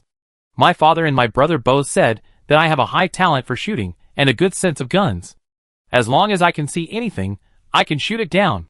Seeing that the other party did not speak, Wujing said, I can be a sniper for you. She did not believe that this small group of only 3 people, including the leader, would not need a powerful sniper. Sure enough, the next second 0265 said to Tika beside him, Deputy Leader, she is exactly the talent we need. How about taking her in? Tika just pretended to think for a moment, then nodded, okay, let's do it. Of course he wanted to keep her. Tika was worried about her coming to such a dangerous chaotic star field as an undercover agent. Fortunately, this was his own star pirate group. Under his nose, he could safely protect her and give her everything she needed. He swore that from now on, his sister would no longer need to pick up garbage. When Tika thought of this, a trace of guilt and pain appeared in his eyes. 0265, who had no idea, was delighted when he heard the other party agreed, and winked at 0266 with some pride. Look, I took action, and it was done immediately. Wujing also quietly gave him a thumbs up. Great, thank you, Deputy Leader, and... She was a little stuck, not knowing what 0265's name was now. Just call me Zatoni. 0265 quickly understood and said, the person next to me is Deputy Leader Tika, and our leader is Boss Muru. You will meet him later. Just call me Tika. Tika nodded at her, with a bit of the reserve of a deputy leader. Welcome to join the Horia Star Pirates. You will be one of us from now on. Wujing stood up excitedly and bowed to express her gratitude, like a poor little girl who finally grabbed a life-saving straw. Finally, a star pirate group accepted her, and she had hope of finding her brother. The character must be established and cannot collapse. Tika's mouth twitched slightly, and he also stood up and stretched out his hand in front of her. Wujing was stunned for a moment, then he followed his example, stretched out his hand and shook hands with him, and said loyally, thank you, Deputy Captain Tika. I will definitely work hard in the Horia Star Pirates in the future. Don't worry, I will definitely not let you down. Tika, yes, I believe you. So, at this time, 0265, who was called Zatoni, watched the two people shaking hands. One was excited and grateful, the other was calm and composed, but no one took the initiative to put down their hands. 0265 muttered in his heart. When he joined the Star Pirates, Deputy Captain Tika just nodded lightly and said come to work, and there was nothing else. There was no welcome handshake at all. Could it be that Deputy Boss Tika was attracted by 0266's personality? Sure enough, the next moment, the other party said to him with a puzzled expression, I also have a sister who is about your age. Helping you is like helping her. It makes me feel better. You don't have to thank me specially. I see. Wujing suddenly felt that she was very lucky. This character setting just touched the other party's heart. No wonder the other party kept holding her hand. Wujing was surprised. If the other party didn't let go, she couldn't pull her hand away first. This didn't fit her character setting of being grateful for taking her in. After Tuck finished explaining, he finally let go of the hand he was holding. His hand fell to the side of his leg, and he kept clenching and releasing it, feeling the warmth left in the palm of his hand, and he couldn't calm down for a long time. Finally, he suppressed all the thoughts in his heart. Go, let Zatoni arrange a place for you to stay. You can ask him for anything, Tuck said and looked at 0265. By the way, get her 2 sniper rifles and laser guns. You know where the weapons warehouse is. By the way, if you are hungry, you can also find him, and let Zatoni help you prepare. 0265, He felt a little jealous for a moment. He was the first to come, but he just recruited 0266. Not only did he not become the leader, but now he has become the other party's nanny. But who told him to say that he was good at civilian assistant and could help with cooking when he applied for the job? Isn't he just trying to escape the robbery and murder? 0265 was about to sigh and accept the order to make the arrangements, but he heard a rough and hoarse female voice outside the starship. I'm here for an interview. Is anyone here? Come in, Tuk said. Then the 3 of them met a tall, long-legged, rough-looking woman with a gangster look on her face. 0262. 0265 and Wujing. Tuk. As soon as he entered the starship, he saw 2 familiar faces. 0262. So, the same interview as before started again. Name. 0265 asked with a wooden face. Chris. How old are you? 32. 0265's heart skipped a beat, and he had a feeling that he was going to bump into someone else's character. Why did you come to the Horia Pirates? 0262's face flashed with a hint of pain and hatred. My husband mutated and disappeared on the battlefield. The military refused to give us a pension, and said he was a deserter. My child couldn't stand it, and committed suicide. I hate the Alliance. So he became a pirate. The logic is perfect. At this time, Wujing and 0265 thought at the same time. Tuk didn't know what to say anymore. He felt that the material about the missing person, who mutated on the battlefield and didn't get compensation, sounded a little familiar. He sighed again, and heard 0265 sighing beside him. Deputy Boss Tuk, she reminded me of my wife and children who died tragically. The Alliance is really not a human being. When he said that, he secretly glanced at the other party. If his guess was correct, Deputy Captain Tuk would fall for this. As expected, the other party took the initiative to ask, what can you do? I can. 0262 was about to say that I can fight, but suddenly thought of something and changed his words. I have a lot of strength, stronger than men, I can do any work, and I am not afraid of hardship. Deputy Captain Tuk, I think she is good. Our group just needs someone who can do physical work. 0265 said again at the right time. Well, then you go and arrange it, Zatoni. Tuk stretched out his hand and shook hands with the other party. Welcome to join the Horia Star Pirates. He left immediately after he finished speaking. Tuk was afraid that if another person came, he would have to repeat the same scene again. He was a little tired. Fortunately, no one came to apply for the job this time. Seeing his deputy captain leave, 0265 took the 2 of them and walked towards the accommodation area of the starship. Why are you all here? As soon as they were away, 0262 couldn't help but speak. Why are you here? That's why we are here. 0265 blurted out. After that, the 3 of them were silent. Have you also received an undercover internship mission? 0262, Chris said now. Yes. Wujing also nodded. She guessed that the reason why everyone was here was nothing but the internship mission. I came here because there is no entry threshold for this Star Pirate group. You guys are the same, right? 0265 also guessed the truth. Yes. Why did he choose the Horia Star Pirates? Others would naturally choose it. So there are 3 of us now, and the Horia Star Pirates only have the leader and the deputy leader. He said, and I think that as long as the conditions for recruiting new members are not strict, there may be more of our companions who will come undercover. That is to say, we are now in large numbers. Wujing completed the rest of his words for him. Yes, haha, in large numbers. 0265 laughed. How strong is the opponent? 0262 asked with concern. I think that person just now is a little hard to see through. Deputy Captain Tuk is indeed something, but I have met Captain Maruhi. 0265 was silent for a moment, and then said, a bit weak. That is to say, the only thing we need to pay attention to now is the deputy leader named Tuk and the new recruits. 0262 thought for a while and asked, Satoni, your name is right? Deputy Leader Tuk, when I gave you the task of recruiting new members, did you tell me what kind of employees you needed? Or what kind of recruitment standards? Really not. 0265 thought for a while and said, Deputy Leader Tuk didn't specifically explain it, but I feel that Leader Muru is a bit weak and may not find two strong members, so you can rest assured. Even if new members come in, we can still handle it. Indeed, I think so too. But I have a suggestion. Wujing suddenly spoke. What suggestion, you say? The two waited for her words curiously. Our mission should be for those fugitives. Wujing asked. 0265. Yes, then what? Wujing nodded, and then suggested, in fact, we can attract those fugitives to apply for the job by constantly recruiting new members, and then wait for them to come. Then we can secretly transmit the other party's information to the hunter official, and wait for them to come and solve the problem. 0265's eyes lit up immediately after hearing this. Yes, as long as we keep recruiting new people, those fugitives may come to apply for the job. Regardless of whether they are successful in the application, we can sell their information to the hunter, and kill them with internal and external cooperation. This way, we don't have to work hard to find them.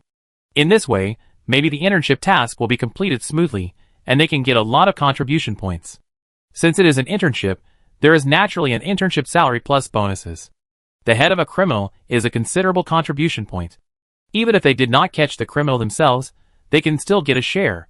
Wu Jixing's eyes lit up again when he heard about contribution points. That's it, just do it. I think it's feasible. 0262 nodded, but how can we convince the deputy head to give us full authority on this matter? If the deputy head has to be present every time the interview is held, then when they ask for information about these criminals, they may reveal their true thoughts because they are more purposeful. The key is that if they recruit new people, all of them are sent to prison by hunters. This coincidence is problematic at first glance. That's easy. We can propose to the other party to arrange 3 processes: preliminary interview, re-examination, and final interview. Wu Jixing said, the preliminary interview will be screened by the 3 of us, the re-examination will be reviewed by the deputy leader, and the final interview can be conducted by the leader if necessary. She believed that no boss would be unwilling to enjoy and exercise the right to interview employees, especially for such a formal star pirate group. The team leader didn't come today. He must have felt that it would be too bad to interview in person. But if the team leader made the final review after screening, it would feel different. He would definitely agree. I think it's feasible. 0265 is a man of action, he said excitedly. I go talk to Deputy Team Leader Tuk now.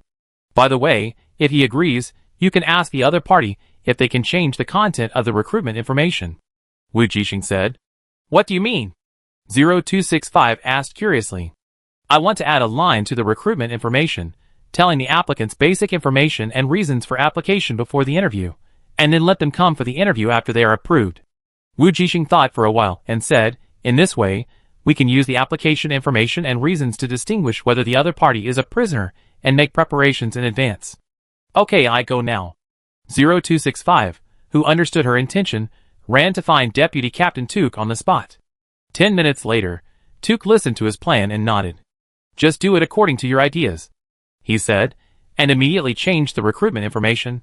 This is good. He can save some effort in selecting the pagan undercovers, and he doesn't have to accompany them to act every day. Tuk has a hunch that there will be more interns coming undercover. On the other hand, 0265, who was happy to achieve his goal and had obtained the approval and authorization of the deputy head, directly pulled the other 2 together and began to discuss and think about how to cooperate with each other to investigate the details of the interviewee without making a sound during the recruitment interview, so as not to arouse the other party's suspicion. Finally, after a night of discussion and planning, the first application came in the next day. Name: Nice. Age: 22. Application reason: my home planet was infected, and my mother tried her best to protect me and let me find my father, a star pirate who left home more than 10 years ago, so I want to join the star pirate group to find my father. After reading it, the excitement on the faces of the few people faded, and they were all silent. Suddenly 0265 turned his head and looked at Wu Jixing on the side. His personality seems to collide with yours, you said. 0265 asked with some suspicion and worry. Will Vice Captain Tuk feel that our personalities are more or less similar? Wu Jixing, be more confident. Will it be more or less the same if you remove it? At the same time, on the other side, Muru, who had just returned to the starship after drinking with old friends, stopped his vice captain. By the way, Took, how is the recruitment in the past 2 days? Took, who was holding the holographic screen and looking at the new application information, said, Very good. They are all newcomers who have come to join the Star Pirates after a rough life. At the end, he added, they should be easy to control and meet your requirements, Boss Muru. Haha, that's good. Muru was relieved immediately. I will go to meet them in person later. What Muru didn't know was that the look his deputy leader gave him at this moment was suddenly full of weirdness and a hint of sympathy. Chapter 54. Name? Nice. On the second day, the day of the interview, when everyone saw the decadent young man 0264 who claimed to be looking for his father, they all had a look of as expected. The Defense Awakener of the 2nd Star Academy, 0264, now nice. That's good, their team has grown a bit. Although they didn't catch any fish, after adding one companion, they felt very safe, and he was a defense type. However, that night, when they saw their leader, Boss Muru, their sense of security was not only full, but completely overflowing. God knows how nervous they were when they received the internship mission to go undercover in Chaos Star region. As it turns out, it seems not bad now. Ha ha, they are all good newcomers. Muru said encouraging words to everyone, and burped from time to time. How could he not be happy when facing newcomers, who were just starting out and capable? Although he was not strong, he was secretly happy when he saw that his new recruits were not bandit-like and capable. He had been in Chaos Star region for most of his life, so he was experienced. He said what he said to people, and what he said to ghosts. Otherwise, he would not have survived until now. If that kind of ambitious and ruthless guy came to be his member, he might not be able to sleep. So Muru was very satisfied with the result of recruiting new members, and asked everyone to continue recruiting according to the current standards. The Chaos Star region is headed by Apocalypse, and they are all star pirates with bottom lines. But there are also quite a few who are full of evil and wanton guys, and these two groups of people will naturally have conflicts. Muru will become friends with Apocalypse's people, and naturally they are not the kind of vicious bandits, so these newcomers are actually very much to his taste. It not only satisfies his boss's style, but also brings more fresh blood to the Horia pirates. Training new people is a sense of accomplishment. One day, the name of the Horia pirates will be heard throughout the alliance under his leadership. When his men become big men, he will be the boss of the big men. It's exciting to think about it. So the overly excited Muru ran to drink and celebrate. Seeing his own leader hurriedly come to meet a few people with a drunken face, and then hurriedly left to drink, no one would be nervous. Now Wujing and his men felt that their sense of security was about to overflow. In this chaotic star field, this star pirate group was simply a strange existence. I told you that after you saw Boss Muru, you will understand my feeling. 0265 looked at the shocked faces of the others and said happily. Now they have gathered 4 members of the team. If they only need a healer, they will be an elite team. It will not be a problem to kill 8 people in and 8 out of the battlefield. Does this guy have the strength to be level? 0264 was a little dazed. He didn't expect that his cautious undercover interview would end up in such a dramatic way. Could it be that the Alliance arranged an undercover group specifically for us? He murmured. Logically, only the 4th graders of your military academy would be assigned such dangerous tasks as undercover, and they also require special abilities. When 0264, the young man who went by the alias Nice, said this, he looked at 0262, because she was the only military academy student here. Yes, to be honest, I didn't expect it. 0262 nodded and agreed with him. Now that you put it that way, are the captain and deputy captain specially arranged by the Alliance? The train of thought was suddenly opened up, and everyone looked at each other. That makes sense. 0265 said, but now it seems that only a few of us have been assigned undercover missions. And that guy 0263, he is the only one missing.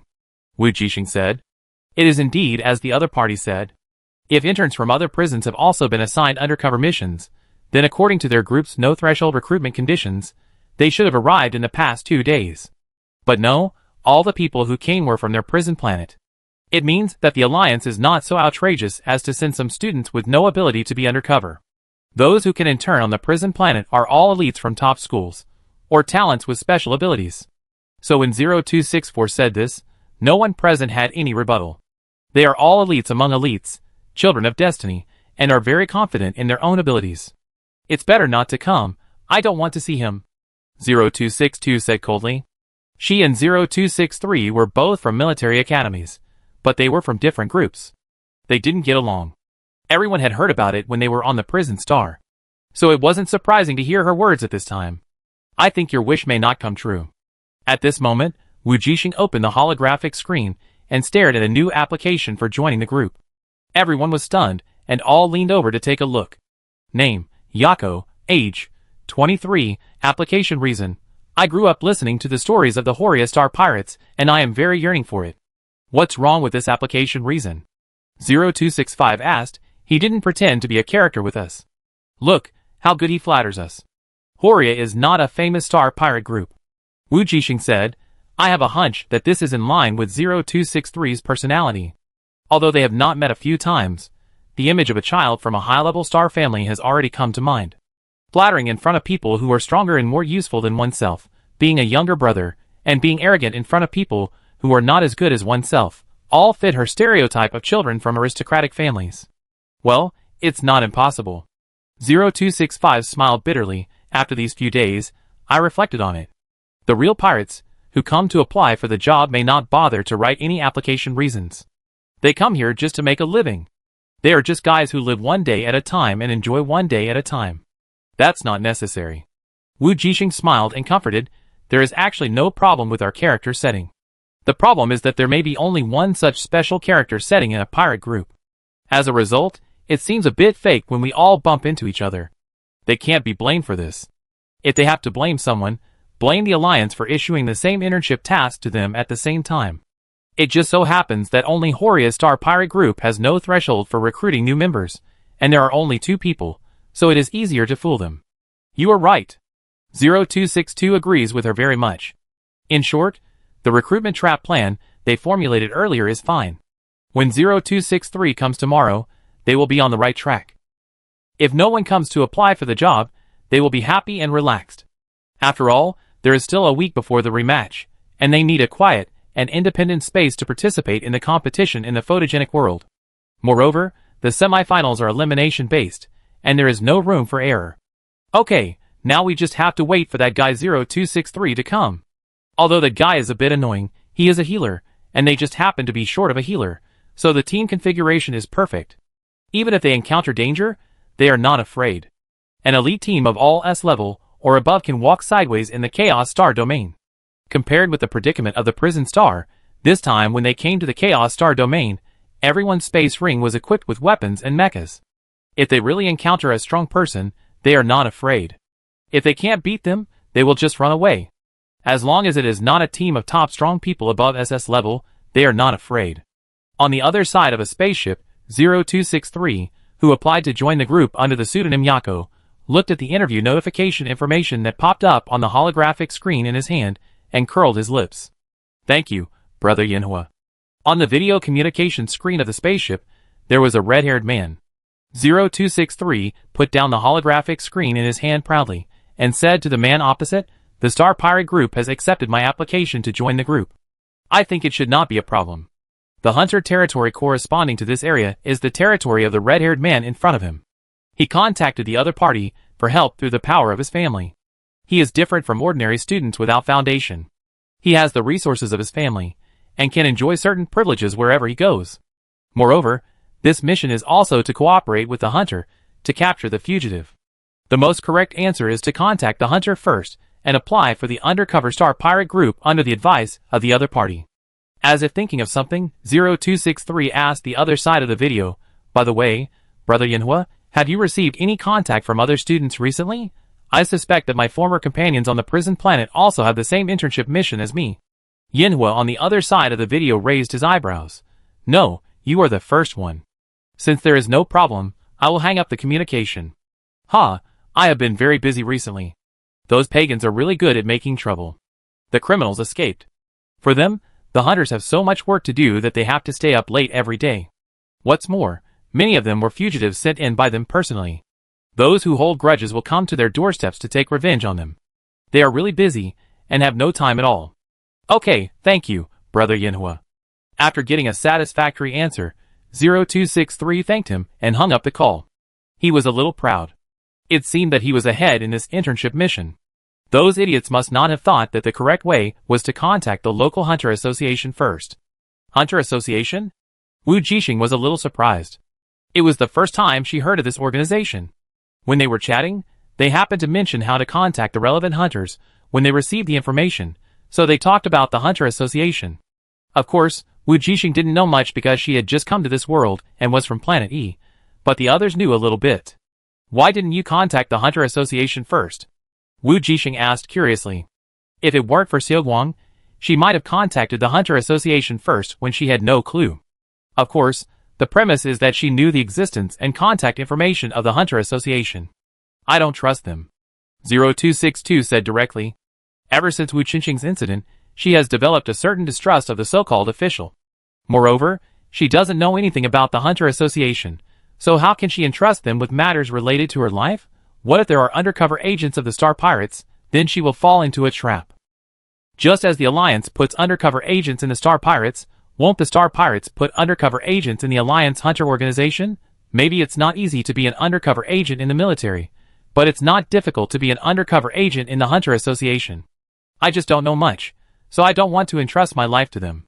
0264 also said that he also didn't trust anyone except himself. I'm not, I just forgot because of excitement. 0265 pinched his nose, and a trace of embarrassment appeared on his baby face. Unlike other people here, he was born on a high-level star, a person from the first star system, so his family naturally has connections and resources. Others may have distrust because they don't understand the Hunter Association, but he can find a trusted hunter to help him. However, he was eager to prove himself and wanted to do it on his own.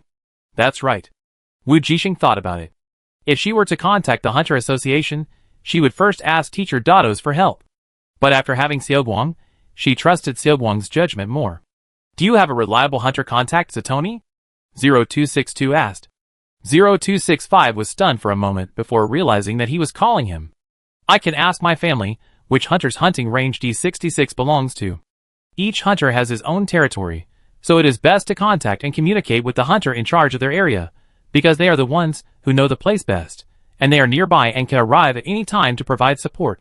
0265 thought for a while and said, actually, you can wait for 0263 to come. He has more connections than me. That guy. 0262 said lightly, let's prepare for both situations. Okay. 0265 nodded and sent a message home. The next day, a small spaceship with ordinary appearance, but luxurious interior landed on the apron of D66. 0263 got off, checked the time, hailed an unmanned taxi, and drove directly to the direction of the Horia Star Pirates.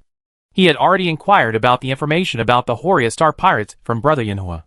The Star Pirates had more than 100 people at their most glorious time, but unfortunately, they were turned against by the pagans in an arms deal some time ago, and were wiped out, leaving only 2 people. 2 minions, one became the leader, the other became the deputy leader, almost becoming the laughing stock of the entire D66 star. It was just that the 2 were very lucky. They got in touch with Tianqi and sought protection, so that the Horia Star Pirates did not exist in the Chaos Star domain. So this is his best, the perfect Star Pirate group that meets all the needs to infiltrate the Chaos Star domain for investigation. As for the 2 minions who became the leader and deputy leader because of luck, 0263 did not care. Maybe when they encounter danger, they will have to beg me to save them. Yes, 0263, who was born in a high-class star family, and was born with double S awakening, how could he look down on those star pirates in the Chaos Star domain? If they were talented, they would have been recruited by the Star Academy long ago. So how could they fall to the Chaos Star domain and rely on robbery to make a living? Who doesn't want to stand out? Star pirates don't want to, right? Of course not, they can't. Alliance 10 stars, as long as you have good qualifications, you can enroll for free. For example, Wujing. Thinking of that annoying guy, 0263 curled his lips, showing a trace of disgust on his face, and a hint of gloating. Soon, the unmanned car stopped, and the base of the Horia Star Pirates arrived.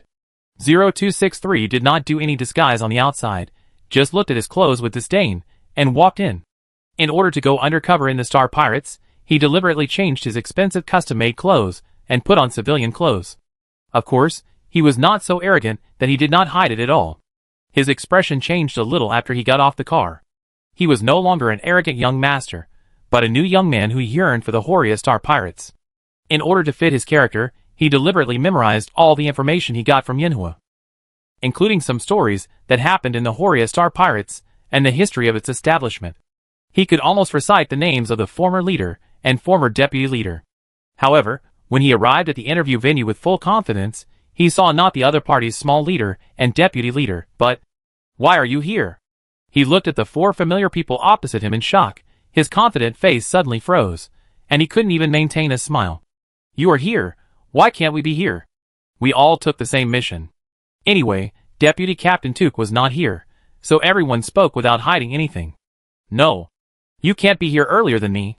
"Haha, how can it be impossible? We've been waiting for you." 0265 didn't forget to finish off. "Why are you here now?" 0263's expression changed, and he suddenly thought of something, blurting out, "You guys came here without any preparation? We also created a character. How come we didn't prepare anything?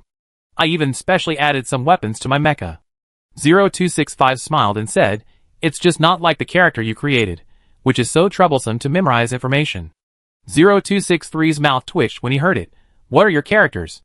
Satomi, 32 years old, lost his wife and daughter, and decided to become a space pirate in despair and decadence. 0265 said. Shuga Chinsi, 16 years old, escaped from the polluted star to the Chaos Star region to find his brother, who is a star pirate. This is Wujing. Nice, 23 years old, escaped from the polluted star to the Chaos Star region to find his father, who is a star pirate. This is 0264, who has the same personality as her. 0263, She has the same personality as me. Chris, 32 years old, lost her husband and son and hates the alliance. Knowing that 0262 has a bad relationship with the other party, 0265 took the initiative to introduce them. After all, everyone will have to remember each other's characters in the future, otherwise it will be easy to be exposed. So it's your turn now. What's your name? 0265 finally got to the point. Do you need it? 0263 gritted his teeth. There are no outsiders here. Who are you interviewing for? 0265 immediately looked serious and disagreed when he heard it. As an undercover, you still have to follow the process. Please be more professional. 0265 muttered again, otherwise, wouldn't your information be in vain? I help you get familiar with the character first. You're welcome. An hour later, a 23-year-old youth named Yako, who had longed for the Horia pirates since childhood, successfully passed the preliminary test. The next step is the retest. You should prepare well. Everyone reminded, Deputy Captain Tuk is not easy to fool. Aren't they just two lucky minions? 0263 said with disdain. No, you know when you see him, I can't quite see through his strength. Maybe it was the induction between masters. 0265 always felt that the man was not simple. With doubts, 0263 finally saw the other party a few hours later.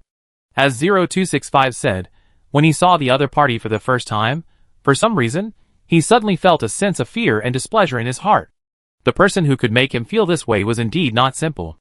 On the other hand, Tuk was no longer surprised when he saw this familiar person coming in.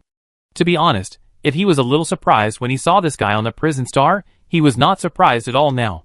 He had even been waiting for the other party to come for an interview these 2 days. Now that he saw him, he felt that everything was settled. But like him, Tuk didn't really want to see him. They didn't have a good relationship in the military academy. Tuk was looking at the information about the other party in his hand, and 0265, who was in charge of the initial recruitment, introduced him from time to time. Yokota has longed for our star pirates since he was a child. He told me a lot of history and stories about Horia. I think he is pretty good. Oh! Tuk raised his eyebrows in surprise and said slowly, Tell me about it. I want to hear it. The two people who thought it was just a formality. What? Tuk looked at the person opposite him calmly. Any questions? No, Deputy Commander. I'm just a little nervous. 0263 explained. Deputy Commander? No, you are not a member of our Horia yet. Tuk said, You are not qualified to call me Deputy Commander. 0263, He suddenly felt a little tricky. And 0265 on the side seemed to have realized something, and couldn't help but feel lucky. It seems that Deputy Boss Tuk is more fond of people with rough life experience. I don't know if 0263 can join the group smoothly. He was very confident at first, but now, he is not sure. It seems that Deputy Leader Tuk doesn't like him very much. Fortunately, Tuk just embarrassed him for a while, and finally approved his application to join the group. As for Leader Muru, there was no problem at all. He agreed with a wave of his hand, and even listened to the rainbow fart from the new applicant happily, feeling refreshed. Finally, the Prison Star team successfully gathered at the Horia Star Pirates. As 0265 expected, 0263 really contacted the hunters in the D66 star area in advance and had their contact information. In this way, the last problem has been solved. Next, they just need to wait and see. It's good to have prisoners. They can earn contribution points, but it doesn't matter if there are no prisoners, they can better prepare for the next rematch. The mechanism of this rematch is different from the preliminary round. In addition to the elimination system, the venue is no longer a simple dual field, but a more complex random terrain. As for what kind of field you are randomly assigned to, whether it is suitable for long range or close combat, it all depends on luck. I think this is not fair. 0264 frowned and said, if some people are unlucky and randomly assign a field that restrains them, and the opponent has a favorable terrain, they are likely to be eliminated, even if the restrained party is stronger. For example, an assassin player draws a desert sand field, where there is no place to hide, which is simply a nightmare. He can only face the opponent head-on, and use short to attack long. Luck is also a kind of strength. 0263 immediately retorted, the league is to select the real strong, not those who rely on luck to reach the finals. Even if you enter the finals, you will be eliminated at that time. 0262. The significance of entering the finals this time is different from the past. So what? 0263 sneered disdainfully, what's wrong, are you so timid now? When you followed the guy, weren't you very arrogant, haha? 0262's face changed immediately, he stood up and grabbed the other person's collar, angrily said, I warn you, don't mention that person again. Haha, warn me? 0263 didn't buy it either, he pushed the other person away and straightened his collar. What's wrong with me mentioning him? Is Wujing a name that can't be mentioned? Ha ha ha, what a joke, if you have the guts, let him beat me up. Unexpectedly, the two quarreled again, Wujing and the other two hurriedly left silently, exited the public lounge, and planned to go back to rest. It's not that they didn't try to stop the fight, but in just a few days, the two had already quarreled no less than 3 times, and they couldn't be persuaded at all. Is this really okay? 0264 asked a little nervously. It shouldn't be a problem. Wujing said faintly, I don't know why, only when they quarrel and fight, I feel like I'm in the Star Pirates territory. 0265 also nodded faintly, yeah, harmony and friendship are really not like the Star Pirates, let them quarrel. 0264, Suddenly, it made sense. Hey. Wujing sighed again at this time, do you think that the style of our Star Pirates is too abnormal? Except for the occasional quarrels between the two, it is a harmonious and friendly family. The leader drinks all day, and does not do his job. The deputy leader looks reliable, but he has no intention of developing the team all day. Recently, no one has come to apply for the job. Apart from practicing, they play games in the photogenic world, and have nothing to do. This is great. The rematch is coming soon. It would be troublesome if something happened. 0264 said. But what if they are testing us? Wujing was a little worried. Then why don't we do something before the rematch starts? 0265's eyes suddenly lit up and suggested. What? Wujing asked curiously. Of course, it's something that Star Pirates would do. 0265 smiled and said, robbery? I haven't done it for a long time. I feel a little itchy. It's just right to enrich our character, hee. How, for example? For example, we find a pirate group that is planning to rob, and then we kill them before they rob. 0265 thought his idea was very good, and he became more and more excited as he talked. This way, we can complete the pirate character and do good things, which is the best of both worlds. He said, after doing this, we can focus on the rematch, and it won't make people feel weird. Wujing, This suggestion is a bit outrageous, but it seems feasible. So she said, okay, as long as you can convince Deputy Captain Took. Well, I go back and think about the plan first, and we talk about it tomorrow. With that, 0265 ran away. Seeing him leave, 0264 also said hello to her, and left to go back to the room. Seeing the two people walking away, Wujing did not return to her room immediately, but planned to go in to see if 0262 and 0263 had finished their quarrel. But before she could step in, she heard the sound of a huge table and chair flipping over, as if the two had started fighting again. Haha, you tigress, if you have the guts to hit me, then let Wujing hit me. What's the use of just howling? Can he come to save you? Let him come, haha. You are just shouting so arrogantly because he is missing. If he is really here, would you dare? Is he here? Haha, What hope do you still have? He can't appear. He's dead, so you should give up on this idea. Asshole. Wujing paused, and suddenly didn't want to go in. She sighed softly, and turned to leave. But before she took a few steps, she met the deputy leader Tuk. She was about to say hello when she heard a voice faintly coming from the public lounge behind her. Wujing is an idiot.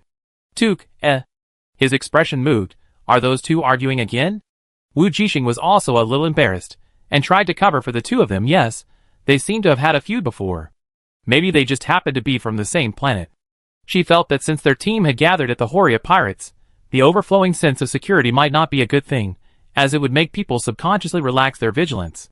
Tuk nodded and changed the subject. I remember that the brother you are looking for is also called this name. He carefully tried. What kind of person is he? Can you tell me? Seemingly feeling a little abrupt, he added, maybe I can help you find him. Wujing was stunned for a moment, then smiled and said, okay. How could she say no to the invitation from the deputy leader? So the two of them came to the glass corridor of the starship and admired the night sky outside. My brother is a star pirate. Wujing started, but found that she didn't know how to continue. She didn't know whether she was making up a story, or putting her cheap brother in her shoes with real feelings. Oh, then what? Tuk leaned against the glass casually, and listened carefully. Wujing could only bite the bullet and said, I didn't see my brother very often. He left when I was very young, so I don't have a deep impression of him. Really? Tuk lowered his eyes, not knowing what he was thinking, and looked a little lost. Wujing didn't notice his expression, but instead started to make up a half-truthful story. Well, but I always knew that my brother was a very powerful person.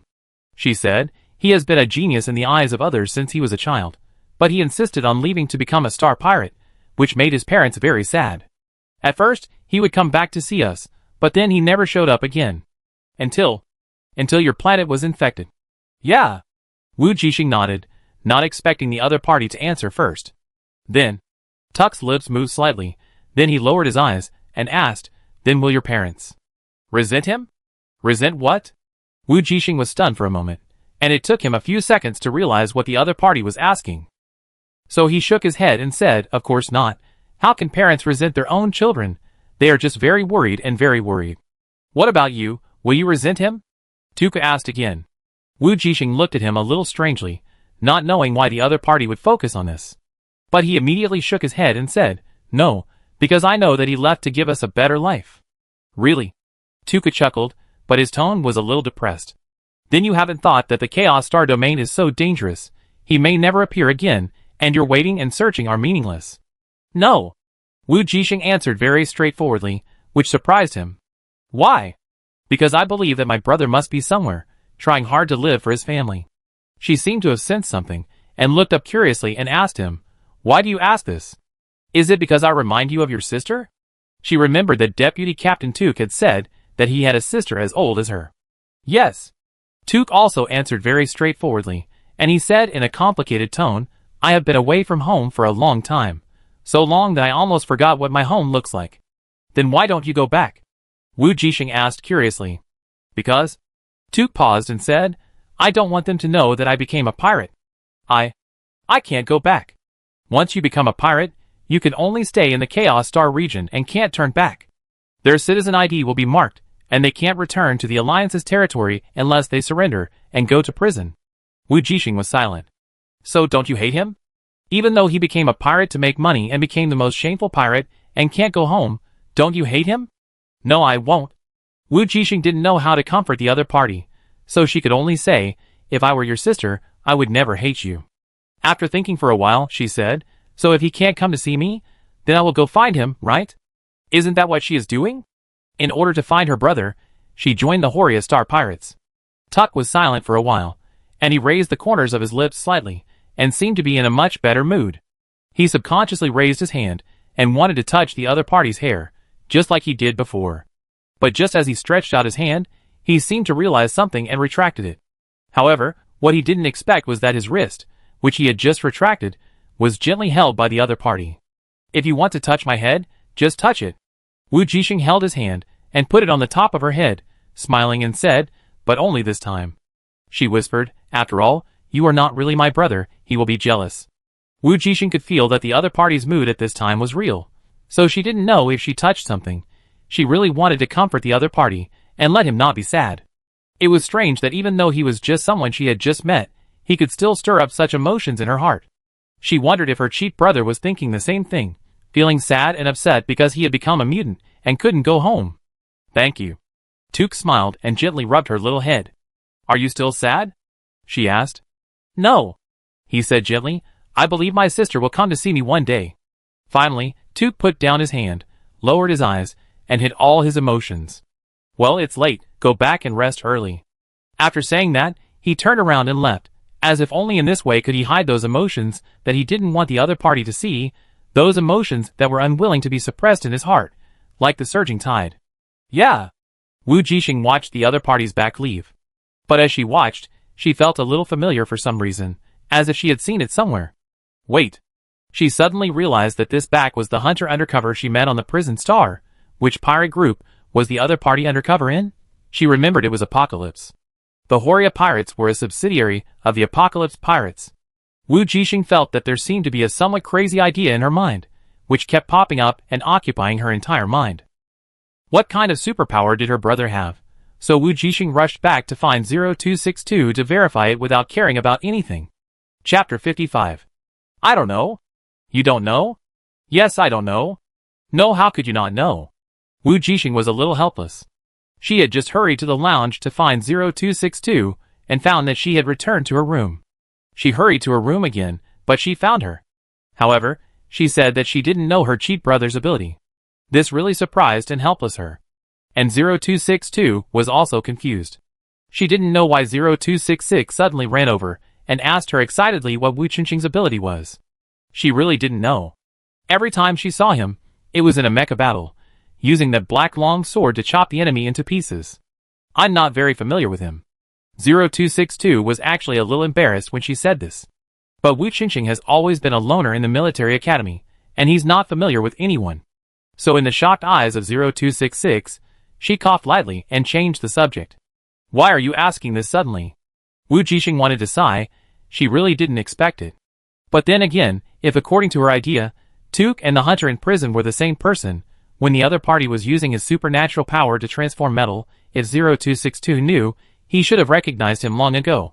Sure enough, she was too naive, but Wujing didn't give up this idea. If he can transform metal into weapons and change the shape of stone, why can't he change his appearance? Thinking that the other party was able to infiltrate the Apocalypse pirates undercover, he must have disguised himself. Perhaps. Whether it is the hunter's face or Tuk's face, it may not be his original appearance. Since it is not his original appearance, why can't it be her cheat brother's appearance? So she said to 0262, do you think that Tuk is very similar to the hunter we met on the prison star? The awakened are born with strong mental power, and naturally have good memory. Although 0262 was puzzled by her sudden words, he followed her train of thought. The result was, now that you mention it, I do feel a little bit like him. No wonder. I always feel that person is a little familiar. 0262 was halfway through her words, when she suddenly understood what 0266 wanted to say. Combined with the fact that she had just come to ask her about Wujing's ability, the other party was obviously guessing whether those two people could be Wujing's disguise. When she thought of this possibility, she was happy at first, but then she felt a little absurd after she regained her senses. 0266 was really fanciful. Maybe Tuk was the hunter in disguise, but how could the hunter be the missing Wujing? 0262 shook his head. Let me put it this way. Although I don't know if his ability can change his appearance, he should not be able to change his body shape. Although Tuk and the hunter are the same size, Wujing is taller. Why do you say that he definitely can't change his body shape? Wujing asked curiously. Because if he has the ability to change everything, including not only objects but also the appearance of biological bodies, he will be the most important person to be protected and cultivated in the military academy. Instead of having to fight for it yourself like now.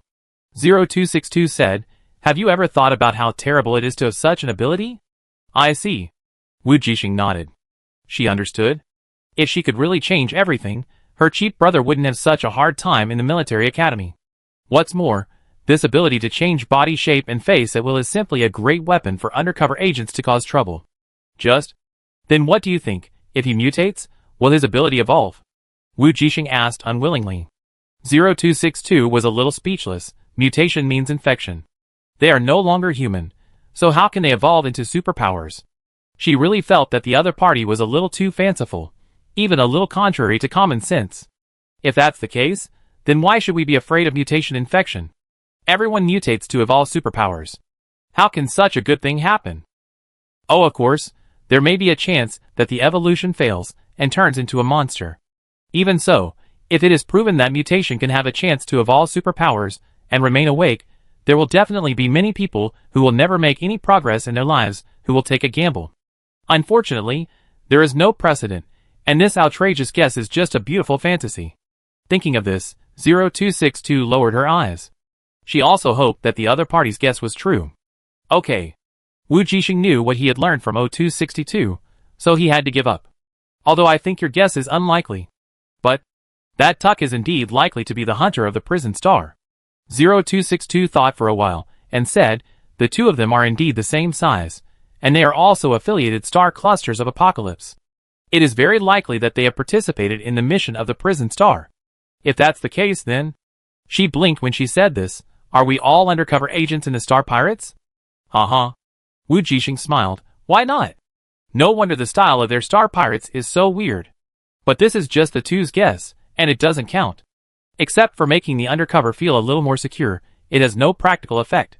Since Tuke doesn't expose himself, they can only pretend not to know. Wujing said goodbye to 0262 and returned to his room. To be honest, she didn't give up her doubts because of 0262's words. Once this crazy idea sprouted and took root in her heart, it would not be so easy to dispel it. She couldn't tell him that she had seen an evolved mutant, and that mutant was very likely her brother. And her brother did recover some of his memory, at least. The look he gave her was not unfamiliar, the fierce look he gave to the enemy. Instead, there was a kind of inexplicable complexity.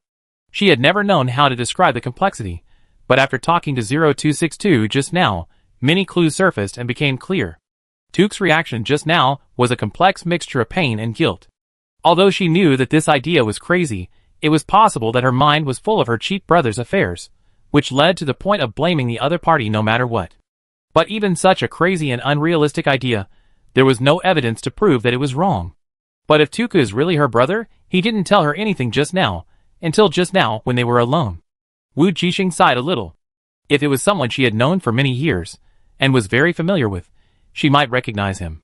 But just like 0262 said, her cheap brother always kept to himself, and was not too far from anyone. Even family members were often not seen. What could she do? Wujing looked at Xiaoguang, who was placed by her bedside, and raised her eyebrows. Xiaoguang. She fell on the bed, and asked Xiaoguang on the bedside table, do you know where Wujing is? Xiaoguang's blue eyes lit up, then dimmed again. After searching, Wujing disappeared 2 years ago. You said nonsense. Wujing sighed and changed the subject casually. Then do you think that humans infected with the Pandora virus will evolve superpowers and stay awake? She didn't expect the other party to give any answer, but there were many things in her heart that she couldn't tell others, so she could only tell Xiaoguang. What surprised her was that Xiaoguang actually answered seriously. According to calculations, there is a 1 in 10 million chance. Wujing jumped up from the bed. Really? For some reason, after saying this, Xiaoguang seemed a little angry and kept silent. Wujing, I'm just a little too shocked. This is a normal emotional expression of humans. I'm not questioning you. She could only explain, I believe you, Xiaoguang. You have to believe me too. Then Xiaoguang's eyes seemed to light up, as if he forgave her. Wujing breathed a sigh of relief. Since Xiaoguang evolved from a navigation robot to an artificial intelligence, he has become more and more difficult to coax, and he has a bad temper at every turn. But when she thought of the answer just now, her heart tightened. It's really possible. She didn't guess wrong. Although the possibility is very low, Wujing just thinks that her cheap brother can do it, and she has really seen him with her own eyes. However, Wujing suddenly thought of something and asked curiously. Since you calculated that there is a 1 in 10 million chance, that means someone has succeeded in the past 1,000 years? Otherwise, what is the basis? Xiaoguang, yes. Wujing was shocked. There really is one, and asked quickly. Who is it? Xiaoguang was silent, and did not respond. Who is it? Tell me. Xiaoguang still did not respond. Wujing could not help but pick up Xiaoguang and shook him. Xiaoguang, don't keep me in suspense, tell me. However, this time, Xiaoguang responded, but after his eyes flashed he crashed. Wujing was a little dumbfounded, looking at Xiaoguang in his hand. It wouldn't be broken by her shaking. You know, Xiaoguang even avoided the explosion on the prison star at that time. How could it be broken just by her shaking it casually, without much force? Wujing was a little confused. If you don't want to answer, then don't answer. Why did it crash? Is this question difficult to answer? Wujing sighed, and finally put Xiaoguang back into his space ring. Perhaps, Xiaoguang fell into a sleeping state because he was about to evolve again. No matter what, she still gained something tonight. She recalled the previous conversation between the two. If Tuk was really her cheat brother, was his idea like this? He couldn't go back. Yes, his cheat brother really had mutated. How could he go back? Even if he could use his supernatural powers to transform into a human appearance, he was not a human after all. Wujing's heart was a little heavy, but then she became relaxed and determined again. If she can't go back, then she can't go back. Her brother can't go back, but she can go find him. That guy must be looking forward to it and surprised. Wujing raised the corner of his mouth, suddenly full of motivation. As long as she passes the semifinals, she can get a super mecha that truly belongs to her. By then, when her physique breaks through SS, with this mecha, she can go anywhere in the alliance. And she also has Xiaoguang. Calculated, the semifinals will only be a few days away. Wujing immediately sat up from the bed and began to meditate. Since leaving the prison star with 9 times the gravity, she felt that her physical fitness had improved a lot, and her body imbalance had also been improved. Originally, she planned to rest for a while to adjust. After all, the rematch did not need to be held in reality, and her body balance problem was not urgent. But now that she thought of her brother still waiting for her, Wujing could no longer find excuses to rest at ease. She wanted to go faster. The next morning, the Horia Star Pirates. Robbery? Tuk was a little stunned when he heard 0265 talking about the team plan. Yes, we have almost recruited enough people for the Star Pirates. Should we go out and do something? 0265 said eagerly. He spent the whole night thinking about it last night and perfected all the plans. Then, he couldn't wait to find the deputy leader Tuk in the morning. He handed over the plan in his hand. Tuk took it subconsciously and took a look. Then his expression became a little subtle. This was not robbery as he thought, but robbery of robbers, commonly known as robbers eating robbers. The robbery plan was even perfected, and it was just a matter of execution. Deputy Captain Tuk, what do you think? 0265 rubbed his hands excitedly. Do you think it's feasible? Tuk was silent for a while, then said, it's not impossible. The plan above was indeed feasible, squatting in the amethyst shop and waiting for the rabbit. He really thought of it. So Tuk thought about it and said, wait until Boss Muru comes later, call everyone and have a meeting together. Okay. 0265 said excitedly when he heard that the other party agreed to his plan. I notified them right away. A few hours later, Wujing was pulled to sit in the common room of the starship, listening to 0265's excited talk about his robbery plan. It can be seen that he has integrated well into the identity of a star pirate. Haha, not bad. Mullah laughed after listening to his plan. Deputy Captain Tuk, I think this plan is good and can be implemented. The price of amethyst has risen sharply recently because of Pandora's incident in the Alliance, so naturally some people will take risks to rob. For the Star Pirates, how could they not let go of this piece of fat meat? So this plan of 0265 is really feasible. As long as they keep an eye on a certain amethyst store, they may have unexpected gains and steal a sum of money from the robbing Star Pirates. It doesn't matter how much, as long as it is enough for their expenses. Originally, Mullah was still worried that his Star Pirate group had no income, but now that there is such a plan, future expenses can be settled. As for how to follow, it is actually very simple. Just reach a cooperation with all the Purple Crystal Shop owners in D66. They don't need protection money. They will be your bodyguard for free. They are just after the money of other pirates. Why not do it? The negotiation was naturally handed over to the deputy leader, whom Mullah trusted the most. The meeting ended smoothly, but Mullah seemed to be a little reluctant. This was the first meeting of their group. As the boss, he must talk about his great achievements and shock those new guys. So he smiled mysteriously and said, hey, you new guys, do you know about the recent prison break on Prison Star? Without giving everyone time to react, he couldn't wait to say, I did it, ha ha ha. Wujing, good boy, she didn't have time to test it, and the captain blew himself up. So she and 0262 subconsciously looked at Deputy Captain Tuk next to Molu. He really had been to prison star, Tuck, Wow, you are awesome, Captain. 0265 clapped his hands on the spot. Everyone also clapped their hands, acting as the atmosphere group. Boss Maru, did you and Deputy Boss Tuk go to the prison star to rob the prison together? Can you tell us about it? Wujing asked with admiration in his eyes. There was another round of cheers. Haha, that's right, Tuk boy, tell us about it. Maru pretended to be a boss at the right time, but he was actually nervous.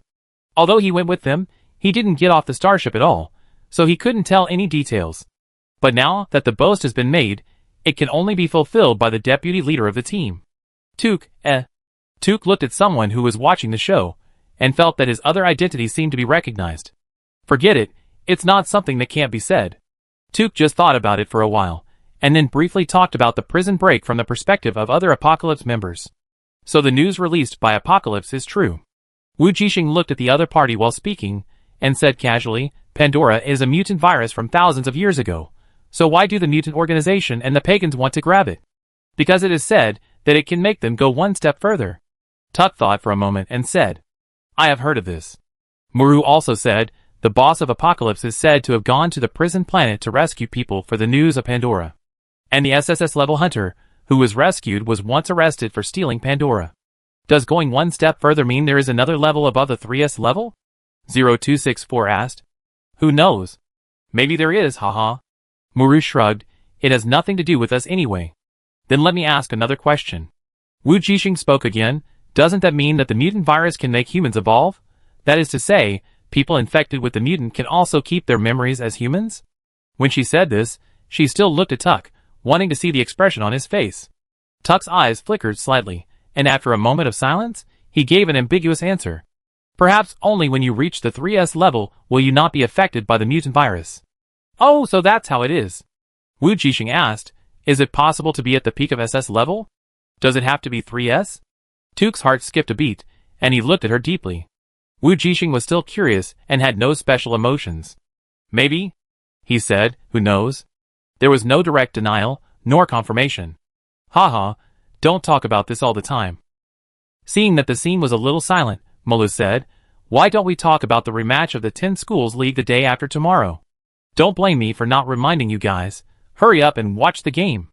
Don't make a mistake when you place a bet, haha. This is a rare opportunity to make a fortune. As expected, everyone became active when talking about this. 0265 took the lead and said, the league seems to have temporarily changed its system. It is said that in order to speed up the process and increase the fun of the game, it is no longer a complete one-on-one elimination match, but a 5-person match, competing for resources. Hee, that's right, you kid seems to know a lot. Muru smiled, who do you think is right? I think the First Star Academy is right. 0265 said loudly. The Military Academy will win. This is 0263, the First Star Academy is still a little bit behind. I think the Second Star Academy is good. This is 0264. What about you? Who do you think is good? Muru looked at Wujing and 0262 again. Military school, right? They said in unison. Everyone looked at Wujing in surprise, thinking she would say the 4-Star Academy. But then, a trace of disdain flashed across 0263's face. The 4-Star Academy is really not good now. It has lost even this little confidence. How can it win? Wujing didn't care much. She just said it casually. After all, the 4-Star Academy is not the favorite to win the championship, and it is still the last one. If she said that, Captain Mulu would definitely ask her which one she favored. It would be inconvenient for her to say who she favored at that time. It would be safer to say the favorite military academy. Haha, they are all military academies after all. Mullah thought of something and suddenly looked at his deputy captain. You don't know, 2 Kid favors the 4-Star Academy. As soon as he said this, everyone looked at each other.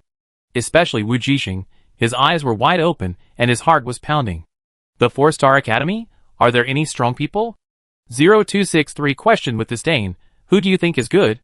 Tuck, Tuck was silent for a moment, then smiled, keep it a secret, if you tell others, you will all know. This is the dark horse I want to bet on. So 3 days later, there was no movement from the Amethyst store, and no new people submitted applications to join the team, but the semifinals officially kicked off. Muru prepared 2 large barrels of wine and a lot of snacks, and sat leisurely in the public lounge of the Star to watch the live broadcast of the game. But he looked around and saw that there was no one around. Only the deputy leader Took was left. Everyone else was gone. So he asked curiously, Took, why don't they come to watch the game? Maybe they're watching it in their rooms. Took leaned on the sofa and said casually, TSK, really? This kind of game should be watched by more people to make it more lively. Muru grumbled, what a bunch of kids who don't know how to enjoy themselves. Come on, Took, you have to accompany me. Let's have a drink. Yeah. Took clinked glasses with the other party, and saw that he was concentrating on watching the holographic projection in front of him. He put down the cup, took out his holographic screen, and clicked on the person in his follow list. In the room, Wujing logged into his Mirror World account, and clicked into the semi-final interface. According to the rules, the early stage of the game was changed to a group of 5 people competing for resources, and the winner could enter the next game. After the final 200 were decided, they would be eliminated one by one to decide the 100 to enter the finals. It seems that the competition system was changed to deal with the initial complaints of unfairness on the internet, which also increased the fun and watchability. However, Wujing didn't care. She just selected an energy cannon for herself and clicked to confirm. According to the rules of the semifinals, she could bring one more weapon, so she chose an energy cannon for attack. The next second, she was teleported to the competition venue, which was a dense forest. In front of her was a platform with a button camera on it. Behind the camera, the number 4 was printed. Wujing narrowed her eyes slightly. She probably knew the rules of the semifinals, 5 people in a group, competing for the camera representing their own number, right? So she thought for a moment, then picked up the button magnetic camera and attached it to the head of her mecha. What she didn't know was that at the other end of the forest, 0263 also picked up the magnetic camera belonging to number 1 and attached it to his chest. Chapter 56. Please protect your camera badge and wear it in front of you to ensure a clear view. A mechanical reminder sounded in Wujing's ears at the right time. If you ensure that your camera badge is not lost, you can get another camera badge to pass the level and advance to the next round. The time limit is 30 minutes. If no one advances after the time limit, an extra 10 minutes will be played. If still no one advances, they will enter the resurrection area to wait. 1 minute countdown, please be ready. Wujing raised her eyebrows after hearing the rules. That is to say, she had to take another camera from someone else to advance after protecting her own camera. In this case, 5 people, 5 cameras. If they all meet the requirements for advancement, at most only 2 people can advance. This is the best case scenario. If you accidentally lose your own camera, you will not be able to advance even if you get 2 from others. Wujing looked at the map. It was dark. She couldn't even see where the others were or what mecha they were using. It was completely different from the preliminary round. All situations require you to adapt to the situation yourself. As expected, the semifinals are much more difficult than the preliminary rounds. She can't get any information except the forest in front of her, and the sound of flowing water in the distance. Unlike her, the audience in the live broadcast room can see all the perspectives and information. Damn, this is a death group. I took a look and found that except for number 3, the other few people were all ruthless people who won all 10 games in the preliminary round. This is too sure. Which 2 do you bet on to advance? It's hard to say. Except for number 3, the other 4 are possible. Number 1 is a military school student, I bet on him. But don't forget, number 1 is just a healer. So number 4's information shows that he is a support, and he is from the 4-star school. After excluding them, only number 2 and number 5 are left. That's right, number 2 and number 5 not only won all 10 games, but also are from the 1st and 2nd star schools, and they are also damaged, so they are definitely the 2 of them. The strength of the mecha has nothing to do with superpowers, and superpowers cannot be used in the rematch. So what's the point of talking about treatment and support? But healers and assistants rarely take the initiative in battle, so it's normal that they are not good at it. On the contrary, those with output abilities usually practice how to attack and defeat opponents, so it's normal that they are stronger. Otherwise, why are most of the top 1,000 people output? I agree, output is more advantageous, there is no need to question this. But military academy students are different from ordinary star schools. I still have high hopes for number 1. After all, the healers of military academies also have to go to the battlefield, and they have more experience. Then it's number 1, number 2 and number 5, but I'm more optimistic about number 2 and number 5. No, I'm more optimistic about number 1 and number 4. Have you ever thought about what it means that the healers and assistants who are at a disadvantage can pass the preliminary round with 10 wins? They may be more powerful. Instead of discussing individuals, why don't you look at the venue this time? The forest map is too advantageous for assassins. Number 2, the assassin mecha of the First Star Academy is definitely the strongest in this game. It's true that you said that.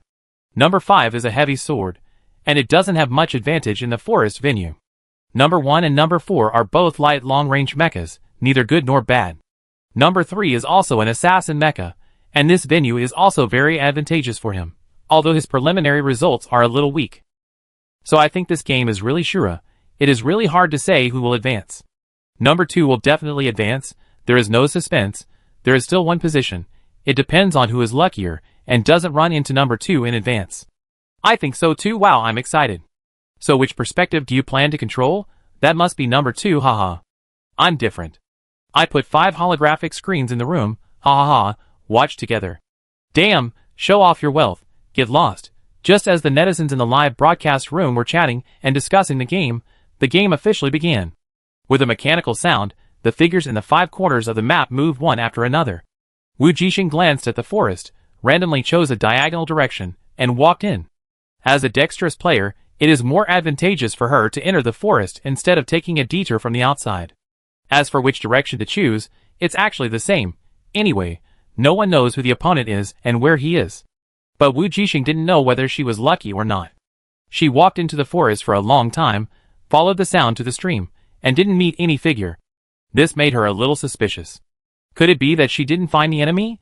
In order to lure people into the trap, she didn't even hide in the treetops. Although her mecha is light, hiding in the tree is no problem at all. But she doesn't like to be an assassin, and prefers to face the opponent with real swords and guns. While she was waiting in confusion, the barrage had already exploded. Damn it! Assassin number 2 and assassin number 3 are getting close, and they missed each other again. It's so funny, 2 assassins. No one noticed each other, and they just passed each other. Number 2 walked forward. Oh, number 2 met number 1 again. Shit, number 2 met number 1. Number 3 also met number 5 who took a detour. Exciting, they fought. Speechless, is your place so exciting? I was squatting from the perspective of number 4, admiring the scenery by the lake. Ha ha ha, I am dying of laughter. Why are you squatting at number 2? Why are you squatting at number 4? Number 4 is amazing. I feel like she is wandering in the forest. The style is so unique. The key is that she has been wandering for a long time without encountering any enemies. I feel like she is a little skeptical about life. Ha ha ha. Wujing is indeed a little skeptical about life. She has been waiting for a long time without encountering any enemies.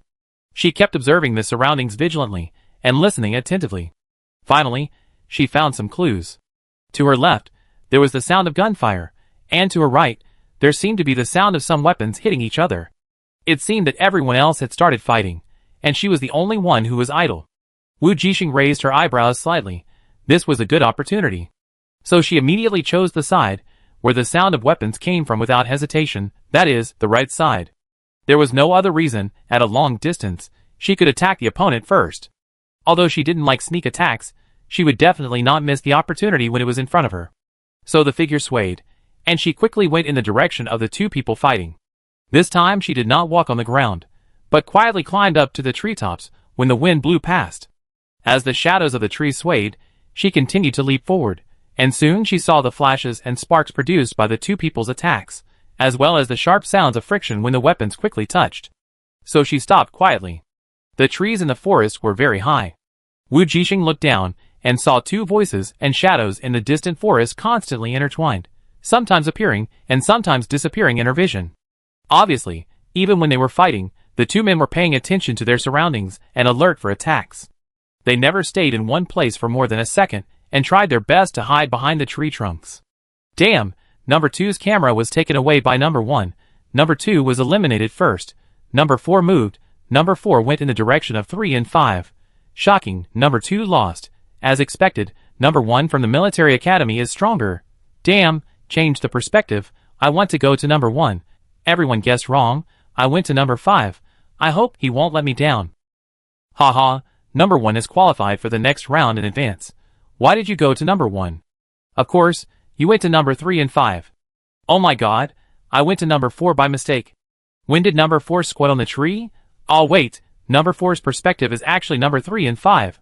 What is she going to do? I told you long ago that number 4 moved and went to number 3 and 5, and you ignored me. Exciting, I went to number 4. At this time, Wujing was hiding on the treetop, swaying with the rhythm of the wind, making it impossible to see any trace. In the distance, the battle between number 3 and number 5 was coming to an end. Number 3 kept retreating, struggling to protect the camera badge on his forehead amidst the flashes of swords and sabers. As an assassin, when he needs to face his opponent head-on, he has already lost half the battle. For an assassin, the advantage is always to kill with one strike. If he can't do that, he is unqualified. Wujing has already distinguished the types of their respective mechas from their weapons. After seeing the blue mecha holding 2 light bayonets, she knew that the opponent was going to lose. As expected, she didn't have to wait long before the opponent was losing ground and was about to collapse. Wujing was not in a hurry. She quietly turned the energy cannon in her left hand and began to gather energy. Number 3 was going to lose. As expected, number 5 was stronger. I felt that number 4 was going to take advantage of this gap to attack. What would she do? Use the electromagnetic cannon? No, the electromagnetic cannon's range was not far enough. She was too far away now. As expected, she planned to use the energy cannon. She had already started to gather energy. Was she going to kill with one strike? Isn't she afraid of being discovered? The light of the energy cannon is too obvious. So didn't you see that her energy cannon was pointing towards the ground? But in this case, she would not have time to aim, and the energy cannon would be released automatically when it reaches a certain level. It would definitely not last until the best time for number 3 and number 5 to decide the winner. Indeed, when the energy cannon exceeds the load, it will be released automatically. The energy cannon in Wujing's hand was almost at the limit of its load. However, she still did not raise her hand to aim, but continued to wait for the opportunity. The next second, the audience in the live broadcast room saw that after number 5 knocked down number 3's weapon in front of him with a heavy blow, he raised his sword to give him the final blow. Number 3 was going to lose. However, at this moment, Wujing's energy cannon also reached its limit, and she took action. She raised her hand without hesitation, and without aiming, she aimed the energy she had been waiting for at number 5, and poured it out. Everyone only saw a golden light shooting out from the shadow of the tree, heading straight towards the red mecha holding the sword. With a bang, the fully charged energy cannon still hit the opponent even though number 5 reacted quickly. In an instant, he broke the trees in half.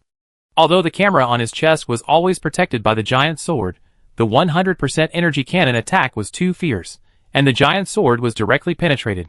The camera sizzled, and the view disappeared. No one expected that she would attack before the two of them had decided the winner. Damn it, too fierce. How did she aim? Number 5 has done a good job. The camera has been hidden behind the giant sword in front of him, but it can't withstand this fully charged energy cannon. Number 4's attack is too fierce. She directly destroyed number 5's camera. This is to eliminate the opponent. But she didn't get the camera. Does this count as promotion? The rules say that it's okay if the camera is broken. The badge is made of special material and can't be broken. I see. Who would have thought that number 4 would take action at this time? I was scared to death. Wait, number 4 didn't go to number 5. Where did she go? Number 1 actually went in the direction of number 4 and the others. While everyone was discussing, Wujing went directly to number 3 without even looking after firing the attack. That's right. She didn't know if her energy cannon could penetrate number 5's giant sword, because she didn't know the material of the sword and whether it could withstand her energy cannon attack. So her target, from beginning to end, was number 3. When everyone, including number 3, was focused on the sudden energy cannon, Wujing had already quickly approached the opponent. The next second, she gently lifted the long knife in her right hand, and the camera badge on number 3's forehead was picked off by her. Number 3 was caught off guard and subconsciously went to the place where his badge fell to pick it up, but was hit by a face-to-face energy cannon that had been waiting there for a long time. When everything settled and the dust dissipated, Wujing had already got number 3's camera badge. She raised her hand and put the badge on the chest of her mech. Done, call it a day. At this time, only 10 minutes had passed since the start of the game, and the final winner had already been decided. Damn, I made a mistake. As expected, number 1 and number 4 are the ruthless ones. What did I say? Never look down on support and healing professions. It makes sense that they can win all 10 games and enter the semifinals. Wait, what's wrong with number 1? Why is he still attacking number 4? Damn, he wants to kill number 4 too. As expected, the people in the military academy are all crazy, really ruthless. This match was really unexpected. Number 1 was already behind her. Number 4 was in trouble. In the competition, Wujing didn't know whether number 1 and number 2 would win or lose, so she was not as unguarded as the audience thought. She knew that the rules of this competition gave them 30 minutes, which meant that as long as there was no system prompt for promotion, she had to protect her results until the result of the competition. During this period, if someone robs her of her badge, she will lose. So when number 1 sneaked up behind her, Wujing felt it immediately. The other party chose a good time indeed. Right in the bushes behind her, she took advantage of the moment when she just took off number 3's badge and relaxed, and fired an energy cannon. It was just a pity that Wujing dodged the tree. She was very familiar with the attack from that angle. In a flash, she did not dodge, but turned around and shot. The same energy cannon attack, the same time without charging. Instantly, 2 identical energy cannons collided with each other, exploding a white light in the air. The live broadcast room also exploded. Ah, what is this? What did I see? Using energy cannons to block energy cannons, is this something a human can do? This is incredible, help me, I have goosebumps, it's so exciting. Damn, both of them are ruthless. Who would have thought that in the end it would be a duel between the support and the healer? Number 1 seems to have given up. He left. Is he not going to fight anymore? He definitely won't fight. He already got the badge of number 2. As long as they waited separately until the end of the game, they could both advance. There was no need for him to fight. Now that the sneak attack failed, he definitely wouldn't be stupid enough to fight number 4. But number 1 didn't fight anymore, and number 4 seemed to give up. Oh shit! Number 4 chased after him with a knife. Number 4 was angry because of the sneak attack. Ha ha ha. That's right, Wujing was a little angry at this time. She originally thought that the other party had not successfully obtained the badge, so he came to her. As a result, when she turned around to shoot, she found 2 camera badges on the opponent's chest. She immediately understood that the opponent was not attacking her for the purpose of promotion, but to eliminate her after ensuring promotion. Is he sick? How could she tolerate this? She got angry and chased after him with a knife. At this time, during the public rest of the Horia Star Pirates, Tuk looked at number 1 who was being chased all over the forest and curled his lips slightly. He didn't expect that these 2 people would be randomly matched together in the first rematch. That's right, although the 2 people in the field can't see, the audience can clearly see the information of all the players. So Tuk saw and recognized the 2 people from his own Star Pirate group at a glance. Number 1, Alliance Military Academy, Ovi Boko, also known as 0263 under the alias Yako. But, although he was happy to see the other party being beaten, Tuk didn't want the 2 to meet in advance. This means that when Ovi found the name of number 4 afterwards, he would definitely associate it with him. As expected, the facts were just as he said. The game was not over yet, and the people in the military academy, who had finished the game early to follow AOA, noticed the information of number 4 in the live broadcast room. Number 4, the 4-star courtyard, Wujing. Come and take a look. Does this name look familiar?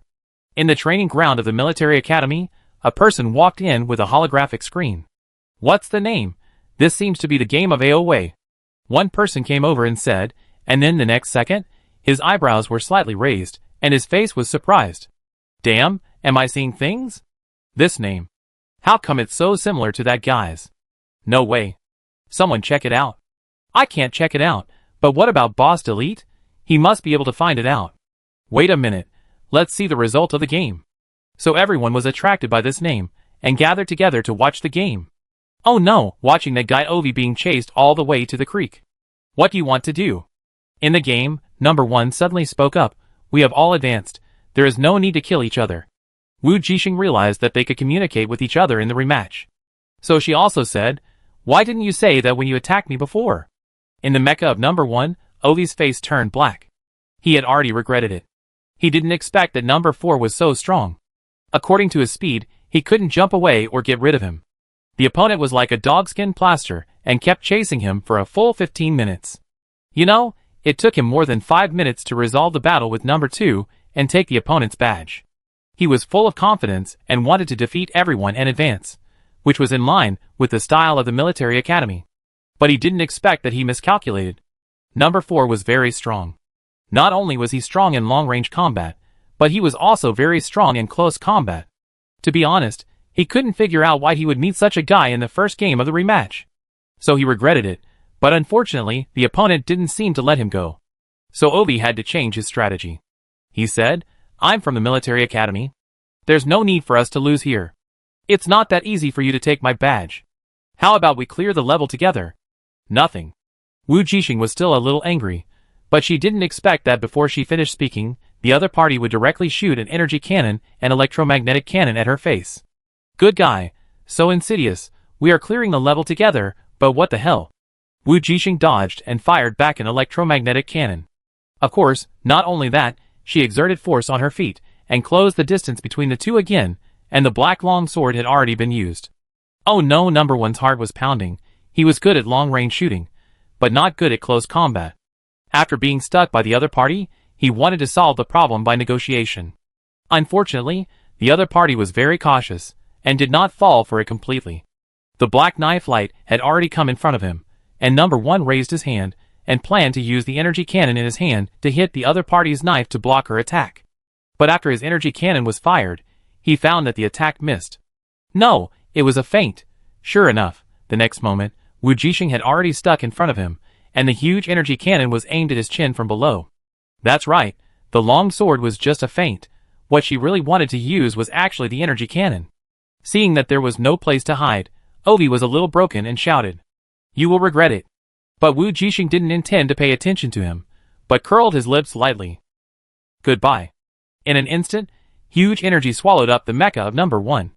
The game ended, number 4 won and advanced to the next game. At the moment when number one was eliminated, the mechanical sound rang, announcing the early end of this game. Damn, number 4 is the real ruthless one. I made a mistake. There were people constantly spamming the screen in the live broadcast room. And it was even more so in the training ground of the military academy. Her knife is too similar to that person's. Is it really related? Is she a sister? But she used an energy cannon, and that person didn't use an energy cannon. But the names are indeed very similar.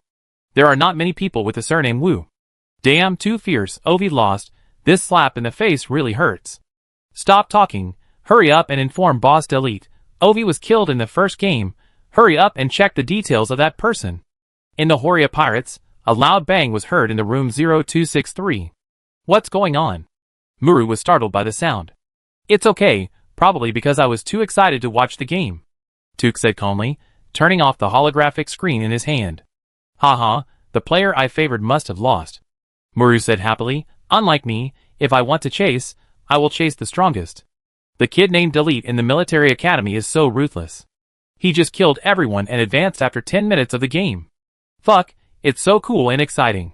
Yeah. Tuk subconsciously looked towards someone's room. Sorry, maybe because of him, her path to promotion may become more difficult. Wujing, who had just won, didn't know that her name was spreading wildly in the military academy at a lightning speed. It was not only because she defeated Ovi, the healer of the strongest team in the military academy, but her name was too similar to that person. So when she walked out of the room, she saw 0263 with a dark face and 0262 in deep thought. What happened to them? Wujing asked curiously. They lost. 0265 added gloatingly, of course, I mean 0263. It was at this time that a new application for joining the Horia Pirates suddenly popped up on their recruitment interface, which had been quiet for a long time. Name, Andrew, age, why should I tell you, application for joining the group, hurry up and agree. The two were shocked. Is there finally a fish on the hook? Chapter 57. Andrew? This description looks like the style of a star pirate. Domineering, bad temper. Shouldn't he be an undercover agent again? Wujing and 0265 looked at each other, and they saw the same meaning in each other's eyes. Then they both smiled at the same time. We know tomorrow. 0265 blinked. It's better than writing a short essay and blowing rainbow farts. Wujing smiled and said to him, Don't blink at me. Don't forget our respective personalities tomorrow. Yes, it's time to pick up the character that has been put down for a long time. But he is really not used to it. Who let him live too comfortably recently, almost forgot the character. Mainly, he doesn't have much contact with the leader and the deputy leader. They seem to have their own things to do, and have no time to take care of them. Got it, I'm Zatoni, a decadent middle-aged man who lost his wife and son. 0265 reviewed, You are Juga Chinsi, a 16-year-old girl who came out to find her brother. As he spoke, he clapped his hands and called everyone together. Someone will come for an interview tomorrow. Everyone, please remember your character. Do you need to review it again? Number 0262 finally looked up from his thoughts. I remember you. I'm Chris, and like you, I lost my husband and son. 0264 also interrupted at the right time. Nice, 23, looking for my father. Then, everyone looked at 0263, the only one who didn't speak. The other party still had a dark face at this time, and when he saw everyone looking at him, his face became even darker. Childish. His name is Yako, and he aspires to be a member of the Horia Pirates. 0262 Yu said for him, with some sarcasm in her tone. 0263 glared at her fiercely, but finally endured it. Today he was really in no mood to quarrel, and he was still in the pirates' territory, so he could only suppress his anger desperately, and slam the door and left. Seeing the other party leave with a dark face, 0262 shrugged and said easily, "Let's continue, don't worry about him." It was so funny. Today was the happiest day she had ever had. It was because Aowei was eliminated in the first semifinal. It was so satisfying. And the one who eliminated him was a freshman named Wujing from the 4-Star Academy. I just don't know if the other party was really related to Wujing, or if she was his sister. If so, 0262 narrowed her eyes, which made her even more satisfied. She just wanted to laugh out loud. Let that guy have the guts to argue with her again. No matter how arrogant he is, he can't even beat a little girl. At first, he was defeated by Wujing, and now he was defeated by his sister. 0262 felt that if the other party's identity was really confirmed, she would be gloating. It's a pity that she has no background and doesn't know anyone, so she can't find the other party's information, which is a pity. Wait. 0262 suddenly thought, if she remembered correctly, wasn't 0266 a student of the 4-Star Academy? So she looked at someone who was talking to 0265 in a low voice and said, 0266. Well, I call you Chintzy. Yeah, Sister Chris, what can I do for you? Wujing looked up and began to practice their own characters very well. Nothing, I just want to ask you something. Seeing that this was not the place to talk, she winked at the other party. Let's talk in my room? Okay. Wujing nodded and followed the other party back to the room. She didn't know why 0262 suddenly came to her, so she asked directly, "What do you want to ask me?" "It's nothing big. I just want to ask you." 0262 coughed lightly and said, "I remember you are a student of the 4-Star Academy?" "Yes." Wujing nodded. "Do you want to ask me about school?" "Almost. I just want to ask, do you know that there is a person named Wujing in your school?" 0262 asked. "Aw?" Wujing was stunned for a moment. He never expected that the other party would ask about her. 0262 saw her expression and explained a little. "You know that guy 0263 lost in the semifinals, right?" Wujing nodded, and then seemed to have realized something, and widened his eyes in disbelief. "You mean?" "Yes." 0262 smiled, and seemed to be in a very happy mood. "She is the one who defeated 0263 in the semifinals, so I want to ask you if you know her." "Ah, his." Wujing suddenly felt that this question was not easy to answer, so she asked, "How do you know that she defeated 0263 in the semifinals?" Now 0262 was surprised. "Don't you watch the live broadcast after the game?" Live broadcast. She seemed to remember that there was such a thing, but she never took it to heart. "That's right, I heard that the league seemed to be live broadcast." Wujing could only say, "I really didn't have time to watch it." "So do you know her? Her name is very similar to Wujing's. I suspect she might be his sister." 0262 expressed her suspicion. "Yes, it does look a bit like." Wujing suddenly realized a problem. Since 0262 suspected it, 0263, who was defeated by her, would definitely suspect it. Even the military academy students, who watched the game and knew her name, might have similar thoughts.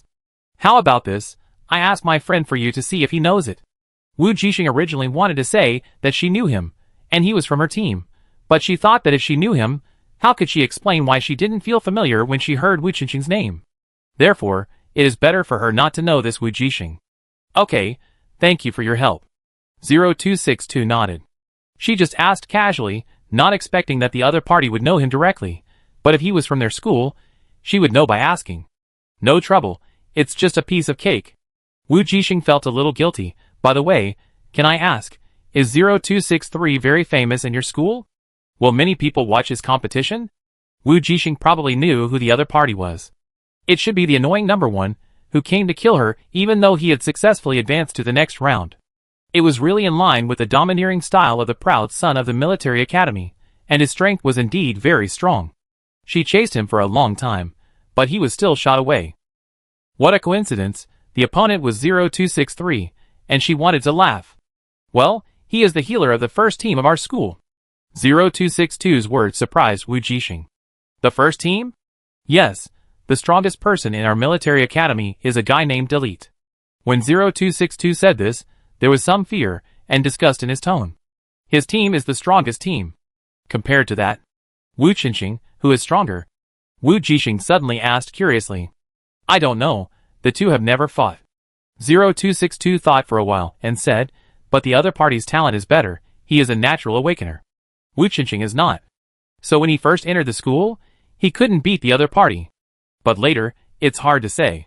Wujing understood that although her brother was a genius, he was only in their E-star. The true, high-level stars chosen ones are said to be born double as awakeners, like Yushen. Then they won't deal with each other. Wujing asked another key question. If that's the case, those people will target her after finding out about her relationship with her brother. Well, she shot the other side's healer out with one shot, so they will probably target her too. Wujing thought indifferently, everyone is a competitor, and they will meet sooner or later, so let them target them. However, she will be more vigilant against people in the military academy in the future. Well, Wujing represents ordinary people on low-level stars, while Delete represents the powerful and wealthy on high-level stars. The two sides don't get along well. Will people from powerful families also enter the military academy? Wujing always thought that the powerful and wealthy went to the Star Academy. After all, the mortality rate of military academies is not low. Those with military backgrounds will. 0262 explained, or those who desire the help of the military. Wujing understood its power. So if you have a friend who knows Wujing, tell her to be careful. Delete is a typical domineering person. 0262 paused and said, he will not let go of the enemy who makes his people lose face. He will definitely retaliate.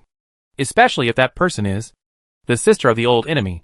Yeah, don't worry, I will contact her. Wujing nodded.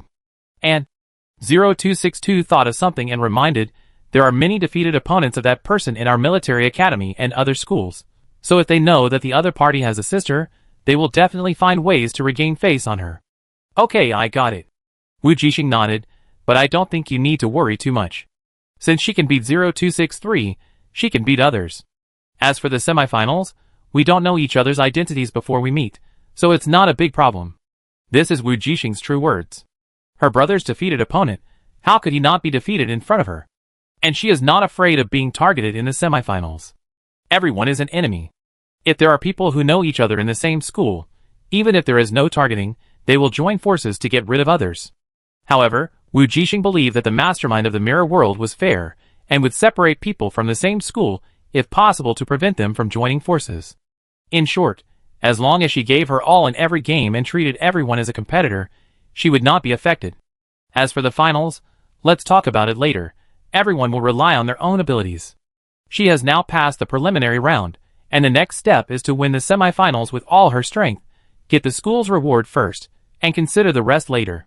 So when she knew that she might face the exposure of Wujing's sister, she was not so anxious and nervous, and even had some expectations. Wujing was rubbing her hands in anticipation, wanting to defeat her brother's defeated opponents one by one again. It would be very interesting. Her brother couldn't participate in the league, and couldn't show his skills on such a big stage, so she would replace him and have a good, hearty match. Wujing was full of confidence, and on the other hand, the people in the military academy had already found out her identity. Everyone looked at the information of the black-haired girl, who also came from E4869 star, and they were all shocked. They really are from the same place. One person said, but they don't look alike. His sister doesn't look like a fighter at all. A weak little girl, are you sure it's her? It can't be wrong. We got the information from different channels, and it matches, so there is basically no problem. There are so many people in the military academy, many of them have backgrounds. It's not easy to check an ordinary person on planet E. Wujing does have a sister. Another person suddenly said, I've inquired about it. He once had the right to exchange for 3 people's residence in a sea-level star, but because of that incident, all his contribution points and resources were frozen. In other words, in addition to his parents, he does have a relative, which can be matched. TSK, don't mention that his sister is much cuter than him. The man said regretfully, But he is also a ruthless person, not much worse than his brother. Everyone watched the replay of the game this morning out of curiosity. Seeing the other person chasing Alwei in the forest with a knife, he looked exactly like Wujing in the past. The fear of being dominated back then suddenly came back. What's more terrifying is that his sister seems to be more violent than Wujing. At least Wujing can kill people with a clean knife, not with an energy cannon directly hitting the chin. It's too violent. Thinking of this, the man shrank his neck and felt pain in his chin and face. Alwei is also miserable. Someone said, I think Boss Delete will definitely take revenge. Of course, Wujing's sister killed his little brother. This matter is infuriating just thinking about it, not to mention that Delete is a person of a difficult personality. What a pity, such a lovely girl. Yes. Everyone looked at the photo. The girl in the photo had black hair and black eyes, big eyes, and a melon-shaped face, and her skin was white and bloodless. She looked weak and fragile, the kind that people would easily want to protect. But when he thought of the other party's mecha set and his ruthless appearance, he couldn't help but sigh. Maybe her brother's disappearance forced her to become like this. What's wrong? Seeing her cute, you are full of sympathy? The person who spoke sneered, be careful that the people of Boss Delete find out. You will be in trouble. I just sighed, if you don't tell anyone, no one will know. The man felt guilty after hearing this, but he didn't dare to mention it again. At the same time, the First Star Academy, the student union. Oh, I heard that Delete's men were killed by Wujing's sister? Behind the large desk, the red-haired man smiled gloatingly, holding a document in his hand. I told you, I felt familiar with the name when I heard it. Yes, the president is wise. She was the one who beat Kuhata back then. Someone in the room said. It's really interesting. The red-haired man stood up and sat on the desk, his long legs casually draped on the ground. Wujing's sister, I didn't expect her to be so interesting. In the office of the president of the student union, the big screen was constantly playing the battle. In particular, the last shot to the face seemed to be one of the most popular highlights of the game, and was constantly played in a loop. Comparing the information of the girl in his hand with the mecha on the screen, the man watched it repeatedly, and the more he watched, the more interesting it became. It was so interesting. To be honest, as the strongest competitor, he hated the guy Delete. Naturally, he was very interested in the gossip about their school. If we put it in today's words, he would be keen on eating the gossip about his opponent. Xiaoguang, the president of the student union of the First Star Academy, a very uninhibited man, with a bit of bad temper, was happily eating gossip at this time. He had seen Wujing before, but he had not had much contact with him, so he did not care too much about that person. What he cared about was that he liked anything that made Delete lose face. I am really looking forward to meeting him in the finals. As he spoke, a black flame suddenly appeared on the information in his hand, and then as the flame burned out, it became powder floating in the air. President, do you think she can make it to the finals? After all, she is just a support. Even if she defeated the guy Ovi, the other party was just a healer. The implication is that they are not optimistic about players who are not output abilities, and they are naturally at a disadvantage. You know, it is not that easy to be in the top 100 of the alliance. Of course, it would be boring if she can't make it to the finals. Xiaoguang said with a smile, assistance is good. If her brother was still alive, I can't imagine what the scene would be like if this pair of siblings joined forces. What a pity! But there was no pity in his tone, and no smile in his eyes. Wujing didn't know that so many people were thinking about her. She was in the Star Pirates group at this time, busy discussing the interview for new members to join the group. If we are sure that he is a fugitive, then we will lead him to a certain place under the pretext of testing his ability, and then notify the hunters in advance to ambush. 0265 said, how? No problem. Everyone nodded. If he is not a fugitive and really wants to join the group, if he is extremely vicious, we will do the same. 0265 said again, if he is not too bad and can get along with others, we will stay and observe him. Okay. Everyone nodded again. What if he is also an undercover agent? Wujing asked, should we stay? 0265 thought for a while, and said, stay for the retest temporarily to find out his identity. If we can't find out, we will stay and continue to test him. Okay, let's do it this way. Wujing yawned, that's fine, we go out together tomorrow. Of course, except for that guy. Wujing was referring to 0263, who had been hiding in his room. Well, let's do it this way. 0265 made the final decision.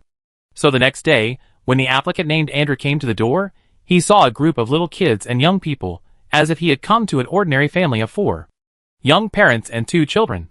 That's right, in his eyes, 0262 and 0265, who pretended to be 32 years old, were both young people.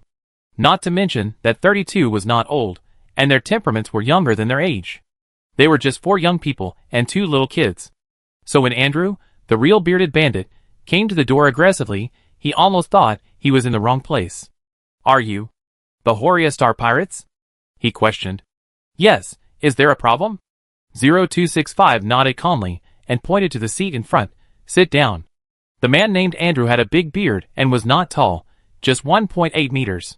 He was burly, not to mention double doors. He almost had 3 doors, and he was full of tendons. He was not polite at this time, and sat down without hesitation. Before he could speak, 0265 took the initiative to ask, why did you come to our Horia Star Pirates? Because I'm bored in the last place. There's nothing wrong with Andrew's answer. So he asked again, which pirate group did you belong to in the last place? Do you still need to ask this? Andrew was a little impatient. Don't you have no threshold? You still need to know what you should know. 0265 said. Well, my last pirate group is gone, just like yours in Horia. When he said this, his tone was full of murderous intent, and his eyes were ferocious. Those pagan lunatics have ruined everything. I swear, I will take revenge sooner or later. Let them pay with blood. Everyone narrowed their eyes and looked at each other when they heard this. I didn't expect that this guy also has a personality. It's a revenge personality, but it seems it's also very logical, and there's nothing wrong with it. So 0265 asked a few more questions and found that there were no flaws, so he decided to temporarily pass the other party's preliminary test. He put down the record book in his hand and said to him, Andrew, congratulations on passing the preliminary test. Our deputy team leader will come to give you a retest later. Please wait. You guys from Horia are so troublesome. Andrew's tone became even more impatient, but he still sat there and waited obediently. Seeing 0265 leave, he turned his eyes to other people with boredom. This Horia Pirates group was completely different from what he imagined. Each member didn't look like a bandit, and they didn't look very strong, which made him frown slightly. He turned his eyes to the little girl, who looked the least like a pirate among the few people. Hey, you're so young and you're a pirate? He said. Uncle, are you talking about me? Wujing pointed at himself.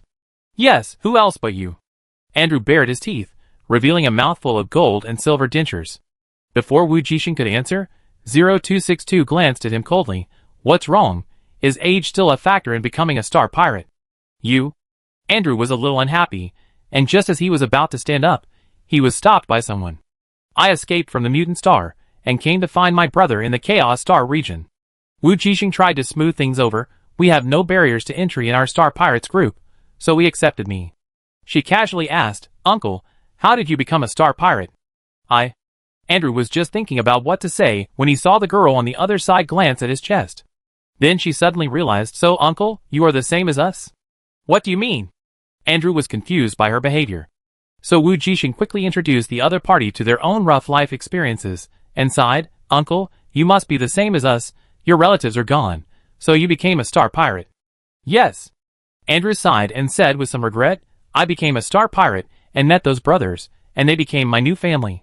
It's just, he said halfway, his tone was ferocious, I will definitely make those lunatics pay the price. As Andrew spoke, he subconsciously touched the necklace on his chest. Is it your most important family member? Wujing asked curiously. She had already seen that it was an old necklace that could store photos, so she asked this question. Andrew's eyes turned slightly. He saw that the Horia Pirates were more like a shelter than a pirate group, and it seemed that they would not accept the real bandits, who had committed many crimes. So he changed his rude bandit attitude at the beginning, and said half-heartedly with a trace of sadness in his eyes, well, a very important family member. It's just that. He is gone. Wujing became more curious and asked tentatively, is he yours? She always felt that the other party seemed to be deliberately creating a persona. Although there was no problem in logic, she was a little sensitive when it came to the persona. Sorry, if it's inconvenient. It's okay. Andrew took off the necklace generously, and opened the lid to show her. He is the priest I respect the most. I am an orphan. When I was about to starve to death, he saved me and took me in. Wujing took a closer look. In the open necklace, there was a somewhat old photo. The man in the photo had dark golden hair combed meticulously, with a handsome face and ice blue eyes that seemed to be staring at her coldly through the photo. This face. Wait, Wujing was stunned. Isn't this Xiaoguang's father? It was at this time that 0265 came in with Deputy Captain Tuk. Chapter 58. What are you doing? 0265 was the first to see a few people gather there, as if they were looking at something, and asked curiously. Looking at Andrew's family. Wujing finally reacted, hiding the surprise in his eyes, and said with a trace of sadness, Brother Zatoni, Uncle Andrew is the same as us. The same as what? 0265 was confused, and then reacted. Could it be that the other party found that the man was also an undercover? That's not right. If that was the case, she wouldn't say it now in front of everyone. Then the next moment, he knew why. Because Andrew, the big man full of banditry, actually started to tell a story. He was also a man with a rough life. From an orphan to being adopted by a priest, the good times didn't last long. The priest died, and he turned to become a star pirate. He finally had a new family, but was tragically wiped out by pagans. Time and time again, life gave him hope, but also shattered it with his own hands, and fell into deeper despair. Hey brother, I understand you. 0265 patted the other person's shoulder and comforted him. Come to our Horia, just treat this place as your home. Thanks brother. Andrew put away his necklace, suppressing sadness in his tone. He looked up and asked, Do I pass now? 0265 looked at Deputy Captain Tuk beside him. Deputy Boss Tuk, I think Andrew is good. Let's accept him. Tuk, He raised his eyebrows and said faintly, Okay, then you go and arrange it. He could see that this was probably another suspected undercover. He had heard too many stories about this character with a rough life recently. But to be honest, he didn't feel anything unusual about him at first. It was only when this muscular bearded man started to tell a story that he suddenly felt something strange. After seeing the strange behavior of several members, he guessed something even if he was slow. So he fulfilled the other party's wish. So, since he passed this level, the boss mullah was just going through the motions. As expected, after 0265 explained to Andrew, he told the story again in front of Boss Mullah, and the matter was officially finalized. Andrew became another official member of the Horia Pirates. As planned before, if they found someone with a problem, they would stay to observe and find out the situation. Unfortunately, Andrew looked rough, but he was actually very careful. Even though the pirates now took in a group of rookies, he was still very vigilant and did not reveal any suspicious clues. No matter how they tried to probe, the other party behaved normally, which made them very frustrated. Of course, this person did not include Wujing. After she saw the photo of the so-called priest, she felt something was wrong. It was because the last person who showed her this photo was the leader of the suspected pagans. The photo in the other party's necklace was almost exactly the same as the one on Teacher Lemi's desk. Except that the photo of Teacher Lemi was a 3D half-length photo, which was different from his 1-inch head photo. Everything else was the same. Perhaps it should be said that the photo in Andrew's necklace is a cutout of the headshot of Teacher Lemi. Afterwards, she actually secretly checked on Starnet to see if there was a person named Sus Lin, who was suspected to be Xiaoguang's father, and who created the mirror world. Unfortunately, she found nothing.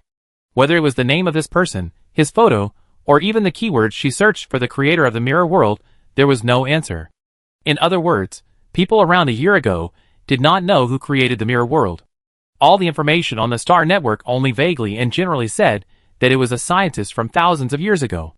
So, let alone being a household name, this person's name has never appeared in history. Wujing felt a little pity. If what Teacher Lemi said was true, then his achievements should be remembered by everyone, even if it was put in the textbook. But no, except Teacher Lemi, no one around Wujing knew anything about Xiaoguang's father. So the question is, how could a star pirate put the photo of this mysterious scientist on his chest as a necklace and lie that he was the priest who raised him? Father. Suddenly, Wujing tasted it and seemed to taste a little flavor. Godfather. This is exactly the same as the words and addresses used by Teacher Lemi. So, what is his relationship with the other party? Is he really an undercover agent of the pagans? The more Wujing thought about it, the more strange it felt. If he was an undercover agent of the pagans, what would he want to do by being an undercover agent of the Horia Star Pirates? If he didn't know the current style of their Star Pirates before, but after seeing their situation, he changed his strategy and perfectly integrated into them, it would be very suspicious. Or was it all her overthinking? But the photo was real and could not be faked. Perhaps there were other people in this world who silently admired this scientist, who almost single-handedly changed the entire human process 1,000 years ago. Perhaps it was not impossible. After all, Mr. Lemi was the craziest one among them. It was just that she really knew too little about this world, and could not judge what was going on. What kind of person was Xiaoguang's father? Did the people in this world really know nothing about him now? Thinking of this, Wujing took out Xiaoguang from the space ring, wanting to see if he was awake. She wanted to ask a few questions. In the room, she looked at Xiaoguang, who had no reaction, and tried to press the start button. Xiaoguang, wake up, I want to ask a question. Seeing that Xiaoguang's eyes seemed to flash, Wujing hurriedly said excitedly, Xiaoguang, do you know what kind of person your father is? Dad? Dad? For the first time, Xiaoguang used a mechanical voice to utter a questioning tone. This made Wujing a little stunned. In her impression, Xiaoguang always spoke in a businesslike tone and never asked her questions in return. Even if he didn't understand what she meant, he would respond with silence. At this time, its reaction shocked Wujing. Did Xiaoguang evolve again after sleeping, or did her question just hit the key point? So she nodded quickly and said, yes, that's what kind of person is the person who created you, Xiaoguang. When Xiaoguang heard this question, his eyes flickered and he answered, it's AD-097X assembly line robot. Wujing, ? Why is it different from what I imagined? Wait, isn't your AI so powerful created by humans? Seemingly praised, Xiaoguang answered faster this time. No one can create me. Wujing suddenly hissed, thinking of the other party's cold mental power at the beginning, and suddenly thought of an outrageous guess. She cautiously asked, so Xiaoguang, are you a machine that has become a spirit? Machine awakening? Machine life? She suddenly thought of countless movie stories. When artificial intelligence develops self-awareness, it becomes a terrifying mechanical life. Xiaoguang was silent for a long time, his blue eyes flickering constantly, but he didn't speak. It seems that this question is not easy to answer, or it may be that it is unwilling to answer. So Wujing had to give up, and directly asked the question that he was most concerned about. Xiaoguang, do you know this person named Lin? She paused and said, it is said that he is the creator of the mirror world. Why can't I search for him on the star network? Can you search for him? This time, Xiaoguang's flashing blue-eye light finally stopped, and said something very strange. He is the mirror, and the mirror is not him. He is the mirror, and the mirror is not him. Wujing was shocked, and kept pondering this sentence in her mind. Then she found that her brain was not enough, and her CPU was a little burned. Are you sure he's not playing word games with her? Or is it that she really doesn't understand the brain circuits of artificial intelligence and mechanical life? He is the mirror, which is easy to understand. He is not the one who created the mirror, but the mirror itself. In other words, this man named Lin turned himself into the mirror. Good guy. If this is the case, combined with Mr. Lemi's previous vague words, is it possible that the other party ascended to X level and then turned into the mirror? That's why he is called a god. Wujing always thought that this god only meant male god, just like you are my god, but it does not mean you are really a god. But now it seems that this person may have really become an X-level god, which is possible. What Mr. Lemi said in the past seems to be true now. She vaguely remembered that the other party also guessed so, and now it has been verified by Xiaoguang. But the problem came again, but Xiaoguang said later that Jing was not him. Considering that the main brain of the mirror world should not have consciousness, this sentence does not seem to be unreasonable. After all, Wujing did not dare to think that if the mirror world was transformed by humans, it would be very strange for them to log in and play games every day. It can be seen that the mirror should not have human consciousness. So he is the mirror, and the mirror is not him. That should be the meaning, right? Thinking of this, Wujing did not plan to continue to dwell on this issue for the time being. She now wanted to know how many people still knew about this person, Lin. Why does Andrew have the other person's photo? Does Andrew know the real identity of the person in the photo? Can you search for his information and photos on the StarNet? Wujing asked again. After searching, no. Xiaoguang said. Wujing's heart skipped a beat. So does this mean that Andrew is indeed related to the pagans? After all, if there is no information on the StarNet, this person is not something that a star pirate can easily know, and even get the other person's photo. So, could it be that all the pagans do not believe in the leader, Mr. Lemi, but believe in his male god? When Wujing thought of this, he felt that it was really possible. That night, the other party's crazy eyes made him feel scared when he thought about it. Priest. Father of God? This title is really a bit subtle. Then Xiaoguang, you must know this person, Lin. Can you tell me about him? Wujing suddenly became curious. Xiaoguang's emotionless mechanical voice sounded, male, human, born in the 2989th year of the Old Era, 187 centimeters tall, 100 kg. Wait, stop first. Wu Jixing's mouth twitched slightly. I want information about this person's life experience, not his height and weight. You're not going to tell me his measurements, are you? Xiaoguang really stopped. I want his life experience. Wu Jixing repeated his request again. The mechanical voice finally sounded again, graduated from elementary school, scientific researcher. Puff. Wu Jixing couldn't help it. What does it mean to graduate from elementary school? Then Xiaoguang stopped talking, and seemed a little angry. Wu Jixing? ? No, why is Xiaoguang angry now? She wasn't laughing at Xiaoguang. Why should he be angry? And the other party has now confirmed that he is not Xiaoguang's father, so there is no reason for him to be angry. Wu Jixing didn't understand. So after shaking Xiaoguang and finding that it had turned into sleep mode again, she took it back. It seems that Xiaoguang's evolution also has shortcomings, and his temper is not very stable. But she didn't gain nothing. At least she had some guesses about the other party's identity. Wu Jixing thought about it, and decided to talk to Tika about her discovery of Andrew's connection with the pagans. As for why she didn't tell 0265 and the others, Wu Jixing herself didn't understand, but the first person she thought of was Tika. So even though it was a little late, she still came to the other party's door and knocked. Perhaps, she still had some guesses about the other party's identity in her heart, which made her subconsciously want to get close to the other party.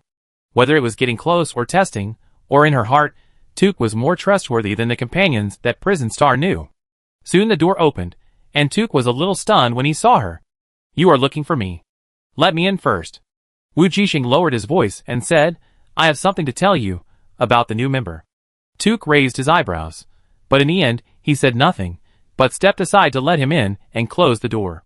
In fact, he wanted to say that at night, even if you trust him, you should not enter another man's room casually. Naturally, Wu Jixing could not hear Tika's inner voice. After all, in her heart, Tika was very likely her brother, and even if she was not sure, the intuition of SS-level mental power gave her a feeling that the other party was trustworthy and close, so she did not think much about it. Moreover, she had some confidence in her own strength. But Tika didn't know, and only thought that his identity as a hunter had been exposed, so he gained the other party's trust. He looked around the room and pointed at the sofa casually.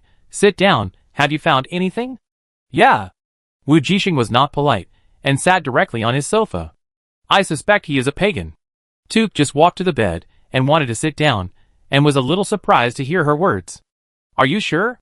About the same. Wu Jixing thought for a moment and asked, do you know who created the mirror world? Tika shook his head and raised his eyebrows, asking in surprise, is it related to the other party? Well, the photo of the so-called priest, who adopted him on his chest. Wu Jixing went straight to the point. It's the creator of the mirror world. I have seen his photo before. The creator of the mirror world? Tika frowned tightly. This word is very unfamiliar, because everyone knows when studying history that the mirror world was created by scientists thousands of years ago to resist the virus crisis, and never thought that it was created by a certain person.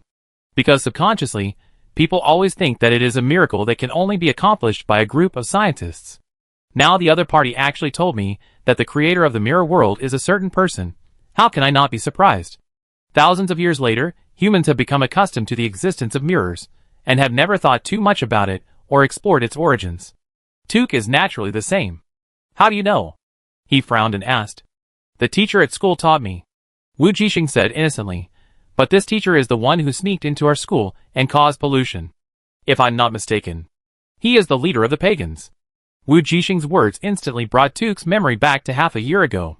He remembered that there was indeed such an incident, where the God organization and the pagans joined forces to cause trouble in the alliance, and in the end the other side played them hard. Because the Pandora that God got was fake, and that's why he was here. Tika lowered his eyes, and narrowed his eyes slightly. He never thought that she had met such a dangerous person.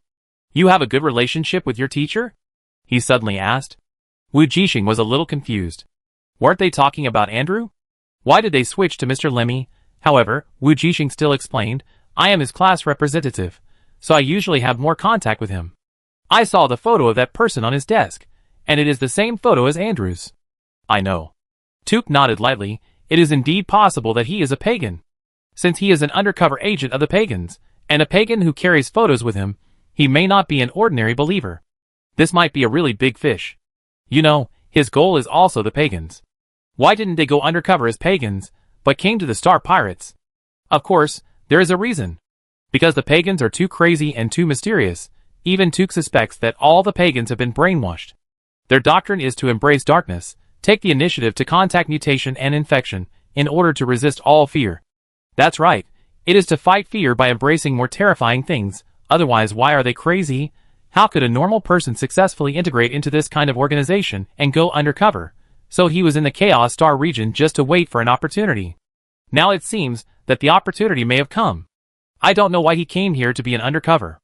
Wujing muttered. Don't worry, leave it to me. Tuk paused and whispered, don't worry. Yeah.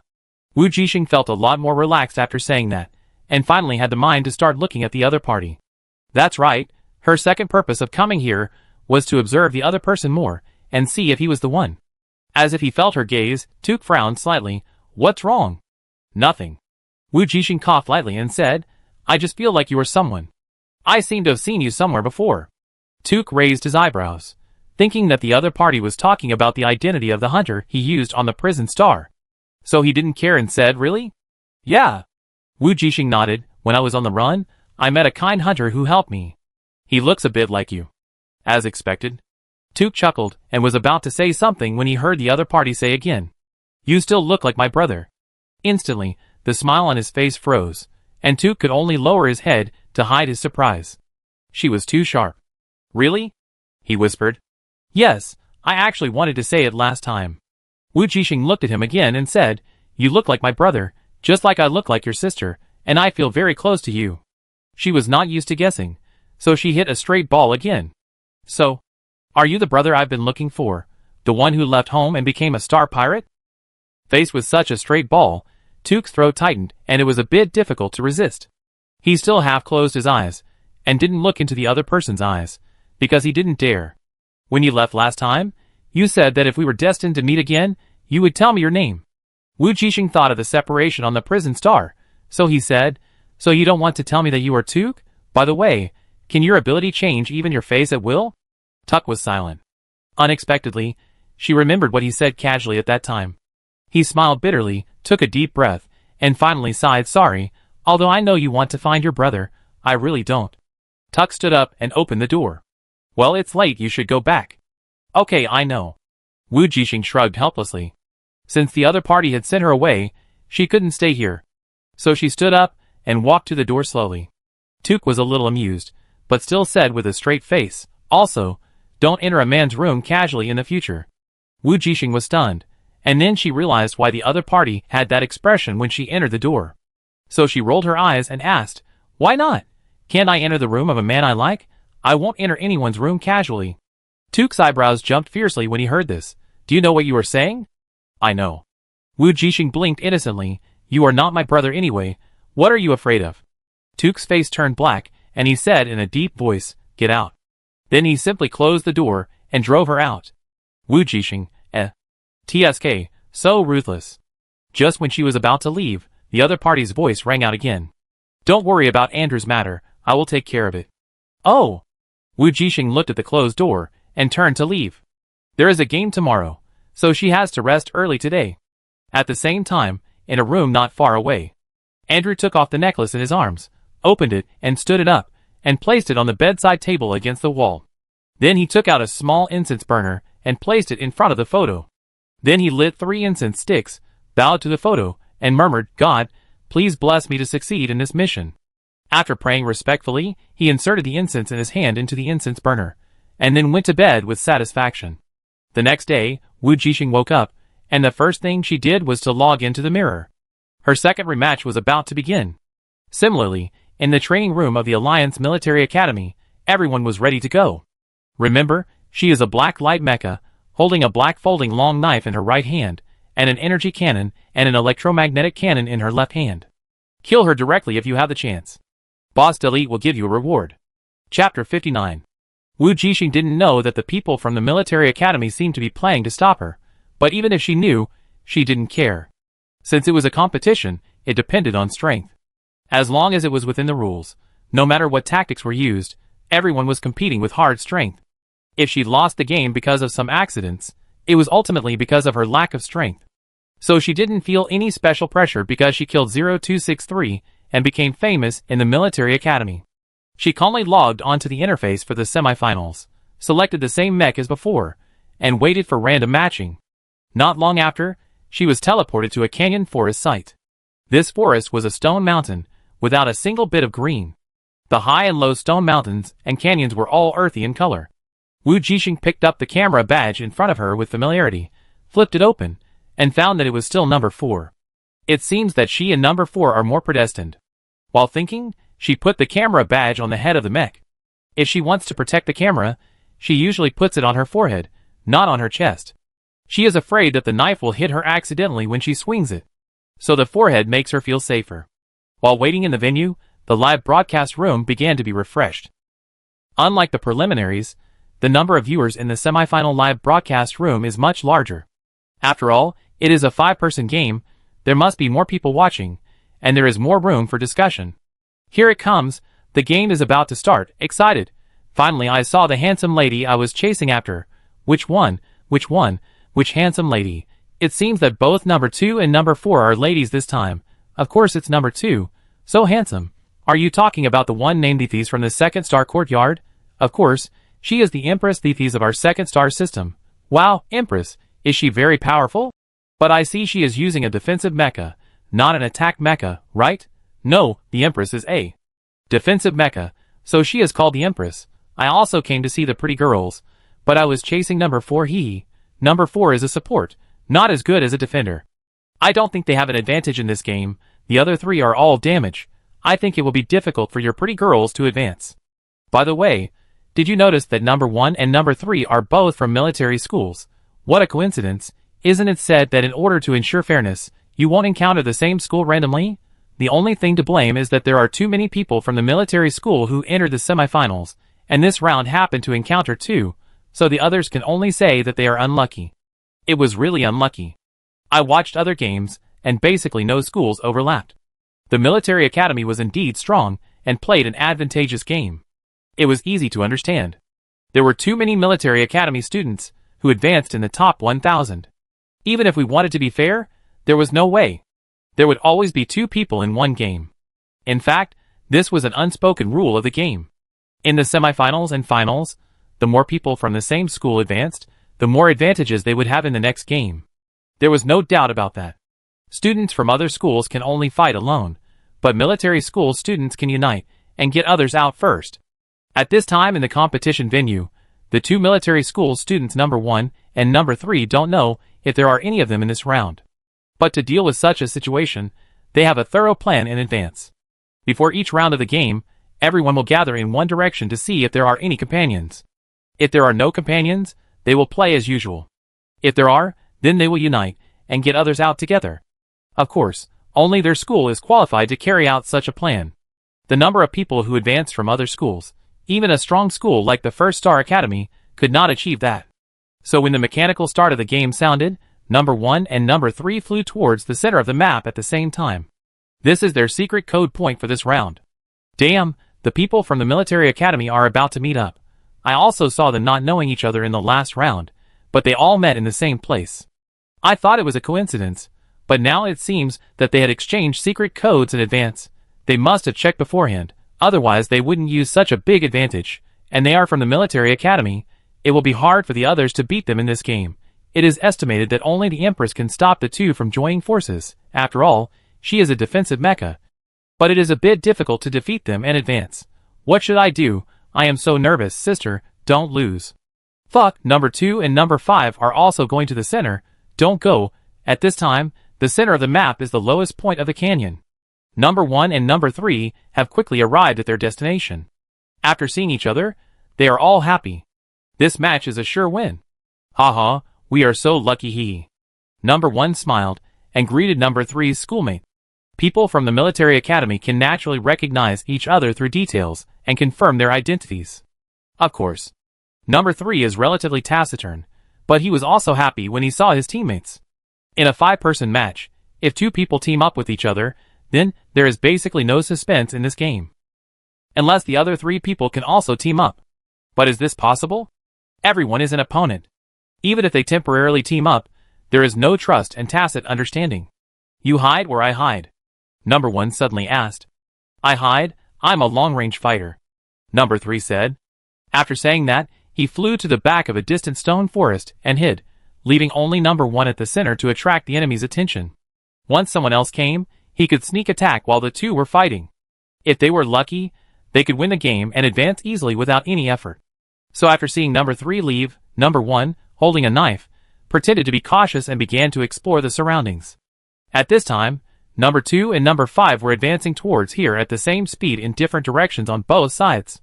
That is to say, except for Number 4, everyone else's goal was the center point. That's right, because she didn't encounter any enemies after wandering around for a long time in the last game. Wujing no longer planned to rush to the center point this time, and wanted to change direction. This time, she just thought for a while, and rushed to the left.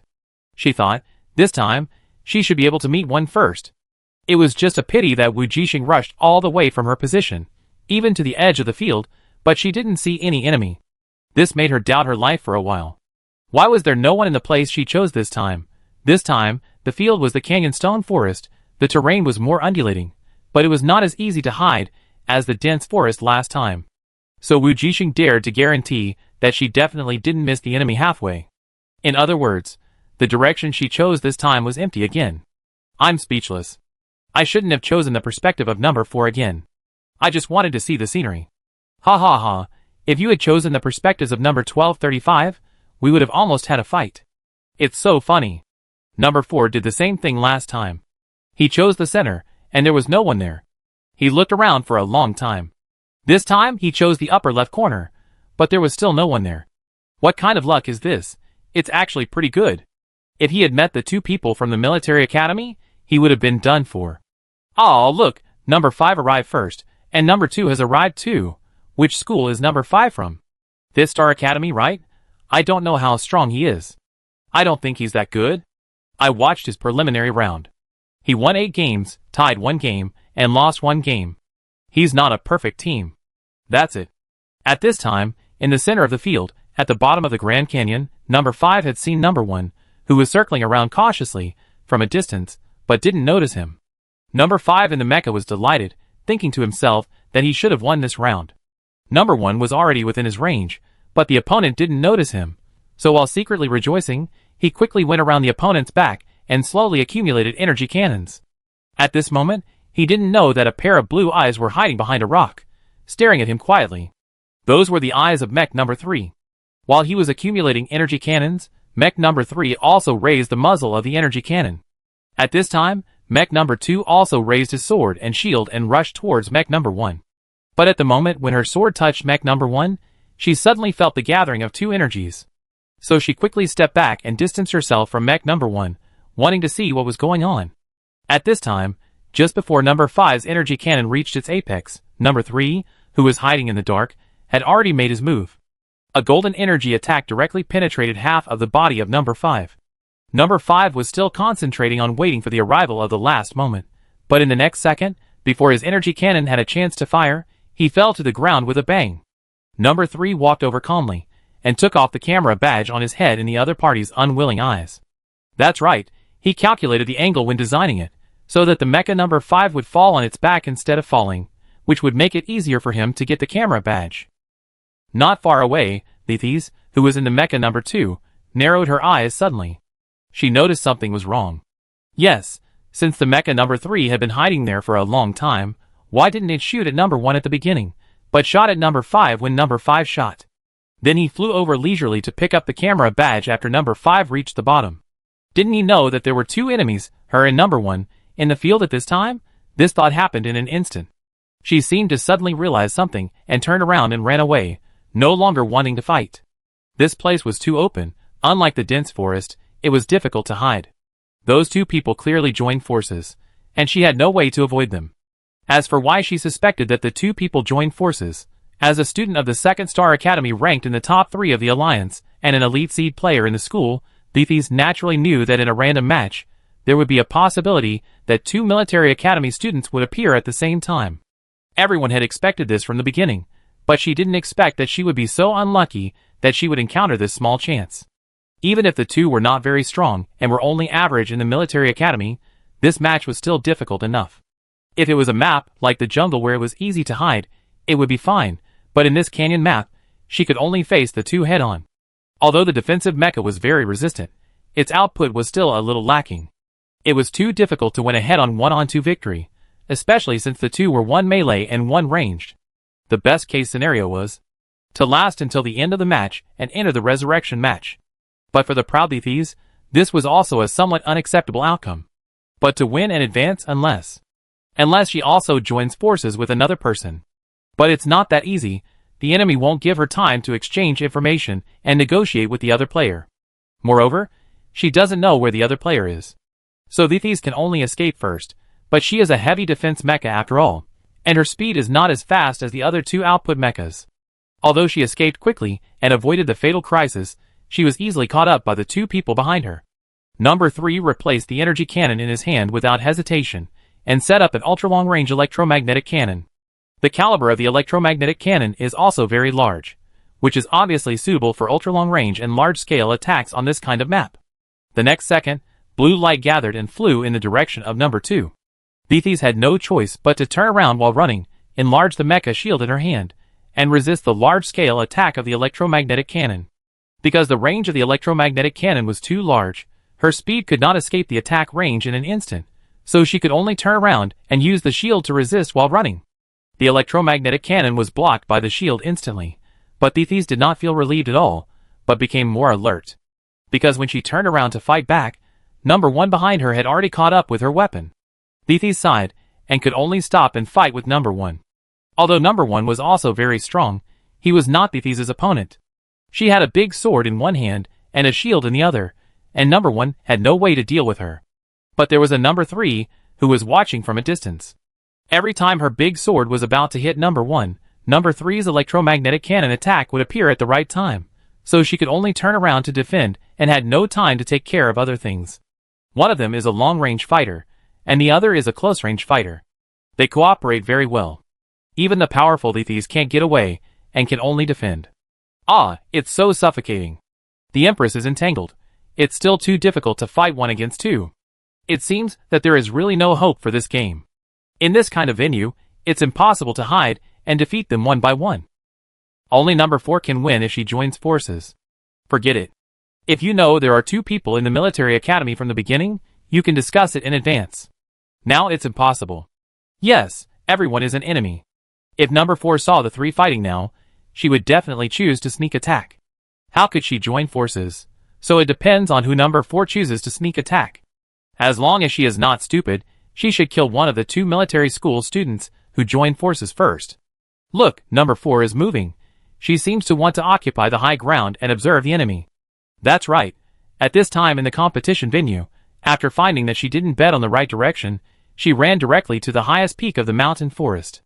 She didn't dare to fly into the air to observe, but stuck to the ground, at the foot of the stone forest, and slowly went up until she reached the top. Finally, after her vision was widened, she saw the chaotic battle in the center of the map, not far from the canyon area. Good guy, this time it was in the middle of the map. Wujing curled her lips, and really wanted to complain about her luck.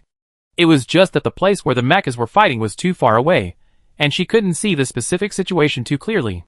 She only knew that 1 mecha had been eliminated, and the other 3 were fighting.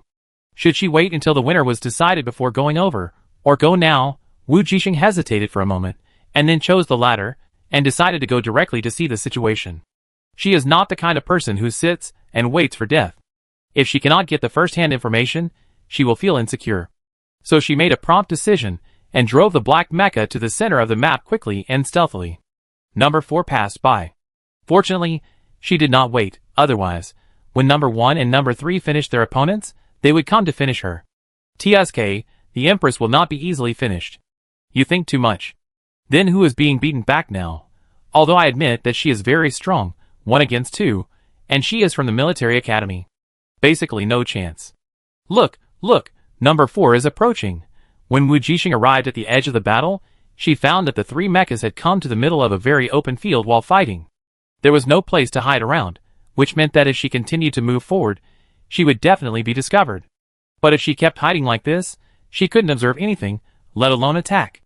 So another problem was in front of her, whether to hide and wait, or continue to move forward to observe the situation, even if she was discovered. Wujing thought about it, and still chose the latter. So when she flew out from behind the stone forest, the three people in the fight noticed her arrival. Number 3 took the time to look back, and the eyes in the mecha lit up instantly. It turned out to be her. The person that the boss delete ordered to be sniped, a black light mecha, a black folding long knife in the right hand, and a long-range attack weapon in the left hand. There is no mistake. You know, in the last game, they watched the famous scene of the opponent killing Ovi several times. The opponent is very strong in melee combat, and not weak in ranged combat, so it is not easy to kill him. But now they have two people. Thinking of this, number 3 and number 1 seemed to have a telepathic connection. They looked at each other quickly, and a plan was formed in tacit understanding. They were really lucky in this round. They were the seeded player of the 2nd Star Academy, Empress Thethys, and the sister of Wujing, the 4-Star Academy, who the boss delete wanted to kill. If they could get these two people out together, they would make a lot of money this time. So the next second, number 3, who had been helping number 1 to attack number 2, suddenly shifted his gun and aimed at number 1, raising his hand and shooting. Fortunately, number 1 reacted in time and dodged, but he was also in a mess and rolled to the side. Damn, why did number 3 suddenly attack number 1? Aren't they working together? No, number 3 and number 1 were acting to lure number 4 into the trap. As the barrage said, number 3 did hit number 1 on purpose, otherwise if he really turned against him suddenly, number 1 would not be able to dodge at all. Of course, number 1 also knew that the two of them cooperated very well. To Wujing, who had just arrived at the battlefield, this scene was like a chaotic fight between three people.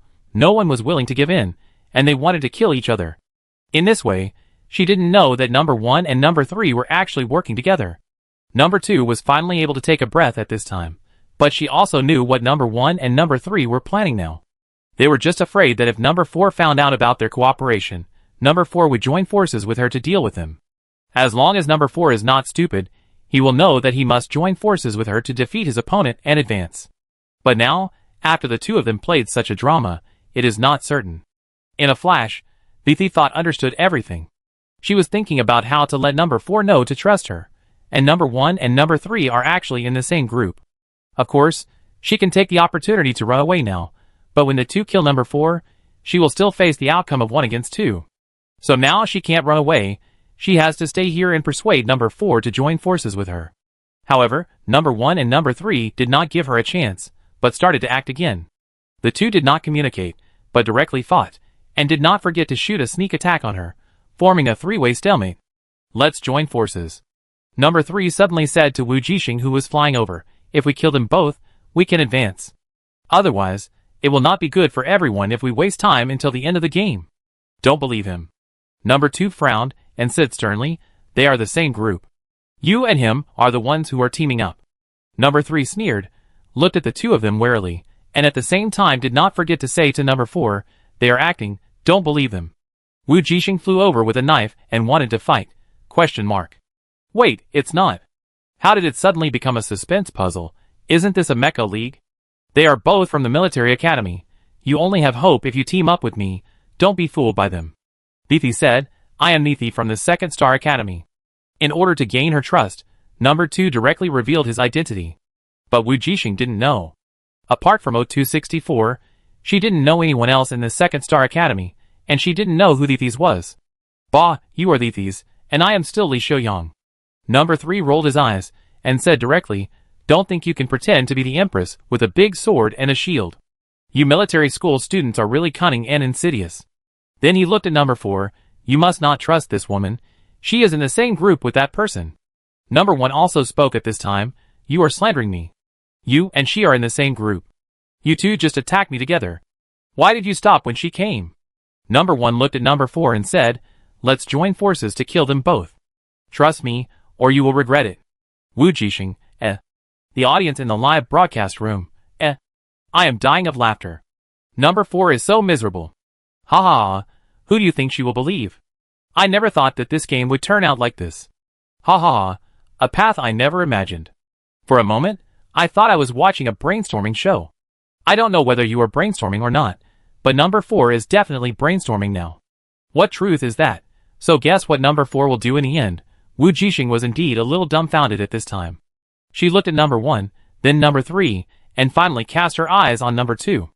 Not only that, she also glanced at the opponent's shield and sword. She was thinking about the possibility of getting rid of 3 people at the same time without believing anyone. Then she gave up. This terrain is not suitable. And number 2 is clearly a defensive mecha. It seems difficult to deal with. The kind of difficult to kill in a short time. Time is running out. If we waste time here, no one will pass in the end. Number 3 urged her. Wujing was a little impatient. She hated others forcing her to make a choice. Then let's play the resurrection match. Her tone was indifferent. If I make the wrong choice, I will lose, so it's better for everyone to drag it out. Number 2 narrowed his eyes when he heard that. Yes, drag it out until the time is up. Those 2 people will definitely not be able to resist and make a move. By then, the lie will be exposed, and she doesn't need to rush. Even if it's too late in the end, the worst that can happen is to play overtime. And if overtime doesn't work, then play the resurrection match. So she also said, I don't care, just drag it out. Then after she finished speaking, number 1 said the same thing. It seems that I care, so let's see you in the resurrection match. Number 1 glanced at Wujing and said, I hope I won't meet a fool like you again by then. He seemed to be angry because the other party didn't trust him. Wujing, This resentful look, as if she had done something wrong to him, made her feel sick. Who should I believe? Wujing narrowed his eyes, and looked at number 2's sword and shield again, as if he was thinking about something. Time passed by minute, and there were only 3 minutes left before the 30-minute game deadline. Number 1 and number 3 looked calm on the surface, but they were a little anxious inside. The 2 looked at each other secretly, and made a hand gesture. That's right, if number 4 didn't make a decision in the last minute, they planned to attack directly. So did number 4 really intend to drag it to the end? If so, the game would be boring. Don't worry, even if number 4 wanted to drag it to overtime, and then to the resurrection match, number 1 and number 3 would not agree. I bet they would definitely not be able to resist the last minute. Just as the live broadcast room was discussing, the time came to the last 2 minutes. However, just when everyone thought that number 4 would not make a choice, and was going to drag it out until the end, she suddenly moved. Yes, she moved, and the electromagnetic cannon in her left hand quickly raised up, and suddenly fired an electromagnetic cannon in the direction of number 1. However, just when others thought she wanted to attack number 1, the black mecha flashed, leaving a black afterimage, and actually went to number 3 again. Number 3, who was still shocked that number 4 suddenly attacked his teammates, was nailed to the spot by her sudden attack before he could support the other party. Instantly, the black blade came with a deadly chill, which made him feel a sense of fear. It was the blade from his memory, belonging to that person. Sharp, fierce, and unstoppable. It was too fast, and he had no way to avoid it. The next second, when all the audience had no time to react, the blade chopped down, and the number 3 mecha fell to the ground. Asshole. Number 1 had just dodged the electromagnetic cannon and stood up in a panic, but he saw that number 3 was out. Before he could get angry from the bottom of his heart, number 2's sword had already fallen down, directly chopping off half of his mecha. In an instant, the situation reversed, and number 1 and number 3 were eliminated almost at the same time in just 1 second. Damn! What an amazing reversal! How did number 4 find out? Can anyone tell me the answer? She must be confused. It must be. It's impossible. She acted so decisively, without any hesitation. It doesn't seem like she was just guessing. At this time, not only all the viewers in the live broadcast room, but even number 2 Thethys herself couldn't understand why the other party trusted her, and acted when no one reacted and thought she wouldn't act, and directly killed the 2 people. Since she didn't understand, she asked directly. She picked up the camera badge number 1, looked at the black mecha, who had just picked up the badge number 3, and put it on not far away, and asked, How did you find them? Found? Wujing looked at her and said, I didn't find them. Ah? Thethys was a little unresponsive. Are you really blind? Wujing shook his head. His eyes mysteriously fell on her hands holding the big sword and shield. I just feel that you look like someone I know, and the way you hold your weapons is exactly the same, she said. Thethys was stunned. So you know me. The time has entered the countdown, and the game is about to end. No. Wujing smiled. I don't know any Thethys from the second star court. In the other party's puzzled eyes, she said again, but I know the young lady. Yes, the young lady she was talking about was the hot young lady who went to the dungeon with her. The 2 people's defensive and attacking postures with great swords and shields, and even their standing postures when preparing for battle are exactly the same. Even though she was wearing a mecha, The movements of a person and a mecha were the same, which did not prevent her from recognizing the other party from this detail. As expected, she guessed it right. Beefy's surprise, she finally recognized the other party at this time. The black mecha opposite her turned out to be the beautiful girl who often played dungeons with her. The next second, the countdown ended, and the two were teleported out of the competition venue. After winning another game, Wujing was refreshed when he got off the game cabin, but he didn't know that the military academy had exploded directly. As for the Horia Star Pirates, Took smiled slightly and turned off the holographic screen. Chapter 60. In the second galaxy, on a private luxury spaceship, Beefys walked out of the room. Why are you so slow today? Is the opponent strong? On the sofa, Lily was enjoying afternoon tea while stretching and calling her, come and eat. I made a small cake today. Not very strong. Beefys walked to the sofa with a complicated look and sat down, with her long legs stretched out diagonally, and the whole person was a little lazy. It's just that I met two people from the military academy, and they are very difficult to deal with. You won even though it was tough. Lily was very confident in her. She squinted her eyes, took a bite of the cake, and put it into her mouth as if enjoying it. This sweetness is just right, it's great. Beefy chuckled, we almost had a resurrection match. Huh? Lily was surprised for a moment, and her beautiful eyes opened slightly. So unlucky? She didn't expect that Beefy's previous match seemed to be quite difficult. The opponent was the top student of their second star academy, Beefy, who was known as the Queen. Yeah. Beefy smiled and nodded, and suddenly asked, guess who I met during the competition? Who? Lily was a little confused, and always felt that something was wrong with Beefy today. A beautiful girl. Beefy smiled mysteriously, and said to Lily in surprise, the beautiful girl of the 21st century. Ah! Lily exclaimed, you actually met a beautiful girl. Wait, how did you recognize each other? You know, although everyone in the mirror world is familiar with each other, they still don't know each other's school and name. So Lily was really curious. Not only did they meet in the semifinals, but they also recognized each other. I don't want to tell you.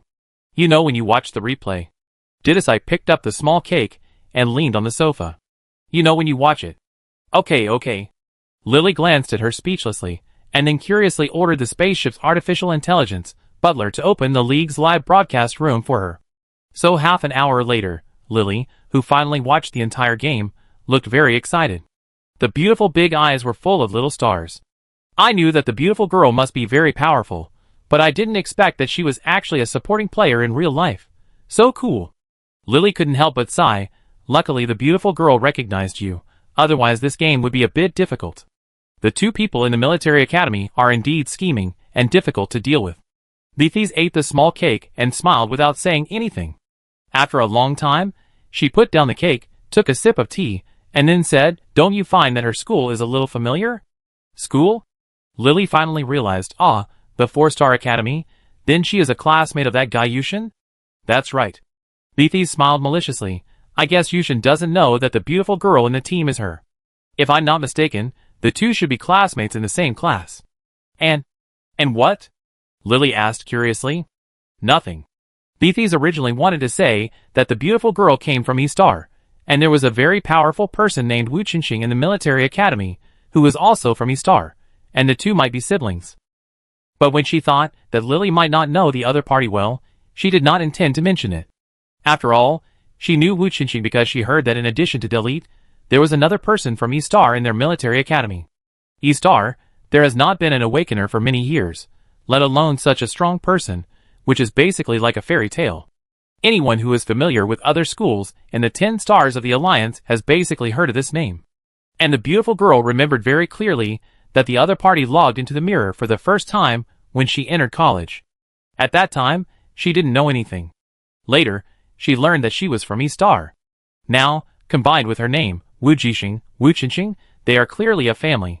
But Lily is not interested in these things, so she rarely pays attention to them, and naturally does not know Wujing. So she said, you won't know her even if I tell you. Her brother is also very powerful, but he is missing. I see. Lily sighed. She knew what missing meant. She thought of something and said, it would be great if she came to our Xingyuan. Our team is in need of an assistant. Ever since someone backstabbed them, dropped out of school and got married, their team has not had a suitable support, and they don't know what to do in the finals. We talk about it later. Beefy's eyes dimmed, first past the semifinals. But if you make it to the finals, maybe you can find a beautiful girl and that kid Yushen to form a team. Lily rolled her eyes and said, although the team competition may not work, you can still compete in the individual competition. According to the previous competition system, the individual competition is also similar to the kind of battlefield randomly arranged, and then everyone explores the map together and kills mutants, and the one with the highest score wins. In the past, the military academy had always used the advantage of the number of people entering the finals to work together, paving the way for their favorite players to win the championship, and suppressing the other 9-star academies. If the beautiful girl and Yushen in their Mirror World Dungeon team can make it to the finals this time, then at that time, Beathies will no longer be alone. It's a pity, if I could also make it to the finals to help you. Lily sighed. However, although her healing ability is very good, she is really not good at fighting. This time she didn't even make it to the semifinals. There was no way, because she was a healer. Not all healers had strong fighting skills, and only a few could enter the semifinals. That's why she felt that the beautiful girl was really powerful. As an auxiliary, she teamed up with Beathies to kill 2 players from the military academy. Of course, Lily didn't watch her first game. If 0263 was included, she had eliminated 3 military academy students in 2 games. In fact, Wujing didn't know what her elimination of 0263 meant. Not only did it slap the face of the first squad of the military academy, but it also made them lose a healer in the finals. You know, there are only a handful of healers who can enter the finals. It can be said that most auxiliary professions are difficult to enter the finals. In addition to healing and support, there are not many defense systems. This is why everyone is more optimistic about the output awakeners under the same circumstances. That means that every auxiliary profession that enters the finals will greatly improve their school's chances of winning the final victory. And 0263, the healer who has the best chance of reaching the finals in the military academy, can be said to be a huge help in helping Delete win the final victory. Now that one helper is gone, it is naturally a huge blow to the military academy. When Beathies heard what Lily said, she couldn't help but start looking forward to it. Although the 2nd-star academy is very strong, it is still a little worse than the Alliance military academy and the 1st-star academy. So even if she reaches the finals, there won't be many teammates around her who can help her. Not to mention the luxury of forming a complete team like the military academy.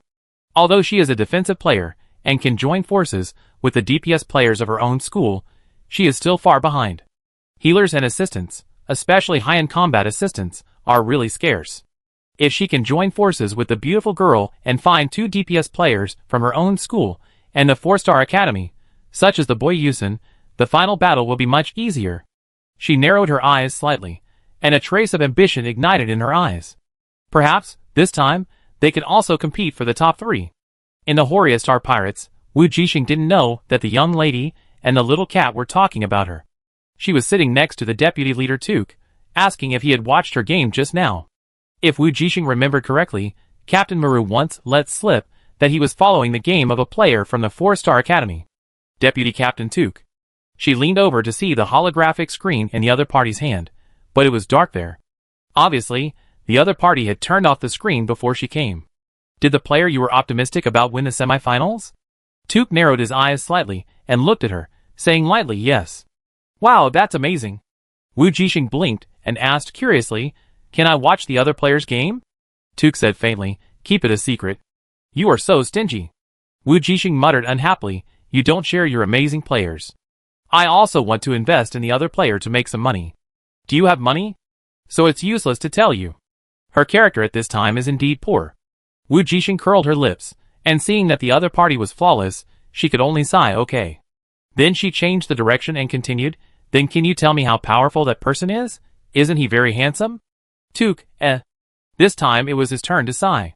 Tuk was silent for a long time, and finally fulfilled her wish. Well, that player is very powerful and handsome, he said, especially the knife that killed a military school student. Even I can't do better. Wujing's eyes curved slightly, and she was a little happy. Ah, as expected, the player you like, Deputy Captain Tuk, can even beat the people from the military academy. He is really amazing. No matter whether the player from the 4-star academy mentioned by the other party is herself or not, she will just treat it as her own praise. Wujing doesn't care whether Tuk is really her cheap brother or not, she will just treat him as her own brother. Even if he is not, there is no loss. She doesn't care so much. But when she said this, her companions behind her looked at her with a slightly strange look. When they were alone together at night, 0265 couldn't help but ask, "What's wrong with you? You've been so close to Deputy Boss Took recently." Close? Wujing was a little surprised.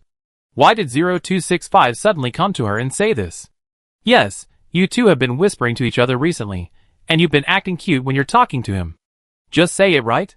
0265 seemed to feel that his words alone were not convincing enough, so he pulled 0262 and 0264 aside and said, "Don't you agree?" 0262 understood what he meant. Of course, she might also know why 0266 was so close to Deputy Captain Took. After all, the other party might be the hunter who helped them on the prison star. But she still nodded truthfully yes. When you asked the other party which player he liked, the ending tone was raised, which was not like your normal speaking tone at all. She was actually being very polite by saying that the ending tone was raised. If she were to be more straightforward, the tone of the words she spoke in a coquettish manner would almost give her goosebumps. Wujing, really? She looked at the other person a little innocently. 0264 he felt a little uncomfortable being looked at by her. He was not the kind of person who liked to meddle in other people's affairs, so he nodded and said yes. Okay. What else could Wujing say? Are you? 0265, he seemed to be hesitant when he spoke. Is it something? Wujing raised her eyebrows. Are you in love with Deputy Boss Took? 0265 sighed, although I know it's not good to say this, but Deputy Boss Took is a good guy, but he is still a space pirate after all, and we are undercover. The implication is that this is an impossible relationship. Ah? Wujing's mouth twitched slightly when she heard it, and she looked at 0262 again, as if she thought of something. You don't all think so, do you? 0262, he avoided her gaze and said nothing. Wujing, She burst out laughing. What are you thinking? I just think he's like my brother, and I unconsciously want to get close to him. Do you really have a brother? 0265 surprised. He thought it was just a made-up character. Yes, I do. Wujing didn't plan to say more, but said, well, it's late. Let's go to bed. Yeah, there's another competition in 2 days. I have to conserve my energy. 0265 said, the rematch is not easy, but we can't fail like someone else. The other two were the same. They were all elites who could go to the prison star for internship, so it was impossible for them to be eliminated early in the rematch. Only 0263 was the most unlucky, and he unexpectedly lost the first rematch. So the few of them didn't talk much and went back to their rooms to sleep. However, when everyone fell asleep, a gray mist suddenly filled the gap of the door of Andrew's room. After the mist left the room, it slowly drifted towards the starship's main control room. At this time, the starship had not taken off and was empty. The gray mist slipped in smoothly through the gap in the spaceship. As long as there is air, the mist can go in. The seemingly sealed door has a gap that can be drilled into as long as it is not a vacuum. After entering the main control room, the gray mist began to wander around, as if it was looking for something with a purpose. Sure enough, the next second, the mist seemed to find what it needed in a secret compartment next to the main control room. In an instant, the mist slowly turned into the shape of a person, and took out a small notebook from the secret compartment. The figure formed by the gray mist opened it, and took a look. After confirming that the thing was correct, it was put back into the mist, and left the main control room. But he didn't know that after he left, a black figure appeared at the door of the main control room. It was Took. He narrowed his eyes, and looked in the direction of the main control room. Took didn't know what the other party took away, but he was sure that Andrew entered their star pirate group just to find something in the main control room. As for what it was, he suddenly thought of how the Horia star pirates were destroyed. At that time, the deputy of the leader, the then deputy leader, was actually an undercover agent of the pagans. And the main controller, as the deputy leader worked for a long time, must have his legacy. That Andrew, maybe he came for this. Maybe it was the undercover list of the star pirates, or maybe some information about the Chaos Star domain. Took thought it was nothing more than these things. He didn't need to know what the other party took away, but the fact that he was an undercover agent of the pagans was almost a foregone conclusion. Andrew must know the former vice captain, who was undercover in the Horia pirates. That was the man he killed at that time. Took narrowed his eyes slightly. Since it has been basically confirmed, maybe it is time to find an opportunity to test and deal with the other party. And soon, the opportunity came. The next night, at the same time, the owner of the amethyst shop, who had been waiting suddenly sent out a distress signal. The next second, the alarm sounded on everyone's communication. Everyone got up from the bed cursing and came to gather outside. Is there something wrong? 0265 rubbed his eyes and said to his deputy leader. Yes, let's go there now. Tuck had already set the route, and the starship slowly took off and headed for the address of the other party's store. The store was on the other side of the planet, so it would be faster to use the starship, otherwise it might be empty when you rush over. Muru, who was a little unhappy, suddenly stopped being sleepy when he heard that it was the Amethyst store asking for help. This was his first mission as the leader of the Horia Star Pirates, and he was in a state of excitement. Vice Captain Took, how long will it take us to get there? He asked. 5 minutes. Took glanced at the route and said, we should be in time, Captain. That's good, hee. Muller rubbed his hands. Boys, let's get started. Haha, we can do a big job. Andrew also laughed, with a gangster-like face and a vulgar tone. Those guys were beaten to a pulp, ha ha. But as soon as he finished speaking, he found that the surroundings were quiet, and no one followed. Andrew looked at the others in confusion, and then he realized that the current style of the Horia pirates was totally incompatible with the pirates. Fortunately, 5 minutes was very short, and their starship soon arrived above the Amethyst shop. Sure enough, in addition to their starship, there was another spaceship parked, but there was no pirate's logo on the spaceship, and it was obviously a small group. Wujing narrowed his eyes and looked at his companions. It's the escaped prisoners from the prison. 0265 lowered his voice and whispered, there shouldn't be many people, it won't be difficult to deal with. A small spaceship can accommodate no more than 10 people. Wujing nodded. This is very similar to the small group of robbers she had encountered before. Most of them are fugitives who have not escaped. Even if they are not, they are still at the level that can be caught and imprisoned by hunters. So several people plan to contact the official hunters here without hesitation and secretly send the information to them.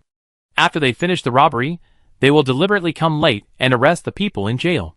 This is how the plan was discussed at the beginning. It's just... Several people looked at 0263. The opponent had never been in a good mood since the day he lost the game. Hey, contact the hunter. 0265 reminded him when he saw that he didn't respond. 0263 narrowed his eyes slightly. You can contact him yourself. The implication was that he wouldn't do it. Everyone was immediately unhappy, especially 0262, who wanted to punch him. But now everyone is in the same boat, and they can't let people see that they are undercover agents, or a group of undercover agents fighting among themselves. Just when the situation was at a stalemate, a fire exploded below the starship, and the situation seemed to have reached the point where action was necessary. If it was any later, the Amethyst store would be almost destroyed. Took looked down at the commercial street that was constantly emitting thick smoke, and said to everyone, Andrew, you go down with me.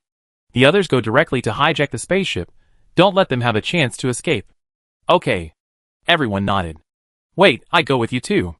Muru rolled up his sleeves and was about to do something big. Tut just glanced at the other party. Boss Muru, you have to stay on the starship and escort us. Okay. Muru was a little unwilling, but still approved the other party's arrangement. Be careful, everyone. Deputy Boss Tuck, are we the only two going down? Andrew frowned and asked, I don't know how many people are down there. The commercial street below was filled with smoke and explosions. It was obvious that the group of people had no moral bottom line at all. They killed people without blinking an eye and didn't care how many people died. Why are you scared? Took raised his eyebrows and showed a provocative look. No, why would I be scared? Andrew gritted his teeth, raised his heavy weapons, and followed the other party to jump off the starship. Seeing the two people jump off the starship, 0265 became anxious and winked at 0263 frantically. What's in it for me? 0263 narrowed his eyes leisurely. What else do you want? 0262 lowered his voice and said angrily. Seeing that there was a tendency to quarrel again, 0264 frowned and said, forget it if it doesn't work. At worst, the internship score is a little lower, which is better than exposing one's identity because of a quarrel. Damn, the contribution points are right in front of me. 0265 was a little unwilling, and also lowered his voice to 0263, you don't want contribution points? It doesn't matter, I don't need them. 0263 crossed his arms. You guys, why don't you take action? Muru's voice suddenly sounded, what are you talking about? Oh boss, we are discussing the plan. 0265 replied. Okay, then you guys hurry up, Don't let those people escape. Mullah stared at the small spaceship. You better hack it for me. Okay, boss. 0265 stared at 0263 with some displeasure. Why didn't you say so earlier? This was discussed at the beginning. Wujing curled his lips, and seeing that they were deadlocked, he asked, which hunter do you need to contact? Is he the only one who can contact? 0265 heard it, and said, the hunter in charge of this area is called Yanhua. I can only find his name, but the contact information. He looked at 0263, he's the only one who has it. If he quit earlier, I'd ask someone to help me. It's too late to find one now. Wait, a hunter named Yanhua? Wu Jixing's eyes lit up. I know him. Everyone, shocked. So a minute later, Yanhua, who was yawning in his spaceship, received a message from a kid he hadn't contacted for a long time. He glanced at the content of the communication and his mouth twitched. Damn, what the hell, the Alliance actually sent a kid to be an undercover. It was even under his nose. So without saying anything, he controlled the spaceship and flew quickly to the address given by the other party.